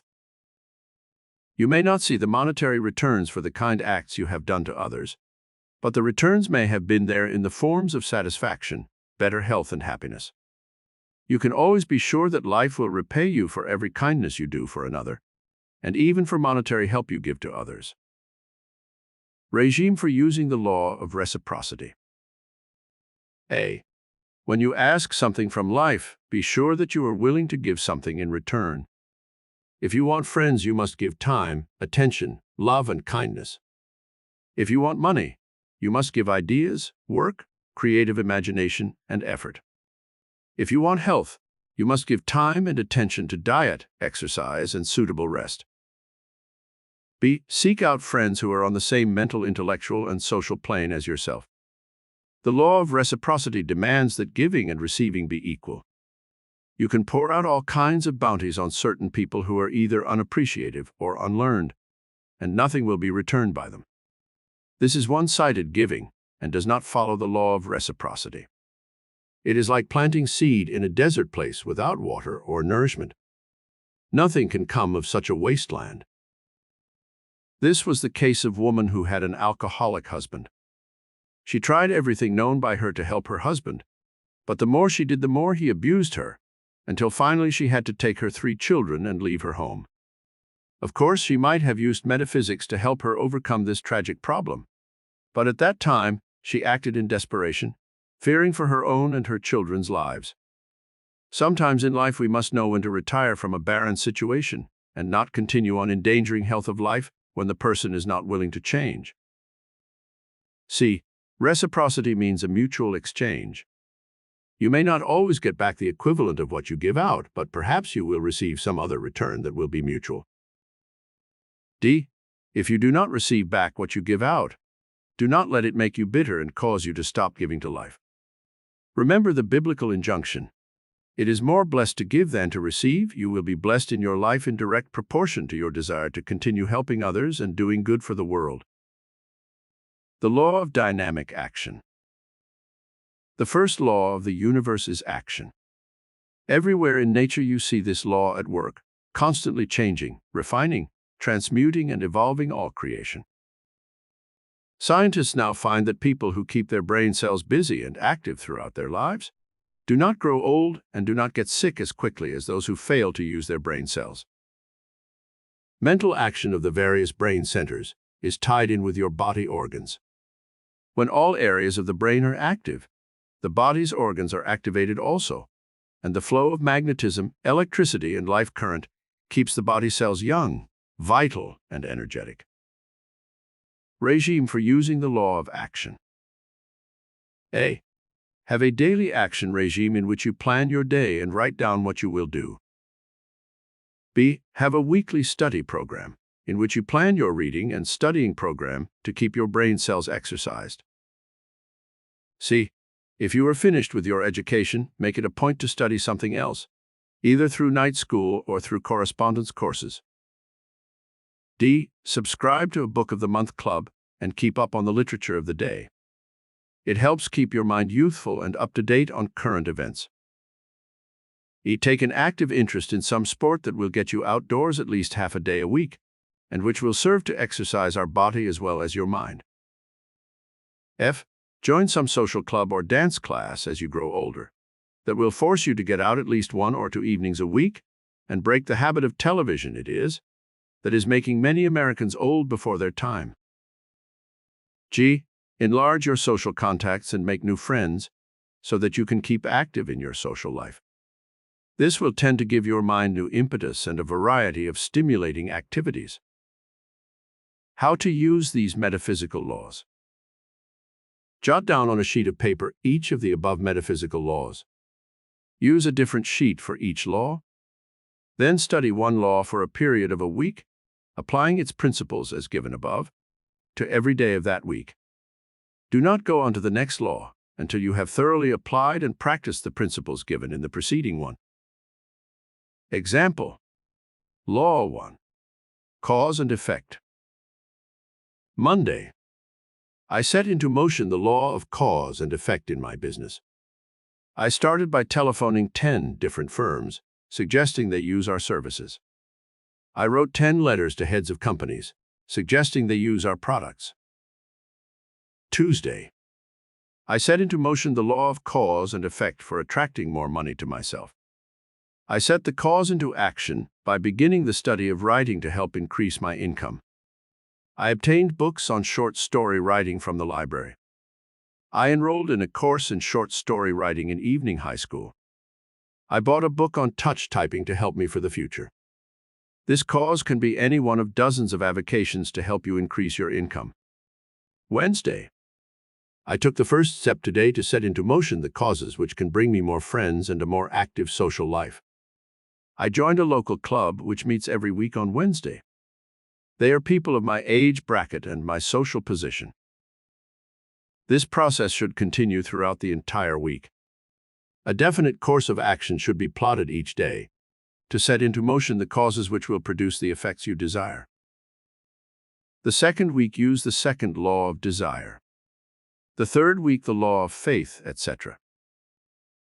There are other metaphysical laws which can be set into motion to help you achieve your innermost dreams and desires, and which we have studied elsewhere in this work. These are the law of universal good, the law of the subconscious, the law of creative imagination, the law of affirmative will, the law of adaptation, the law of change, the law of transmutation, the law of evolution and involution. Chapter 17. Money, fame, power, all can be yours through metaphysics. Now that you have learned of the metaphysical laws that work miracles, you are ready to set these laws into motion and create the miracles in your everyday life that you desire.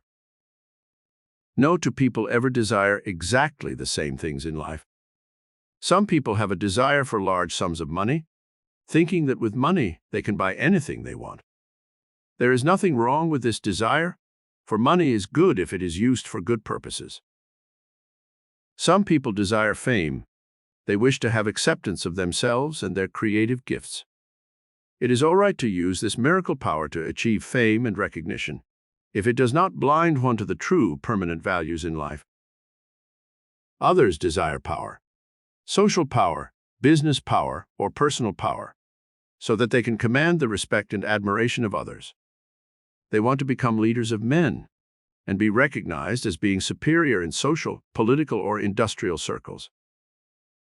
Any one of these ambitions, or all three, are all right if one wants to achieve them. You can ask what you will of the higher mind within, and if other conditions are right, and you have preconditioned your mind to release the dynamic inspiration for achieving these things, you may have them all. The secret ingredient for attracting money. There is a secret ingredient for attracting big money. You can have unlimited wealth if you once know this secret and put it into action through your miracle-working higher mind. The principle we shall study metaphysically is very similar to that used by a computer. Information is fed into a giant computer, thousands of figures and facts, scientific data, and other information. The machine is able to memorize this material through an elaborate mechanical and electrical process. The machine has been preconditioned with patterns of facts and knowledge fed into its electrical mechanism. Then, when certain information is desired, impulses are fed into the machine. These impulses instantly touch off hundreds or thousands of related facts or figures or scientific data, and those are correlated and released as the sum total of all the information desired. Your higher mind has a similar mechanism within its electrical and magnetic forces. It carefully stores within itself all related facts and information on any given subject in separate compartments. When you send forth a request for some specific thing, such as money, fame, or power, or anything else you desire, it touches off vibrations in the higher mind, and all related facts and information pertaining to the things you desire are fed back into the conscious memory paths for you to instantly use. Try this experiment and you will see how this higher mind works. Think of yourself at the age of 10 and ask for information regarding that phase of your life. Suddenly, from the vast storehouse of memory, there will come all the related facts pertaining to that period of your life, where you went to school, the new house where you moved, events that occurred, such as illness or injury, special occasions such as Christmas or Thanksgiving celebrations, your first bicycle, a trip you took to visit relatives, the vacation camp you attended for the summer. Where were all these facts stored? They were within the miracle working centers of your higher mind. There are billions of such facts stored there, awaiting your commands and directions. Why you can ask what you will.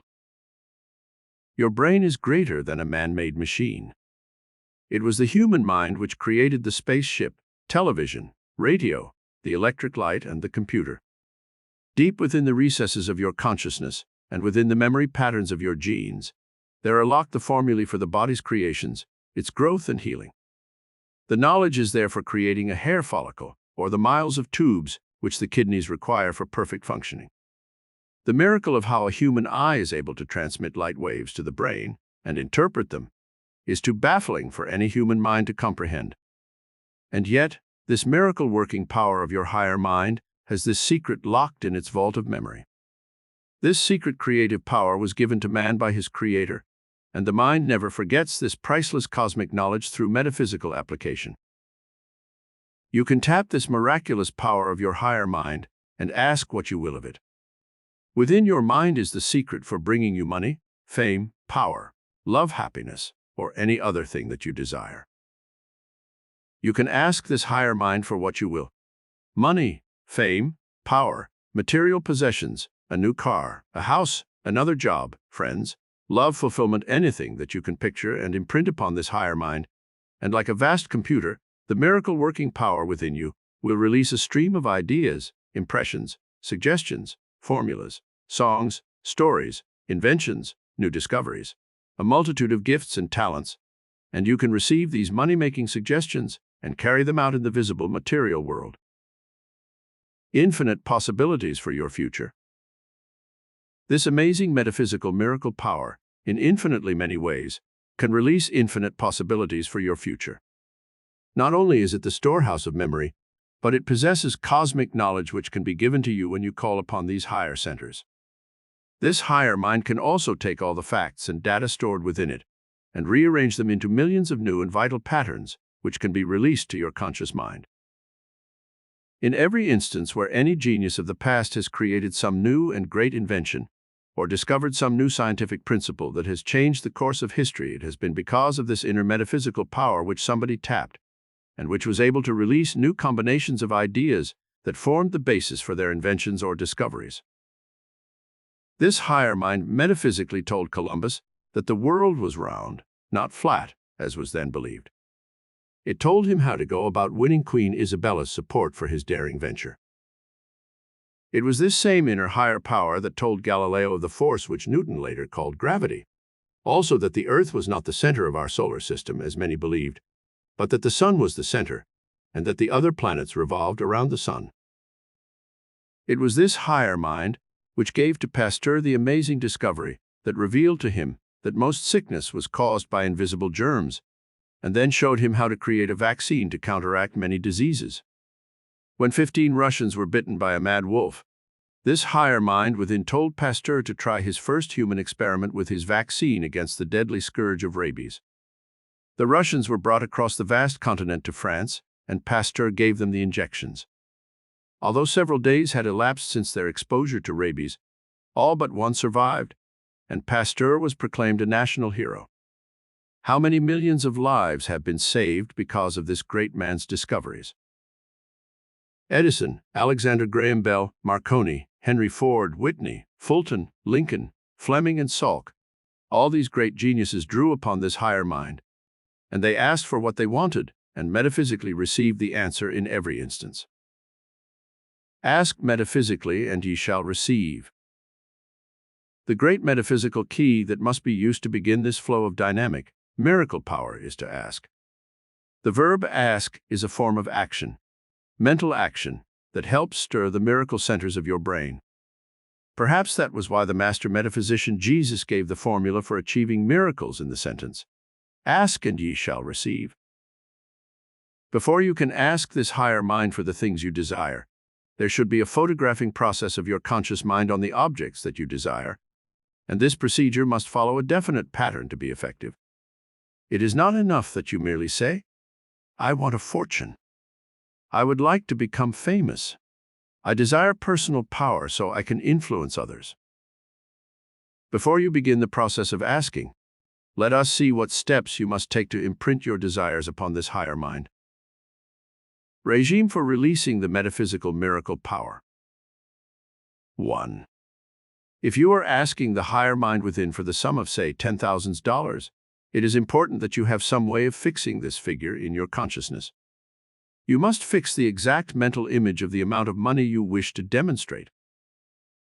In our study work at Carnegie Hall, I have long used this principle of metaphysically photographing the amount of money desired, and it has worked miracles. I have a reproduction of a $10,000 bill. Here is how our students fix this amount in their consciousness. They are required to concentrate on this photograph of the $10,000 bill for a few moments. On the face of this bill, there are certain facts which they must memorize. There are 4 $10,000 figures, one in each corner of the bill. Then there is written on the bill, "The United States of America will pay to the bearer on demand $10,000. Then they are to observe the photograph of the man who is on the face of the bill. It is Samuel Chase who has been called the father of modern banking, because of his work in creating a universal monetary standard of banking in the United States, at a time when all the states had their own currency. Then the student is required to reproduce this $10,000 bill on a piece of paper, the same size, and to write on it the 4 $10,000 figures in the 4 corners. The name of the man, Samuel Chase, is written on the paper. After this process of mentally photographing this $10,000 bill, the students mentally visualize the equivalent of that money in material goods or other values.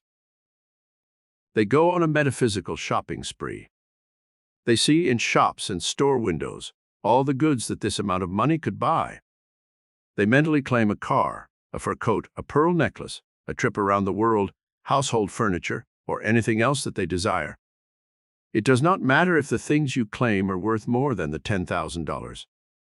For you are going to learn how to claim as much as $100,000 with this metaphysical method, or even more, if your heart's desire is a vast fortune. Let me show you how this metaphysical principle worked for some of our students who used this principle. One man was in television and newspaper advertising. He was not making enough money when he joined our classes, and he wanted to learn how to increase his income. I urged him, as well as other members of the class, to go down to the Chase Manhattan Money Museum in Rockefeller Center, at 49th Street and Avenue of the Americas in New York City. There they have on permanent exhibition an actual $10,000 bill, from which my copy was made. I urged him to visit the museum at least 3 or 4 times a week and to claim that $10,000 bill as his very own. He did this conscientiously for a period of 4 weeks, and then came back and announced the startling results. In that time, an idea came for a new television commercial that was bought by a big company, and the amount he received for it was exactly $10,000. This same man kept up this practice, and within 1 year had gotten ideas that brought him over $50,000 in added income. Truly a miracle. Now you might say, this was only one isolated instance, but listen to the other demonstrations made by members of the class who photographed the $10,000 bill. One woman multiplied this $10,000 bill by 15 and asked for the sum of $150,000. A few months later, she won the Irish sweepstakes ticket and won $140,000. I have told of this elsewhere in this book. A man who was in real estate used this principle and went into business for himself on the West Coast, and sold over $1 million worth of property in the next 2 years. A girl who studied this principle went into her own beauty salon and soon had 5 hairstylists working for her. A pair of twins from Texas, giant strapping boys of 6 feet 2, studied this principle and decided to go into the hairstyling business. Everyone thought they were crazy.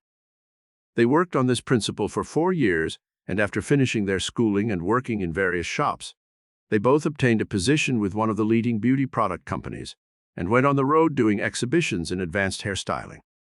Their income soon jumped to $40,000 a year each. Another student, a doctor who had just started his practice, learned of this principle. One day his higher mind told him to go into a certain neighborhood and open a clinic, and to specialize in handling obese patients. In a very short time, he was making $5,000 a month, and soon bought a home on the East Side. He is now one of New York's busiest physicians. In my files, I have hundreds of such instances of men and women who have used this metaphysical principle and who have attracted sums of money ranging from $10,000 to inheritances of $250,000. This is not unusual, for it is happening in the world every day. Many people have used this metaphysical principle instinctively all their lives. They are the ones who are rich, prominent, socially successful, and who lead well-adjusted, balanced lives. 2. Now it is time for you to build your own blueprint of destiny. When you ask the indwelling higher divine mind for something, you must have it so clearly in your mind that you could draw a blueprint of it. When a builder wants to create a house, he first has a blueprint drawn up. This blueprint gives all the details he wants incorporated in the house: the size and style of architecture, the number of rooms, closets, the location of the kitchen, the bathrooms, the porches, the windows, and the 1,001 details that are in a house. Only then is the contractor able to assign various workmen to the actual task of constructing the house. You must have a clear-cut blueprint of your destiny also. Write this blueprint down on a piece of paper that you can study every day and change it to fit your changing needs. When one thing has materialized, scratch it out and add something else that you desire. Here is a sample blueprint of destiny. You can make up your own using the following as a model. My blueprint of destiny. I have confidence that my higher divine mind can bring me all the things that I desire in my life. I shall faithfully read this blueprint every morning and every night until these desires have materialized. 1. I would like to change my work. If you do not know the type you want to do, you must find out as quickly as possible, for the higher mind cannot direct your energies in a specific direction if you do not even know what you want of life. I would like guidance as to a course I should study to prepare myself for my future life work. 2. I desire an increase in salary and advancement in my present work. I would like to make at least $200 a week in my present job, and more in my new work in the future. 3. I desire more perfect health. I would like to have more energy and vitality so I can live a fully rounded life. 4. I would like to own my own home, located in a quiet place in the country, where I will have a garden and peaceful surroundings. Describe the type of home you would like to have. Picture it clearly in your mind, and then cut pictures out of home magazines, which you paste into a book you can call your scrapbook of destiny. In this book, also paste pictures of cars, clothes, jewelry, or other objects you wish to attract. 5. I would like to own my own automobile. Write down the make, color, and style of car you want. Be specific and don't worry about how it will come to you. 6. I desire a happy marriage and a family of my own. My mate should possess the following qualities. List the type of mate you would like to attract, the mental traits you want, etc. 7. I desire a more dynamic personality. 8. I would like to develop the following gifts and talents. List the talents you desire, such as writing short stories or novels, composing music, playing the piano, violin, or guitar, public speaking, designing or decorating, etc. 9. I would like to overcome the following negative habits. List these: smoking, drinking, gambling, procrastination, laziness, negativity, etc. 10. I desire the sum of $10,000 from unexpected sources. Or you may make this sum larger, depending on your ability to believe you can attract it. With this money, I would like to do the following things. List what you want the money for, and if it is a larger sum, ask your higher mind to manifest it for you. Do not set a time limit on this, as it takes some people more time than others to demonstrate large sums of money. Change your blueprint as often as necessary. When you have completed this blueprint of destiny, read it over every morning when you arise and every night just before retiring. It is at such times that the higher mind is able to imprint it on its surface and involve it in the nerve and body mechanism, which sets into motion the forces for the fulfillment of the things you desire. When you have read this blueprint over, and some of the things have already occurred, change the blueprint often. Write it over in your own handwriting at least once a week. Put even little, everyday things you want to demonstrate on it, and then change the blueprint to encompass other things that you desire. Write down on a card these words: that which I can conceive, I will achieve. Carry this card in your purse, and every time you see it, remind yourself that you can and will achieve your desires. This helps reinforce your power of faith in the miracle working power. Carry in your pocketbook a check made out to yourself for $100,000 or more, depending on how big your money consciousness is. This check should be signed, God, the Universal Banker. It will help implement your faith in the power of divine mind to demonstrate for you the money that you desire metaphysically. Do not tell anyone, even your most intimate friend, of the process you are using, nor show them your blueprint of destiny, nor the check made out in your name. Their ridicule or negative thoughts about this method could easily be the damper that would limit your consciousness. Many a great idea has died because someone told his family or his friends about it. Remember, a prophet is without honor in his own country. To build your consciousness of bigger sums of money, cut out 10 pieces of paper and write $10,000 in the four corners of each. Then add these together, and you have the sum of $100,000. To gain an idea of what $1 million really is, take 100 of these pieces of paper with $10,000 written in each of the four corners and multiply them, and you will have an awareness of what $1 million really is.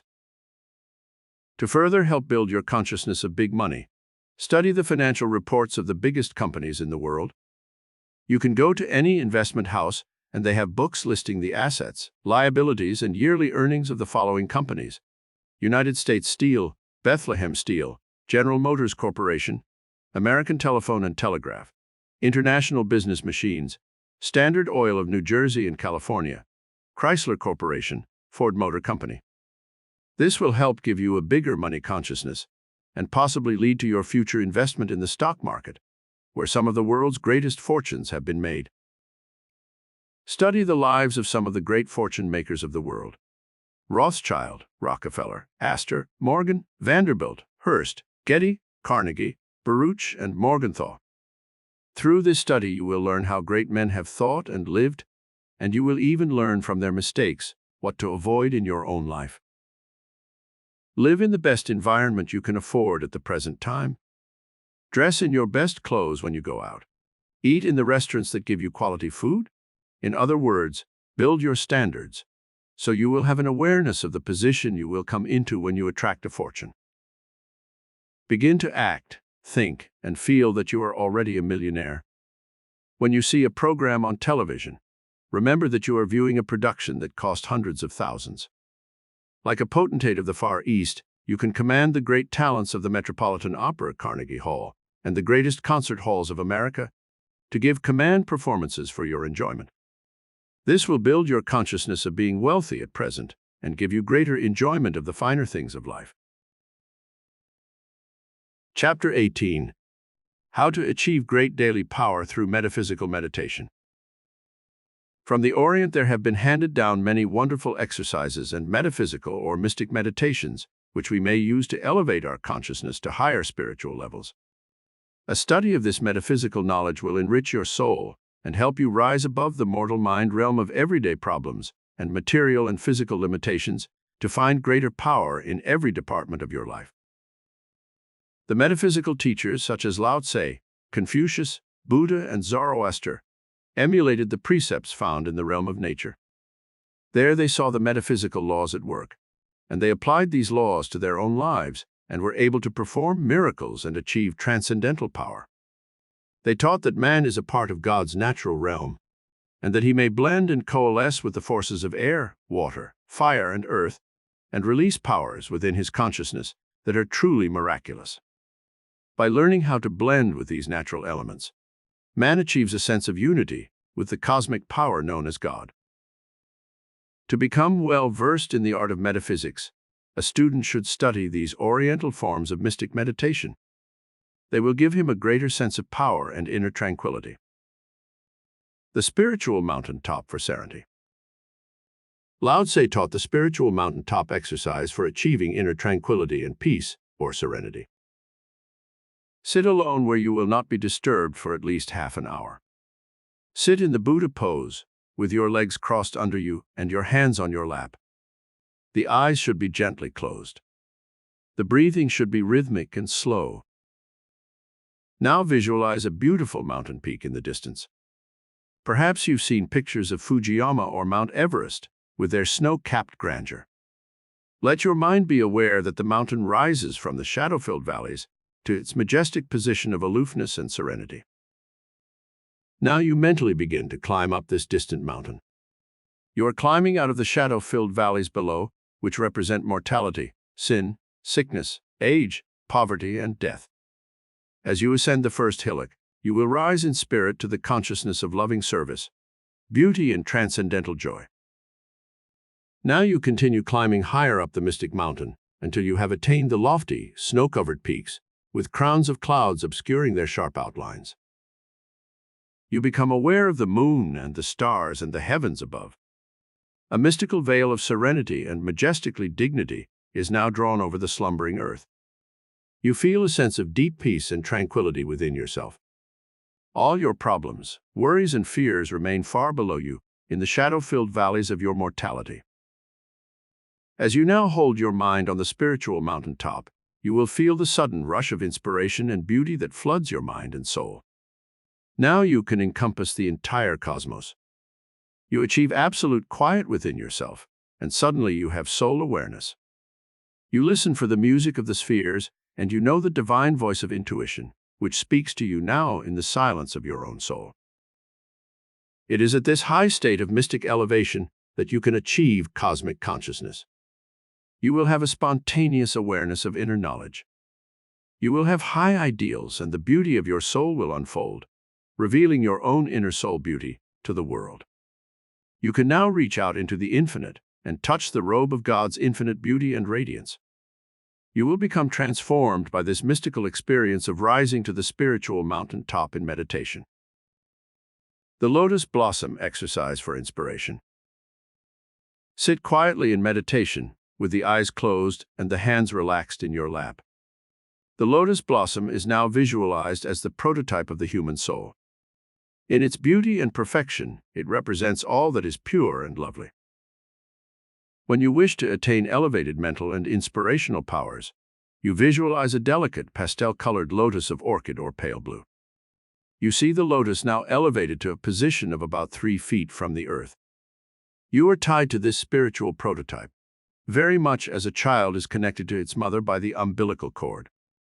As the lotus blossom is elevated, so too your own inspirational level is raised, and your soul ascends into higher spheres of spiritual action. When you wish to have extreme elevation of your mind and soul for an unusual effort of creative imagination, you elevate the lotus blossom to a 6-foot plane. Your mind rises with the lotus blossom to this level. This elevation will give you greater idealism, aesthetic powers, creative gifts and talents, and will help intensify your imaginative concepts. This is the elevation used by many poets, writers, artists, composers, and others who do creative work. The third position for the lotus is 10 feet.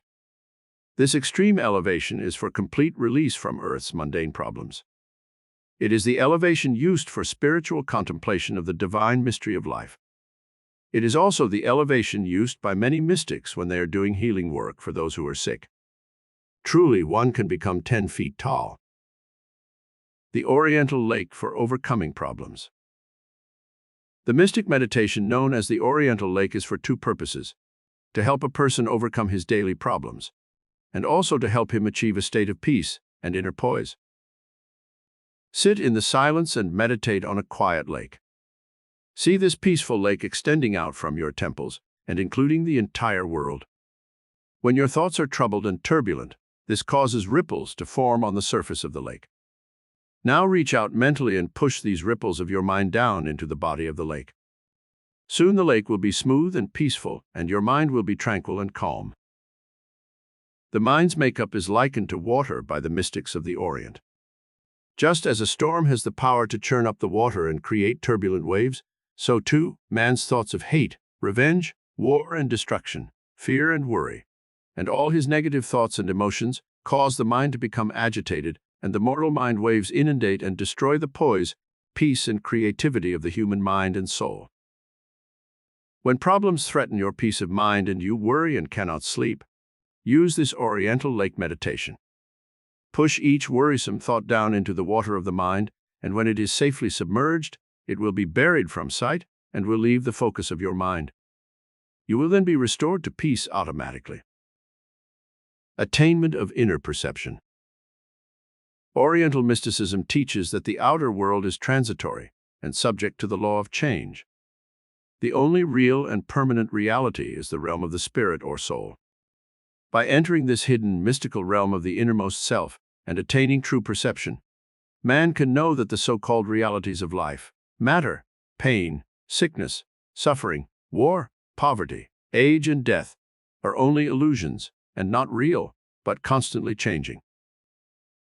This inner perception is achieved through a process of physical and metaphysical action, including breathing. Sit in the silence with your hands in your lap. Control your thoughts and emotions by a deliberate effort of the will. Repeat to yourself over and over, "I'm now still and at peace. My mind is now under perfect control. My body is in perfect repose and is relaxed.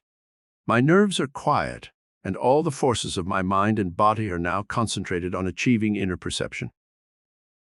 Now breathe deeply through both nostrils and slow the breath down to a point where you are comfortable without strain or tension. As you breathe in deeply and exhale, you will control every muscle and nerve of your body. Then you will enter the mystic silence, where you will find the true power of your innermost being.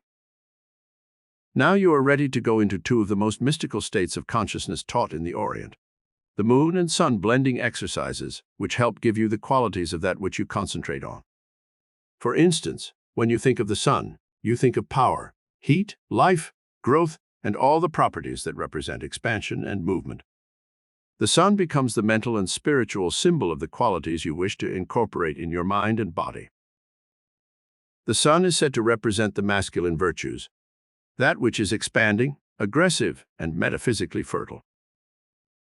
The moon is said to be feminine, passive, lambent, romantic, and beautiful, representing all that is metaphysical and inspiring. The elements of fire, air, water, and earth are interchangeable. Each of these elements enters into the earth's composition and becomes a quality of the sun, the moon, and the earth itself. Sun blending for power and growth. To blend with the sun, sit with the eyes closed and mentally visualize the great golden globe of the sun high in the heavens. Then meditate as follows. The sun is the giver of all life on earth. It is the father of the heavens. I now take on the creative power, the majesty and might of the golden, life-giving sun. As the sun's rays now warm the earth, causing all things to grow, so too I am now inspired by the sun to growth and evolvement of all my inner creative powers. My life grows and evolves under the impetus of divine inspiration.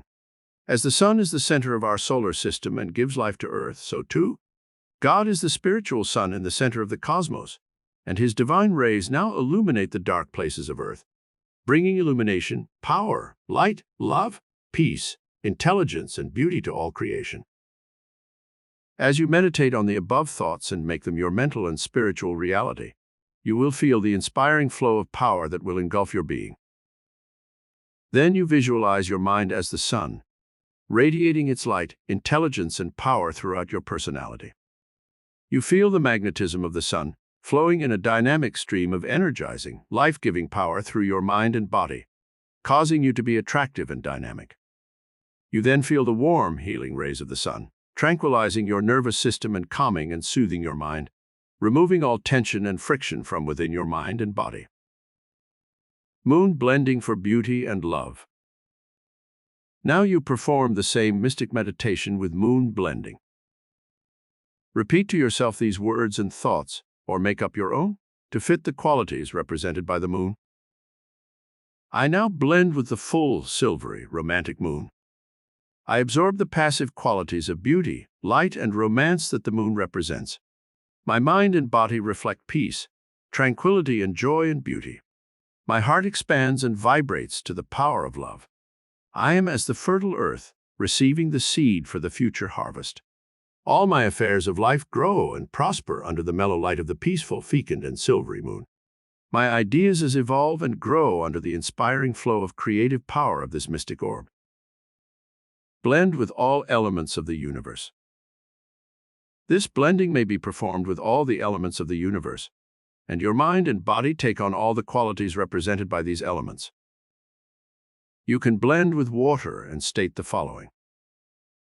I now blend with the life-giving stream of water, which nourishes all life. I feel the cool, soothing softness of the stream of consciousness flowing over my mind and body, healing me, restoring me, rejuvenating me, revitalizing my body, reinvigorating me, and replenishing me. My work and my life now flourish, and the harvest of abundance is assured. The gentle stream of divine consciousness now washes away all my guilt and feelings of moral wrong, and submerges my problems and worries, leaving me free and clean and restored once again. The fire blending exercise. In ancient times, men worshipped the sun, fire, and the other elements, believing that they were invested with special powers for good and evil. The fire blending exercise is for the purpose of mentally stimulating and inspiring the creative centers of the brain. Visualize the glowing fire burning away all physical obstructions and releasing the pure spiritual reality of power and inspiration. Meditate as follows for fire blending. I now blend with the creative and inspiring celestial fire that bathes my mind and soul with its iridescent light, joy, peace, and beauty. Let there be light. This spiritual command now releases within me the creative fire that purges and cleanses me of all problems and obstructions that keep me from seeing the true spiritual reality of my being. I now blend with this spiritual fire of divine inspiration, and it cleanses my body, my emotions, and my soul of all the dross, common things of earth, revealing the pure golden splendor of the divine image and likeness of God which dwells within me. Blend with earth for greater prosperity. The earth is the solid base of man's existence, containing within its elements all the properties needed to sustain all life. Now you can blend with the fertile, productive earth when you wish your own life to prosper. Earth blending is for success, growth of your ideas, monetary rewards, and material treasures. Sit in the silence and meditate as follows. I now blend with the life-sustaining, fertile earth. I take on the qualities of fertility, growth, and evolvement, which the earth gives to all things. I become one with the lofty hills and mountains that raise their majestic heads to heaven in spiritual and perpetual adoration of God's creative power. I now take on the qualities of earth's beauteous springtime. My senses are beguiled by the intoxicating perfume of 1,000,000 blossoms, which send their perfume upward in the sunlight, golden sunshine. I am one with the fertile soil that receives the seed for the future harvest. I feel the cool, refreshing rains that beat upon the bosom of the earth and which cascade in laughing, rippling motion to the distant cosmic sea. I revel in the wind and lightning and snow, all the elements which cause Mother Earth to echo a joyous song of creativity and release a pageant of rainbow-hued and iridescent flowers in a cosmic bridal bouquet at the altar of divine love. Air blending for the soul's aspirations. The air which sustains all life and possesses the healing, invisible, cosmic rays, magnetism, and electricity, is used for blending when man wishes to indulge in inspiring soul flight that takes him above the mortal limitations of this earth with its problems and perplexities. Sit in the silence and meditate as follows. I now take on the purifying elements that cleanse my body of all impurities. I luxuriate in the soft, gentle breezes of a tropical island as they murmur in the midst of a palm grove. I stir with the lambent breeze as it caresses the waxy petals of a magnolia tree. I drink deep of the fragrance stirred into exciting motion in the midst of a blooming orange grove. I am one with the wind in the tops of the towering oak trees, singing a gentle lullaby to fledglings slumbering in their nests. I roar with the wind as it sends crashing waves in its ceaseless motion upon 1,000,000 sandy beaches. My spirit soars and my mind becomes one with the freedom of the wind as it sings joyously in a gay carousel that embraces 1,000 spice-scented islands and wipes clean the face of heaven, revealing to earthbound man the sparkling stars in the purple veil of night. You may use soft music and candle light for your periods of metaphysical meditation. These help the higher mind centers achieve a sense of tranquility and calm. Be sure that you do these metaphysical exercises where you will not be disturbed by anyone for at least a half hour. You can do one or all of the exercises at one sitting. The main thing to remember is that you achieve the true spiritual understanding of what you are trying to attain. Summary. The great teachers who used metaphysical meditation had many teaching methods as follows. 1. The spiritual mountaintop for serenity. 2. Cosmic consciousness through mystic elevation. 3. The lotus blossom exercise for inspiration. 4. The oriental lake for overcoming problems. 5. Attainment of inner perception. 6. Sun blending for power and growth. 7. Moon blending for beauty and love. 8. Blending with all the elements of the universe. 9. Fire blending for creative inspiration. 10. How to blend with the earth for greater prosperity. 11. Air blending for soul's aspirations. Chapter 19. The miracle-working power of metaphysical love. One of the greatest metaphysical forces for working miracles is the power of love. If this emotional force is channeled correctly, it can unfailingly bring you health, happiness, peace of mind, and the fulfillment of your right destiny. Someone has rightly said, "Love is the purification of the heart from self. It strengthens and ennobles the character, gives higher motives and a nobler aim to every action of life, and makes both man and woman strong, noble, and courageous." Love is like a many-faceted diamond. It has many aspects, and most of them are essential to a well-rounded, happy, and integrated life. Unselfish love always gives of itself most generously. It seldom asks rewards. The very act of loving is, in itself, an adequate reward for the person expressing the emotion. It pays rich dividends in better health, greater energy and vitality, and even longer life. Love is the most constructive force in life, and without love, life loses most of its purpose and meaning. An excellent definition of this positive, miracle-working emotion is given in the Bible, in 1 Corinthians 13, by St. Paul. The King James Version uses the word charity, but the original sense of that word, the Latin caritas, is love. Love as an energizing force. The emotion of love generates great energy in the human body. It is a wonderful stimulant to most of the body's glands. This is a scientific fact, established in the laboratory. Chemicals and valuable hormones are actually released through the glands under the stimulus of the emotion of love. Some of these chemicals aid digestion. Love releases sugar into the bloodstream. This is stored in the liver for emergencies. Tests taken in the laboratory have shown that people who are consumed with hatred and bitterness, the emotion opposed to love, are generally tired and filled with toxins that slowly poison them. When such persons are moved from hate to love, there are amazing changes in the body's chemistry and health. Your body has astounding reserves of energy and vitality in its cells. When you feel the powerful emotion of love, it helps release this reserve energy and sends it flooding throughout your bloodstream into your brain, awakening latent energies and creating powerful inspiration for healing, restoring and reinvigorating the body cells. Regime for using metaphysical love as an energizing force. 1. Have some person in your life that you can love. If you do not have a romantic love in your life, at least try to have some close relative or friend that you can send out love to.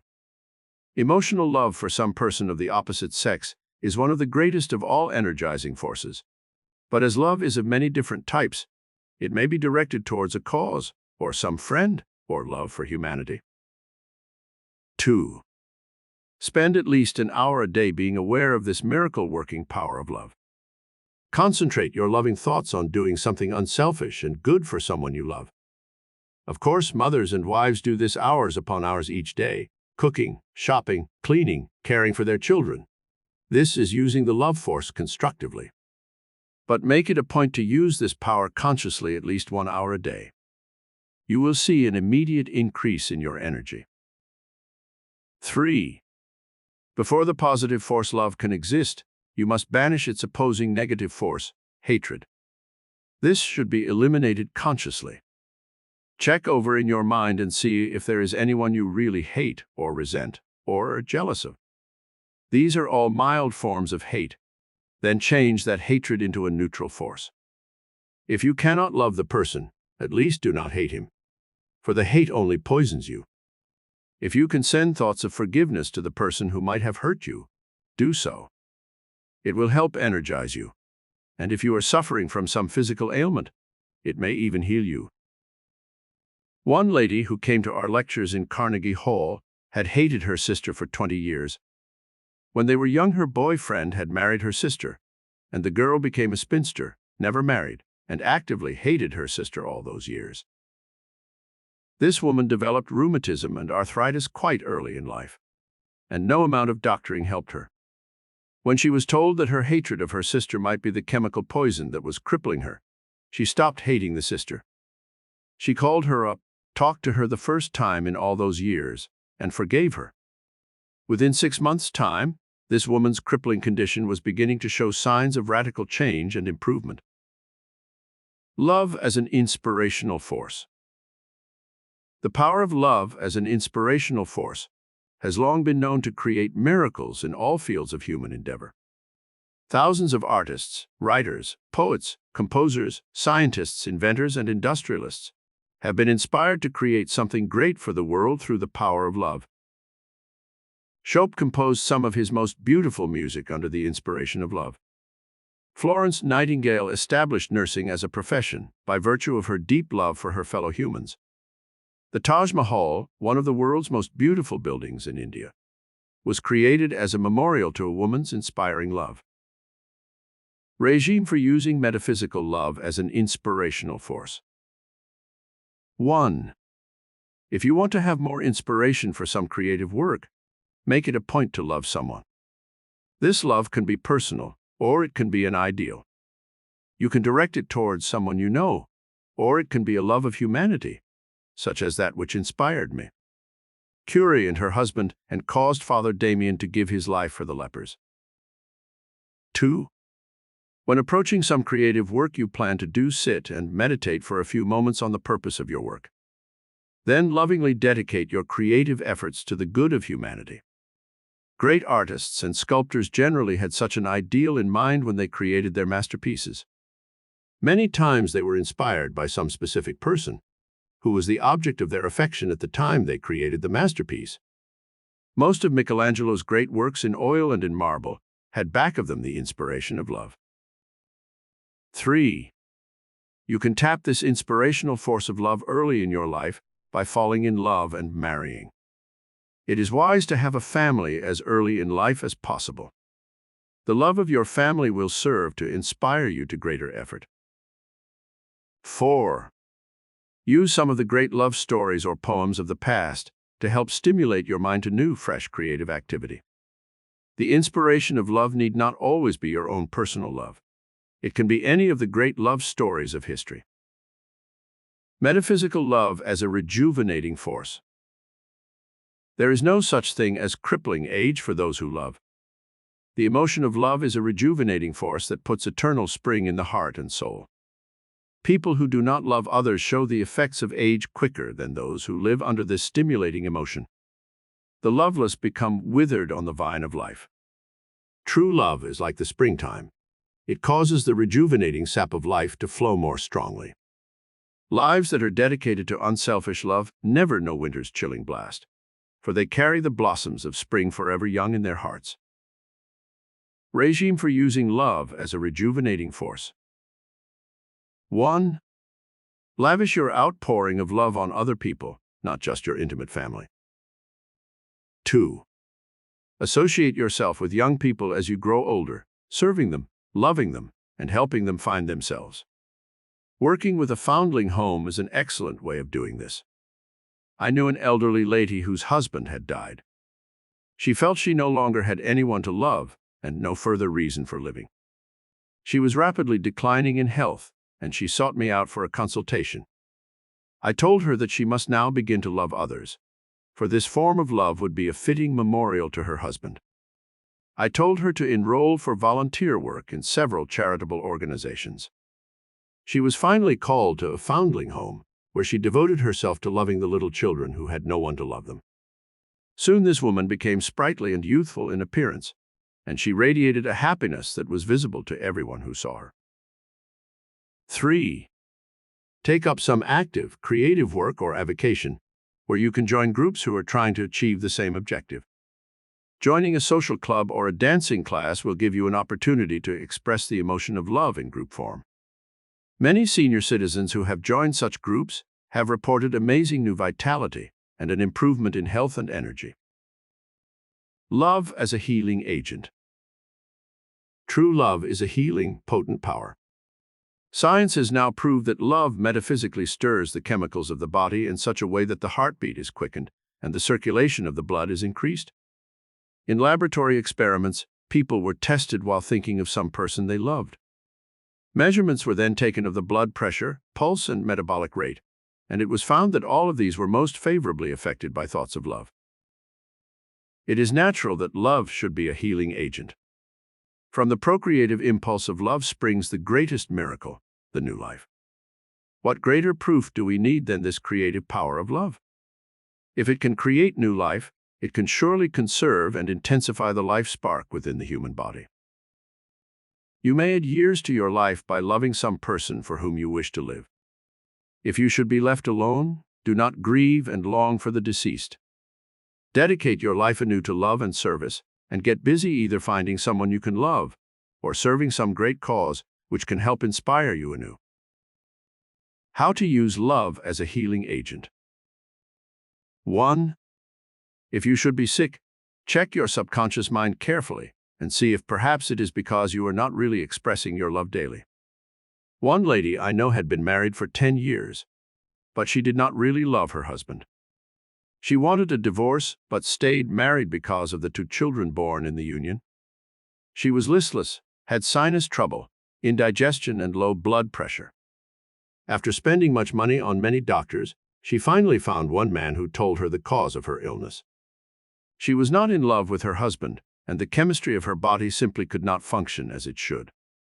She began a series of therapeutic treatments to help her mentally adjust to her husband, and when she began to express more love in her relationship with him, she began to have more energy, her symptoms disappeared, and she was on the way to becoming healthy and normal once again. 2.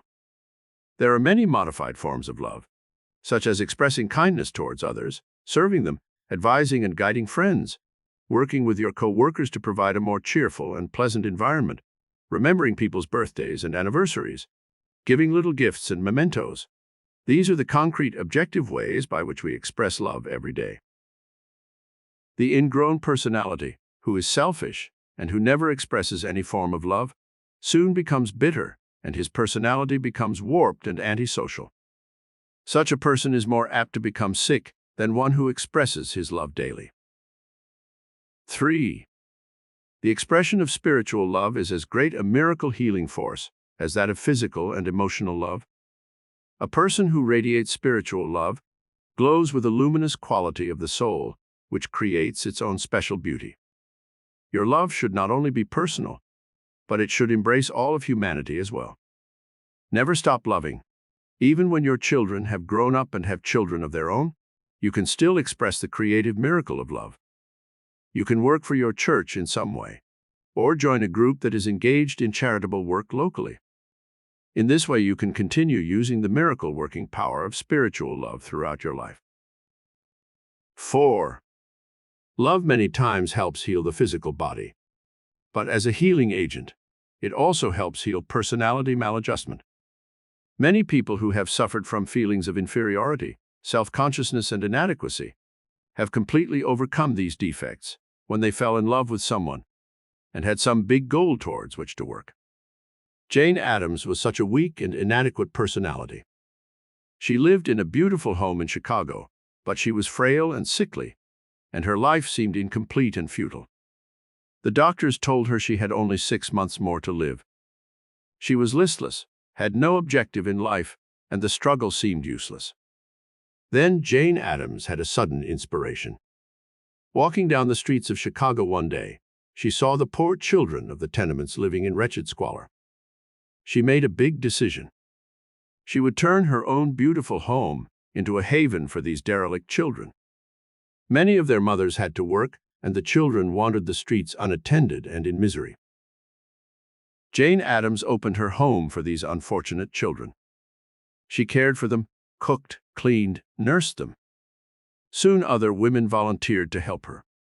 In a few months' time, what was later to become Hull House Settlement was flourishing.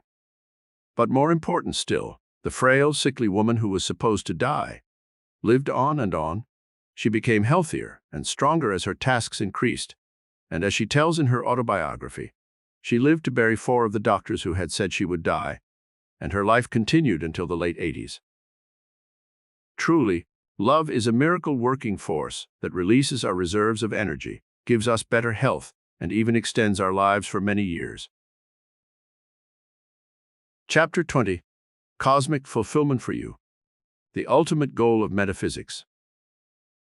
Now that we have traveled together down life's mystic pathway in our soul quest for metaphysical truth and spiritual wisdom, we have discovered much that can help you continue on this cosmic journey into the golden sunset years of your life. After you have spent a lifetime in using the metaphysical miracle-working power for fame, fortune, power, material possessions, and physical satisfactions, you must realize that these things are not the whole of life. There is still another dimension of life, the spiritual plane of consciousness, where you must find cosmic fulfillment, the ultimate goal. Man's soul quest throughout time and space is for the glorious hyacinths of life. The beauty, peace, love, and joy that make life a pageant of shimmering, iridescent loveliness. You now possess all the metaphysical knowledge you need to give you everything life has to offer, and which can satisfy the human craving for possessions and material things. Now realize that what your soul truly searches for is cosmic fulfillment, what the ancient Sanskrit calls darshan, ultimate fulfillment. The soul is embarked upon a mystical journey throughout time and space, and in its search for God, it knows many joys and many tribulations. Ultimately, each of these life experiences adds to the sum total of your soul's unfoldment, like a lotus blossom unfolding petal by petal to reveal its hidden innermost beauty. Likewise, your soul is many-faceted and reveals its hidden splendor as you meet the challenges of life courageously and conquer the opposing elements of earth. There is a saying, "He who would have the crown must first bear the cross." What is cosmic fulfillment? Cosmic fulfillment is something you may attain here and now while you are on this earth plane. It is not some future glory which you shall inherit after death.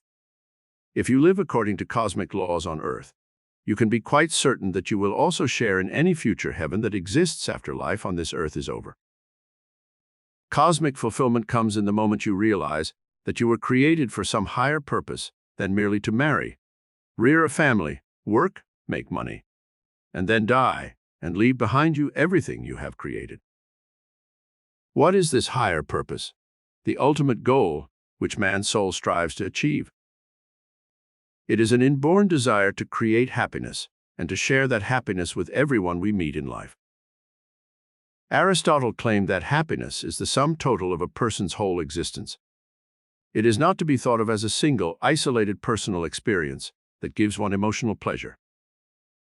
Another great teacher declared that a person can be said to be happy if he possesses the good things of life, things that bring one satisfaction and a feeling of completion and fulfillment.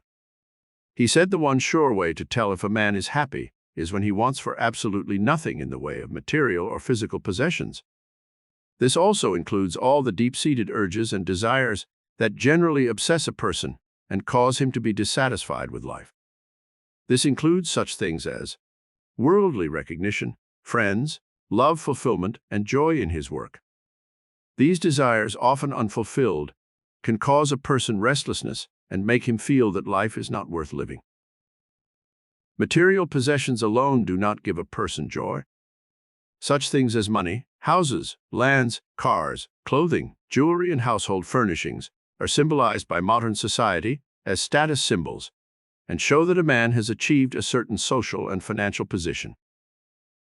These things are fine, and the metaphysical laws you have learned in this study can be invoked to bring you all these material and physical possessions. However, in searching for cosmic fulfillment, life's ultimate goal, realize that there are other intangible values in life which make for happiness. These things cannot be counted in terms of dollars and cents, but they constitute happiness on an emotional and personal plane. This type of happiness is produced by good health, friends, social honors, and the possession of peace of mind and a clear conscience. How few millionaires can claim for themselves this type of happiness. Cosmic fulfillment can be yours, even if you do not have a fortune, and even if you do not achieve every single goal you set for yourself in life. Cosmic fulfillment has to do with certain qualities of the mind and spirit, which can bring the most lasting and enduring type of happiness known to man. These are the cosmic qualities of compassion, understanding, forgiveness, integrity, honesty, goodness, generosity, and a high moral character. Cosmic fulfillment can also be achieved through mental and intellectual enrichment. Intellectual happiness consists in the possession of knowledge and wisdom, the enjoyment of good music, fine books, and great art. It can also come through the exchange of high ideals and ideas in social conversation.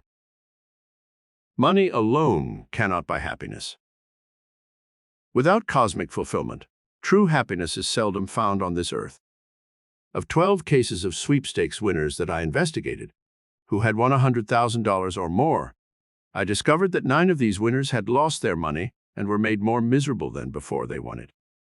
Only 3 out of 12 wound up with any kind of financial security and happiness. These three winners were persons past 60 years of age. Money alone cannot buy happiness and peace of mind. Of all the multimillionaires who lived during the days before the Great Depression of the 1930s and who controlled the financial markets of the world, a great many either went broke, died in prison, or were dishonored and impoverished in their lifetime. Money is important for buying the physical and material comforts man needs, but do not let the glitter of gold blind you to the cosmic realities, which are the true gold of the metaphysical spirit. The regime for cosmic fulfillment. 1. A creative mind that is busy creating for the good of others is a happy and contented mind. All the cosmically illumined souls of the past, who created their music, poetry, art, and literature for humanity to enjoy, were happy and found their ultimate fulfillment in releasing their creative works for the good of humanity. Keep your mind busy, creating good for others. Every day see what you can do to make others happy and more comfortable. This does not take money, but merely a little time and effort. 2. To achieve happiness, you must deserve happiness. Cosmic illumination comes to man when he thinks more of the happiness of others than of himself. The selfish person, who thinks of himself only, seldom ever achieves cosmic illumination or true happiness. 3. To achieve cosmic awareness and fulfillment, make it a point to every day practice the cosmic and spiritual qualities. These are goodness, honesty, love, forgiveness, justice, truth, charity, compassion, and integrity. 4. The most common causes of misery and disappointment in life should be studied and understood. In striving to overcome the gravity pull of Earth's problems and to rise to the realm of cosmic illumination, metaphysically overcome some of these negative forces that tend to keep man earthbound. A. Disappointments in love and marriage. B. Loss of loved ones in death. C. Poverty. D. Ill health. E. Accidents or other misfortunes. F. Inability to achieve social acceptance. G. Failure in business. H. Sense of inferiority in expressing the personality. I. Loneliness and lack of friends. J. Various fears and phobias, including fear of old age, sickness, death, and disfigurement. K. Emotional insecurity. L. Ignorance and superstition. M. Immoderation in drinking or other habits. And negative emotions of hate, revenge, greed, envy, fear, worry, jealousy, and malice. O. Violating the mental, moral, ethical, social, physical, and spiritual laws of the universe. This includes the Golden Rule and the 10 Commandments. We have studied the regime in this book for overcoming most of these negative forces that keep man from rising above mortal mind limitations into the realm of cosmic fulfillment. 5.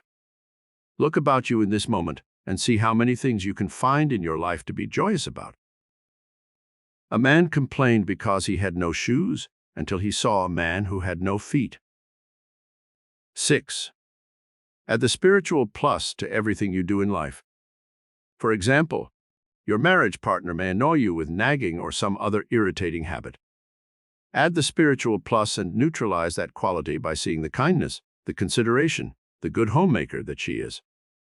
In this way, your spiritual plus will outweigh the minus of nagging.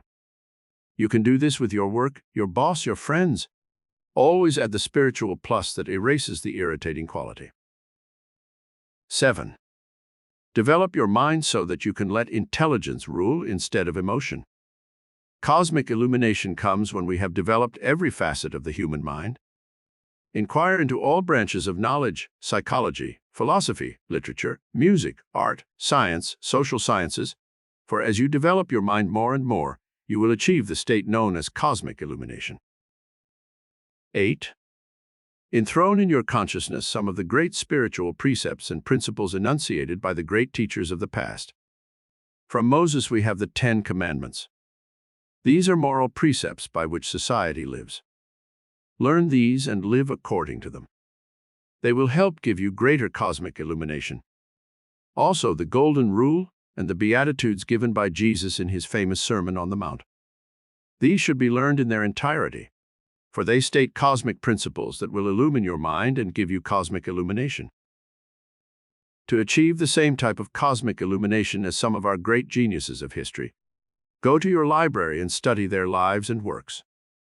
To be a hero, think heroic thoughts, Voltaire said. When you align yourself with some of the great thoughts of the most illumined men in history, you cannot help becoming cosmically illumined. Some of these great of the past are Michelangelo, Leonardo da Vinci, Shakespeare, Shelley, Keats, Byron, Galileo, Columbus, Marco Polo, Socrates, Plato, Aristotle, Pasteur, Edison, Burbank, Einstein, George Washington Carver, Lincoln, Marconi, Washington, and many others who have contributed to the world's knowledge and progress. This course of study can be extended to art, literature, music, politics, industry, and exploration. 9. Also study some of the world's great religions, including the metaphysical teachings of the Orient. From the great prophets of the past you can obtain many illuminating passages that will reveal to you the true mystical purpose of life. 10. Never let any emotion affect you so deeply that you are permanently scarred psychically. The soul's peace and serenity can only be maintained when you stop reacting to every disappointment and failure with a deep emotional hurt that leaves permanent scars on the psyche. Many people never get over a broken love affair or the loss of a loved one. This is a wrong principle and keeps one from sharing in the joyous and illuminating cosmic experiences that still lie ahead for them. Grief is natural when one loses a loved one, but it should not become so deeply imprinted in the consciousness that it robs one of all future enjoyment. 11. Realize that all things are transient, including life itself. Never try to hold on to any person, emotion, or thing permanently. This intense possessiveness makes many people miserable throughout life. Be willing to enjoy every single experience that life gives you, but also be willing to let go of it when the law of cycles has run its course and it is taken from you. Instead of thinking of what you've lost, think rather of the years of enjoyment it has given you. 12. Build mental and spiritual values that depend on the inner, permanent things of the mind and soul, rather than the worship of physical and material things only. This does not mean that you should retire from life in mystic contemplation all the time, but only occasionally, to give important things their right place in your life. 13. Build your own mental garden where others come to share your simple life, rather than search in the outer world of changing and shifting values for your happiness. Very often a frenzied search for pleasure leads one to disillusionment and misery. People who must go on a constant round of nightclubs and places of entertainment, who demand more and more liquor and other forms of physical stimulation, soon fall into a dull and deadly routine that robs them of peace of mind and, very often, their mental and physical health. 14. Live in the present instead of putting off living until the future. How often people wait too long to begin to live? This is the tragedy of modern life. A Latin proverb says, "Let us live while we live." 15. Enjoy the beauty of nature and the changing seasons. Be in tune with the cosmos by being aware of God's miraculous universe. Only when you are in a state of attunement to the world about you can you be said to be in tune with the infinite. Cosmic illumination flourishes when your senses are awakened fully and when you appreciate all the wonders of nature, the beauty of spring, the miracle of summer's growth, the fall's harvest, and the winter's lambent beauty.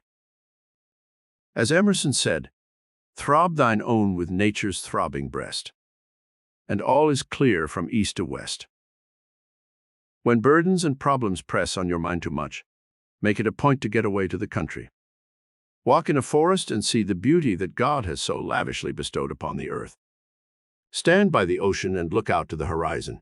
Feel the majesty and mystery of God in His creation. Turn your face to the western sky at sunset and let the incandescent crimson and gold flood your being with warmth and joy. Sunshine, fresh air, fields waving in the breeze, birds singing in the treetops, and rain cascading to the sea. These forces of nature can cleanse the heart and mind of man when he is sorely tried by the vexatious problems of life.